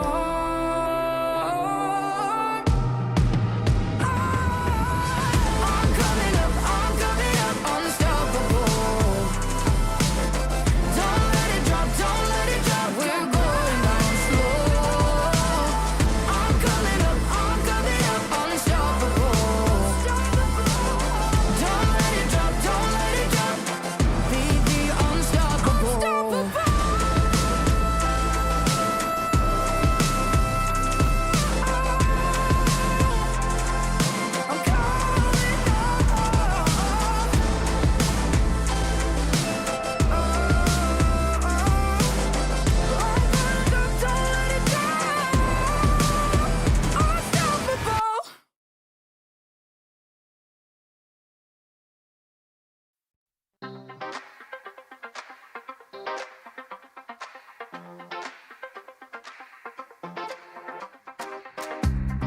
Oh my dear, there's something worth saving here.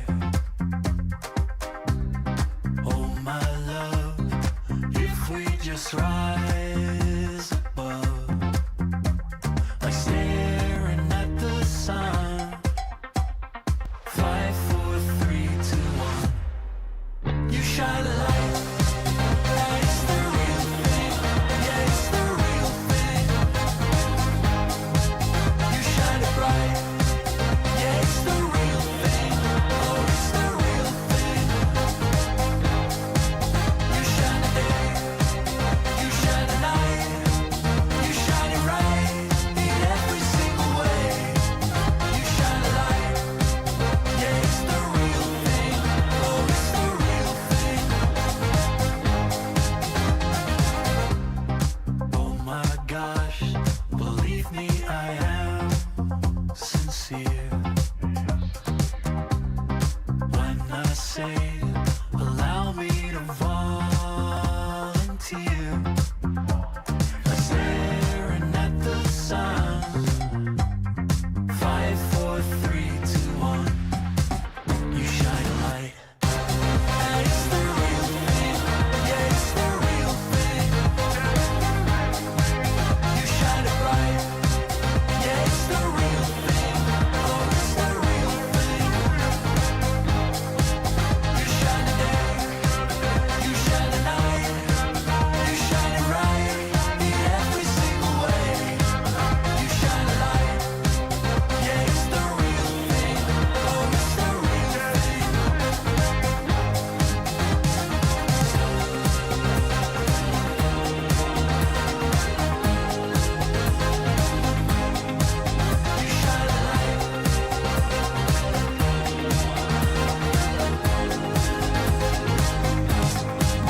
You shine a light, and it's the real thing.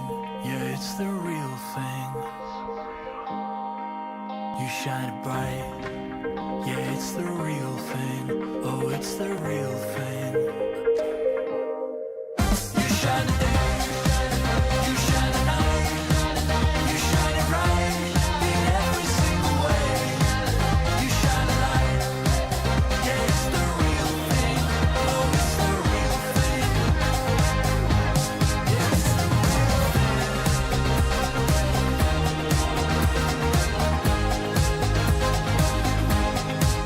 You shine a light.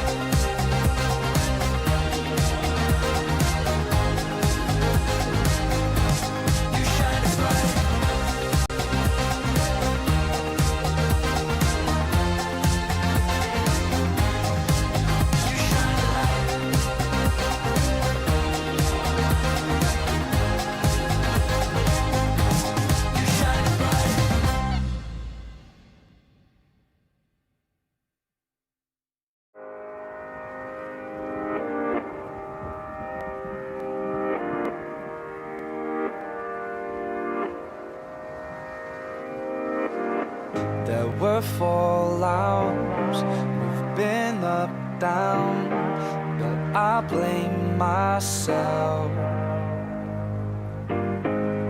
There's no doubt we're back up now. Who knows why we fell? Pulling, pushing, holding on for something. The blue sky is coming, 'cause we're still here. Oh, I feel the love. Yeah, I feel the love. It's something we don't need to understand. Oh, I feel the love. Yeah, I feel the love. Let's just go, no, we don't need a plan. 'Cause I feel the love.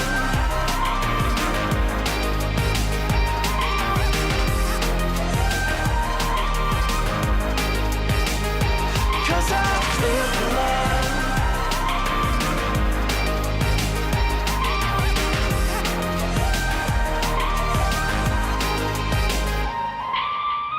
There were rough seas where we barely even knew ourselves.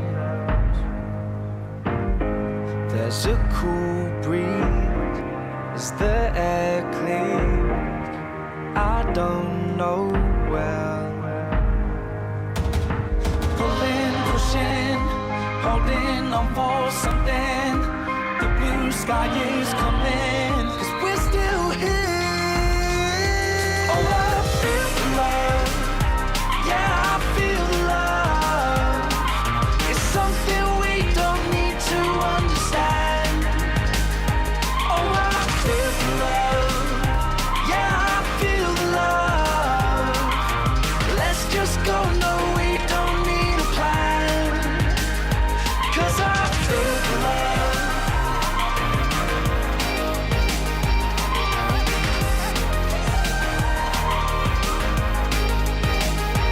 'Cause I feel the love.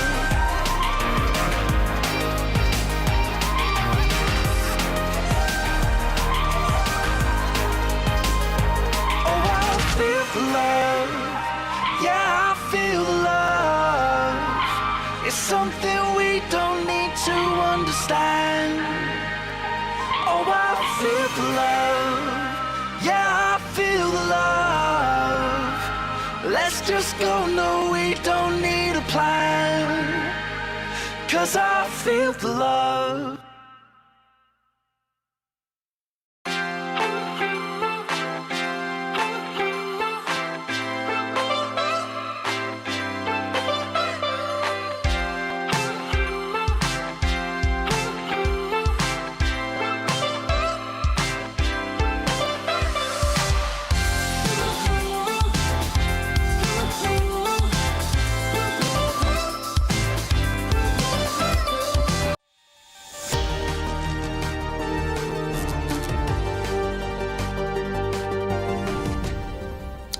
Hello and welcome back, Dota 2 fans. We are gathered here today for the continuation of Nigma Galaxy versus Tundra. We got a game 2 coming your way shortly after we take a chance to, get settled, get comfortable. Tomo, are you comfortable? How are you feeling? I know it's early over there. It's been a long day. It's certainly early, but you get used to the odd hours when you have a newborn, so it's not too bad, But I am comfortable. Just had my dinner. You ate 3 bites in between games. You just run there, put everything on plate, eat quick, and then you're like, is the timer still there? Okay, I can get in another spoonful or something. But I'm happy to be here.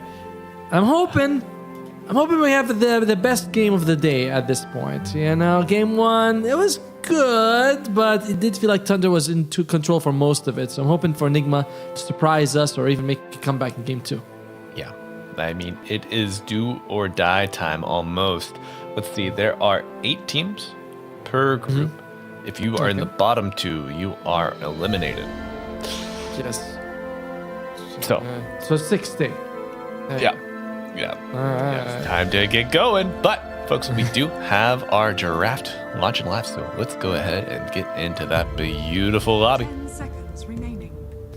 There you go. Starting off straight with Whiteman. I think he may have been eating as well. You know, he's like, guys, we really don't have much time here, so might have been able to get a bite in.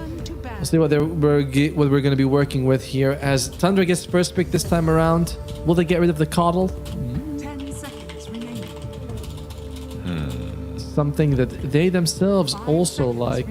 So far, the Zeus support has been what's the word I want to use? Underwhelming. Let's go with that one. Okay, I can get behind that. 10 seconds remaining. Look at the pure smile, though, young lad. 5 seconds remaining. Nice to see a Dota player happy for once. I mean, we get occasional glimpses of a laughter or smile in the draft rooms. Maybe you get Whitemon on cam for a little bit, but 3-3 is almost always all focused. I was like, all right, come on, guys. I need to be the first player to have all 3 Aegises. I'm like, all right, there. We'll do that. Very accomplished player, though. Getting 2 Aegises on 2 different teams. He's not the only person to do that, though. When I think about Skeeter and Snaking also did the same thing. Yep. Tundra, from Tundra to Falcons. There you go. They've done it. They have. Now, we'll see how we're going to be working with this one. Nigma Galaxy get rid of the Lone Druid and the Doom. The Doom, very problematic in their previous game. As Tundra gets overall first pick. I want to ask, what do you think GH is thinking right now? He's sitting there, looking at the screen. Probably thinking, like, how many thousands of games have I played competitively? What the hell am I doing? He's like, I want to play Zeus again. So much fun. I should maybe. He's like, maybe I should have got the shard. I could have farmed even faster. Yeah. Well. Here's someone who farms fast. It's Techies. He's back. Esports turn to battle. Then they go for the Pangolier on Nigma Galaxy's side. I believe that this is going to be a Noob Pango. Noob's Pango in the last 5 games has won all 5 of them. So very impressive. And a good year to have against the Techies as well. Yeah. Absolutely. Just a good hero in general. I'd like to go ahead and get him on the board, but you mentioned could see some possible counters come out. Tundra likes to play the Grim. Yes, they do. Have not seen the Pure Bloodseeker in quite some time. I don't really know if he's if you can really justify picking him right now in the meta. Haven't seen his trends. It was better as a counter when you couldn't stop rolling as Pango. Remember that? Like, you couldn't cancel it. Once you're rolling forever. And then Bloodseeker felt really good. But now, I'm hit by Rupture. I'll just stop. I'll wait for them to come. I'll jump on him and get a defense barrier. As they ban out the Phoenix, they ban out the Call. This does leave Silencer and Zeus for GH. I don't know if either one of them is going to be coming out. What about his Dazzle? I know it's a hero we have not really seen a ton of either, but... Dazzle. I don't mind Dazzle so much. I think it's an okay hero. He's definitely looked really good in the past, but GH seems to be in his aggressive phase at the moment. You know, he's like, I have been healing for so long. I want to hurt people. You know, I do not want to protect. I want to attack. Healing harm. Right. Something. But I think it says healing and harm, right? Healing and harm. Yeah. Yes. I didn't know the specifics, but hey, that's not 4 words though. I'm surprised by how little you know about the way they talk and for those different heroes. You know, like the one with the Ember. Well, I never played Ember Spirit Atomo. That's true. Will tell you how many games I have on this hero right now. One moment. Kez gets picked up, so we're 3 heroes of the previous draft being followed here by Tundra Esports. Both the Lion, the Kez, and all 3 Lion, Kez, and Techies. They can't get the Doom, so it will not be an exact same draft. Nigma Galaxy. Yeah, not sure how I feel about them going Puck again. Didn't feel like something that Noob was really doing, putting in a whole lot of work in. And Malibu, how many games of Ember? 4. My last one. 4. They're all from all random when that was a playlist. If you would imagine that. The last one was in 2018. There were almost 2 years between every game, and 2 of them happened in 2016. So. Okay. Yep. All right, it's not too bad, not too bad. We can excuse that you don't know, but you weren't paying attention. You were probably too busy. I mean, like, Yes, level 1 Ember Spirit, bro. You're not gonna have those voice lines. How do I lighten searing chains? What's he talking about? Just mute the hero. I don't want to hear what he's saying. That's right. Okay. Now, Nigma Galaxy. They got Tide Hunter. Very nice. A lot of the magic that Tundra throws out at them can kind of be ignored because of the Tide Hunter and the Pangolier. But probably I expect a position 5 right now, either a Silencer or a Zeus, or maybe something else, like you mentioned, the Dazzle. Yeah, a lot of durability with the Pango, the Dazzle, the Tide, if you go that route. Or maybe... Oracle's okay, I think, also. Yeah, if you can play it like Tofu, that's for sure.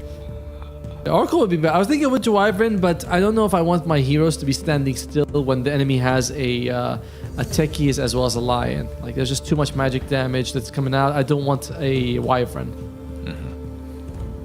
But it is good against the Kez, though, to be fair. So, Nigma Galaxy, what position 5 are they going to shoot? Silencer. Alright, easy peasy. It will be the game 2 of Wombos for Nigma. But now will they I combine wonder, combos? Yet to be seen. Okay. Now, Tundra Esports. I wouldn't mind a puck for Tundra, although does VCM play it? It feels like it's not something he hasn't really been touching a lot of puck recently. Yeah. Puck into Silencer. Little, I don't know. Is that a fake counter? What do you think? Nah, I don't think the puck likes the Silencer at all. Certainly too risky, and they go for the Largo instead. This is going to be a 33 hero for him. Now, you can lick yourself to remove any debuffs, although on this one, not sure what that's going to be. But better to just lick an ally, remove the silence. Yep. Yeah, whoever gets last worded. Or you just wait for last word and Arcane Curse. Take 2 for 1. Oh, what a return on that investment. But what I'm already seeing shape up in this draft at Tomo, saw it even before the Largo pick. Tundra have no downtime. Nigma, unfortunately, they have a lot of downtime. So if you miss your window on Nigma, or if you don't stagger your ultimates well enough, Tundra are going to flatten you. In situations like this, Nigma Galaxy, what they can do is they see the draft. All right, we have problems right in between fights with Global and Ravage down. Let's put a Faceless Void in there so that we're going to have even bigger problems. But no, they need a carry who is fairly active. Something, I want to say kind of like a Luna for Q. Okay. Or potentially Beastmaster's already banned out. I was going to say something like a Beastmaster we saw Beastmaster. the other day was really good. Do you True. think they have enough to make it work here? Your support is in the lane is going to be a Silencer. And that's not bad. It's just if things start going out of control and you're Silencer and Drow, things can get really bad really quick. And you know you're up against a Lion and Largo. That's the lick into the stun into no. I think you want something a little bit more durable than a Drow Ranger. Is the day of safe lane DK long gone? DK would be okay, but yeah, we haven't seen it. Now I'm thinking Monkey King. Monkey King seems kind of okay. Okay. Yeah, I can get behind that. Tundra Esports. Wukong for a little bit of extra team fight. Good reach with the Boundless. Durability. Sustain. But Jingu. The counts can be removed, right? But the buff cannot? Or do I have that backwards? Yes, I think you're right. That once you get it, it's stuck on you. But you hit the person 2 or 3 times. Largo licks them, removes the count, and you're like, that's not fair. But for Tundra Esports, they need a mid laner right now for BZM. I kind of like the idea of just going for Invoker or something, someone who builds a BKB basically. You know, you mentioned that you're not a big fan of the puck, and I agree with that. It's too annoying for against the silencer. Invo, they had that paired up earlier, I think. Didn't work out. They take, yeah, but that was a different game, different situation. Wondering if they consider, why about we take the Monkey King, put mid against the Pangolier. Hey, I like that. But they're gonna go with the Void Spirit. Alright. Good, safe option. Nigma Galaxy, you want to carry, and you want to carry could preferably fight a lot. Now, we mentioned the Monkey King. Tiny is also in the pool, so I want something like that, a Tiny or a Monkey King. I said that in game 1, I felt strongly about it. I think I feel just as much in game 2 as Rinsecu. Look at him, in the dark. That's where he does his best thinking. Yeah. We saw the Terrorblade banned out from Tundra in game 1. Do you think Nigma, maybe, even if it's not one of the two you'd prefer, do they feel so strongly about it that they would just go for it anyway? It's not too bad. The problem is the enemies got so much magic damage early on that your illusions evaporated, right?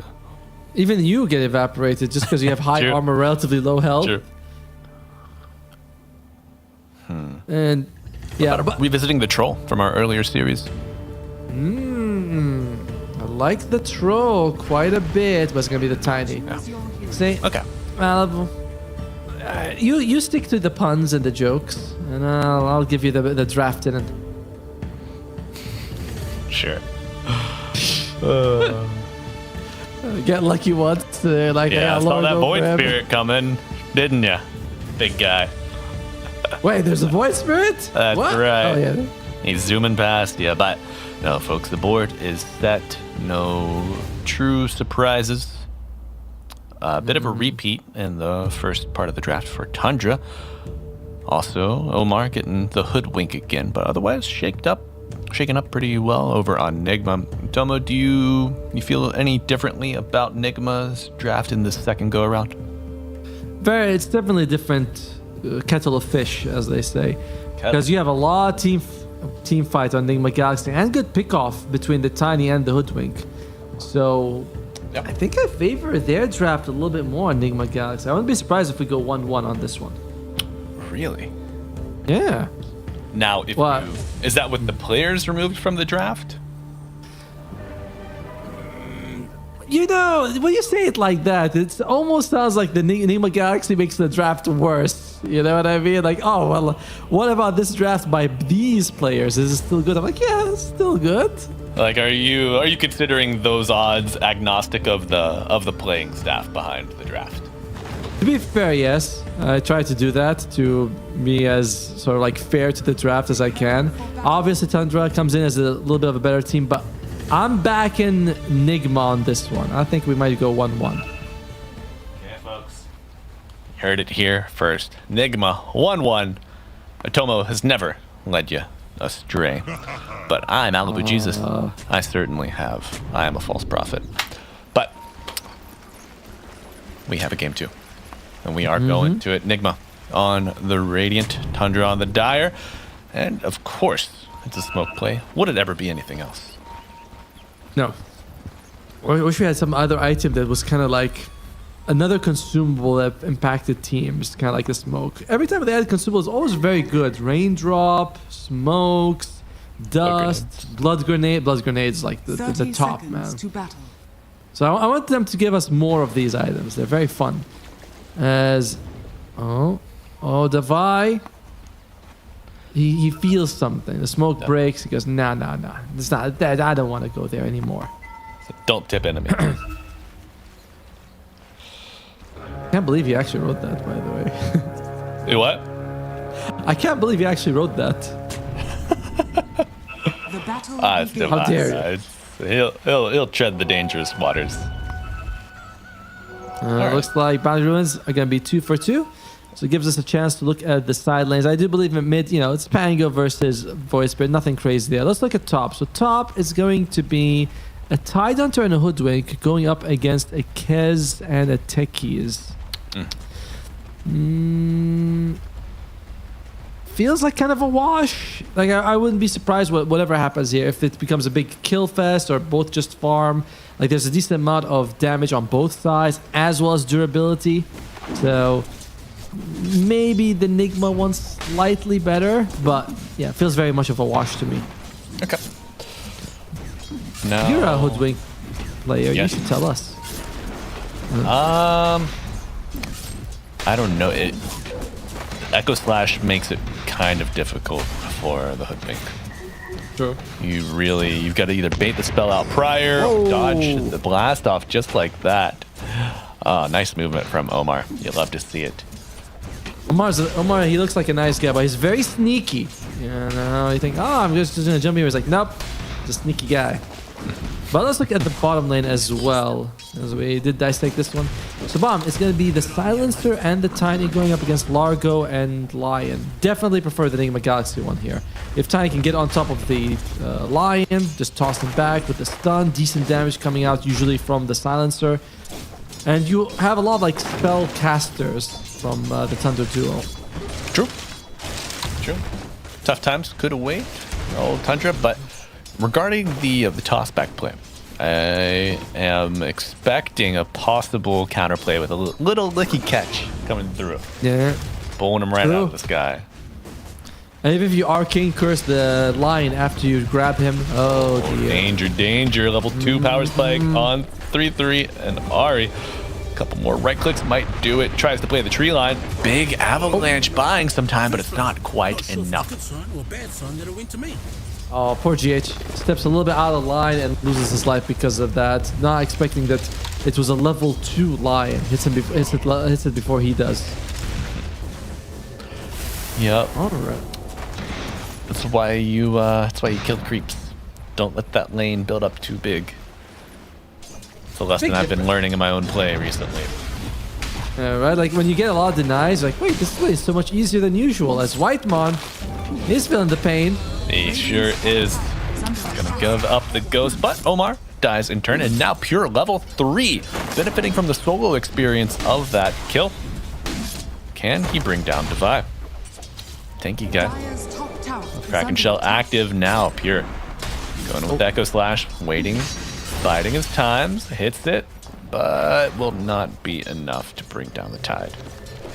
The Watermelon is a bit too much, and he actually levels up Kraken Shell because of the creeps that he's able to bring down. He's like, just gonna take level 2 Kraken. Helps him out quite a bit there. Yeah, great timing with a good wrap from the left side from Whitemon. Patience from Pure ends up paying off, and I'd like to draw some attention. When they were kind of battling on that hard camp, you see Pure, he doesn't right-click Devi. He doesn't want to draw the aggro from the 3 melee creeps from the hard camp. Yep. But at some point, the hard camp was actually just cleared up, and the creeps were already hitting him. So he goes, all right, time to get out. No point staying around for sure. So Largo's back, huh? This is not the first Largo I've seen today. Seems like it's not bad. Kind of the same build as before.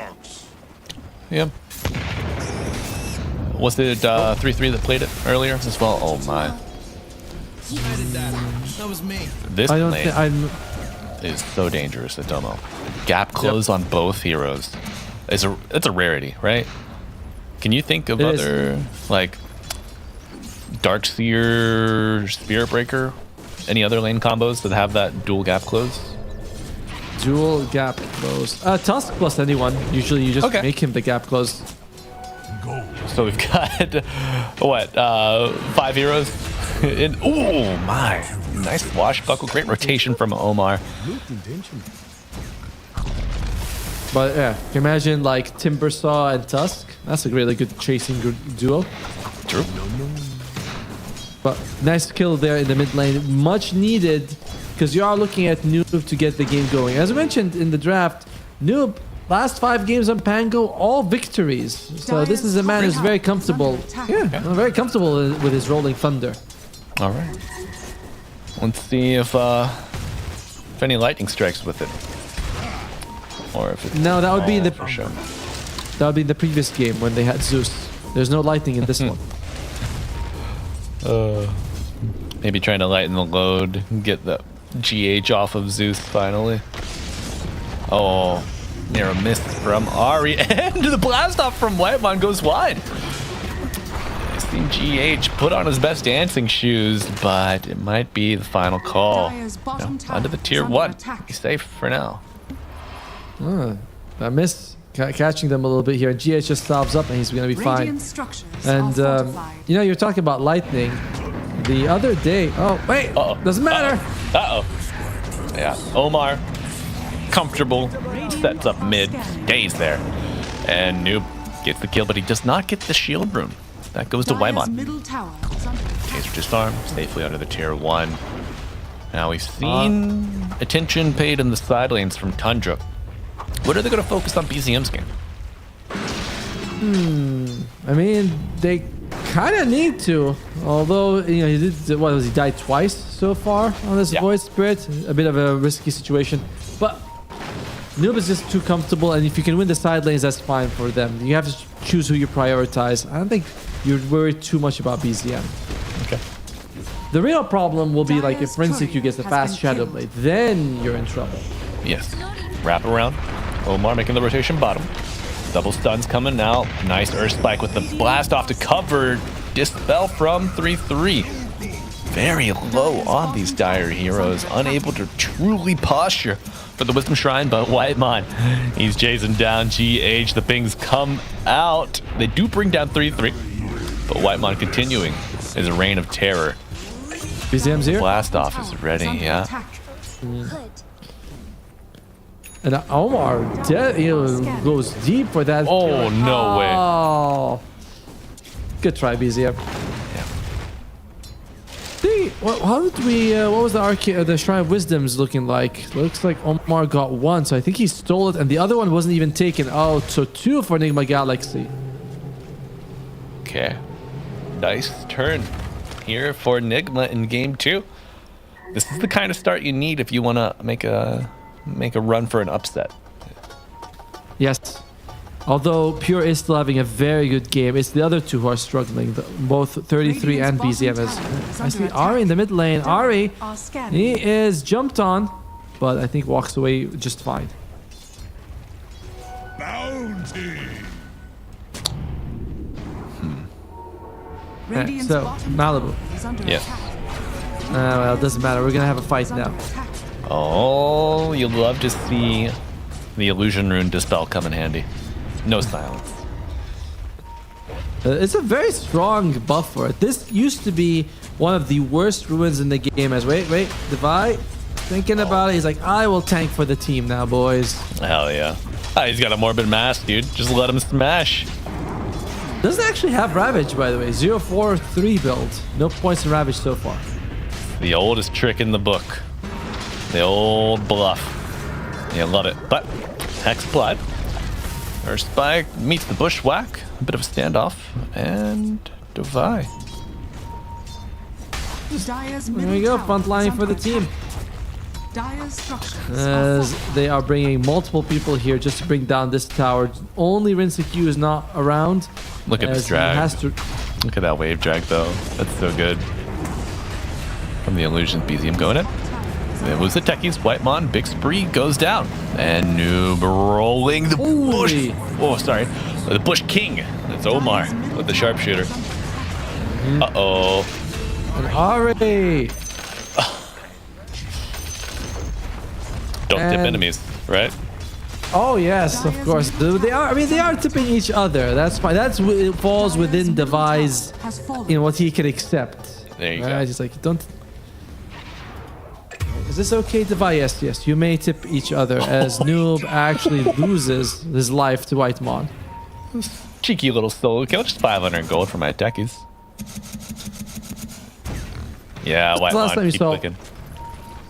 When was the last time you saw Whitemon have a bad game? I can't really remember that. Man's too good. He is simply too good. Now look at this. Double quickened Stone Feather Satchel picked up. 533 and Ari. Move speed. King. That's one of my main reasons for ever picking the satchel. The other parts of it, the extra movement or reduced movement from forced abilities, is very whatever, if you ask me. Although in this game, I think it might help against the tiny. If it's no, it's Pound of Feathers. That's weird. I mean, you would still go to the toss target, right? Right, that's what I think as well. I don't think it actually makes a difference. But it's such a weird ability, the feather and rock, because who has force staffs early on? How much force movement is there in Dota that you want to stop it at 5 minutes in the game? So I really don't understand why we get that neutral item at tier 1. I think maybe... I wonder if the Pangolier, the Rolling Thunder knockback, would apply. But sometimes that helps you get over the cliff. But Global coming out. Looking to bring down BZM in the mid lane. I think that's -4 intelligence so far on him. But Divide gonna need a lot of mines thanks to the Earth Spike and the Raptor Dance. So, you're not too sad about this. Sure, you lose your Tide Hunter, but another kill on BZM, who, as you mentioned, is walking around with a little bit less intelligence than usual. The hero, not the player. Yeah. Big wrap coming around. GH now on the side. The long Earth Spike and a kill. Confirmed by 3-3. I hate when I get tongued by the frog. Rolling right through. Pure setting the sights on Omar with BZM. 2 cores versus a lonely little squirrel. Stop. Hell yeah. Alright, this is what you want, folks. Nice action-packed game, too. A little bit of a lull early on, but now action ramping up. Certainly is. Risiki though, as the Echo Saber continues to work on the Shadow Blade. That's going to be the big moments for Nigma Galaxy. When their Tiny decides, okay, I have the items I need, and I can burst out pretty much everyone as... Oh, Divide! Oh, yeah. That's the Ravage. The double damage, though, on BZM. It's kind of tough. Reset. Radiant's middle tower is under attack. Strong boy, though, Divide. Not gonna fall to that double damage just yet. Ooh, Dagger. Now, Dagger of Wristful is another item that I think is like not in the right spot as a neutral. It's too good at tier 1. 25 damage for 8 seconds is a lot. I like it a lot. Too good. That's an item that I always get on Hoodwink. Because it's too good. Well, yeah, it's too good, and it works with your Acorn. You pop that, hit an Acorn shot, you almost clear the wave, you know? It's very high. I feel like it should be buffed to 30 damage and moved to tier 2, something like that. Okay. Because tier 1 is just a bit too much. But I like it. Oh, Divide! I don't want to do this necessarily. Yeah. Overestimates his strength, maybe underestimates the response of Tundra. This is not the hottest I've ever seen Divide play. Yeah, both in his presence mid was nice when they were threatening that tower, but post that, not really been too much to write home about. Divide Papa. This is not what we want to see. Wait, TP's coming top. There we go. Divide again. But he's got backup. The backup's coming. Ravage on top, but Rolling Thunder coming in. Beautiful global. Do they have the damage? Yes, they do. Yeah, how much int does he have? 10 so far? Only 6? I feel like that's weird. I could have sworn he got more than that.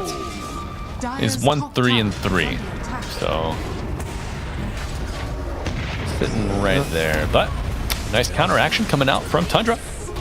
However, they might lose White Mon. Big sharpshooter ringing through the air. Divide secures it. He also gets a solo kill on Ahri. I would love to see how that happened. But now they have BZM and 33 in the top lane. Don't know if they want to go in right now on Rinsky. But wait. Pure saying, guys, blood is good. Level 11 Raptor Dance coming out and the Frog Stomp. Divide under half health. Trying to get out. No Ravage and some big problems for the Kraken. Applies a little barrier, but Bushwhack will not be enough to get you out. And now, the squirrel in danger. Rinsky watching in the trees will just TP away. Says this problem is too big for me to solve. Look at you. Good Great spacing by Tundra.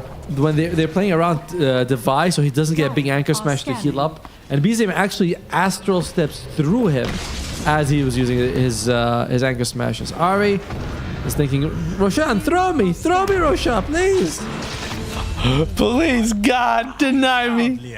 Kill me. No.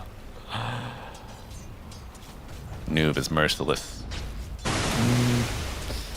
He's got a lot of frustration built up after years of playing offlaner. Yes, I like building Guardian Greaves. Very fun.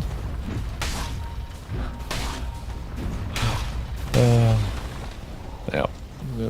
Like, no, we need a pipe and a Crimson Guard. Like, both of them. Hallelujah. He does it all. Looking for a Devi. Going in.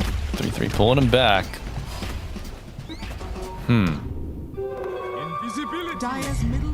Despite all these deaths, he's got almost...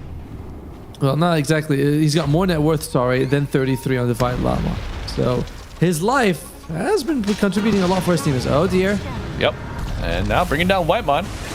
Can they do it? The Gush will be the solver for this problem. Oh, and they get BZM. Is it Christmas early? It is if you're Nigma Galaxy. They're just getting all these pickoffs that they want. And again, they didn't even have to use Ravage for it on Divine Llama. Scary moment right now for Tundra Esports. Bye-bye, Stack. No way. Global coming out. Looking for the Kez. But no. Pure picks up the kill. You lose the triple stack. You get a kill on the silencer. Do you die here? Oh, the toss is frozen thanks to the bushwhack, but Rolling Thunder coming through and they kill the Kez. So, aggression immediately returned from Nigma. Now looking for the frog. Will they be able to bring him down, or will we see him hop away from his issues? The Ravage comes out. Is it enough? Toss, and the damage from the bushwhack will bring him down. Rinse Hugh gets the kill. Now, Nigma, pretty deep. The response force from Tundra is currently unavailable for undisclosed reasons. Yep, not there to fight. Pure, by the way, he's going for the Shadow Blade. I think Silver Edge right after. Feeling like they really need this break on against the Llama. Yeah, I agree with that. Same here. Smoke up again. Silencer. Oh, Essence Distiller. That's kind of cute. But BZM, he found him. Ew. That was gonna be a replay. But we're like, nope. See this kill first, boys, before we show you any replays. Yeah. I feel like I've seen that before, right? Certainly have. I think what is it, like 3 deaths now on Void Spirit? Or holy shit, he's 6 deaths. Jeez. It's a lot. Yeah, they thoroughly focused on the side lanes. It's left Tundra high and dry when it comes to anything Void Spirit related. And now I feel like you lose a little intelligence, you get a little skittish, you get a little gun shy. You're gonna stop playing with your normal confidence. 3-3 on the run. Global coming out. Will it be enough? Global silence failing, but the last word providing an extra bit of silence, and the damage is there. They bring down the frog. Because he was silenced, double insta-steal as well for the silencer. And this is a factor we mentioned before. You have silencer on the team, the enemies often feel a little bit more cautious. As boy, yo. Okay. That's gonna be the war cry from now on. Whitemon just full sharpshooter to the face. Yeah. All right. So I think we found maybe the solution here for Nigma. A little bit of wombo, but a lot of damage. And now Raptor Dance, is it enough? Ravage coming through. Kez still, no. You lose your mid, you lose your carry, Rolling Thunder, making sure you lose your Lion. And now the chase is on, they will dive. Divine looking for another one. Whitemon going all in for Rinse Hugh, but the proximity mines do not make it. to maturity. Cut down. Only 3-3 gets out. Almost a good jump on Rinstiq, but as we're seeing, they lose Pure as well as BZM for early on. It's a nice attempt, but they're just too easily brought down. Good Ravage from Divine Llama, followed by, of course, the Pango roll. And the supports just melt. Ari, this is one of the biggest problems with the Lion. He's so easy to kill. You sneeze in his direction, he's like, alright, I'm sorry guys, I'm dead. Got me one of those new viruses or pandemics. Right. He has the immunity of a small Victorian child. Why is his legs so thin? Oh, trying to get on the shrine, and they do. BZM unable to claim it, but a lot of damage arriving. Omar picks up the Techies kill, but Divide Papa will fall. BZM as well contributing to the GH Intelligence Fund. Thank you for your donation. We might be approaching the part of the game where things get almost unplayable for Tundra. The team fight on Nigma Galaxy is so strong, and pick off on Tiny, and durability. As 33, he's like, oh, durability, this. No. That's a tough break. Yeah, they broke his back, that's for sure. Yeah. Well, Frog's back. Well, Tundra, what is gonna be your play to come back into this game? Very tough.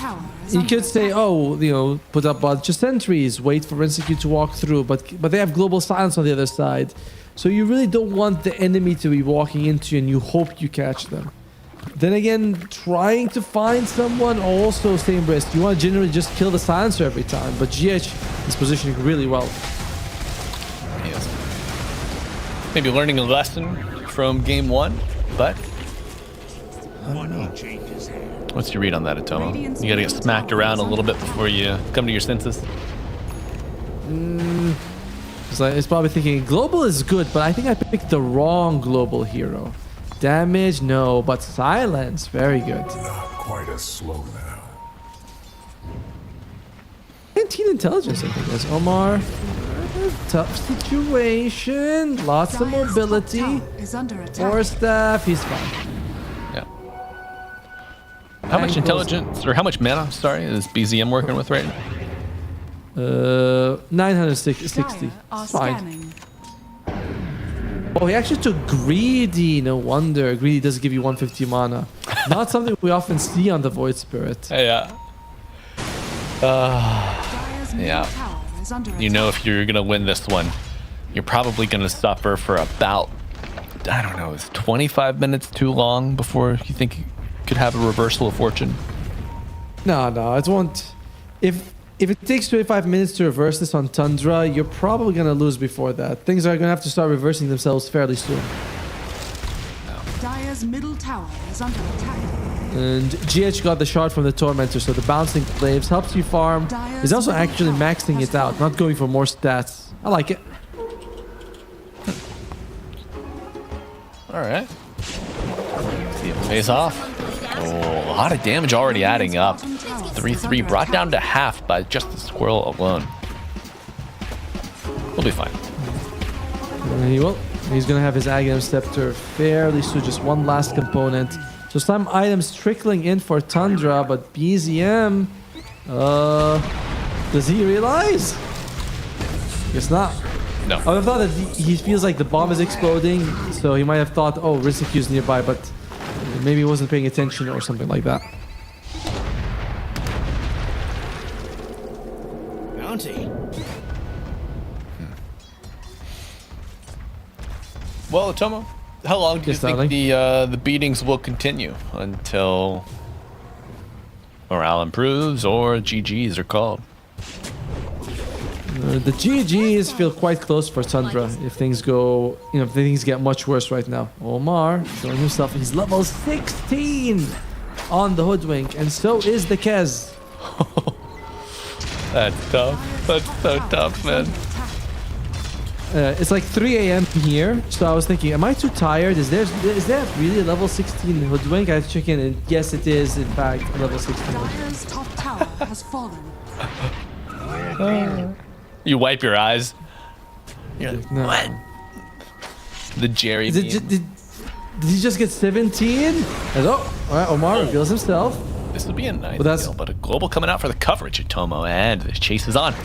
Looking for Ari. Swashbuckle will do it with that Ags. My God. If you swing and miss, you're gonna miss your chance. They're trying to get on top of 33. The diffusal slow.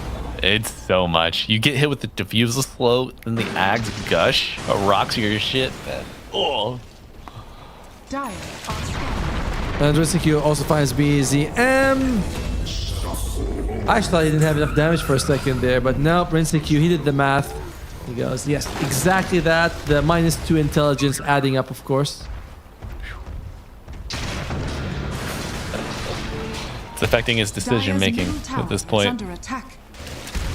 I was gonna say it's probably affecting his magic resistance, but yes, that one too. Sure. Yeah, you know, that's actually a sneaky side effect that kind of falls by the wayside of most considerations. It's not, that's because it doesn't really add too much. It's only like, what, 7%? So it's not the biggest deal. Yeah. That's on Void Spirit, who's getting, I think, the extra secondary effects thanks to his innate. Is that the same one? Yeah. Should be. No, he only gets the extra mana regen. My God, the numbers on this one. Okay. Not good enough? 2 health regen, 1 mana regen, 7. Omar died. That's a big kill. Almost 1,000 gold. And now, can they get more to buy? Tossed into the action. Galaxy could consider going for Roshan now before high ground. Still big risks if you try too early. They give the gym to Q, saying, all right, you're kind of moving around the map, getting pickoffs. We don't want them to be able to escape from you. As I think only Pure's got the silver edge though. It's just unfair. No. Well, yeah. Are you talking about like forms of invisibility? Yeah. I don't think there's any other. There's no glimmers or anything else. If Ari. they don't. Oh no. Gets seen by the courier, has to insta blink TP. If Tundra Esports doesn't get immediately bursted down, they do have good sustain between the lifesteal on the Kez as well as the healing on the Largo. So you just have to sort of weather the initial storm of the Global Silence as well as the Ravage. You live through those two abilities, you're in an okay spot to win fights for Tundra. Okay. So it's a kite the raid boss, pray, and see if you can outlast. Yes. Just try to survive the initial volley and you'll be okay overall. But that's going to be harder to do now that they have an Aegis on Mr. NCQ. Ooh, good steal by Whitemon. But is it truly worth it?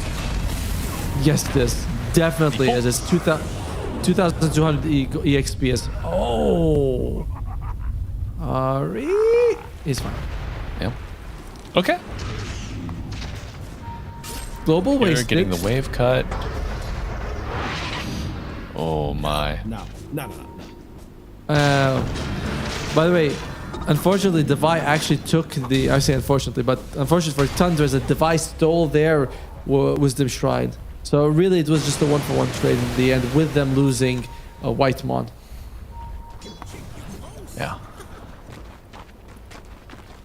To be done. Had to be done. It's a sacrifice I'm willing to make. Well, it's other people's lives for sure. That's right. That's right. Okay. Pure up and down, in and out. Okay. He does the hokey pokey, swings it all about. That's right. All right, now. BZM, does he still have greedy? He took level 2 greedy actually. He was like, I need so much gold to come back in this game. I'm just gonna go all out. All right. Wow. So Okay. Going Kaya into the BKB, has a Lotus Orb, mind you folks. Now he's also got the shard, so he's just trying to throw this on waves, throw this on creep camps, drag the game out, and restore economic balance. But it's a tall order. Quick blink. Oh, okay, Noob. A little cautious there. They know that they're in a good spot for Nigma Galaxy, but it's still a very scary game. Despite everything, Pure has not been shut down, and 33 is also having a good time. It's only BZM, and kind of the supports are behind. Look at that farming when you get the shard on silencer, you really can't. Your farm really accelerates. Yeah. Okay. TP's coming up. Do they have eyes on Pure or no? He's just farming blissfully while they turn their attention to Whitemon. Oh, Whitemon, you selfless, sacrificial gem of a person. He's a Pure needs to give him some of his earnings or something. I don't know. Buy him a milkshake. Buy him a burger. Yes, split a few $100,000 USD or a burger. One with peanut butter and jam, probably. That's right. Don't forget the bananas. It's an Ohio special. Not an Ohio special. Damn it, Atomo. I'm from West Virginia. By God. They call it the Cleveland Brown or something. No, that's you learn about that one when you're older. That's also still Ohio. Yes, you are right. And unrelated to burgers, apparently. Tundra Esports in their base, relying on those GPM enchantments to give them what they need. Performance enhancing enchantments have been found in use by Tundra. They have been disqualified from DreamLeague Season 6-7. There's going to be a lot of global silences, though. Not just because of your bad joke, but because there's a refresher orb on the silencer. Oh my God. Dude, I haven't looked at the silencer's inventory in a while. That's great. Oh, Rax just fallen. Just like that. Esports. Noob pulled back towards the fountain. Not quite there yet. Blasting off to safety. But the damage has been done, Atomo. Now, don't get it twisted. We've seen similar happenings across the maps, But oh my God, Pure. Around on force side, just dead. No way out. Not much really he can do that situation. He doesn't want to be in the base, not farming, so he's trying to go to the safest place on the map. But it's Nigma Galaxy. There are no safe spaces. They control the whole galaxy. Yeah, sure enough, my friend.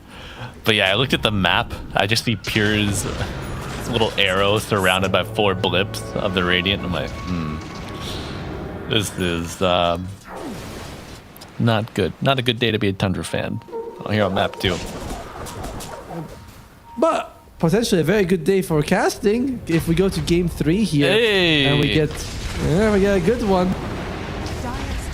As right now Rinseku working on his second set of barracks. 33 trying to lick him into the mines, but Rinseku goes, no, don't lick me, I'm not that kind of tiny. Me not that kind of work.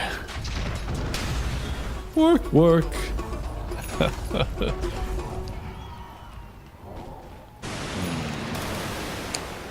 And they do it. A hex on the squirrel. Atomo, this is over 5,000 gold, my God. He is a very, very farmed Omar. Meanwhile, anything on Tundra that we're looking for, Techies has the Guardian Grief, so another source of Dispel. Working towards the Bakab on the BZM. You mentioned he had the low swap earlier, but everyone's getting like 1 Dispel right now. Largo's got the BKB. I think he's got the Shard. I don't believe you can lick 2 people, can you? I mean, yeah. Like when you with the shard, if Largo uses the catch lick on himself, he doesn't lick an ally by accident or something. No. So only on buffs as they get both Wisdom Shrines on Nigma Galaxy. Very much controlling this game from start to finish. Yeah, and the control will continue in Tomo.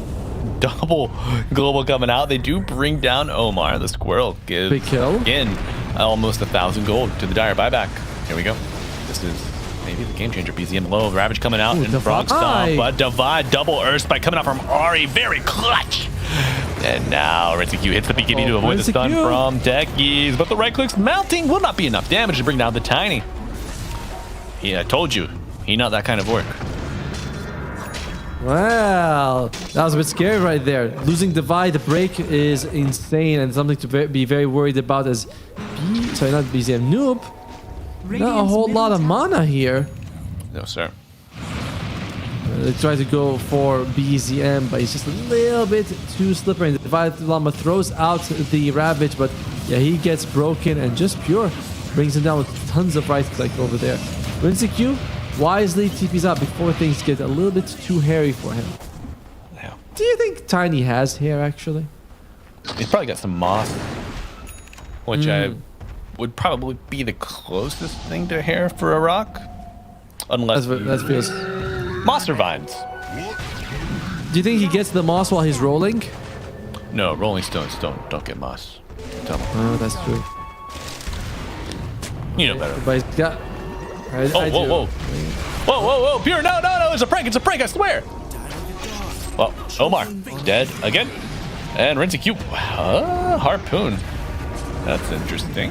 And the Hex applied under the juke tower out here, Rolling Thunder. And it's chicken for dinner. Will they be able to cook it, fry it, dye it, and deep fry it? I don't know. But the BKB on Largo charging forward. Holy looking for shit. the Tiny. They want to bring him down. Pure is dead. And you don't tip enemies. Devi staying true to his own teachings. He does. Dude, Rinseq is like low health and he's running away. Then he says, wait, I got a tree. Let me try hitting them, see what happens. Wait, I'm actually huge. Never mind. Record scratch. Dude, he did 1,500 damage with one hit on Pure. Yep. 1,500.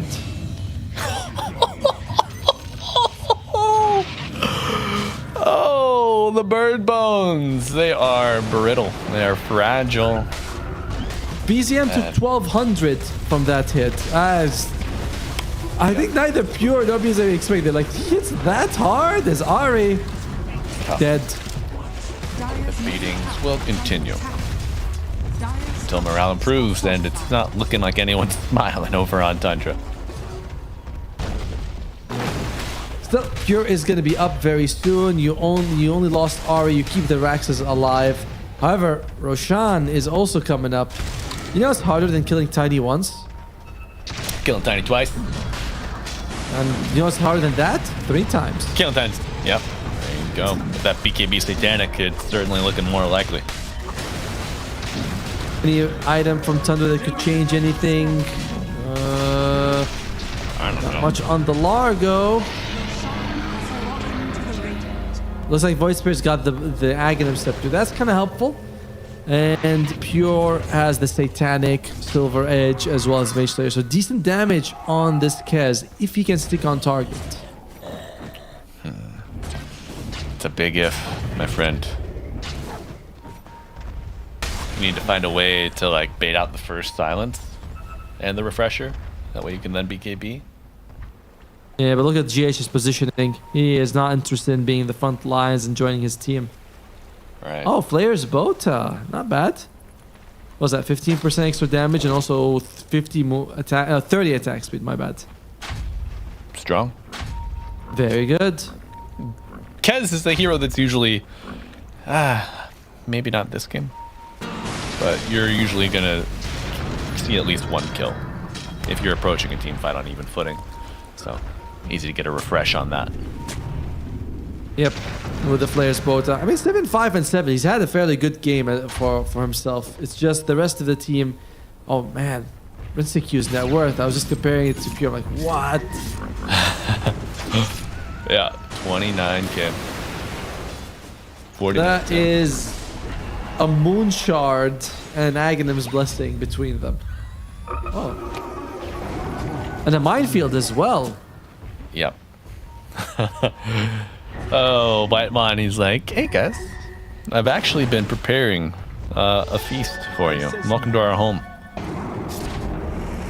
But can 33 lick someone in is the question. Is BZM's baited? Oh no, Ravage on the back line too. BZM dead, and now for 3-3. Trying to get back to the minefield. Can you get them to chase? Oh no, Whitemon dead amongst the mines, and Pure taunting, trying to pull them back. Tiny first life might go down, but still has the BKB ready.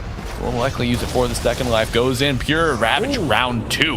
BKB, oh my god, 2 clicks with the Echo Saber of Tiny. Heals up a little bit. Can he survive? Hex applied. Oh, Pangolier controlled Tiny, reviving. Thank you, Aegis. Now 3-3, venturing out of the base. Feels like it's about time. It might be safe enough, and it's gonna be reset from Tundra. The buyback used on BZM. Dire's top tower is under attack. Don't think there was anything else though.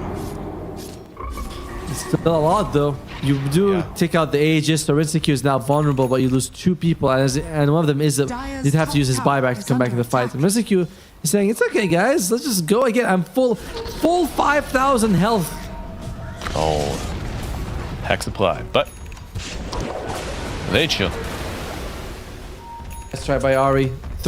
It was a bit of a random stun to be honest, but you expect people to come in that direction, so he throws out the Earth Spike. And now we have a second Hex on Nigma Galaxy. Both of the supports have one. Yeah. My silencer has refresh Hexer, bro.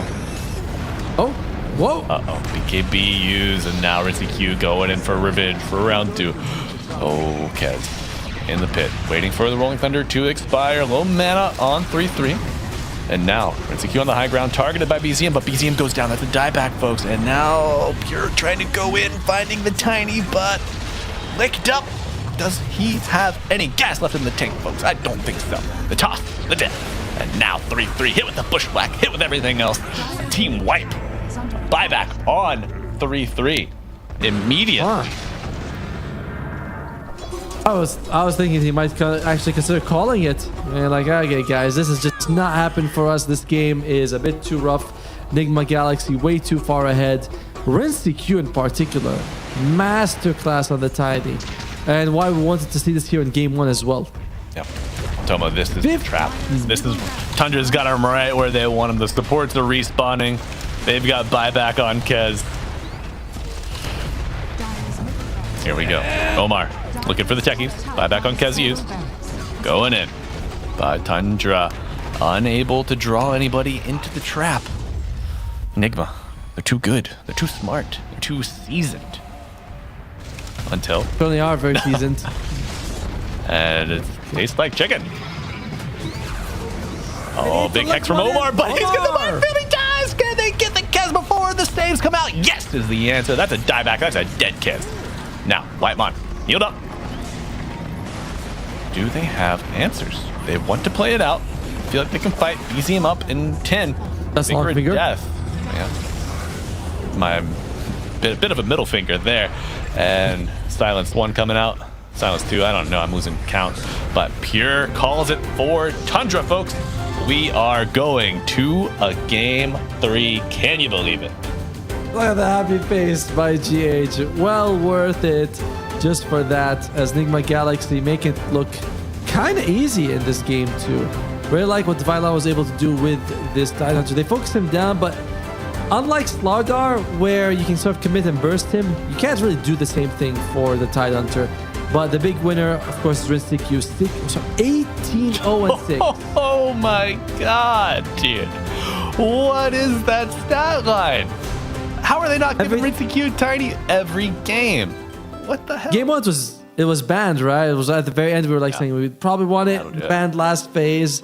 Didn't get the chance to go to work with him. GH as well. Oh wait, is he really 4-4-24? I first thought it was a good moment. Anyway, he also had a very good performance on the Silencer. It's easy to get those assists when you got global. That's right, folks. But Nigma Galaxy fighting their way back, keeping maybe their tournament lives alive. Remember, folks, bottom 2 in each pool. cut when it comes time to move to playoffs. But Atomo, before we even think about moving elsewhere, we're going to move our way right to a game 3 between these two great teams. But before we move to a break, what do you want to see differently? Ooh, well, it's been a stomp one side, then a stomp on the other. So whatever game it happens in game 3, make sure just give it to us close. You know, tournament lives for both of these teams. 0-2, you know, 0-3 is pretty dicey. But I do hope that we have a very close one with Nigma Galaxy coming out to hit. All right, well, you heard it here first, folks. The bias is real from Atomo. Nah, but we're going to see you after this short break. Be in your seats for Game 3 of Nigma Galaxy taking on Tundra. We'll be back soon.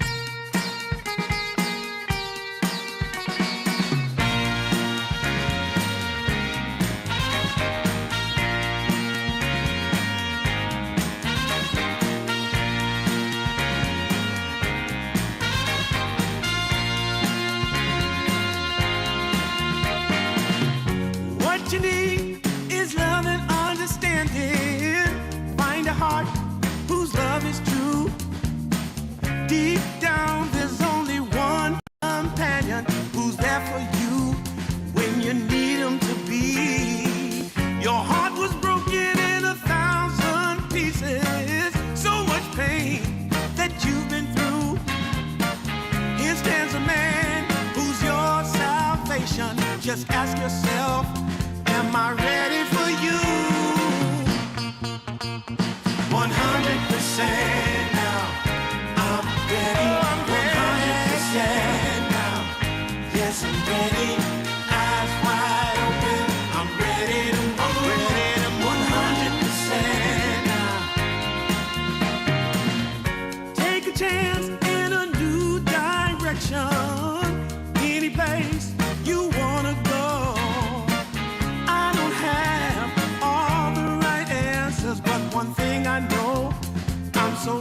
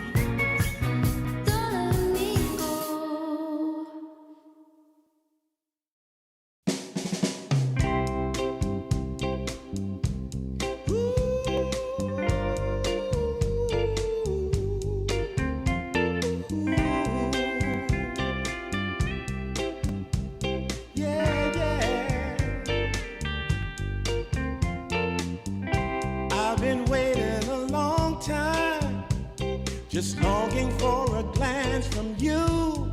Yeah. A chance to look in those big brown eyes. No telling what my heart would do. Hey, when we met, I sure knew it felt as good as it could be. In that moment, though it felt so good, I wondered why you noticed me. If you gave me just a little time, it would sure ease my troubled mind. Don't tell me that you don't feel the same inside. Don't tell me, these are feelings that I ought to hide.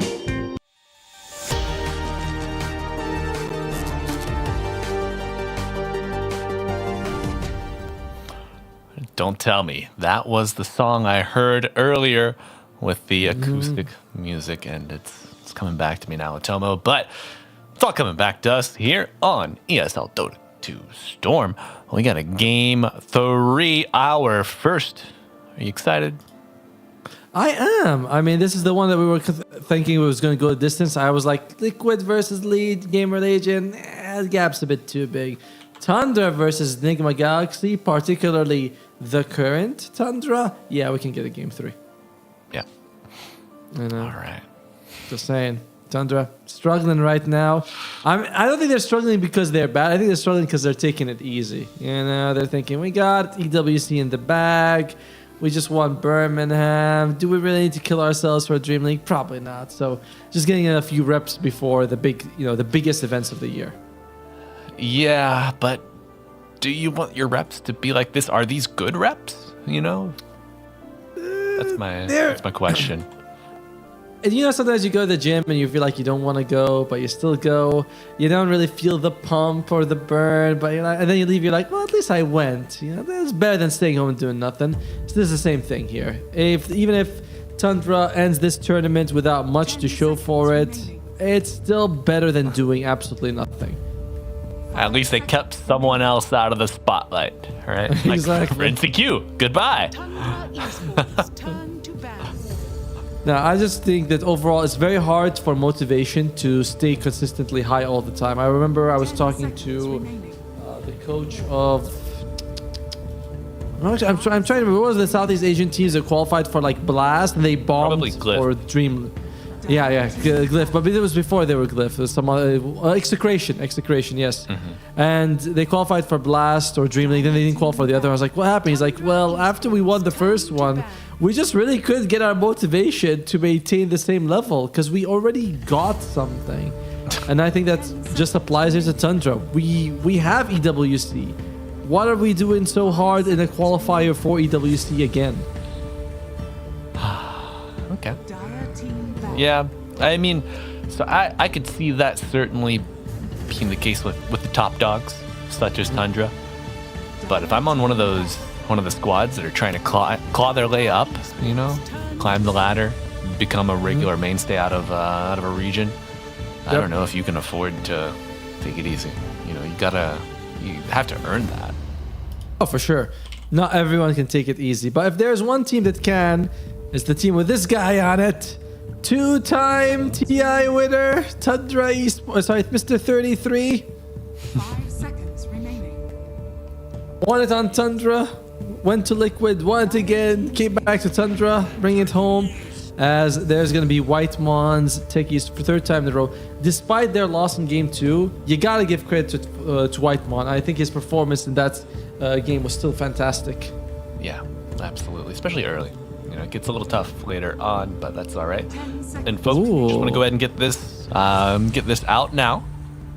It is our game 3, so regardless, we will have an interview, whether it be with Tundra, whether it be with Nigma, whoever is the winner of this game 3. We will interview one of the members of their team in the chat and let us know who you'd like to hear from. Well, that might already be determined, but let us know any questions you might have for either roster. Take note and revisit that when we get to it. But Tomo, first Phoenix of the series. I want to point out that they did not ban the Phoenix in this one for Tundra Esports. Interestingly enough, they let the Silencer through. Quite problematic, but they might be more worried of the Silencer than the Phoenix, but they present both, knowing that GH prefers the Phoenix, which is kind of cute from a move by Tundra. They're like, yes, take the Phoenix. If of the two, I think you can counter Phoenix significantly easier than Silencer. Habib Tomo said, pick Phoenix. Go get it. You know it's good. And she's like, yes, Phoenix good. Okay, we go bird. But my question, does Tundra go bird as well? Do they play the third round of Kez? Well, Rinstic Q is a very good Kez player. So if you're not going to... Yeah, you go. If you're not going to pick it, I was going to say you should ban it. Now, Doom has been removed by Nigma Galaxy. Must get rid of that. A bit too scary in the hands of Tundra Esports. They play as both a 1 and a 3. And just this... Lately, we're seeing a lot more Dooms by Aghanim Scepter. Doom themselves walk in, and a lot of teams are like, oh, nah, we can't do anything. This is the worst. I hate not being able to do anything. Me too. I like being able to do stuff. Stuff is good. No stuff bad. You like riding bikes, Tomo? I do like riding bikes, actually. Quite nice. Yeah. Yeah, I got mine out of the basement last Saturday. Rode a couple miles into town to one of my favorite breakfast spots. Very good. It was windy as hell. I didn't check the weather. I was pedaling into the wind both ways, man. It changed. Of course you were. I was on the trail. I was like, at least when I'm going home, I'll have the wind at my back. Nope. It's always like one of the stories your parents tell you, right? Uphill in the snow both ways. And nowadays, I tell my 5-year-old son, I'm like, when I was your age, I was already 7. Like, huh? What? You'll get it one day. You'll get it one day, son. Yeah. That's Nigma. Another hoodwink game. Ari not able to get his hands on the squirrel at all this series. What will he take? I mean, the Rubik is still in the pool, and Ari has been playing a ton of Rubik. True. I would love to see Ari Rubik. Probably can wait though. You don't have to pick it right now. You can go for like 2 other heroes instead. Wait for, because Nigma Galaxy, they're not gonna pick Rubik. You don't have to rush it. Or you can pick it now if you want to hide your core picks. Whatever they want to place the Rubik, Tundra Esports can pick it. Oh, Tomo, I think I'm losing you, brother. No! Talking about Rubik. Let's try to revisit that. What do you got? I was just wondering if they want to pick the Rubik now or later in the draft, depending on what they want to show. If you pick it now, you can hide your core, one of your core picks, or you feel like, oh, the core picks I want are gonna, they're not gonna make it through. I gotta pick them right now, and no, they go for the Tusk instead. Okay. Let's see. You think we're gonna see Tusk Largo? Yeah, I do think that this is going to be an RA Tusk. And of course, Largo wasn't really impressed with it in the previous game, but that's what they want on 33. So far, their egg hitting potential, very limited on Tundra. Yeah. Maybe you just walk away. Just walk away from the egg. With what? I mean, I suppose the Largo can sing for us as we make our hasty escape, but it's not exactly a, centaur.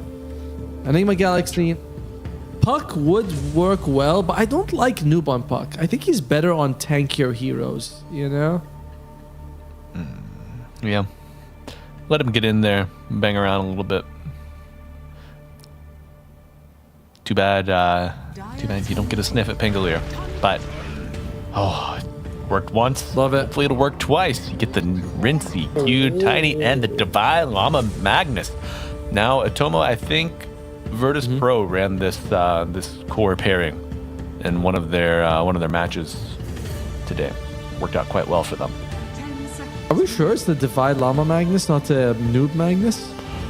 You are the noob expert, and that's not a joke. So I will defer to you, my friend. Far more familiar with the man than I. I'm actually not quite sure myself either, but we'll see how the draft goes, what Tundra Esports bans against them. Because a lot of times, these players play against each other in pubs, and so you see from them, they're like, oh, they're banning off laners. They must think it is going to be a mid Magnus. Someone must have played against Noob in a pub, got stomped by his mid mag, and be like, guys, it's mid mag. I know it. There you go. Break glass in case of emergency. That Invoker making his way out. Alright, Nigma Galaxy, Faceless Void, bit risky to keep in the pool. It's always like that. If you see an Invoker, you have to think Faceless Void is dangerous, pure. He hasn't played a whole lot of Faceless Void, but how hard can that hero be? Press Q, press R, win game.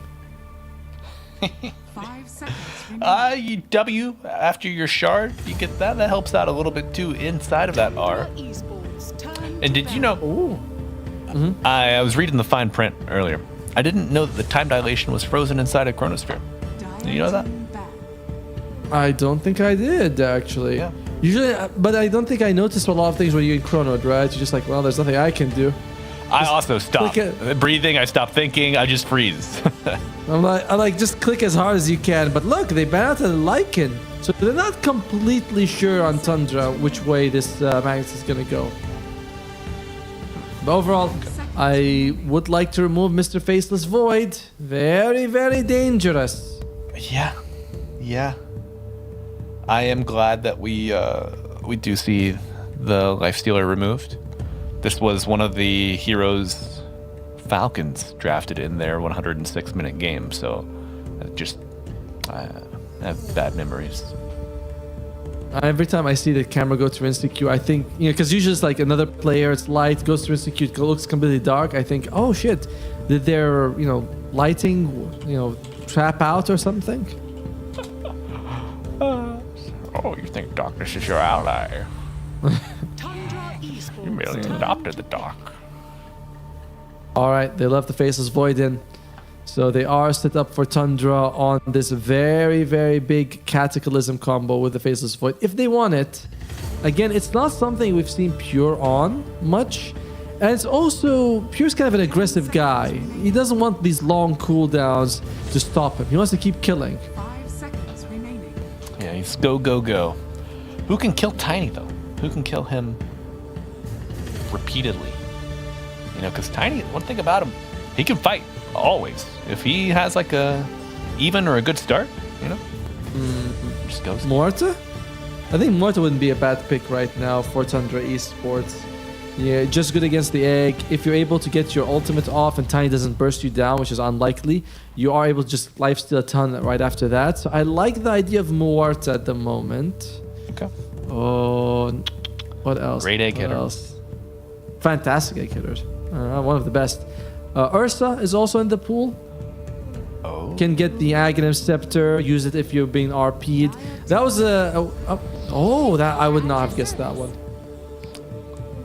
Wow. I would not. That is very unusual to see. Kind of okay, I guess, against the Phoenix, but not super good against either the Mag or the Tiny. A lot of times you're just gonna be able to hit her out from the Shadow Blade, burst her down. Not a high health hero.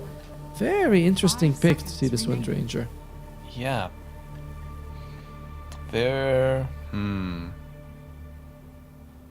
Is there something that we're not seeing, Tomo? There's a lot of things we're not seeing, Malibu. But is it pick, right? Is it relevant what we're not seeing? That's the question. Nigma Galaxy is going to show us if it's going to be a mid or an offlane Magnus with this last one. Come on, boys. Don't be shy. It's going to be the offlane Magnus. I knew it. You did? Called it. Not going to take that one away from you. You predicted it. Well done. Well done. Thank you. It was about this time last draft, Atomo, that we're talking about leave the hero picks to me, right? Yeah, I did say that. But to be fair, I'm functioning at lower brain cell level as it's almost 4 a.m. here. So you gotta let that one slide a little bit here. Now, draft-wise, Nigma Galaxy, very strong team fight with the Magnus and the Phoenix. Very strong pick-off with the Tiny and the Hoodwink, and the fact that, of course, Magnus buffs up the Tiny. And they have the Voice Spirit to jump in and out to provide vision. I like the Nigma Galaxy draft. Feels very 10 out of 10. Tundra Esports, a little bit more situational right now. You have good save on the Tusk and decent damage globally with BZM, and he's like one of the best invokers at the game. That image is so pixelated, bro. Where's he I know. Yeah. I'm much favoring the team fight directly of Nigma Galaxy. Mm-hmm. That's how I feel as well. Yeah. I'll say it, I don't like Windranger as a carry right now because she lost facets and got nothing in return. Her new innate is kind of whatever, so I'm all in on the Nigma Galaxy draft. I think Nigma will be able to reverse sweep this, make us all proud, but might make my boy Whitemon sad, which I don't like. I like Whitemon. Yeah. Toma, do you have, the point I raised about the Lifestealer earlier? Well, Windranger was the carry that Tomato was playing, so half of the curse survives of the 106-minute game. Yeah, but that one also was he lost, didn't he, with the Windranger? He did. So now this would not last very long. When you have Tiny on one side, it just shreds through buildings. True. And I feel like this entire series, I've seen Divide Llama have that toothpick. He's like, I got this beef stuck in my teeth. No matter what angle I poke it through, it's just not coming out. He needs a water pick, but you can pick your nose, you can pick your teeth, but you can't pick, I don't know, your friend's teeth. We got a game 3, folks. I'm Malibu Jesus. I'm joined by Tomo yesterday, today, tomorrow, the next day, and the day after that, and even the day after that. But I know. Game 3. And possibly Tundra. after that as well. Hopefully after that. Yes, sir. And we got a Tundra on the Radiant. Nigma Galaxy on the Dire. It's a game 3. I hope you're ready to see some supernovas. I hope you're ready to see some reverse polarities. Not reverse polarities. I hope you're ready to see some big snowball saves. What else do you want to see? Some katas? Some big pickoffs with Tiny, right? Giant Whitemon jumping in there, double shackles. A lot of cool things. Good licking as well. Always worth seeing that.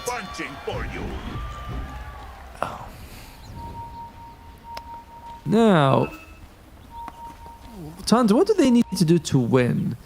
Because we're kind of entering this with the mindset that they have the tougher draft to execute. Yeah, they have to hit and run, right? I suppose.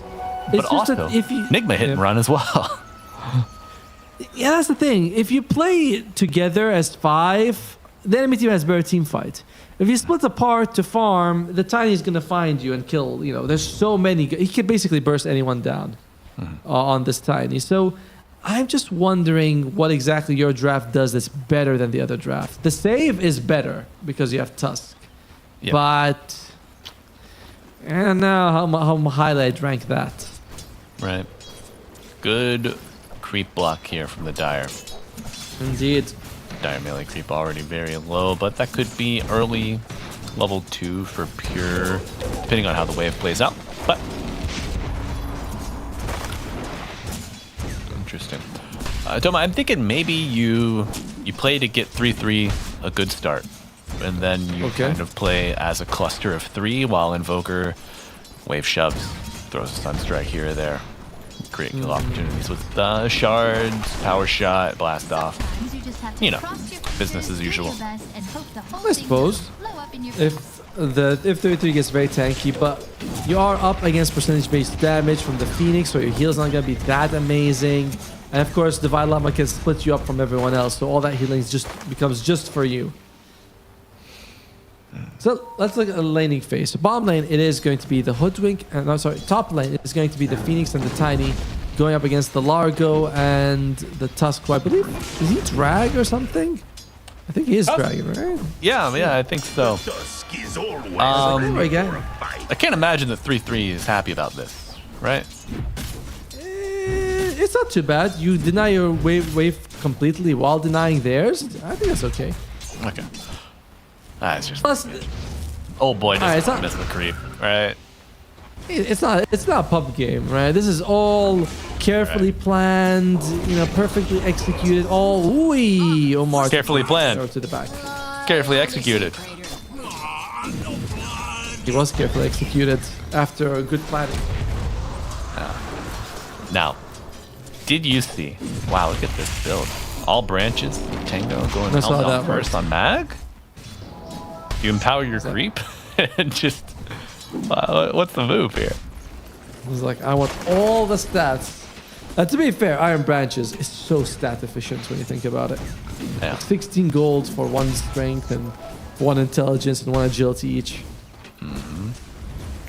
Now, he said stat efficient, folks, not cost efficient. The recent gold nerfs have hit hard to the Iron Branch community. Ooh, I forgot it's not 50 gold anymore. So what is it, 55 now? Yeah. He is.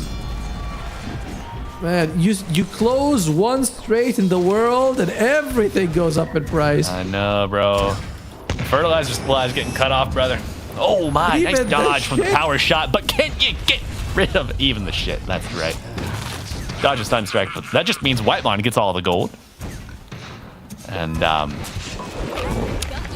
oh, Omar. Whitemon 2 games like this back-to-back. Interesting. Omar, as mentioned. Tomo.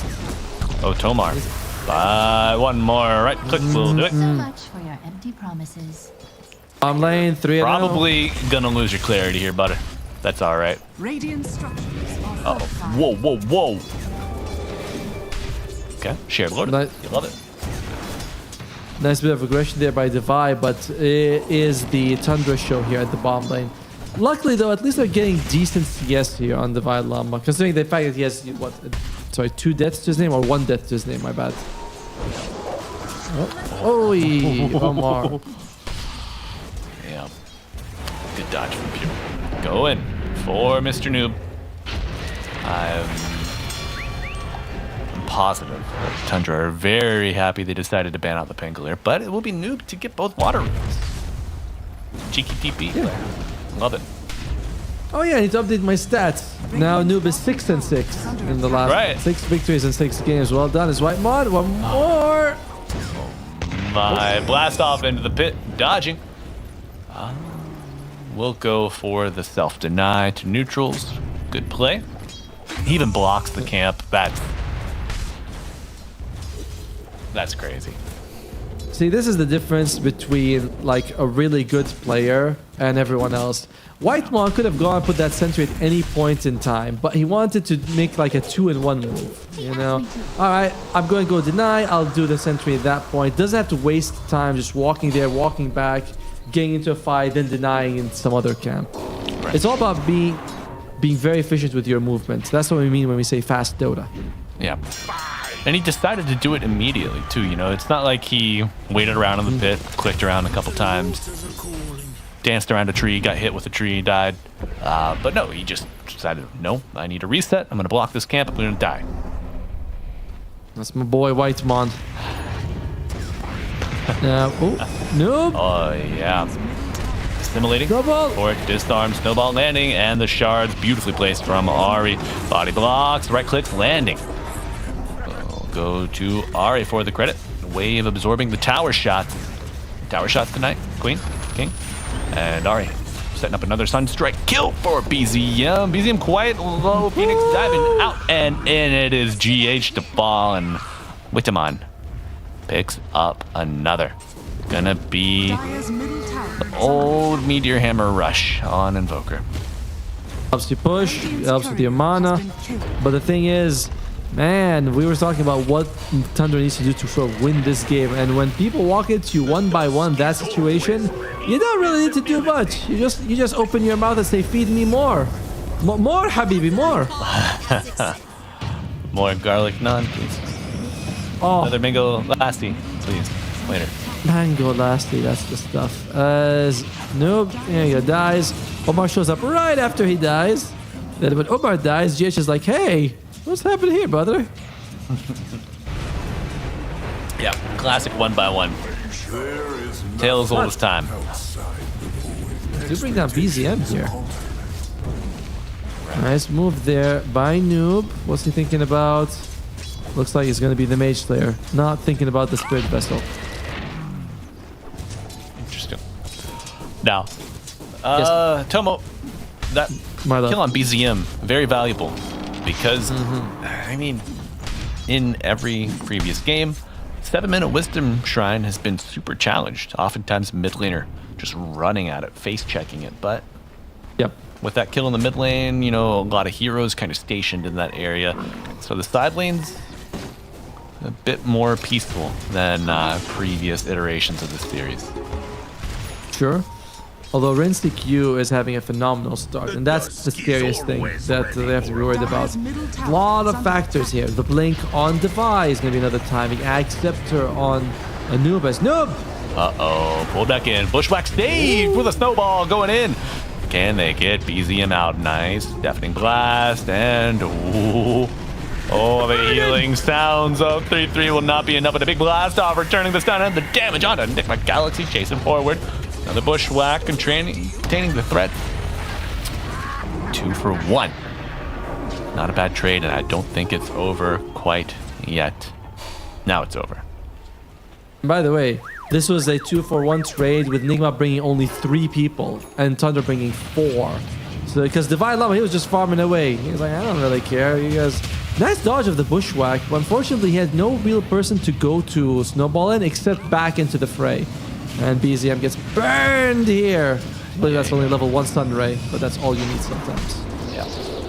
Damage adds up and a focused fire. Blast off the mark. The Dom Creep doing a lot of damage with the Kamehameha, and Pure gets the kill, but he does go down to Noob post DP. Devi actually gets the kill credit with the creep, bro. Nice move there by Devi. His blink timing is going to be critical, assuming he's going to rush it. As he, going to go for phase boots into the blink dagger after the helm. And of course, 5 iron branches. Hell yeah. Structures are fortified. Looking like Lone Druid out there, bro. Bottom tower is under attack. Except not completely broken. It's like, this hero has a big AoE BKB piercing stun. And still not as bad as Lone Druid is Pure. Oh, I wish he was Lone Druid right now. My goodness. Gonna have to deal with this egg snowball to buy time, but I think you're gonna come out a little too late. Oh, actually. Good timing. Get another wind run. Dodge the spirits. Don't dodge the sun ray. But the damage not quite high enough to bring down top tower Wind is Ranger. under attack. Those days where Ari, first time I had nowhere else to go, but this time much better. Oh dear!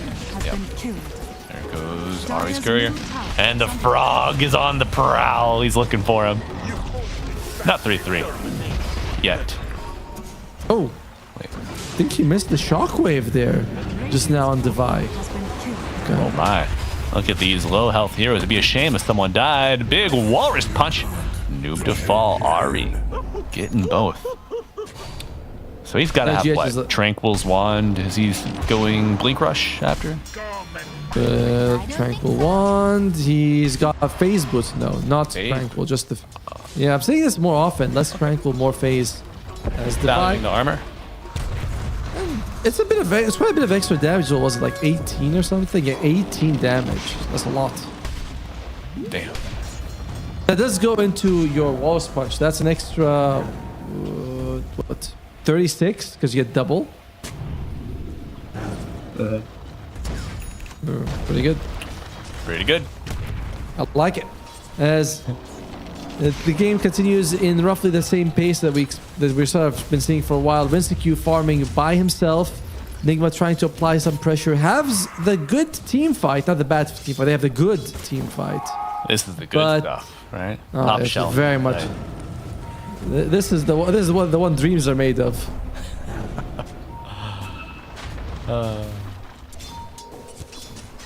Not a bad game still for Nigma Galaxy here. Oh my. Punch up.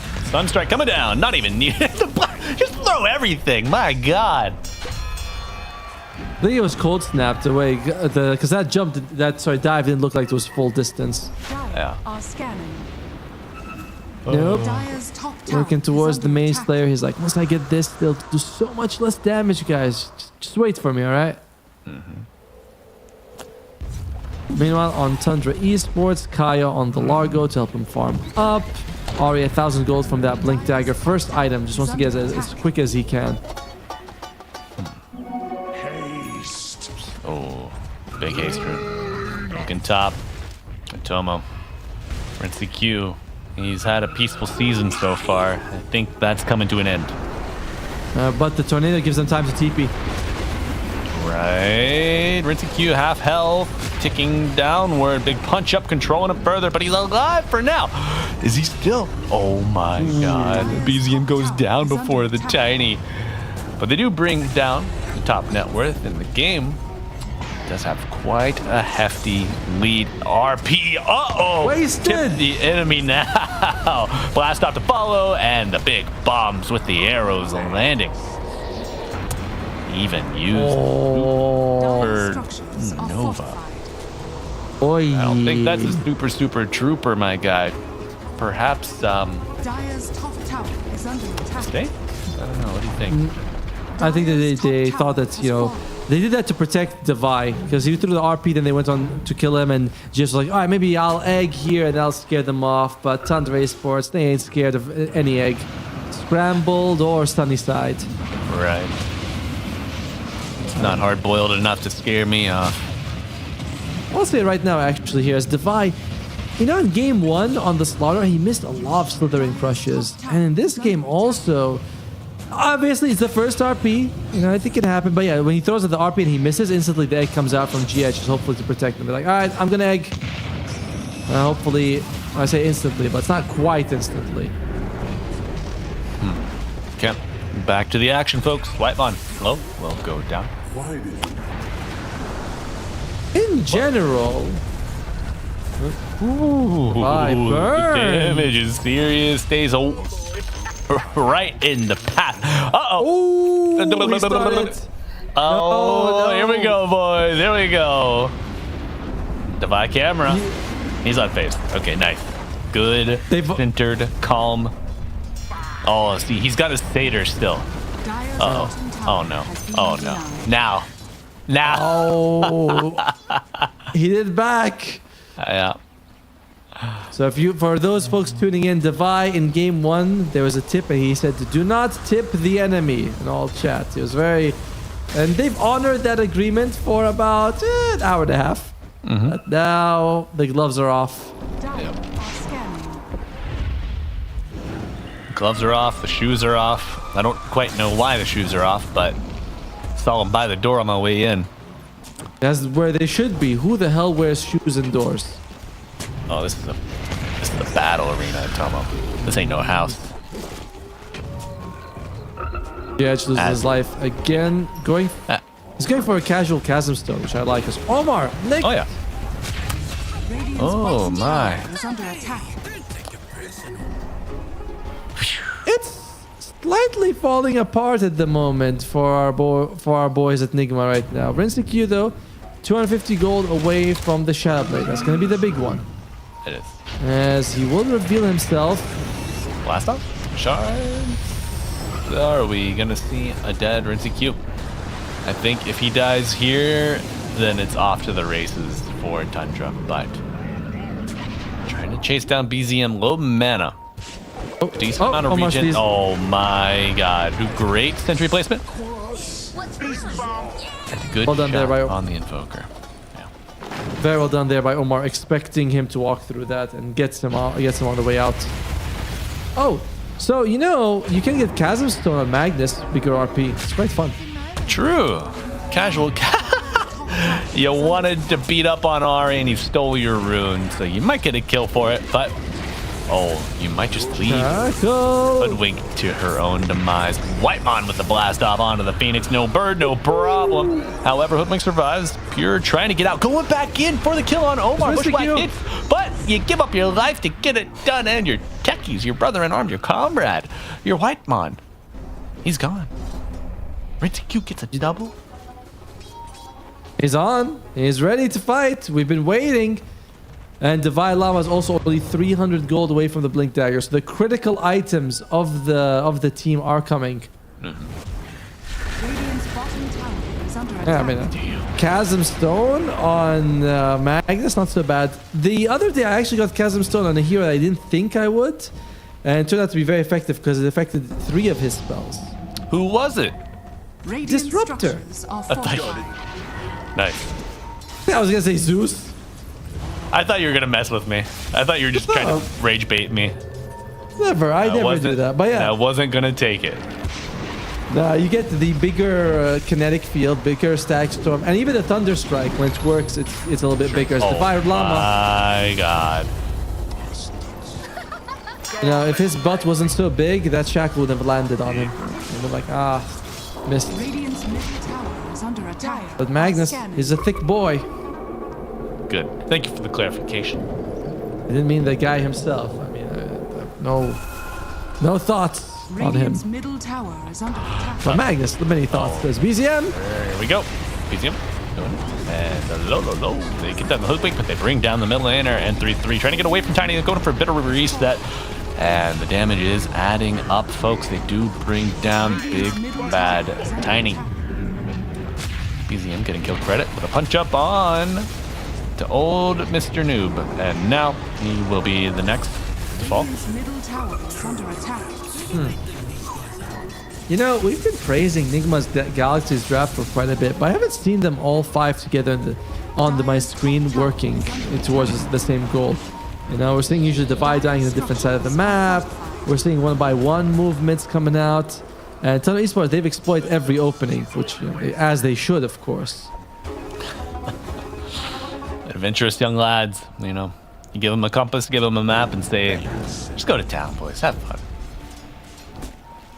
All right. We'll come back with some magic beans, too.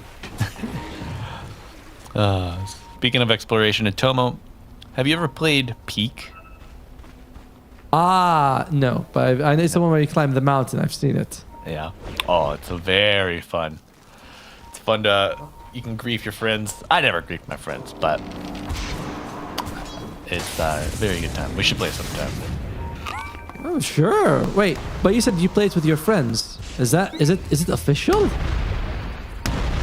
Don't, you had to go and make it weird.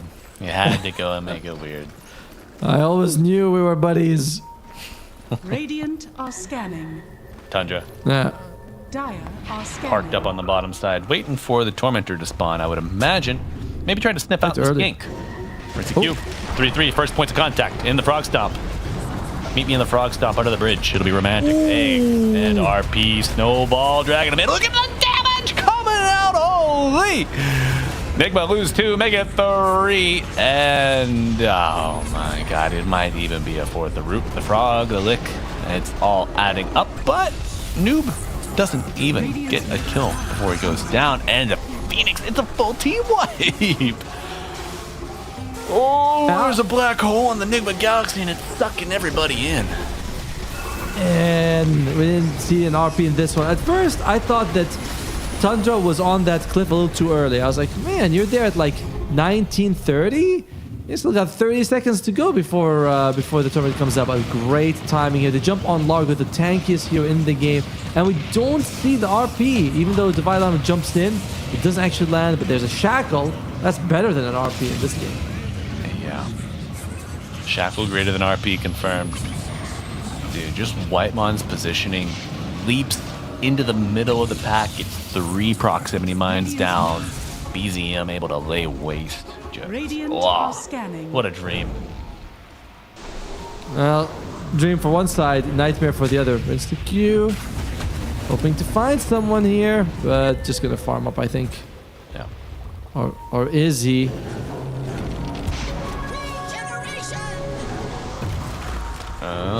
It looks like it's top. Yeah. I see BZM. I also see BZM. And I see Omar.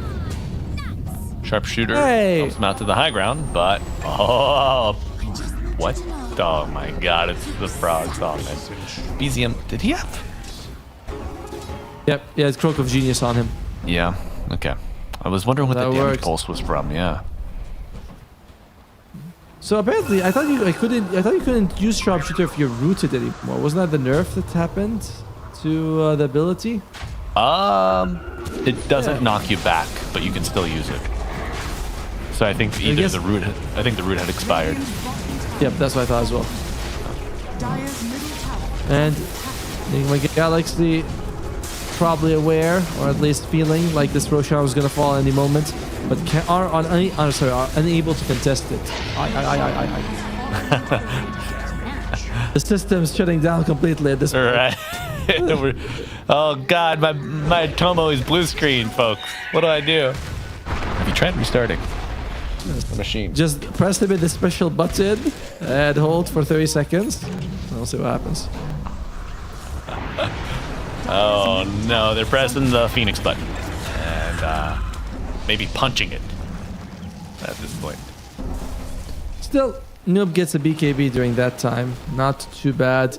And they do want to waste as much time as possible away from their base. So that's a good place for GH to feed. I mean, to tactically make space. Yeah, did you see that that fake move through the twin gate? From who? From Noob. Whitemon, he pings it out on the twin gate. I guess they saw it with maybe the proximity mines, the channel. But then Noob backs away from the twin gate and TPs. So buys a little bit of time across the board for Nigma. Ooh, Defi's level 12. Ari and Whitemon are level 13. That is not very good. Yeah. This is not me criticizing or harping, but that I'm just falling back maybe item choice. Like I like Helm Dom personally. Yep. Was it the right choice? Is it the right fit? If it was, did we see it employed correctly? Should it have been more for self-stacking? We saw some attempts at creep drags, but I don't know. I mean, you could say it's item. You could also say the fact that he's 1-8 right now. 1-8 and 0. So, BZM. Okay, Devi. Yeah, and he's smiling. He's smiling. Okay. Gotta make sure you look at the pic. You look at them in the camera like, okay, he seems like he's taking it well. Yeah. Stop all the cursing. Oh my god, Jim on the deck. That's a big one. Let's go down, but the Phoenix will not be able to get the Supernova. Off no sunshine today for Nigma Galaxy. Proximity mines bopping and dropping. Aegis available. Should Pure need a rebirth? What the? Ooh. What the frog? That's a big jump. You see that tongue? That was stuck to the screen for a second. It looks like they do get the Aegis out of the hands of Pure, which is fine. Man, no matter how many times I'm seeing these fights, I still think RP into Egg, you're in an okay spot for Nigma Galaxy. And then we just don't see that happening, though. Like, we haven't seen this RP into Egg combo once. Yep. Yeah, it's a tough Magnus game. A lot to bring you out of Blink. A lot to bring you out of Skewer. I feel like it's so easily canceled. There we go. Shot with Skewer, but Snowball immediately met. Nice Remnant positioning. Sunray on top, but interrupted by the Tornado. Bring down the Tusk. And maybe Whitemon on top, but 3-3 getting the Frog Stomp on Noob. No mana on Devi. No mana. That's a big problem. They say Devi indeed. The llama is dead. Got bad news for all the animal lovers out there. That the rhinoceros is gone. Oh, what kind of? Dire's middle tower is under attack. Or is he more of an elephant? Well, I mean, he's a mixture, but there's a specific like Dota universe animal, something rhinoceros. Oh yeah, okay. He's a Magnetor. Yeah, there we go. My two brain cells finally arrive at the same idea right at the same time. Look at that. If you rub them together fast enough, right, you usually get what you need. But be careful, there's a lot of friction. Oh, TPing in on the creep. Even BZM getting involved immediately. Blink Dagger, Invoker. Can we look at the Blink Dagger or the Invoker inventory, please? Boots of Travel, Meteor Hammer, and Blink. He's also got an ATOS and working towards, very close to, in fact, the BKB. Yeah. Dire are scanning. So the thing about the tiny carry, which I love and think is fantastic, is that it very much plays sort of an assassin type kind of role. And that's how you get a lot of your farm. But when you're not finding the kills, you will fall behind. As, well, yeah, he's dead. Are you saying Nigma Galaxy have fallen behind Atomo? I'm not saying that. The numbers say that. I'm simply observing the numbers. And Omar trying to get a little bit of space, but he will fall eventually. Sunstrike and the damage thereafter. Now Tundra setting their sights perhaps on high ground. Or do we farm wave? Go Roche. And maybe go get Roche vision up. It's not going to be up for quite some time. Yep, not worth it. No, they feel high confident ground. enough. Focus fire on the tier 3. Going to be dismantling it. Oh, no. Phoenix on the right side of the fight. Where is Divine? He's behind the barracks. He's saying, just let me at him, coach. Look, he's like, no. Wait. You're not ready, kid. I'll just go in. I'll 5-man RP. He's like, no, wait. We must give them 20,000 gold lead. It'll make the viewers go wild. Honor the script. How did... Whitemon? 7 bombs down already? What the hell? 8? Including this little lonely guy? Well, 8 bombs being enough. This feels similar to the old situation when the previous situation when they fought near the Tormentor, where Tundra had the high ground. And as Anakin knows, the high ground, very dangerous. Always. Hate you! Your father wanted me to give you this lightsaber. Really? I thought my father hated you.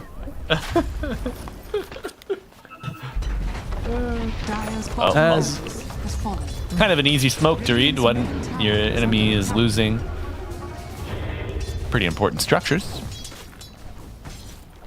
Omar is there. SBGM gets... Oh, wow. Instant BKB by Noob. Now, what I want to see, this similar move from 3-3 and Whitemon, but you get Crooked Genius on Whitemon as you bait the enemy through the minefield. Was created that just the whole ground takes damage. You're like, this is unexpected. Just a chasm opens up in the ground in the map, and you can no longer walk over it. Just the terrain changes. Yeah, exactly. High ground's all flattened. Trees don't grow back. Oh, there's a Shiva's guard on GH. That's a little unexpected, but does not actually have a shard. We'll have it in 150 gold. Phoenix shard, very much. It's hard to think of a more S tier shard than the Phoenix, but no. Well, Nigma losing one of the shards of their team. Nope. Oh, I think he's more than a shard. The man's the whole pillar. Yeah.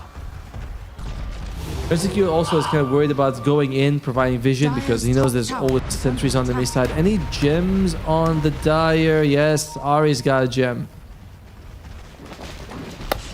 Holding on to this round of feather. On the radiant. On the radiant, yeah, sorry.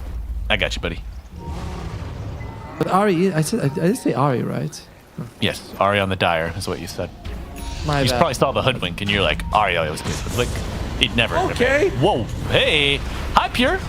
Uh-oh. Oh. God, Ari with the snowball, but they're going back into enemy territory. BKB on Pure. Is it going to be enough to get him through? He's going into enemy territory. The wind front. Oh, my God. Supernova for what? Divide trying to get another target, but he's not able to drag him back into it. Oh, Techie's in the minefield, but he's not able to survive. Rinzy Q stepping on mines left and right. Don't want to chase. Well, Ari does buy back, so there's a bit of financial damage that's coming out for Tundra, but you were hoping for so much more, as we did get a good RP into the drag, but you know, early on we said, what's the one thing that Tundra can do much better than Nigma in this game, and that's the save, thanks to Ari. That's right. Oh, the impossible save, the play, it was so good. has to hit the BKB again. Dances forward. Oh, immediately pushed back, and the save. The drinking buddies, he says, come take a swig. This Magnus game is impossible, Tomo. Yes. It is. And now they're going for Rinse DQ. Healed Getting up, the heal. pulled back, but the bushwhack buying a little bit of time. Oh no, the frost wall. He's gonna die. Diving forward, looking to put the jaws around Nigma's efforts to stay in this game 3. The decider, folks, starting to look quite dire. Punch up onto the squirrel. Omar, been one of the anchors here of Nigma Galaxy through the series on the Hoodwink, but now won't be back on the map for another 40 seconds. No buyback. Oh dear. Even when Divide comes back, he does not have his RP just comes up, but there is no Rinse DQ. There is no egg either for GH for another few seconds here. I imagine you're gonna have to let 2 set of barrack goes and hope for the 3rd one. Hopefully not lose your Phoenix. You have to use the egg. Oh my. Unluck. Divide, half health. Gonna have to reset before he gets another go. A tongue. In, no out. Long tongue. And a focus fire. Hoodwink up, TPing in. Does get pinged out in vision, but they will not go instead. Electing to withdraw. 2 full racks. They baited the Supernova. Massive win coming out from Tundra. It was like actually a decent egg. Divide wanted to jump in and get an RP, but he walked or was hit by the meatball. So the meteor hammer brings him down, and you're like, oh, not meteor hammer, sorry, the chaos meteor hits him, and he's like, I can't blink and get an RP. But Nigma, big smoke. Can we find anyone? Oh my, I don't know, Tomo. By the way, there's an Aether Lens on 33, so that's why his tongue is so long. Fine. Wow, BZM gets picked off on the left side. Massive gold bounty can help him towards the next item. What are we working towards on Rinse Q? Rinse Q? Was it Daedalus? We're Daedalus. Oh, Divide walking through the bombs. Noob quite low. BKB active on Pure. The damage onto the Magnus. I don't know if he's going to be able to get out of this one. Atomo. The arrows are landing. The Fury. Oh, power shot off the mark. The harpoon pulling him in. Disarm applied to the Tiny. Now, you've gotten your Magnus out. Yeah, Blink RP. Snowball. Blink RP ready, and it's only on to the Frog. Eddie gets you right afterwards. Ivon going in. Pure with another focus fire, able to find the Tiny. Rinsing Q, brought down, dismantled. Oh my. Omar TP's away, but not so lucky for the rest of the team, as there's no buyback on both Rinse Q and Divide. By the way, one thing I was noticing in that fight is that because of the Croak of Genius, anytime you get hit by it, you can't blink for like 5 seconds after. Very annoying. Okay. Phoenix up. Eyes back. Oh my. As the damage coming out here, Omar. And stuck. Oh my. Great voice line from Pure. And Noob even gonna go down. Tundra seemingly found their footing after this game 2 shellacking they received from Nigma. Last ditch effort perhaps from Divide, but he blinks backwards. Frog stomped down to protect Pure. Gotta wonder if that was a double tap. Go! Ancient exposed to Tomo. Pure. Eating the Supernova. Right click's gonna bring down the egg. Divide tries to finally get something, but the snowball, all for naught. Stunned in your own fountain. You finally do bring down that pesky Ari, and the action continues. You lose a couple more. Your Ancient lambasted, battered, broken, perhaps half health. Rinse Q stepping up to bat, but the focus fire. Oh no! Divide cut down. I wouldn't even say in his prime, but Rinse Q thrown into the air, thrown back to the earth from whence he came, reduced to rubble, and Tundra take it in game 3. Look at that. Happy Ari. Happy, kind of smirking 3-3 BZM. Sighing. Here with the damn. I like how busy I mean. The only thing you see him is like, all right, we're done that. Yeah, not an easy game for Nigma Galaxy. The way that Tundra was able to take fights, split them apart. Like the Croak of Genius was preventing so many blinks by Divine Llama. He gets hit once, it lasts for 5 seconds, and then there's still another 3 seconds you can't blink in.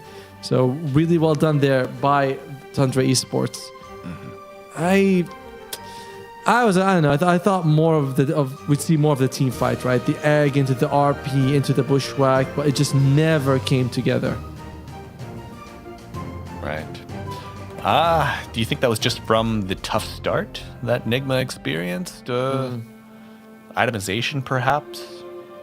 It kind of goes back to that Tormentor fight. You remember that one where they were always going uphill?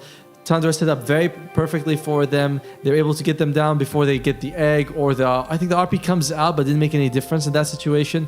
So Tundra felt that they were just playing better. They were always ahead of them. They always knew where Nigma was going to go and anticipated that very nicely. Yeah. Great movement. Well, great movements, red. Oh my god. That stinger surprised the hell out of me. Holy. Which one fights was this? I think did they lose Rinse Q in this one? I think they did. There was quite a few losses there. And Noob, did he make it out of this one? Looks like nope. I remember they also bring him down here. So a lot of cores losing their lives here on Nigma. Yeah, that was. This is the fight. This is the fight. Beautiful. The egg comes out, but the shackle's better. The RP misses on everyone. Even though I think the egg does explode, doesn't seem to make any difference. No, it doesn't. And, I thought Whitemon had set up a ton of opportunities for BZM, but BZM was kind of late to this fight. We saw the tornado roll in there late. And just all the heavy lifting being done by everyone else, I guess. This one was also nice. They kind of got a decent catch on Ari. He buys back, I think, to join the fight at this point at some point, but I don't know. Looks like he doesn't even have buyback at all. But Pure's damage just comes in, brings them down one by one every time.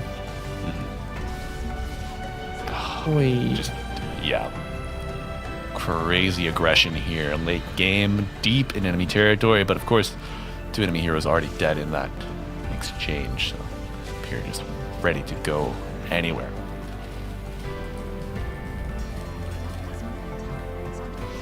Toma, I told you it was a bad Magnus game.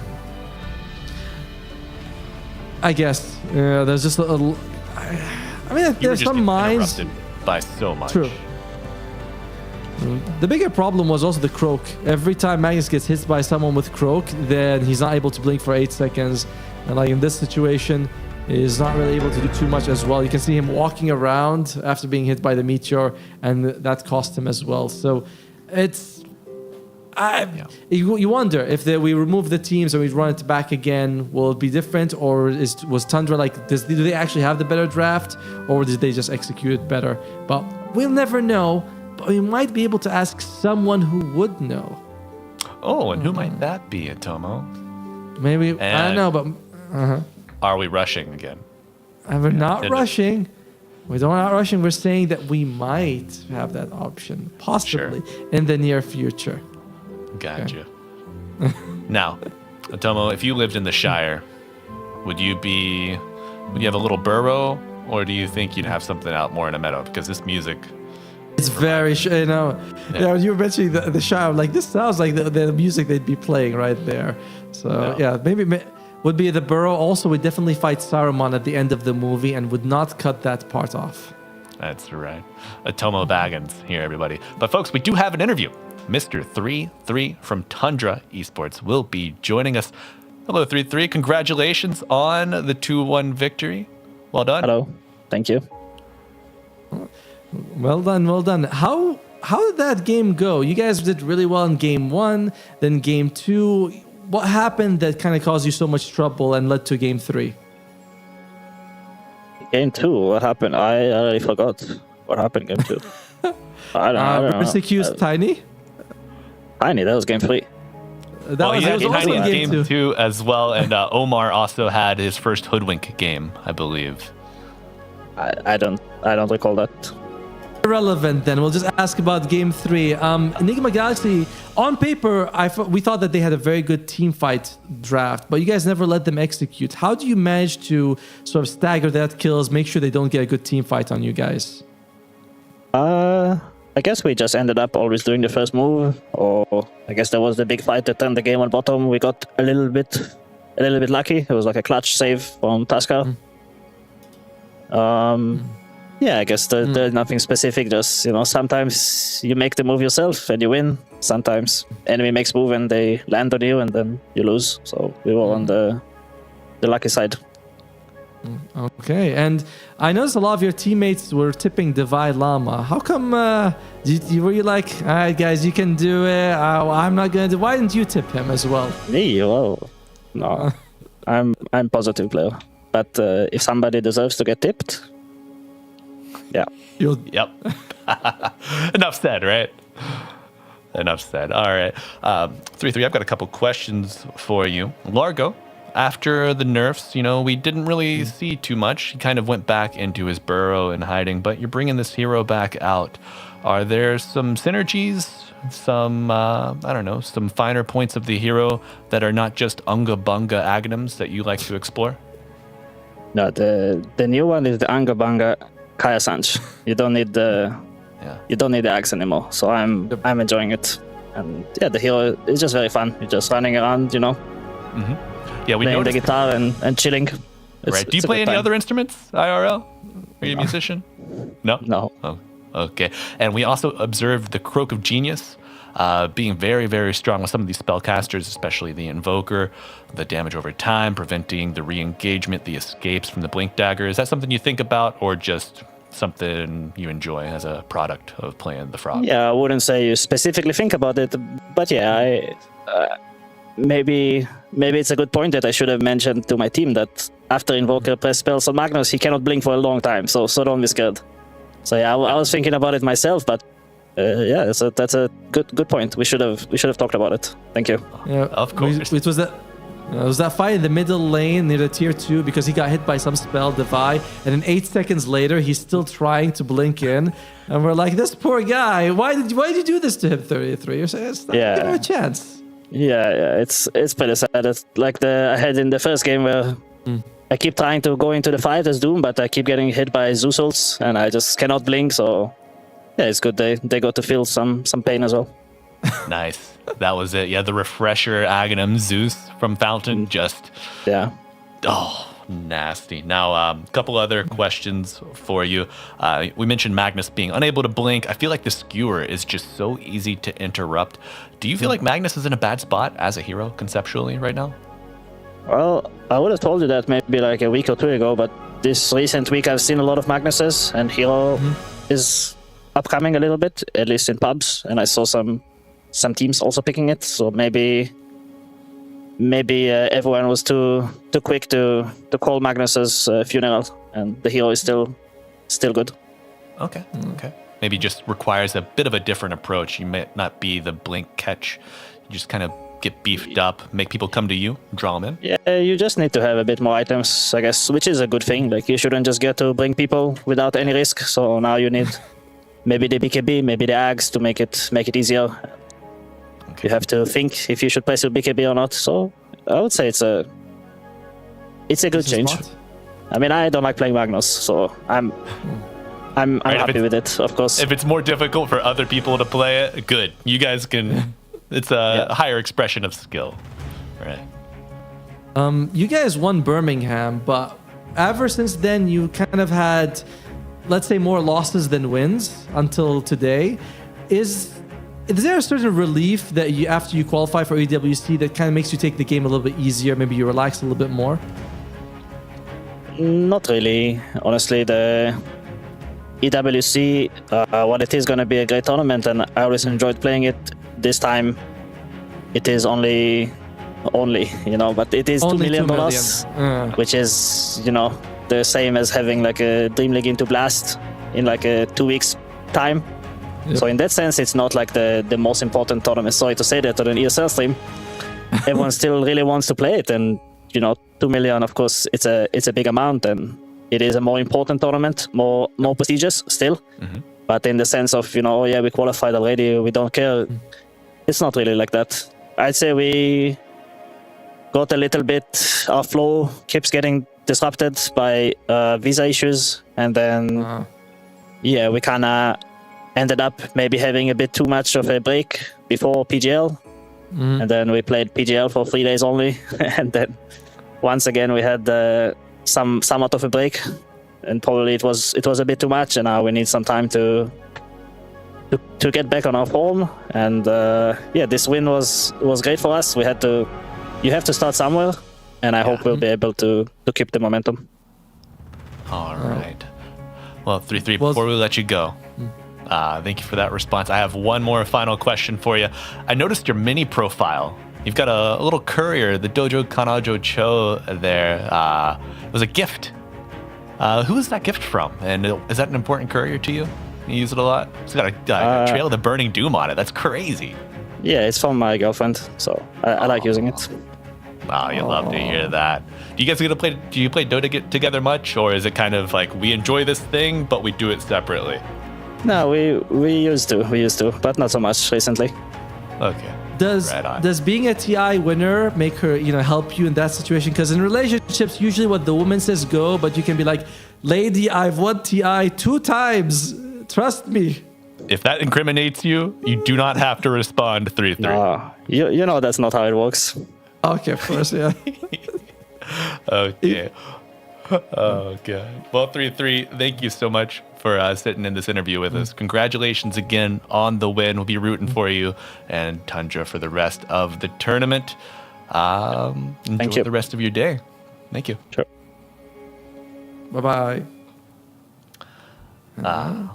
What a nice insightful guy. fella. Yeah, right. Very. I mean, I can't believe you went into his profile to see that courier. He's like, yes, for my girlfriend. I was like, I look at all of the mini together. profiles of these players. You gotta know. But I think we do have a review of the group stage, folks. Let's get there. No, Tomo, what? Oh, the EWC standings. Yes. Let's take a look. What do we got? Let's go. We'll be looking at that. These are the distribution of the points. We are now in DreamLeague season 29, so lots to go on the line. 28,000 still remaining, but of course, not much wiggle room left. Basically, top 3, top 4 in this event are guaranteed. Everything else quite open.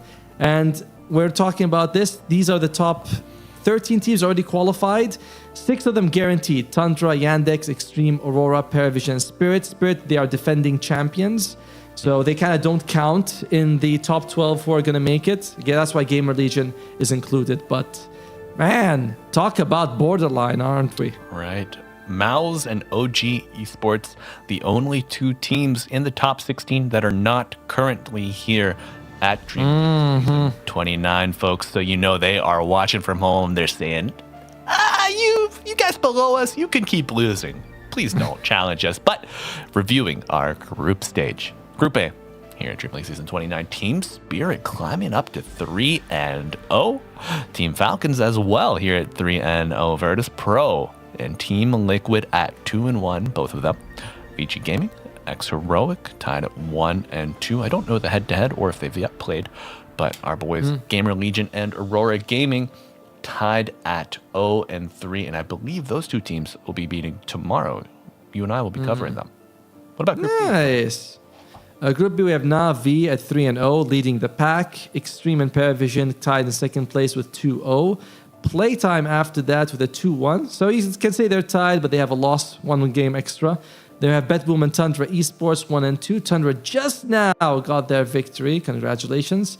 Then at the bottom, we have my 2 regions, Southeast Asia and MENA, I suppose. Reconics and Nigma 0-3, looking like they're in a bit of a rough spot. And only 4 games remain for almost all of these teams in Group B and A as well. Yeah, I'm so happy to see Playtime up there at 4th place, man. That's beautiful. Same.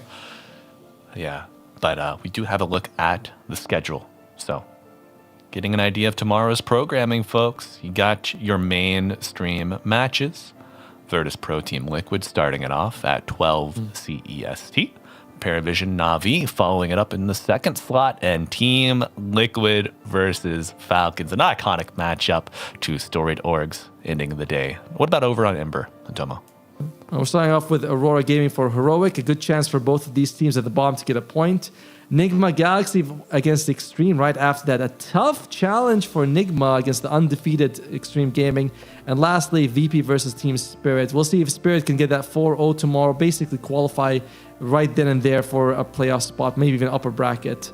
But Storm, which is going to be our stream. Woohoo! And yeah, I'll do this one too. As GamerLegion goes up against Team Spirit. Rough one for GamerLegion. No. Tough. Followed by Playtime versus BetBoom. Both of these will be done by Danog and Aries, but then later on, it'll be me and Malibu doing Aurora versus GamerLegion. Oh yeah, it's gonna be a banger, folks. Be sure to tune in. And on our final stream, Dota 2 Earth, Vici Gaming Falcons starting off your day, followed up by Reconics versus Tundra Esports, and rounding it out with Vici Gaming versus X Heroic. A lot of cross-regional matchups there. Be interested to see how that all plays out. But Atomo, get back to us. You were saying, I cut you off earlier, you enjoy something. What was that? Oh shit, man! You can't do that after like 5 minutes. You're like, hey, remember that thing? I wanted you to feel seen. I wanted to apologize for cutting you off. Nah, don't worry. You're fine. You're fine. I was just saying, I really enjoy how you go into people's profiles. It's very calming. I know. And it's not good. It's not good. This is 5 a.m. Like, we're running on fumes here for me. And there's all calm music. You're like, no, please, no. Give us something else. No, I need some Arkosh music. But you like how I go into profiles? Check it out. Yep. And give us all this info right there. Is very, very thorough. Thank you, Malibu, for that. Hey, that's the least I could do when you're crunching the numbers behind the scenes. But, folks, for us, that is all here on ESL Dota 2 Storm. I believe there should still be some other matches running across the board. 4 beautiful channels of Dota. How could you not love it? But I'm Malibu Jesus. That's Atomo. And we will be signing off. Aries and Danog will be starting off the action here on Storm tomorrow. They'll be with you for 2 rounds. And Atomo and I will be back for the 3rd and final round on Dota 2 Storm. So, good night, good afternoon, good morning, wherever you might be. And goodbye.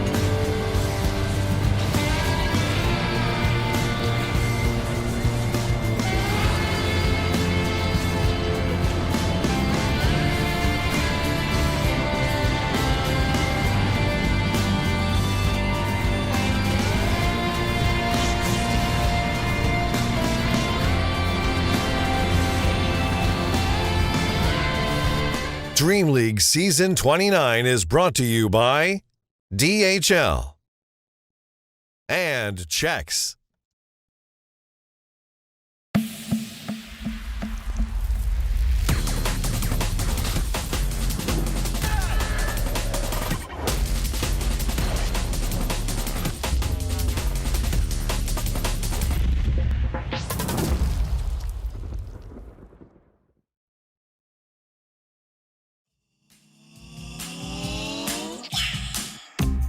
Feet up and off the ground. Been a long time since I felt free. Let's lift off.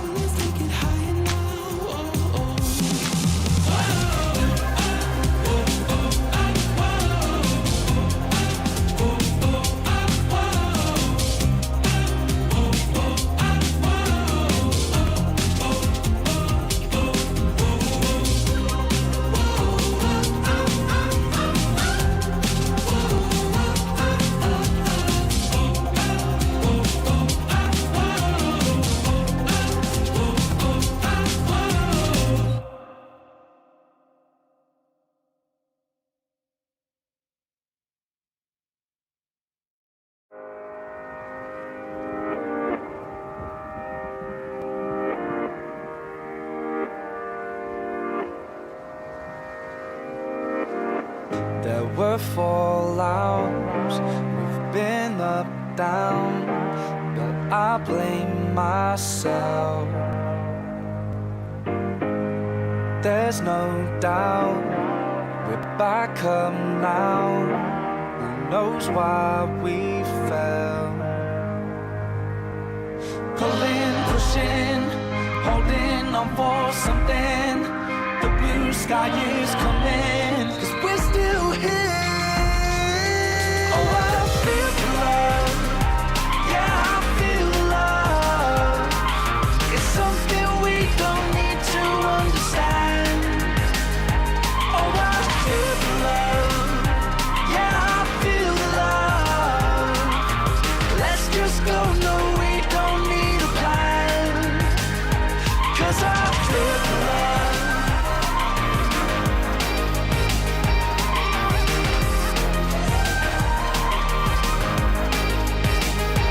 'Cause I feel the love.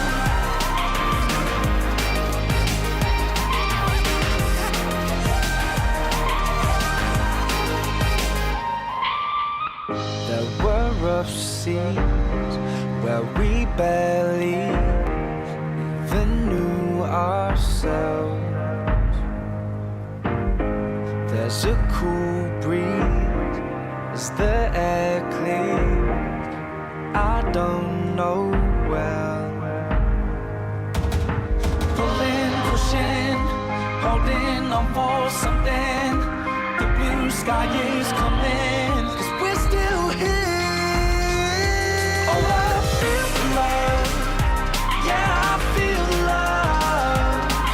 It's something we don't need to understand. Oh, I feel the love. Yeah, I feel the love. Let's just go, no, we don't need a plan. 'Cause I feel the love.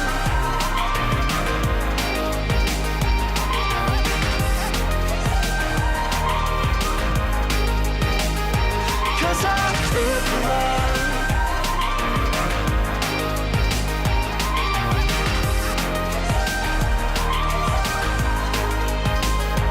Oh, I feel the love. Yeah, I feel the love.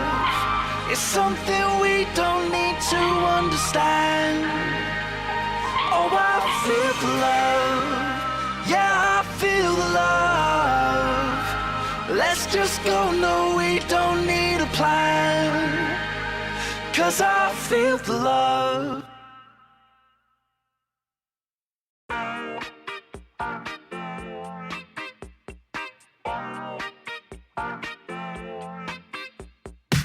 Everybody's talking about the new sound. Turn around, listen up, you're playing for keeps. You got to breathe in, let it out. Bumping in my hometown, turn it up and rock to the beat, beat, beat, beat.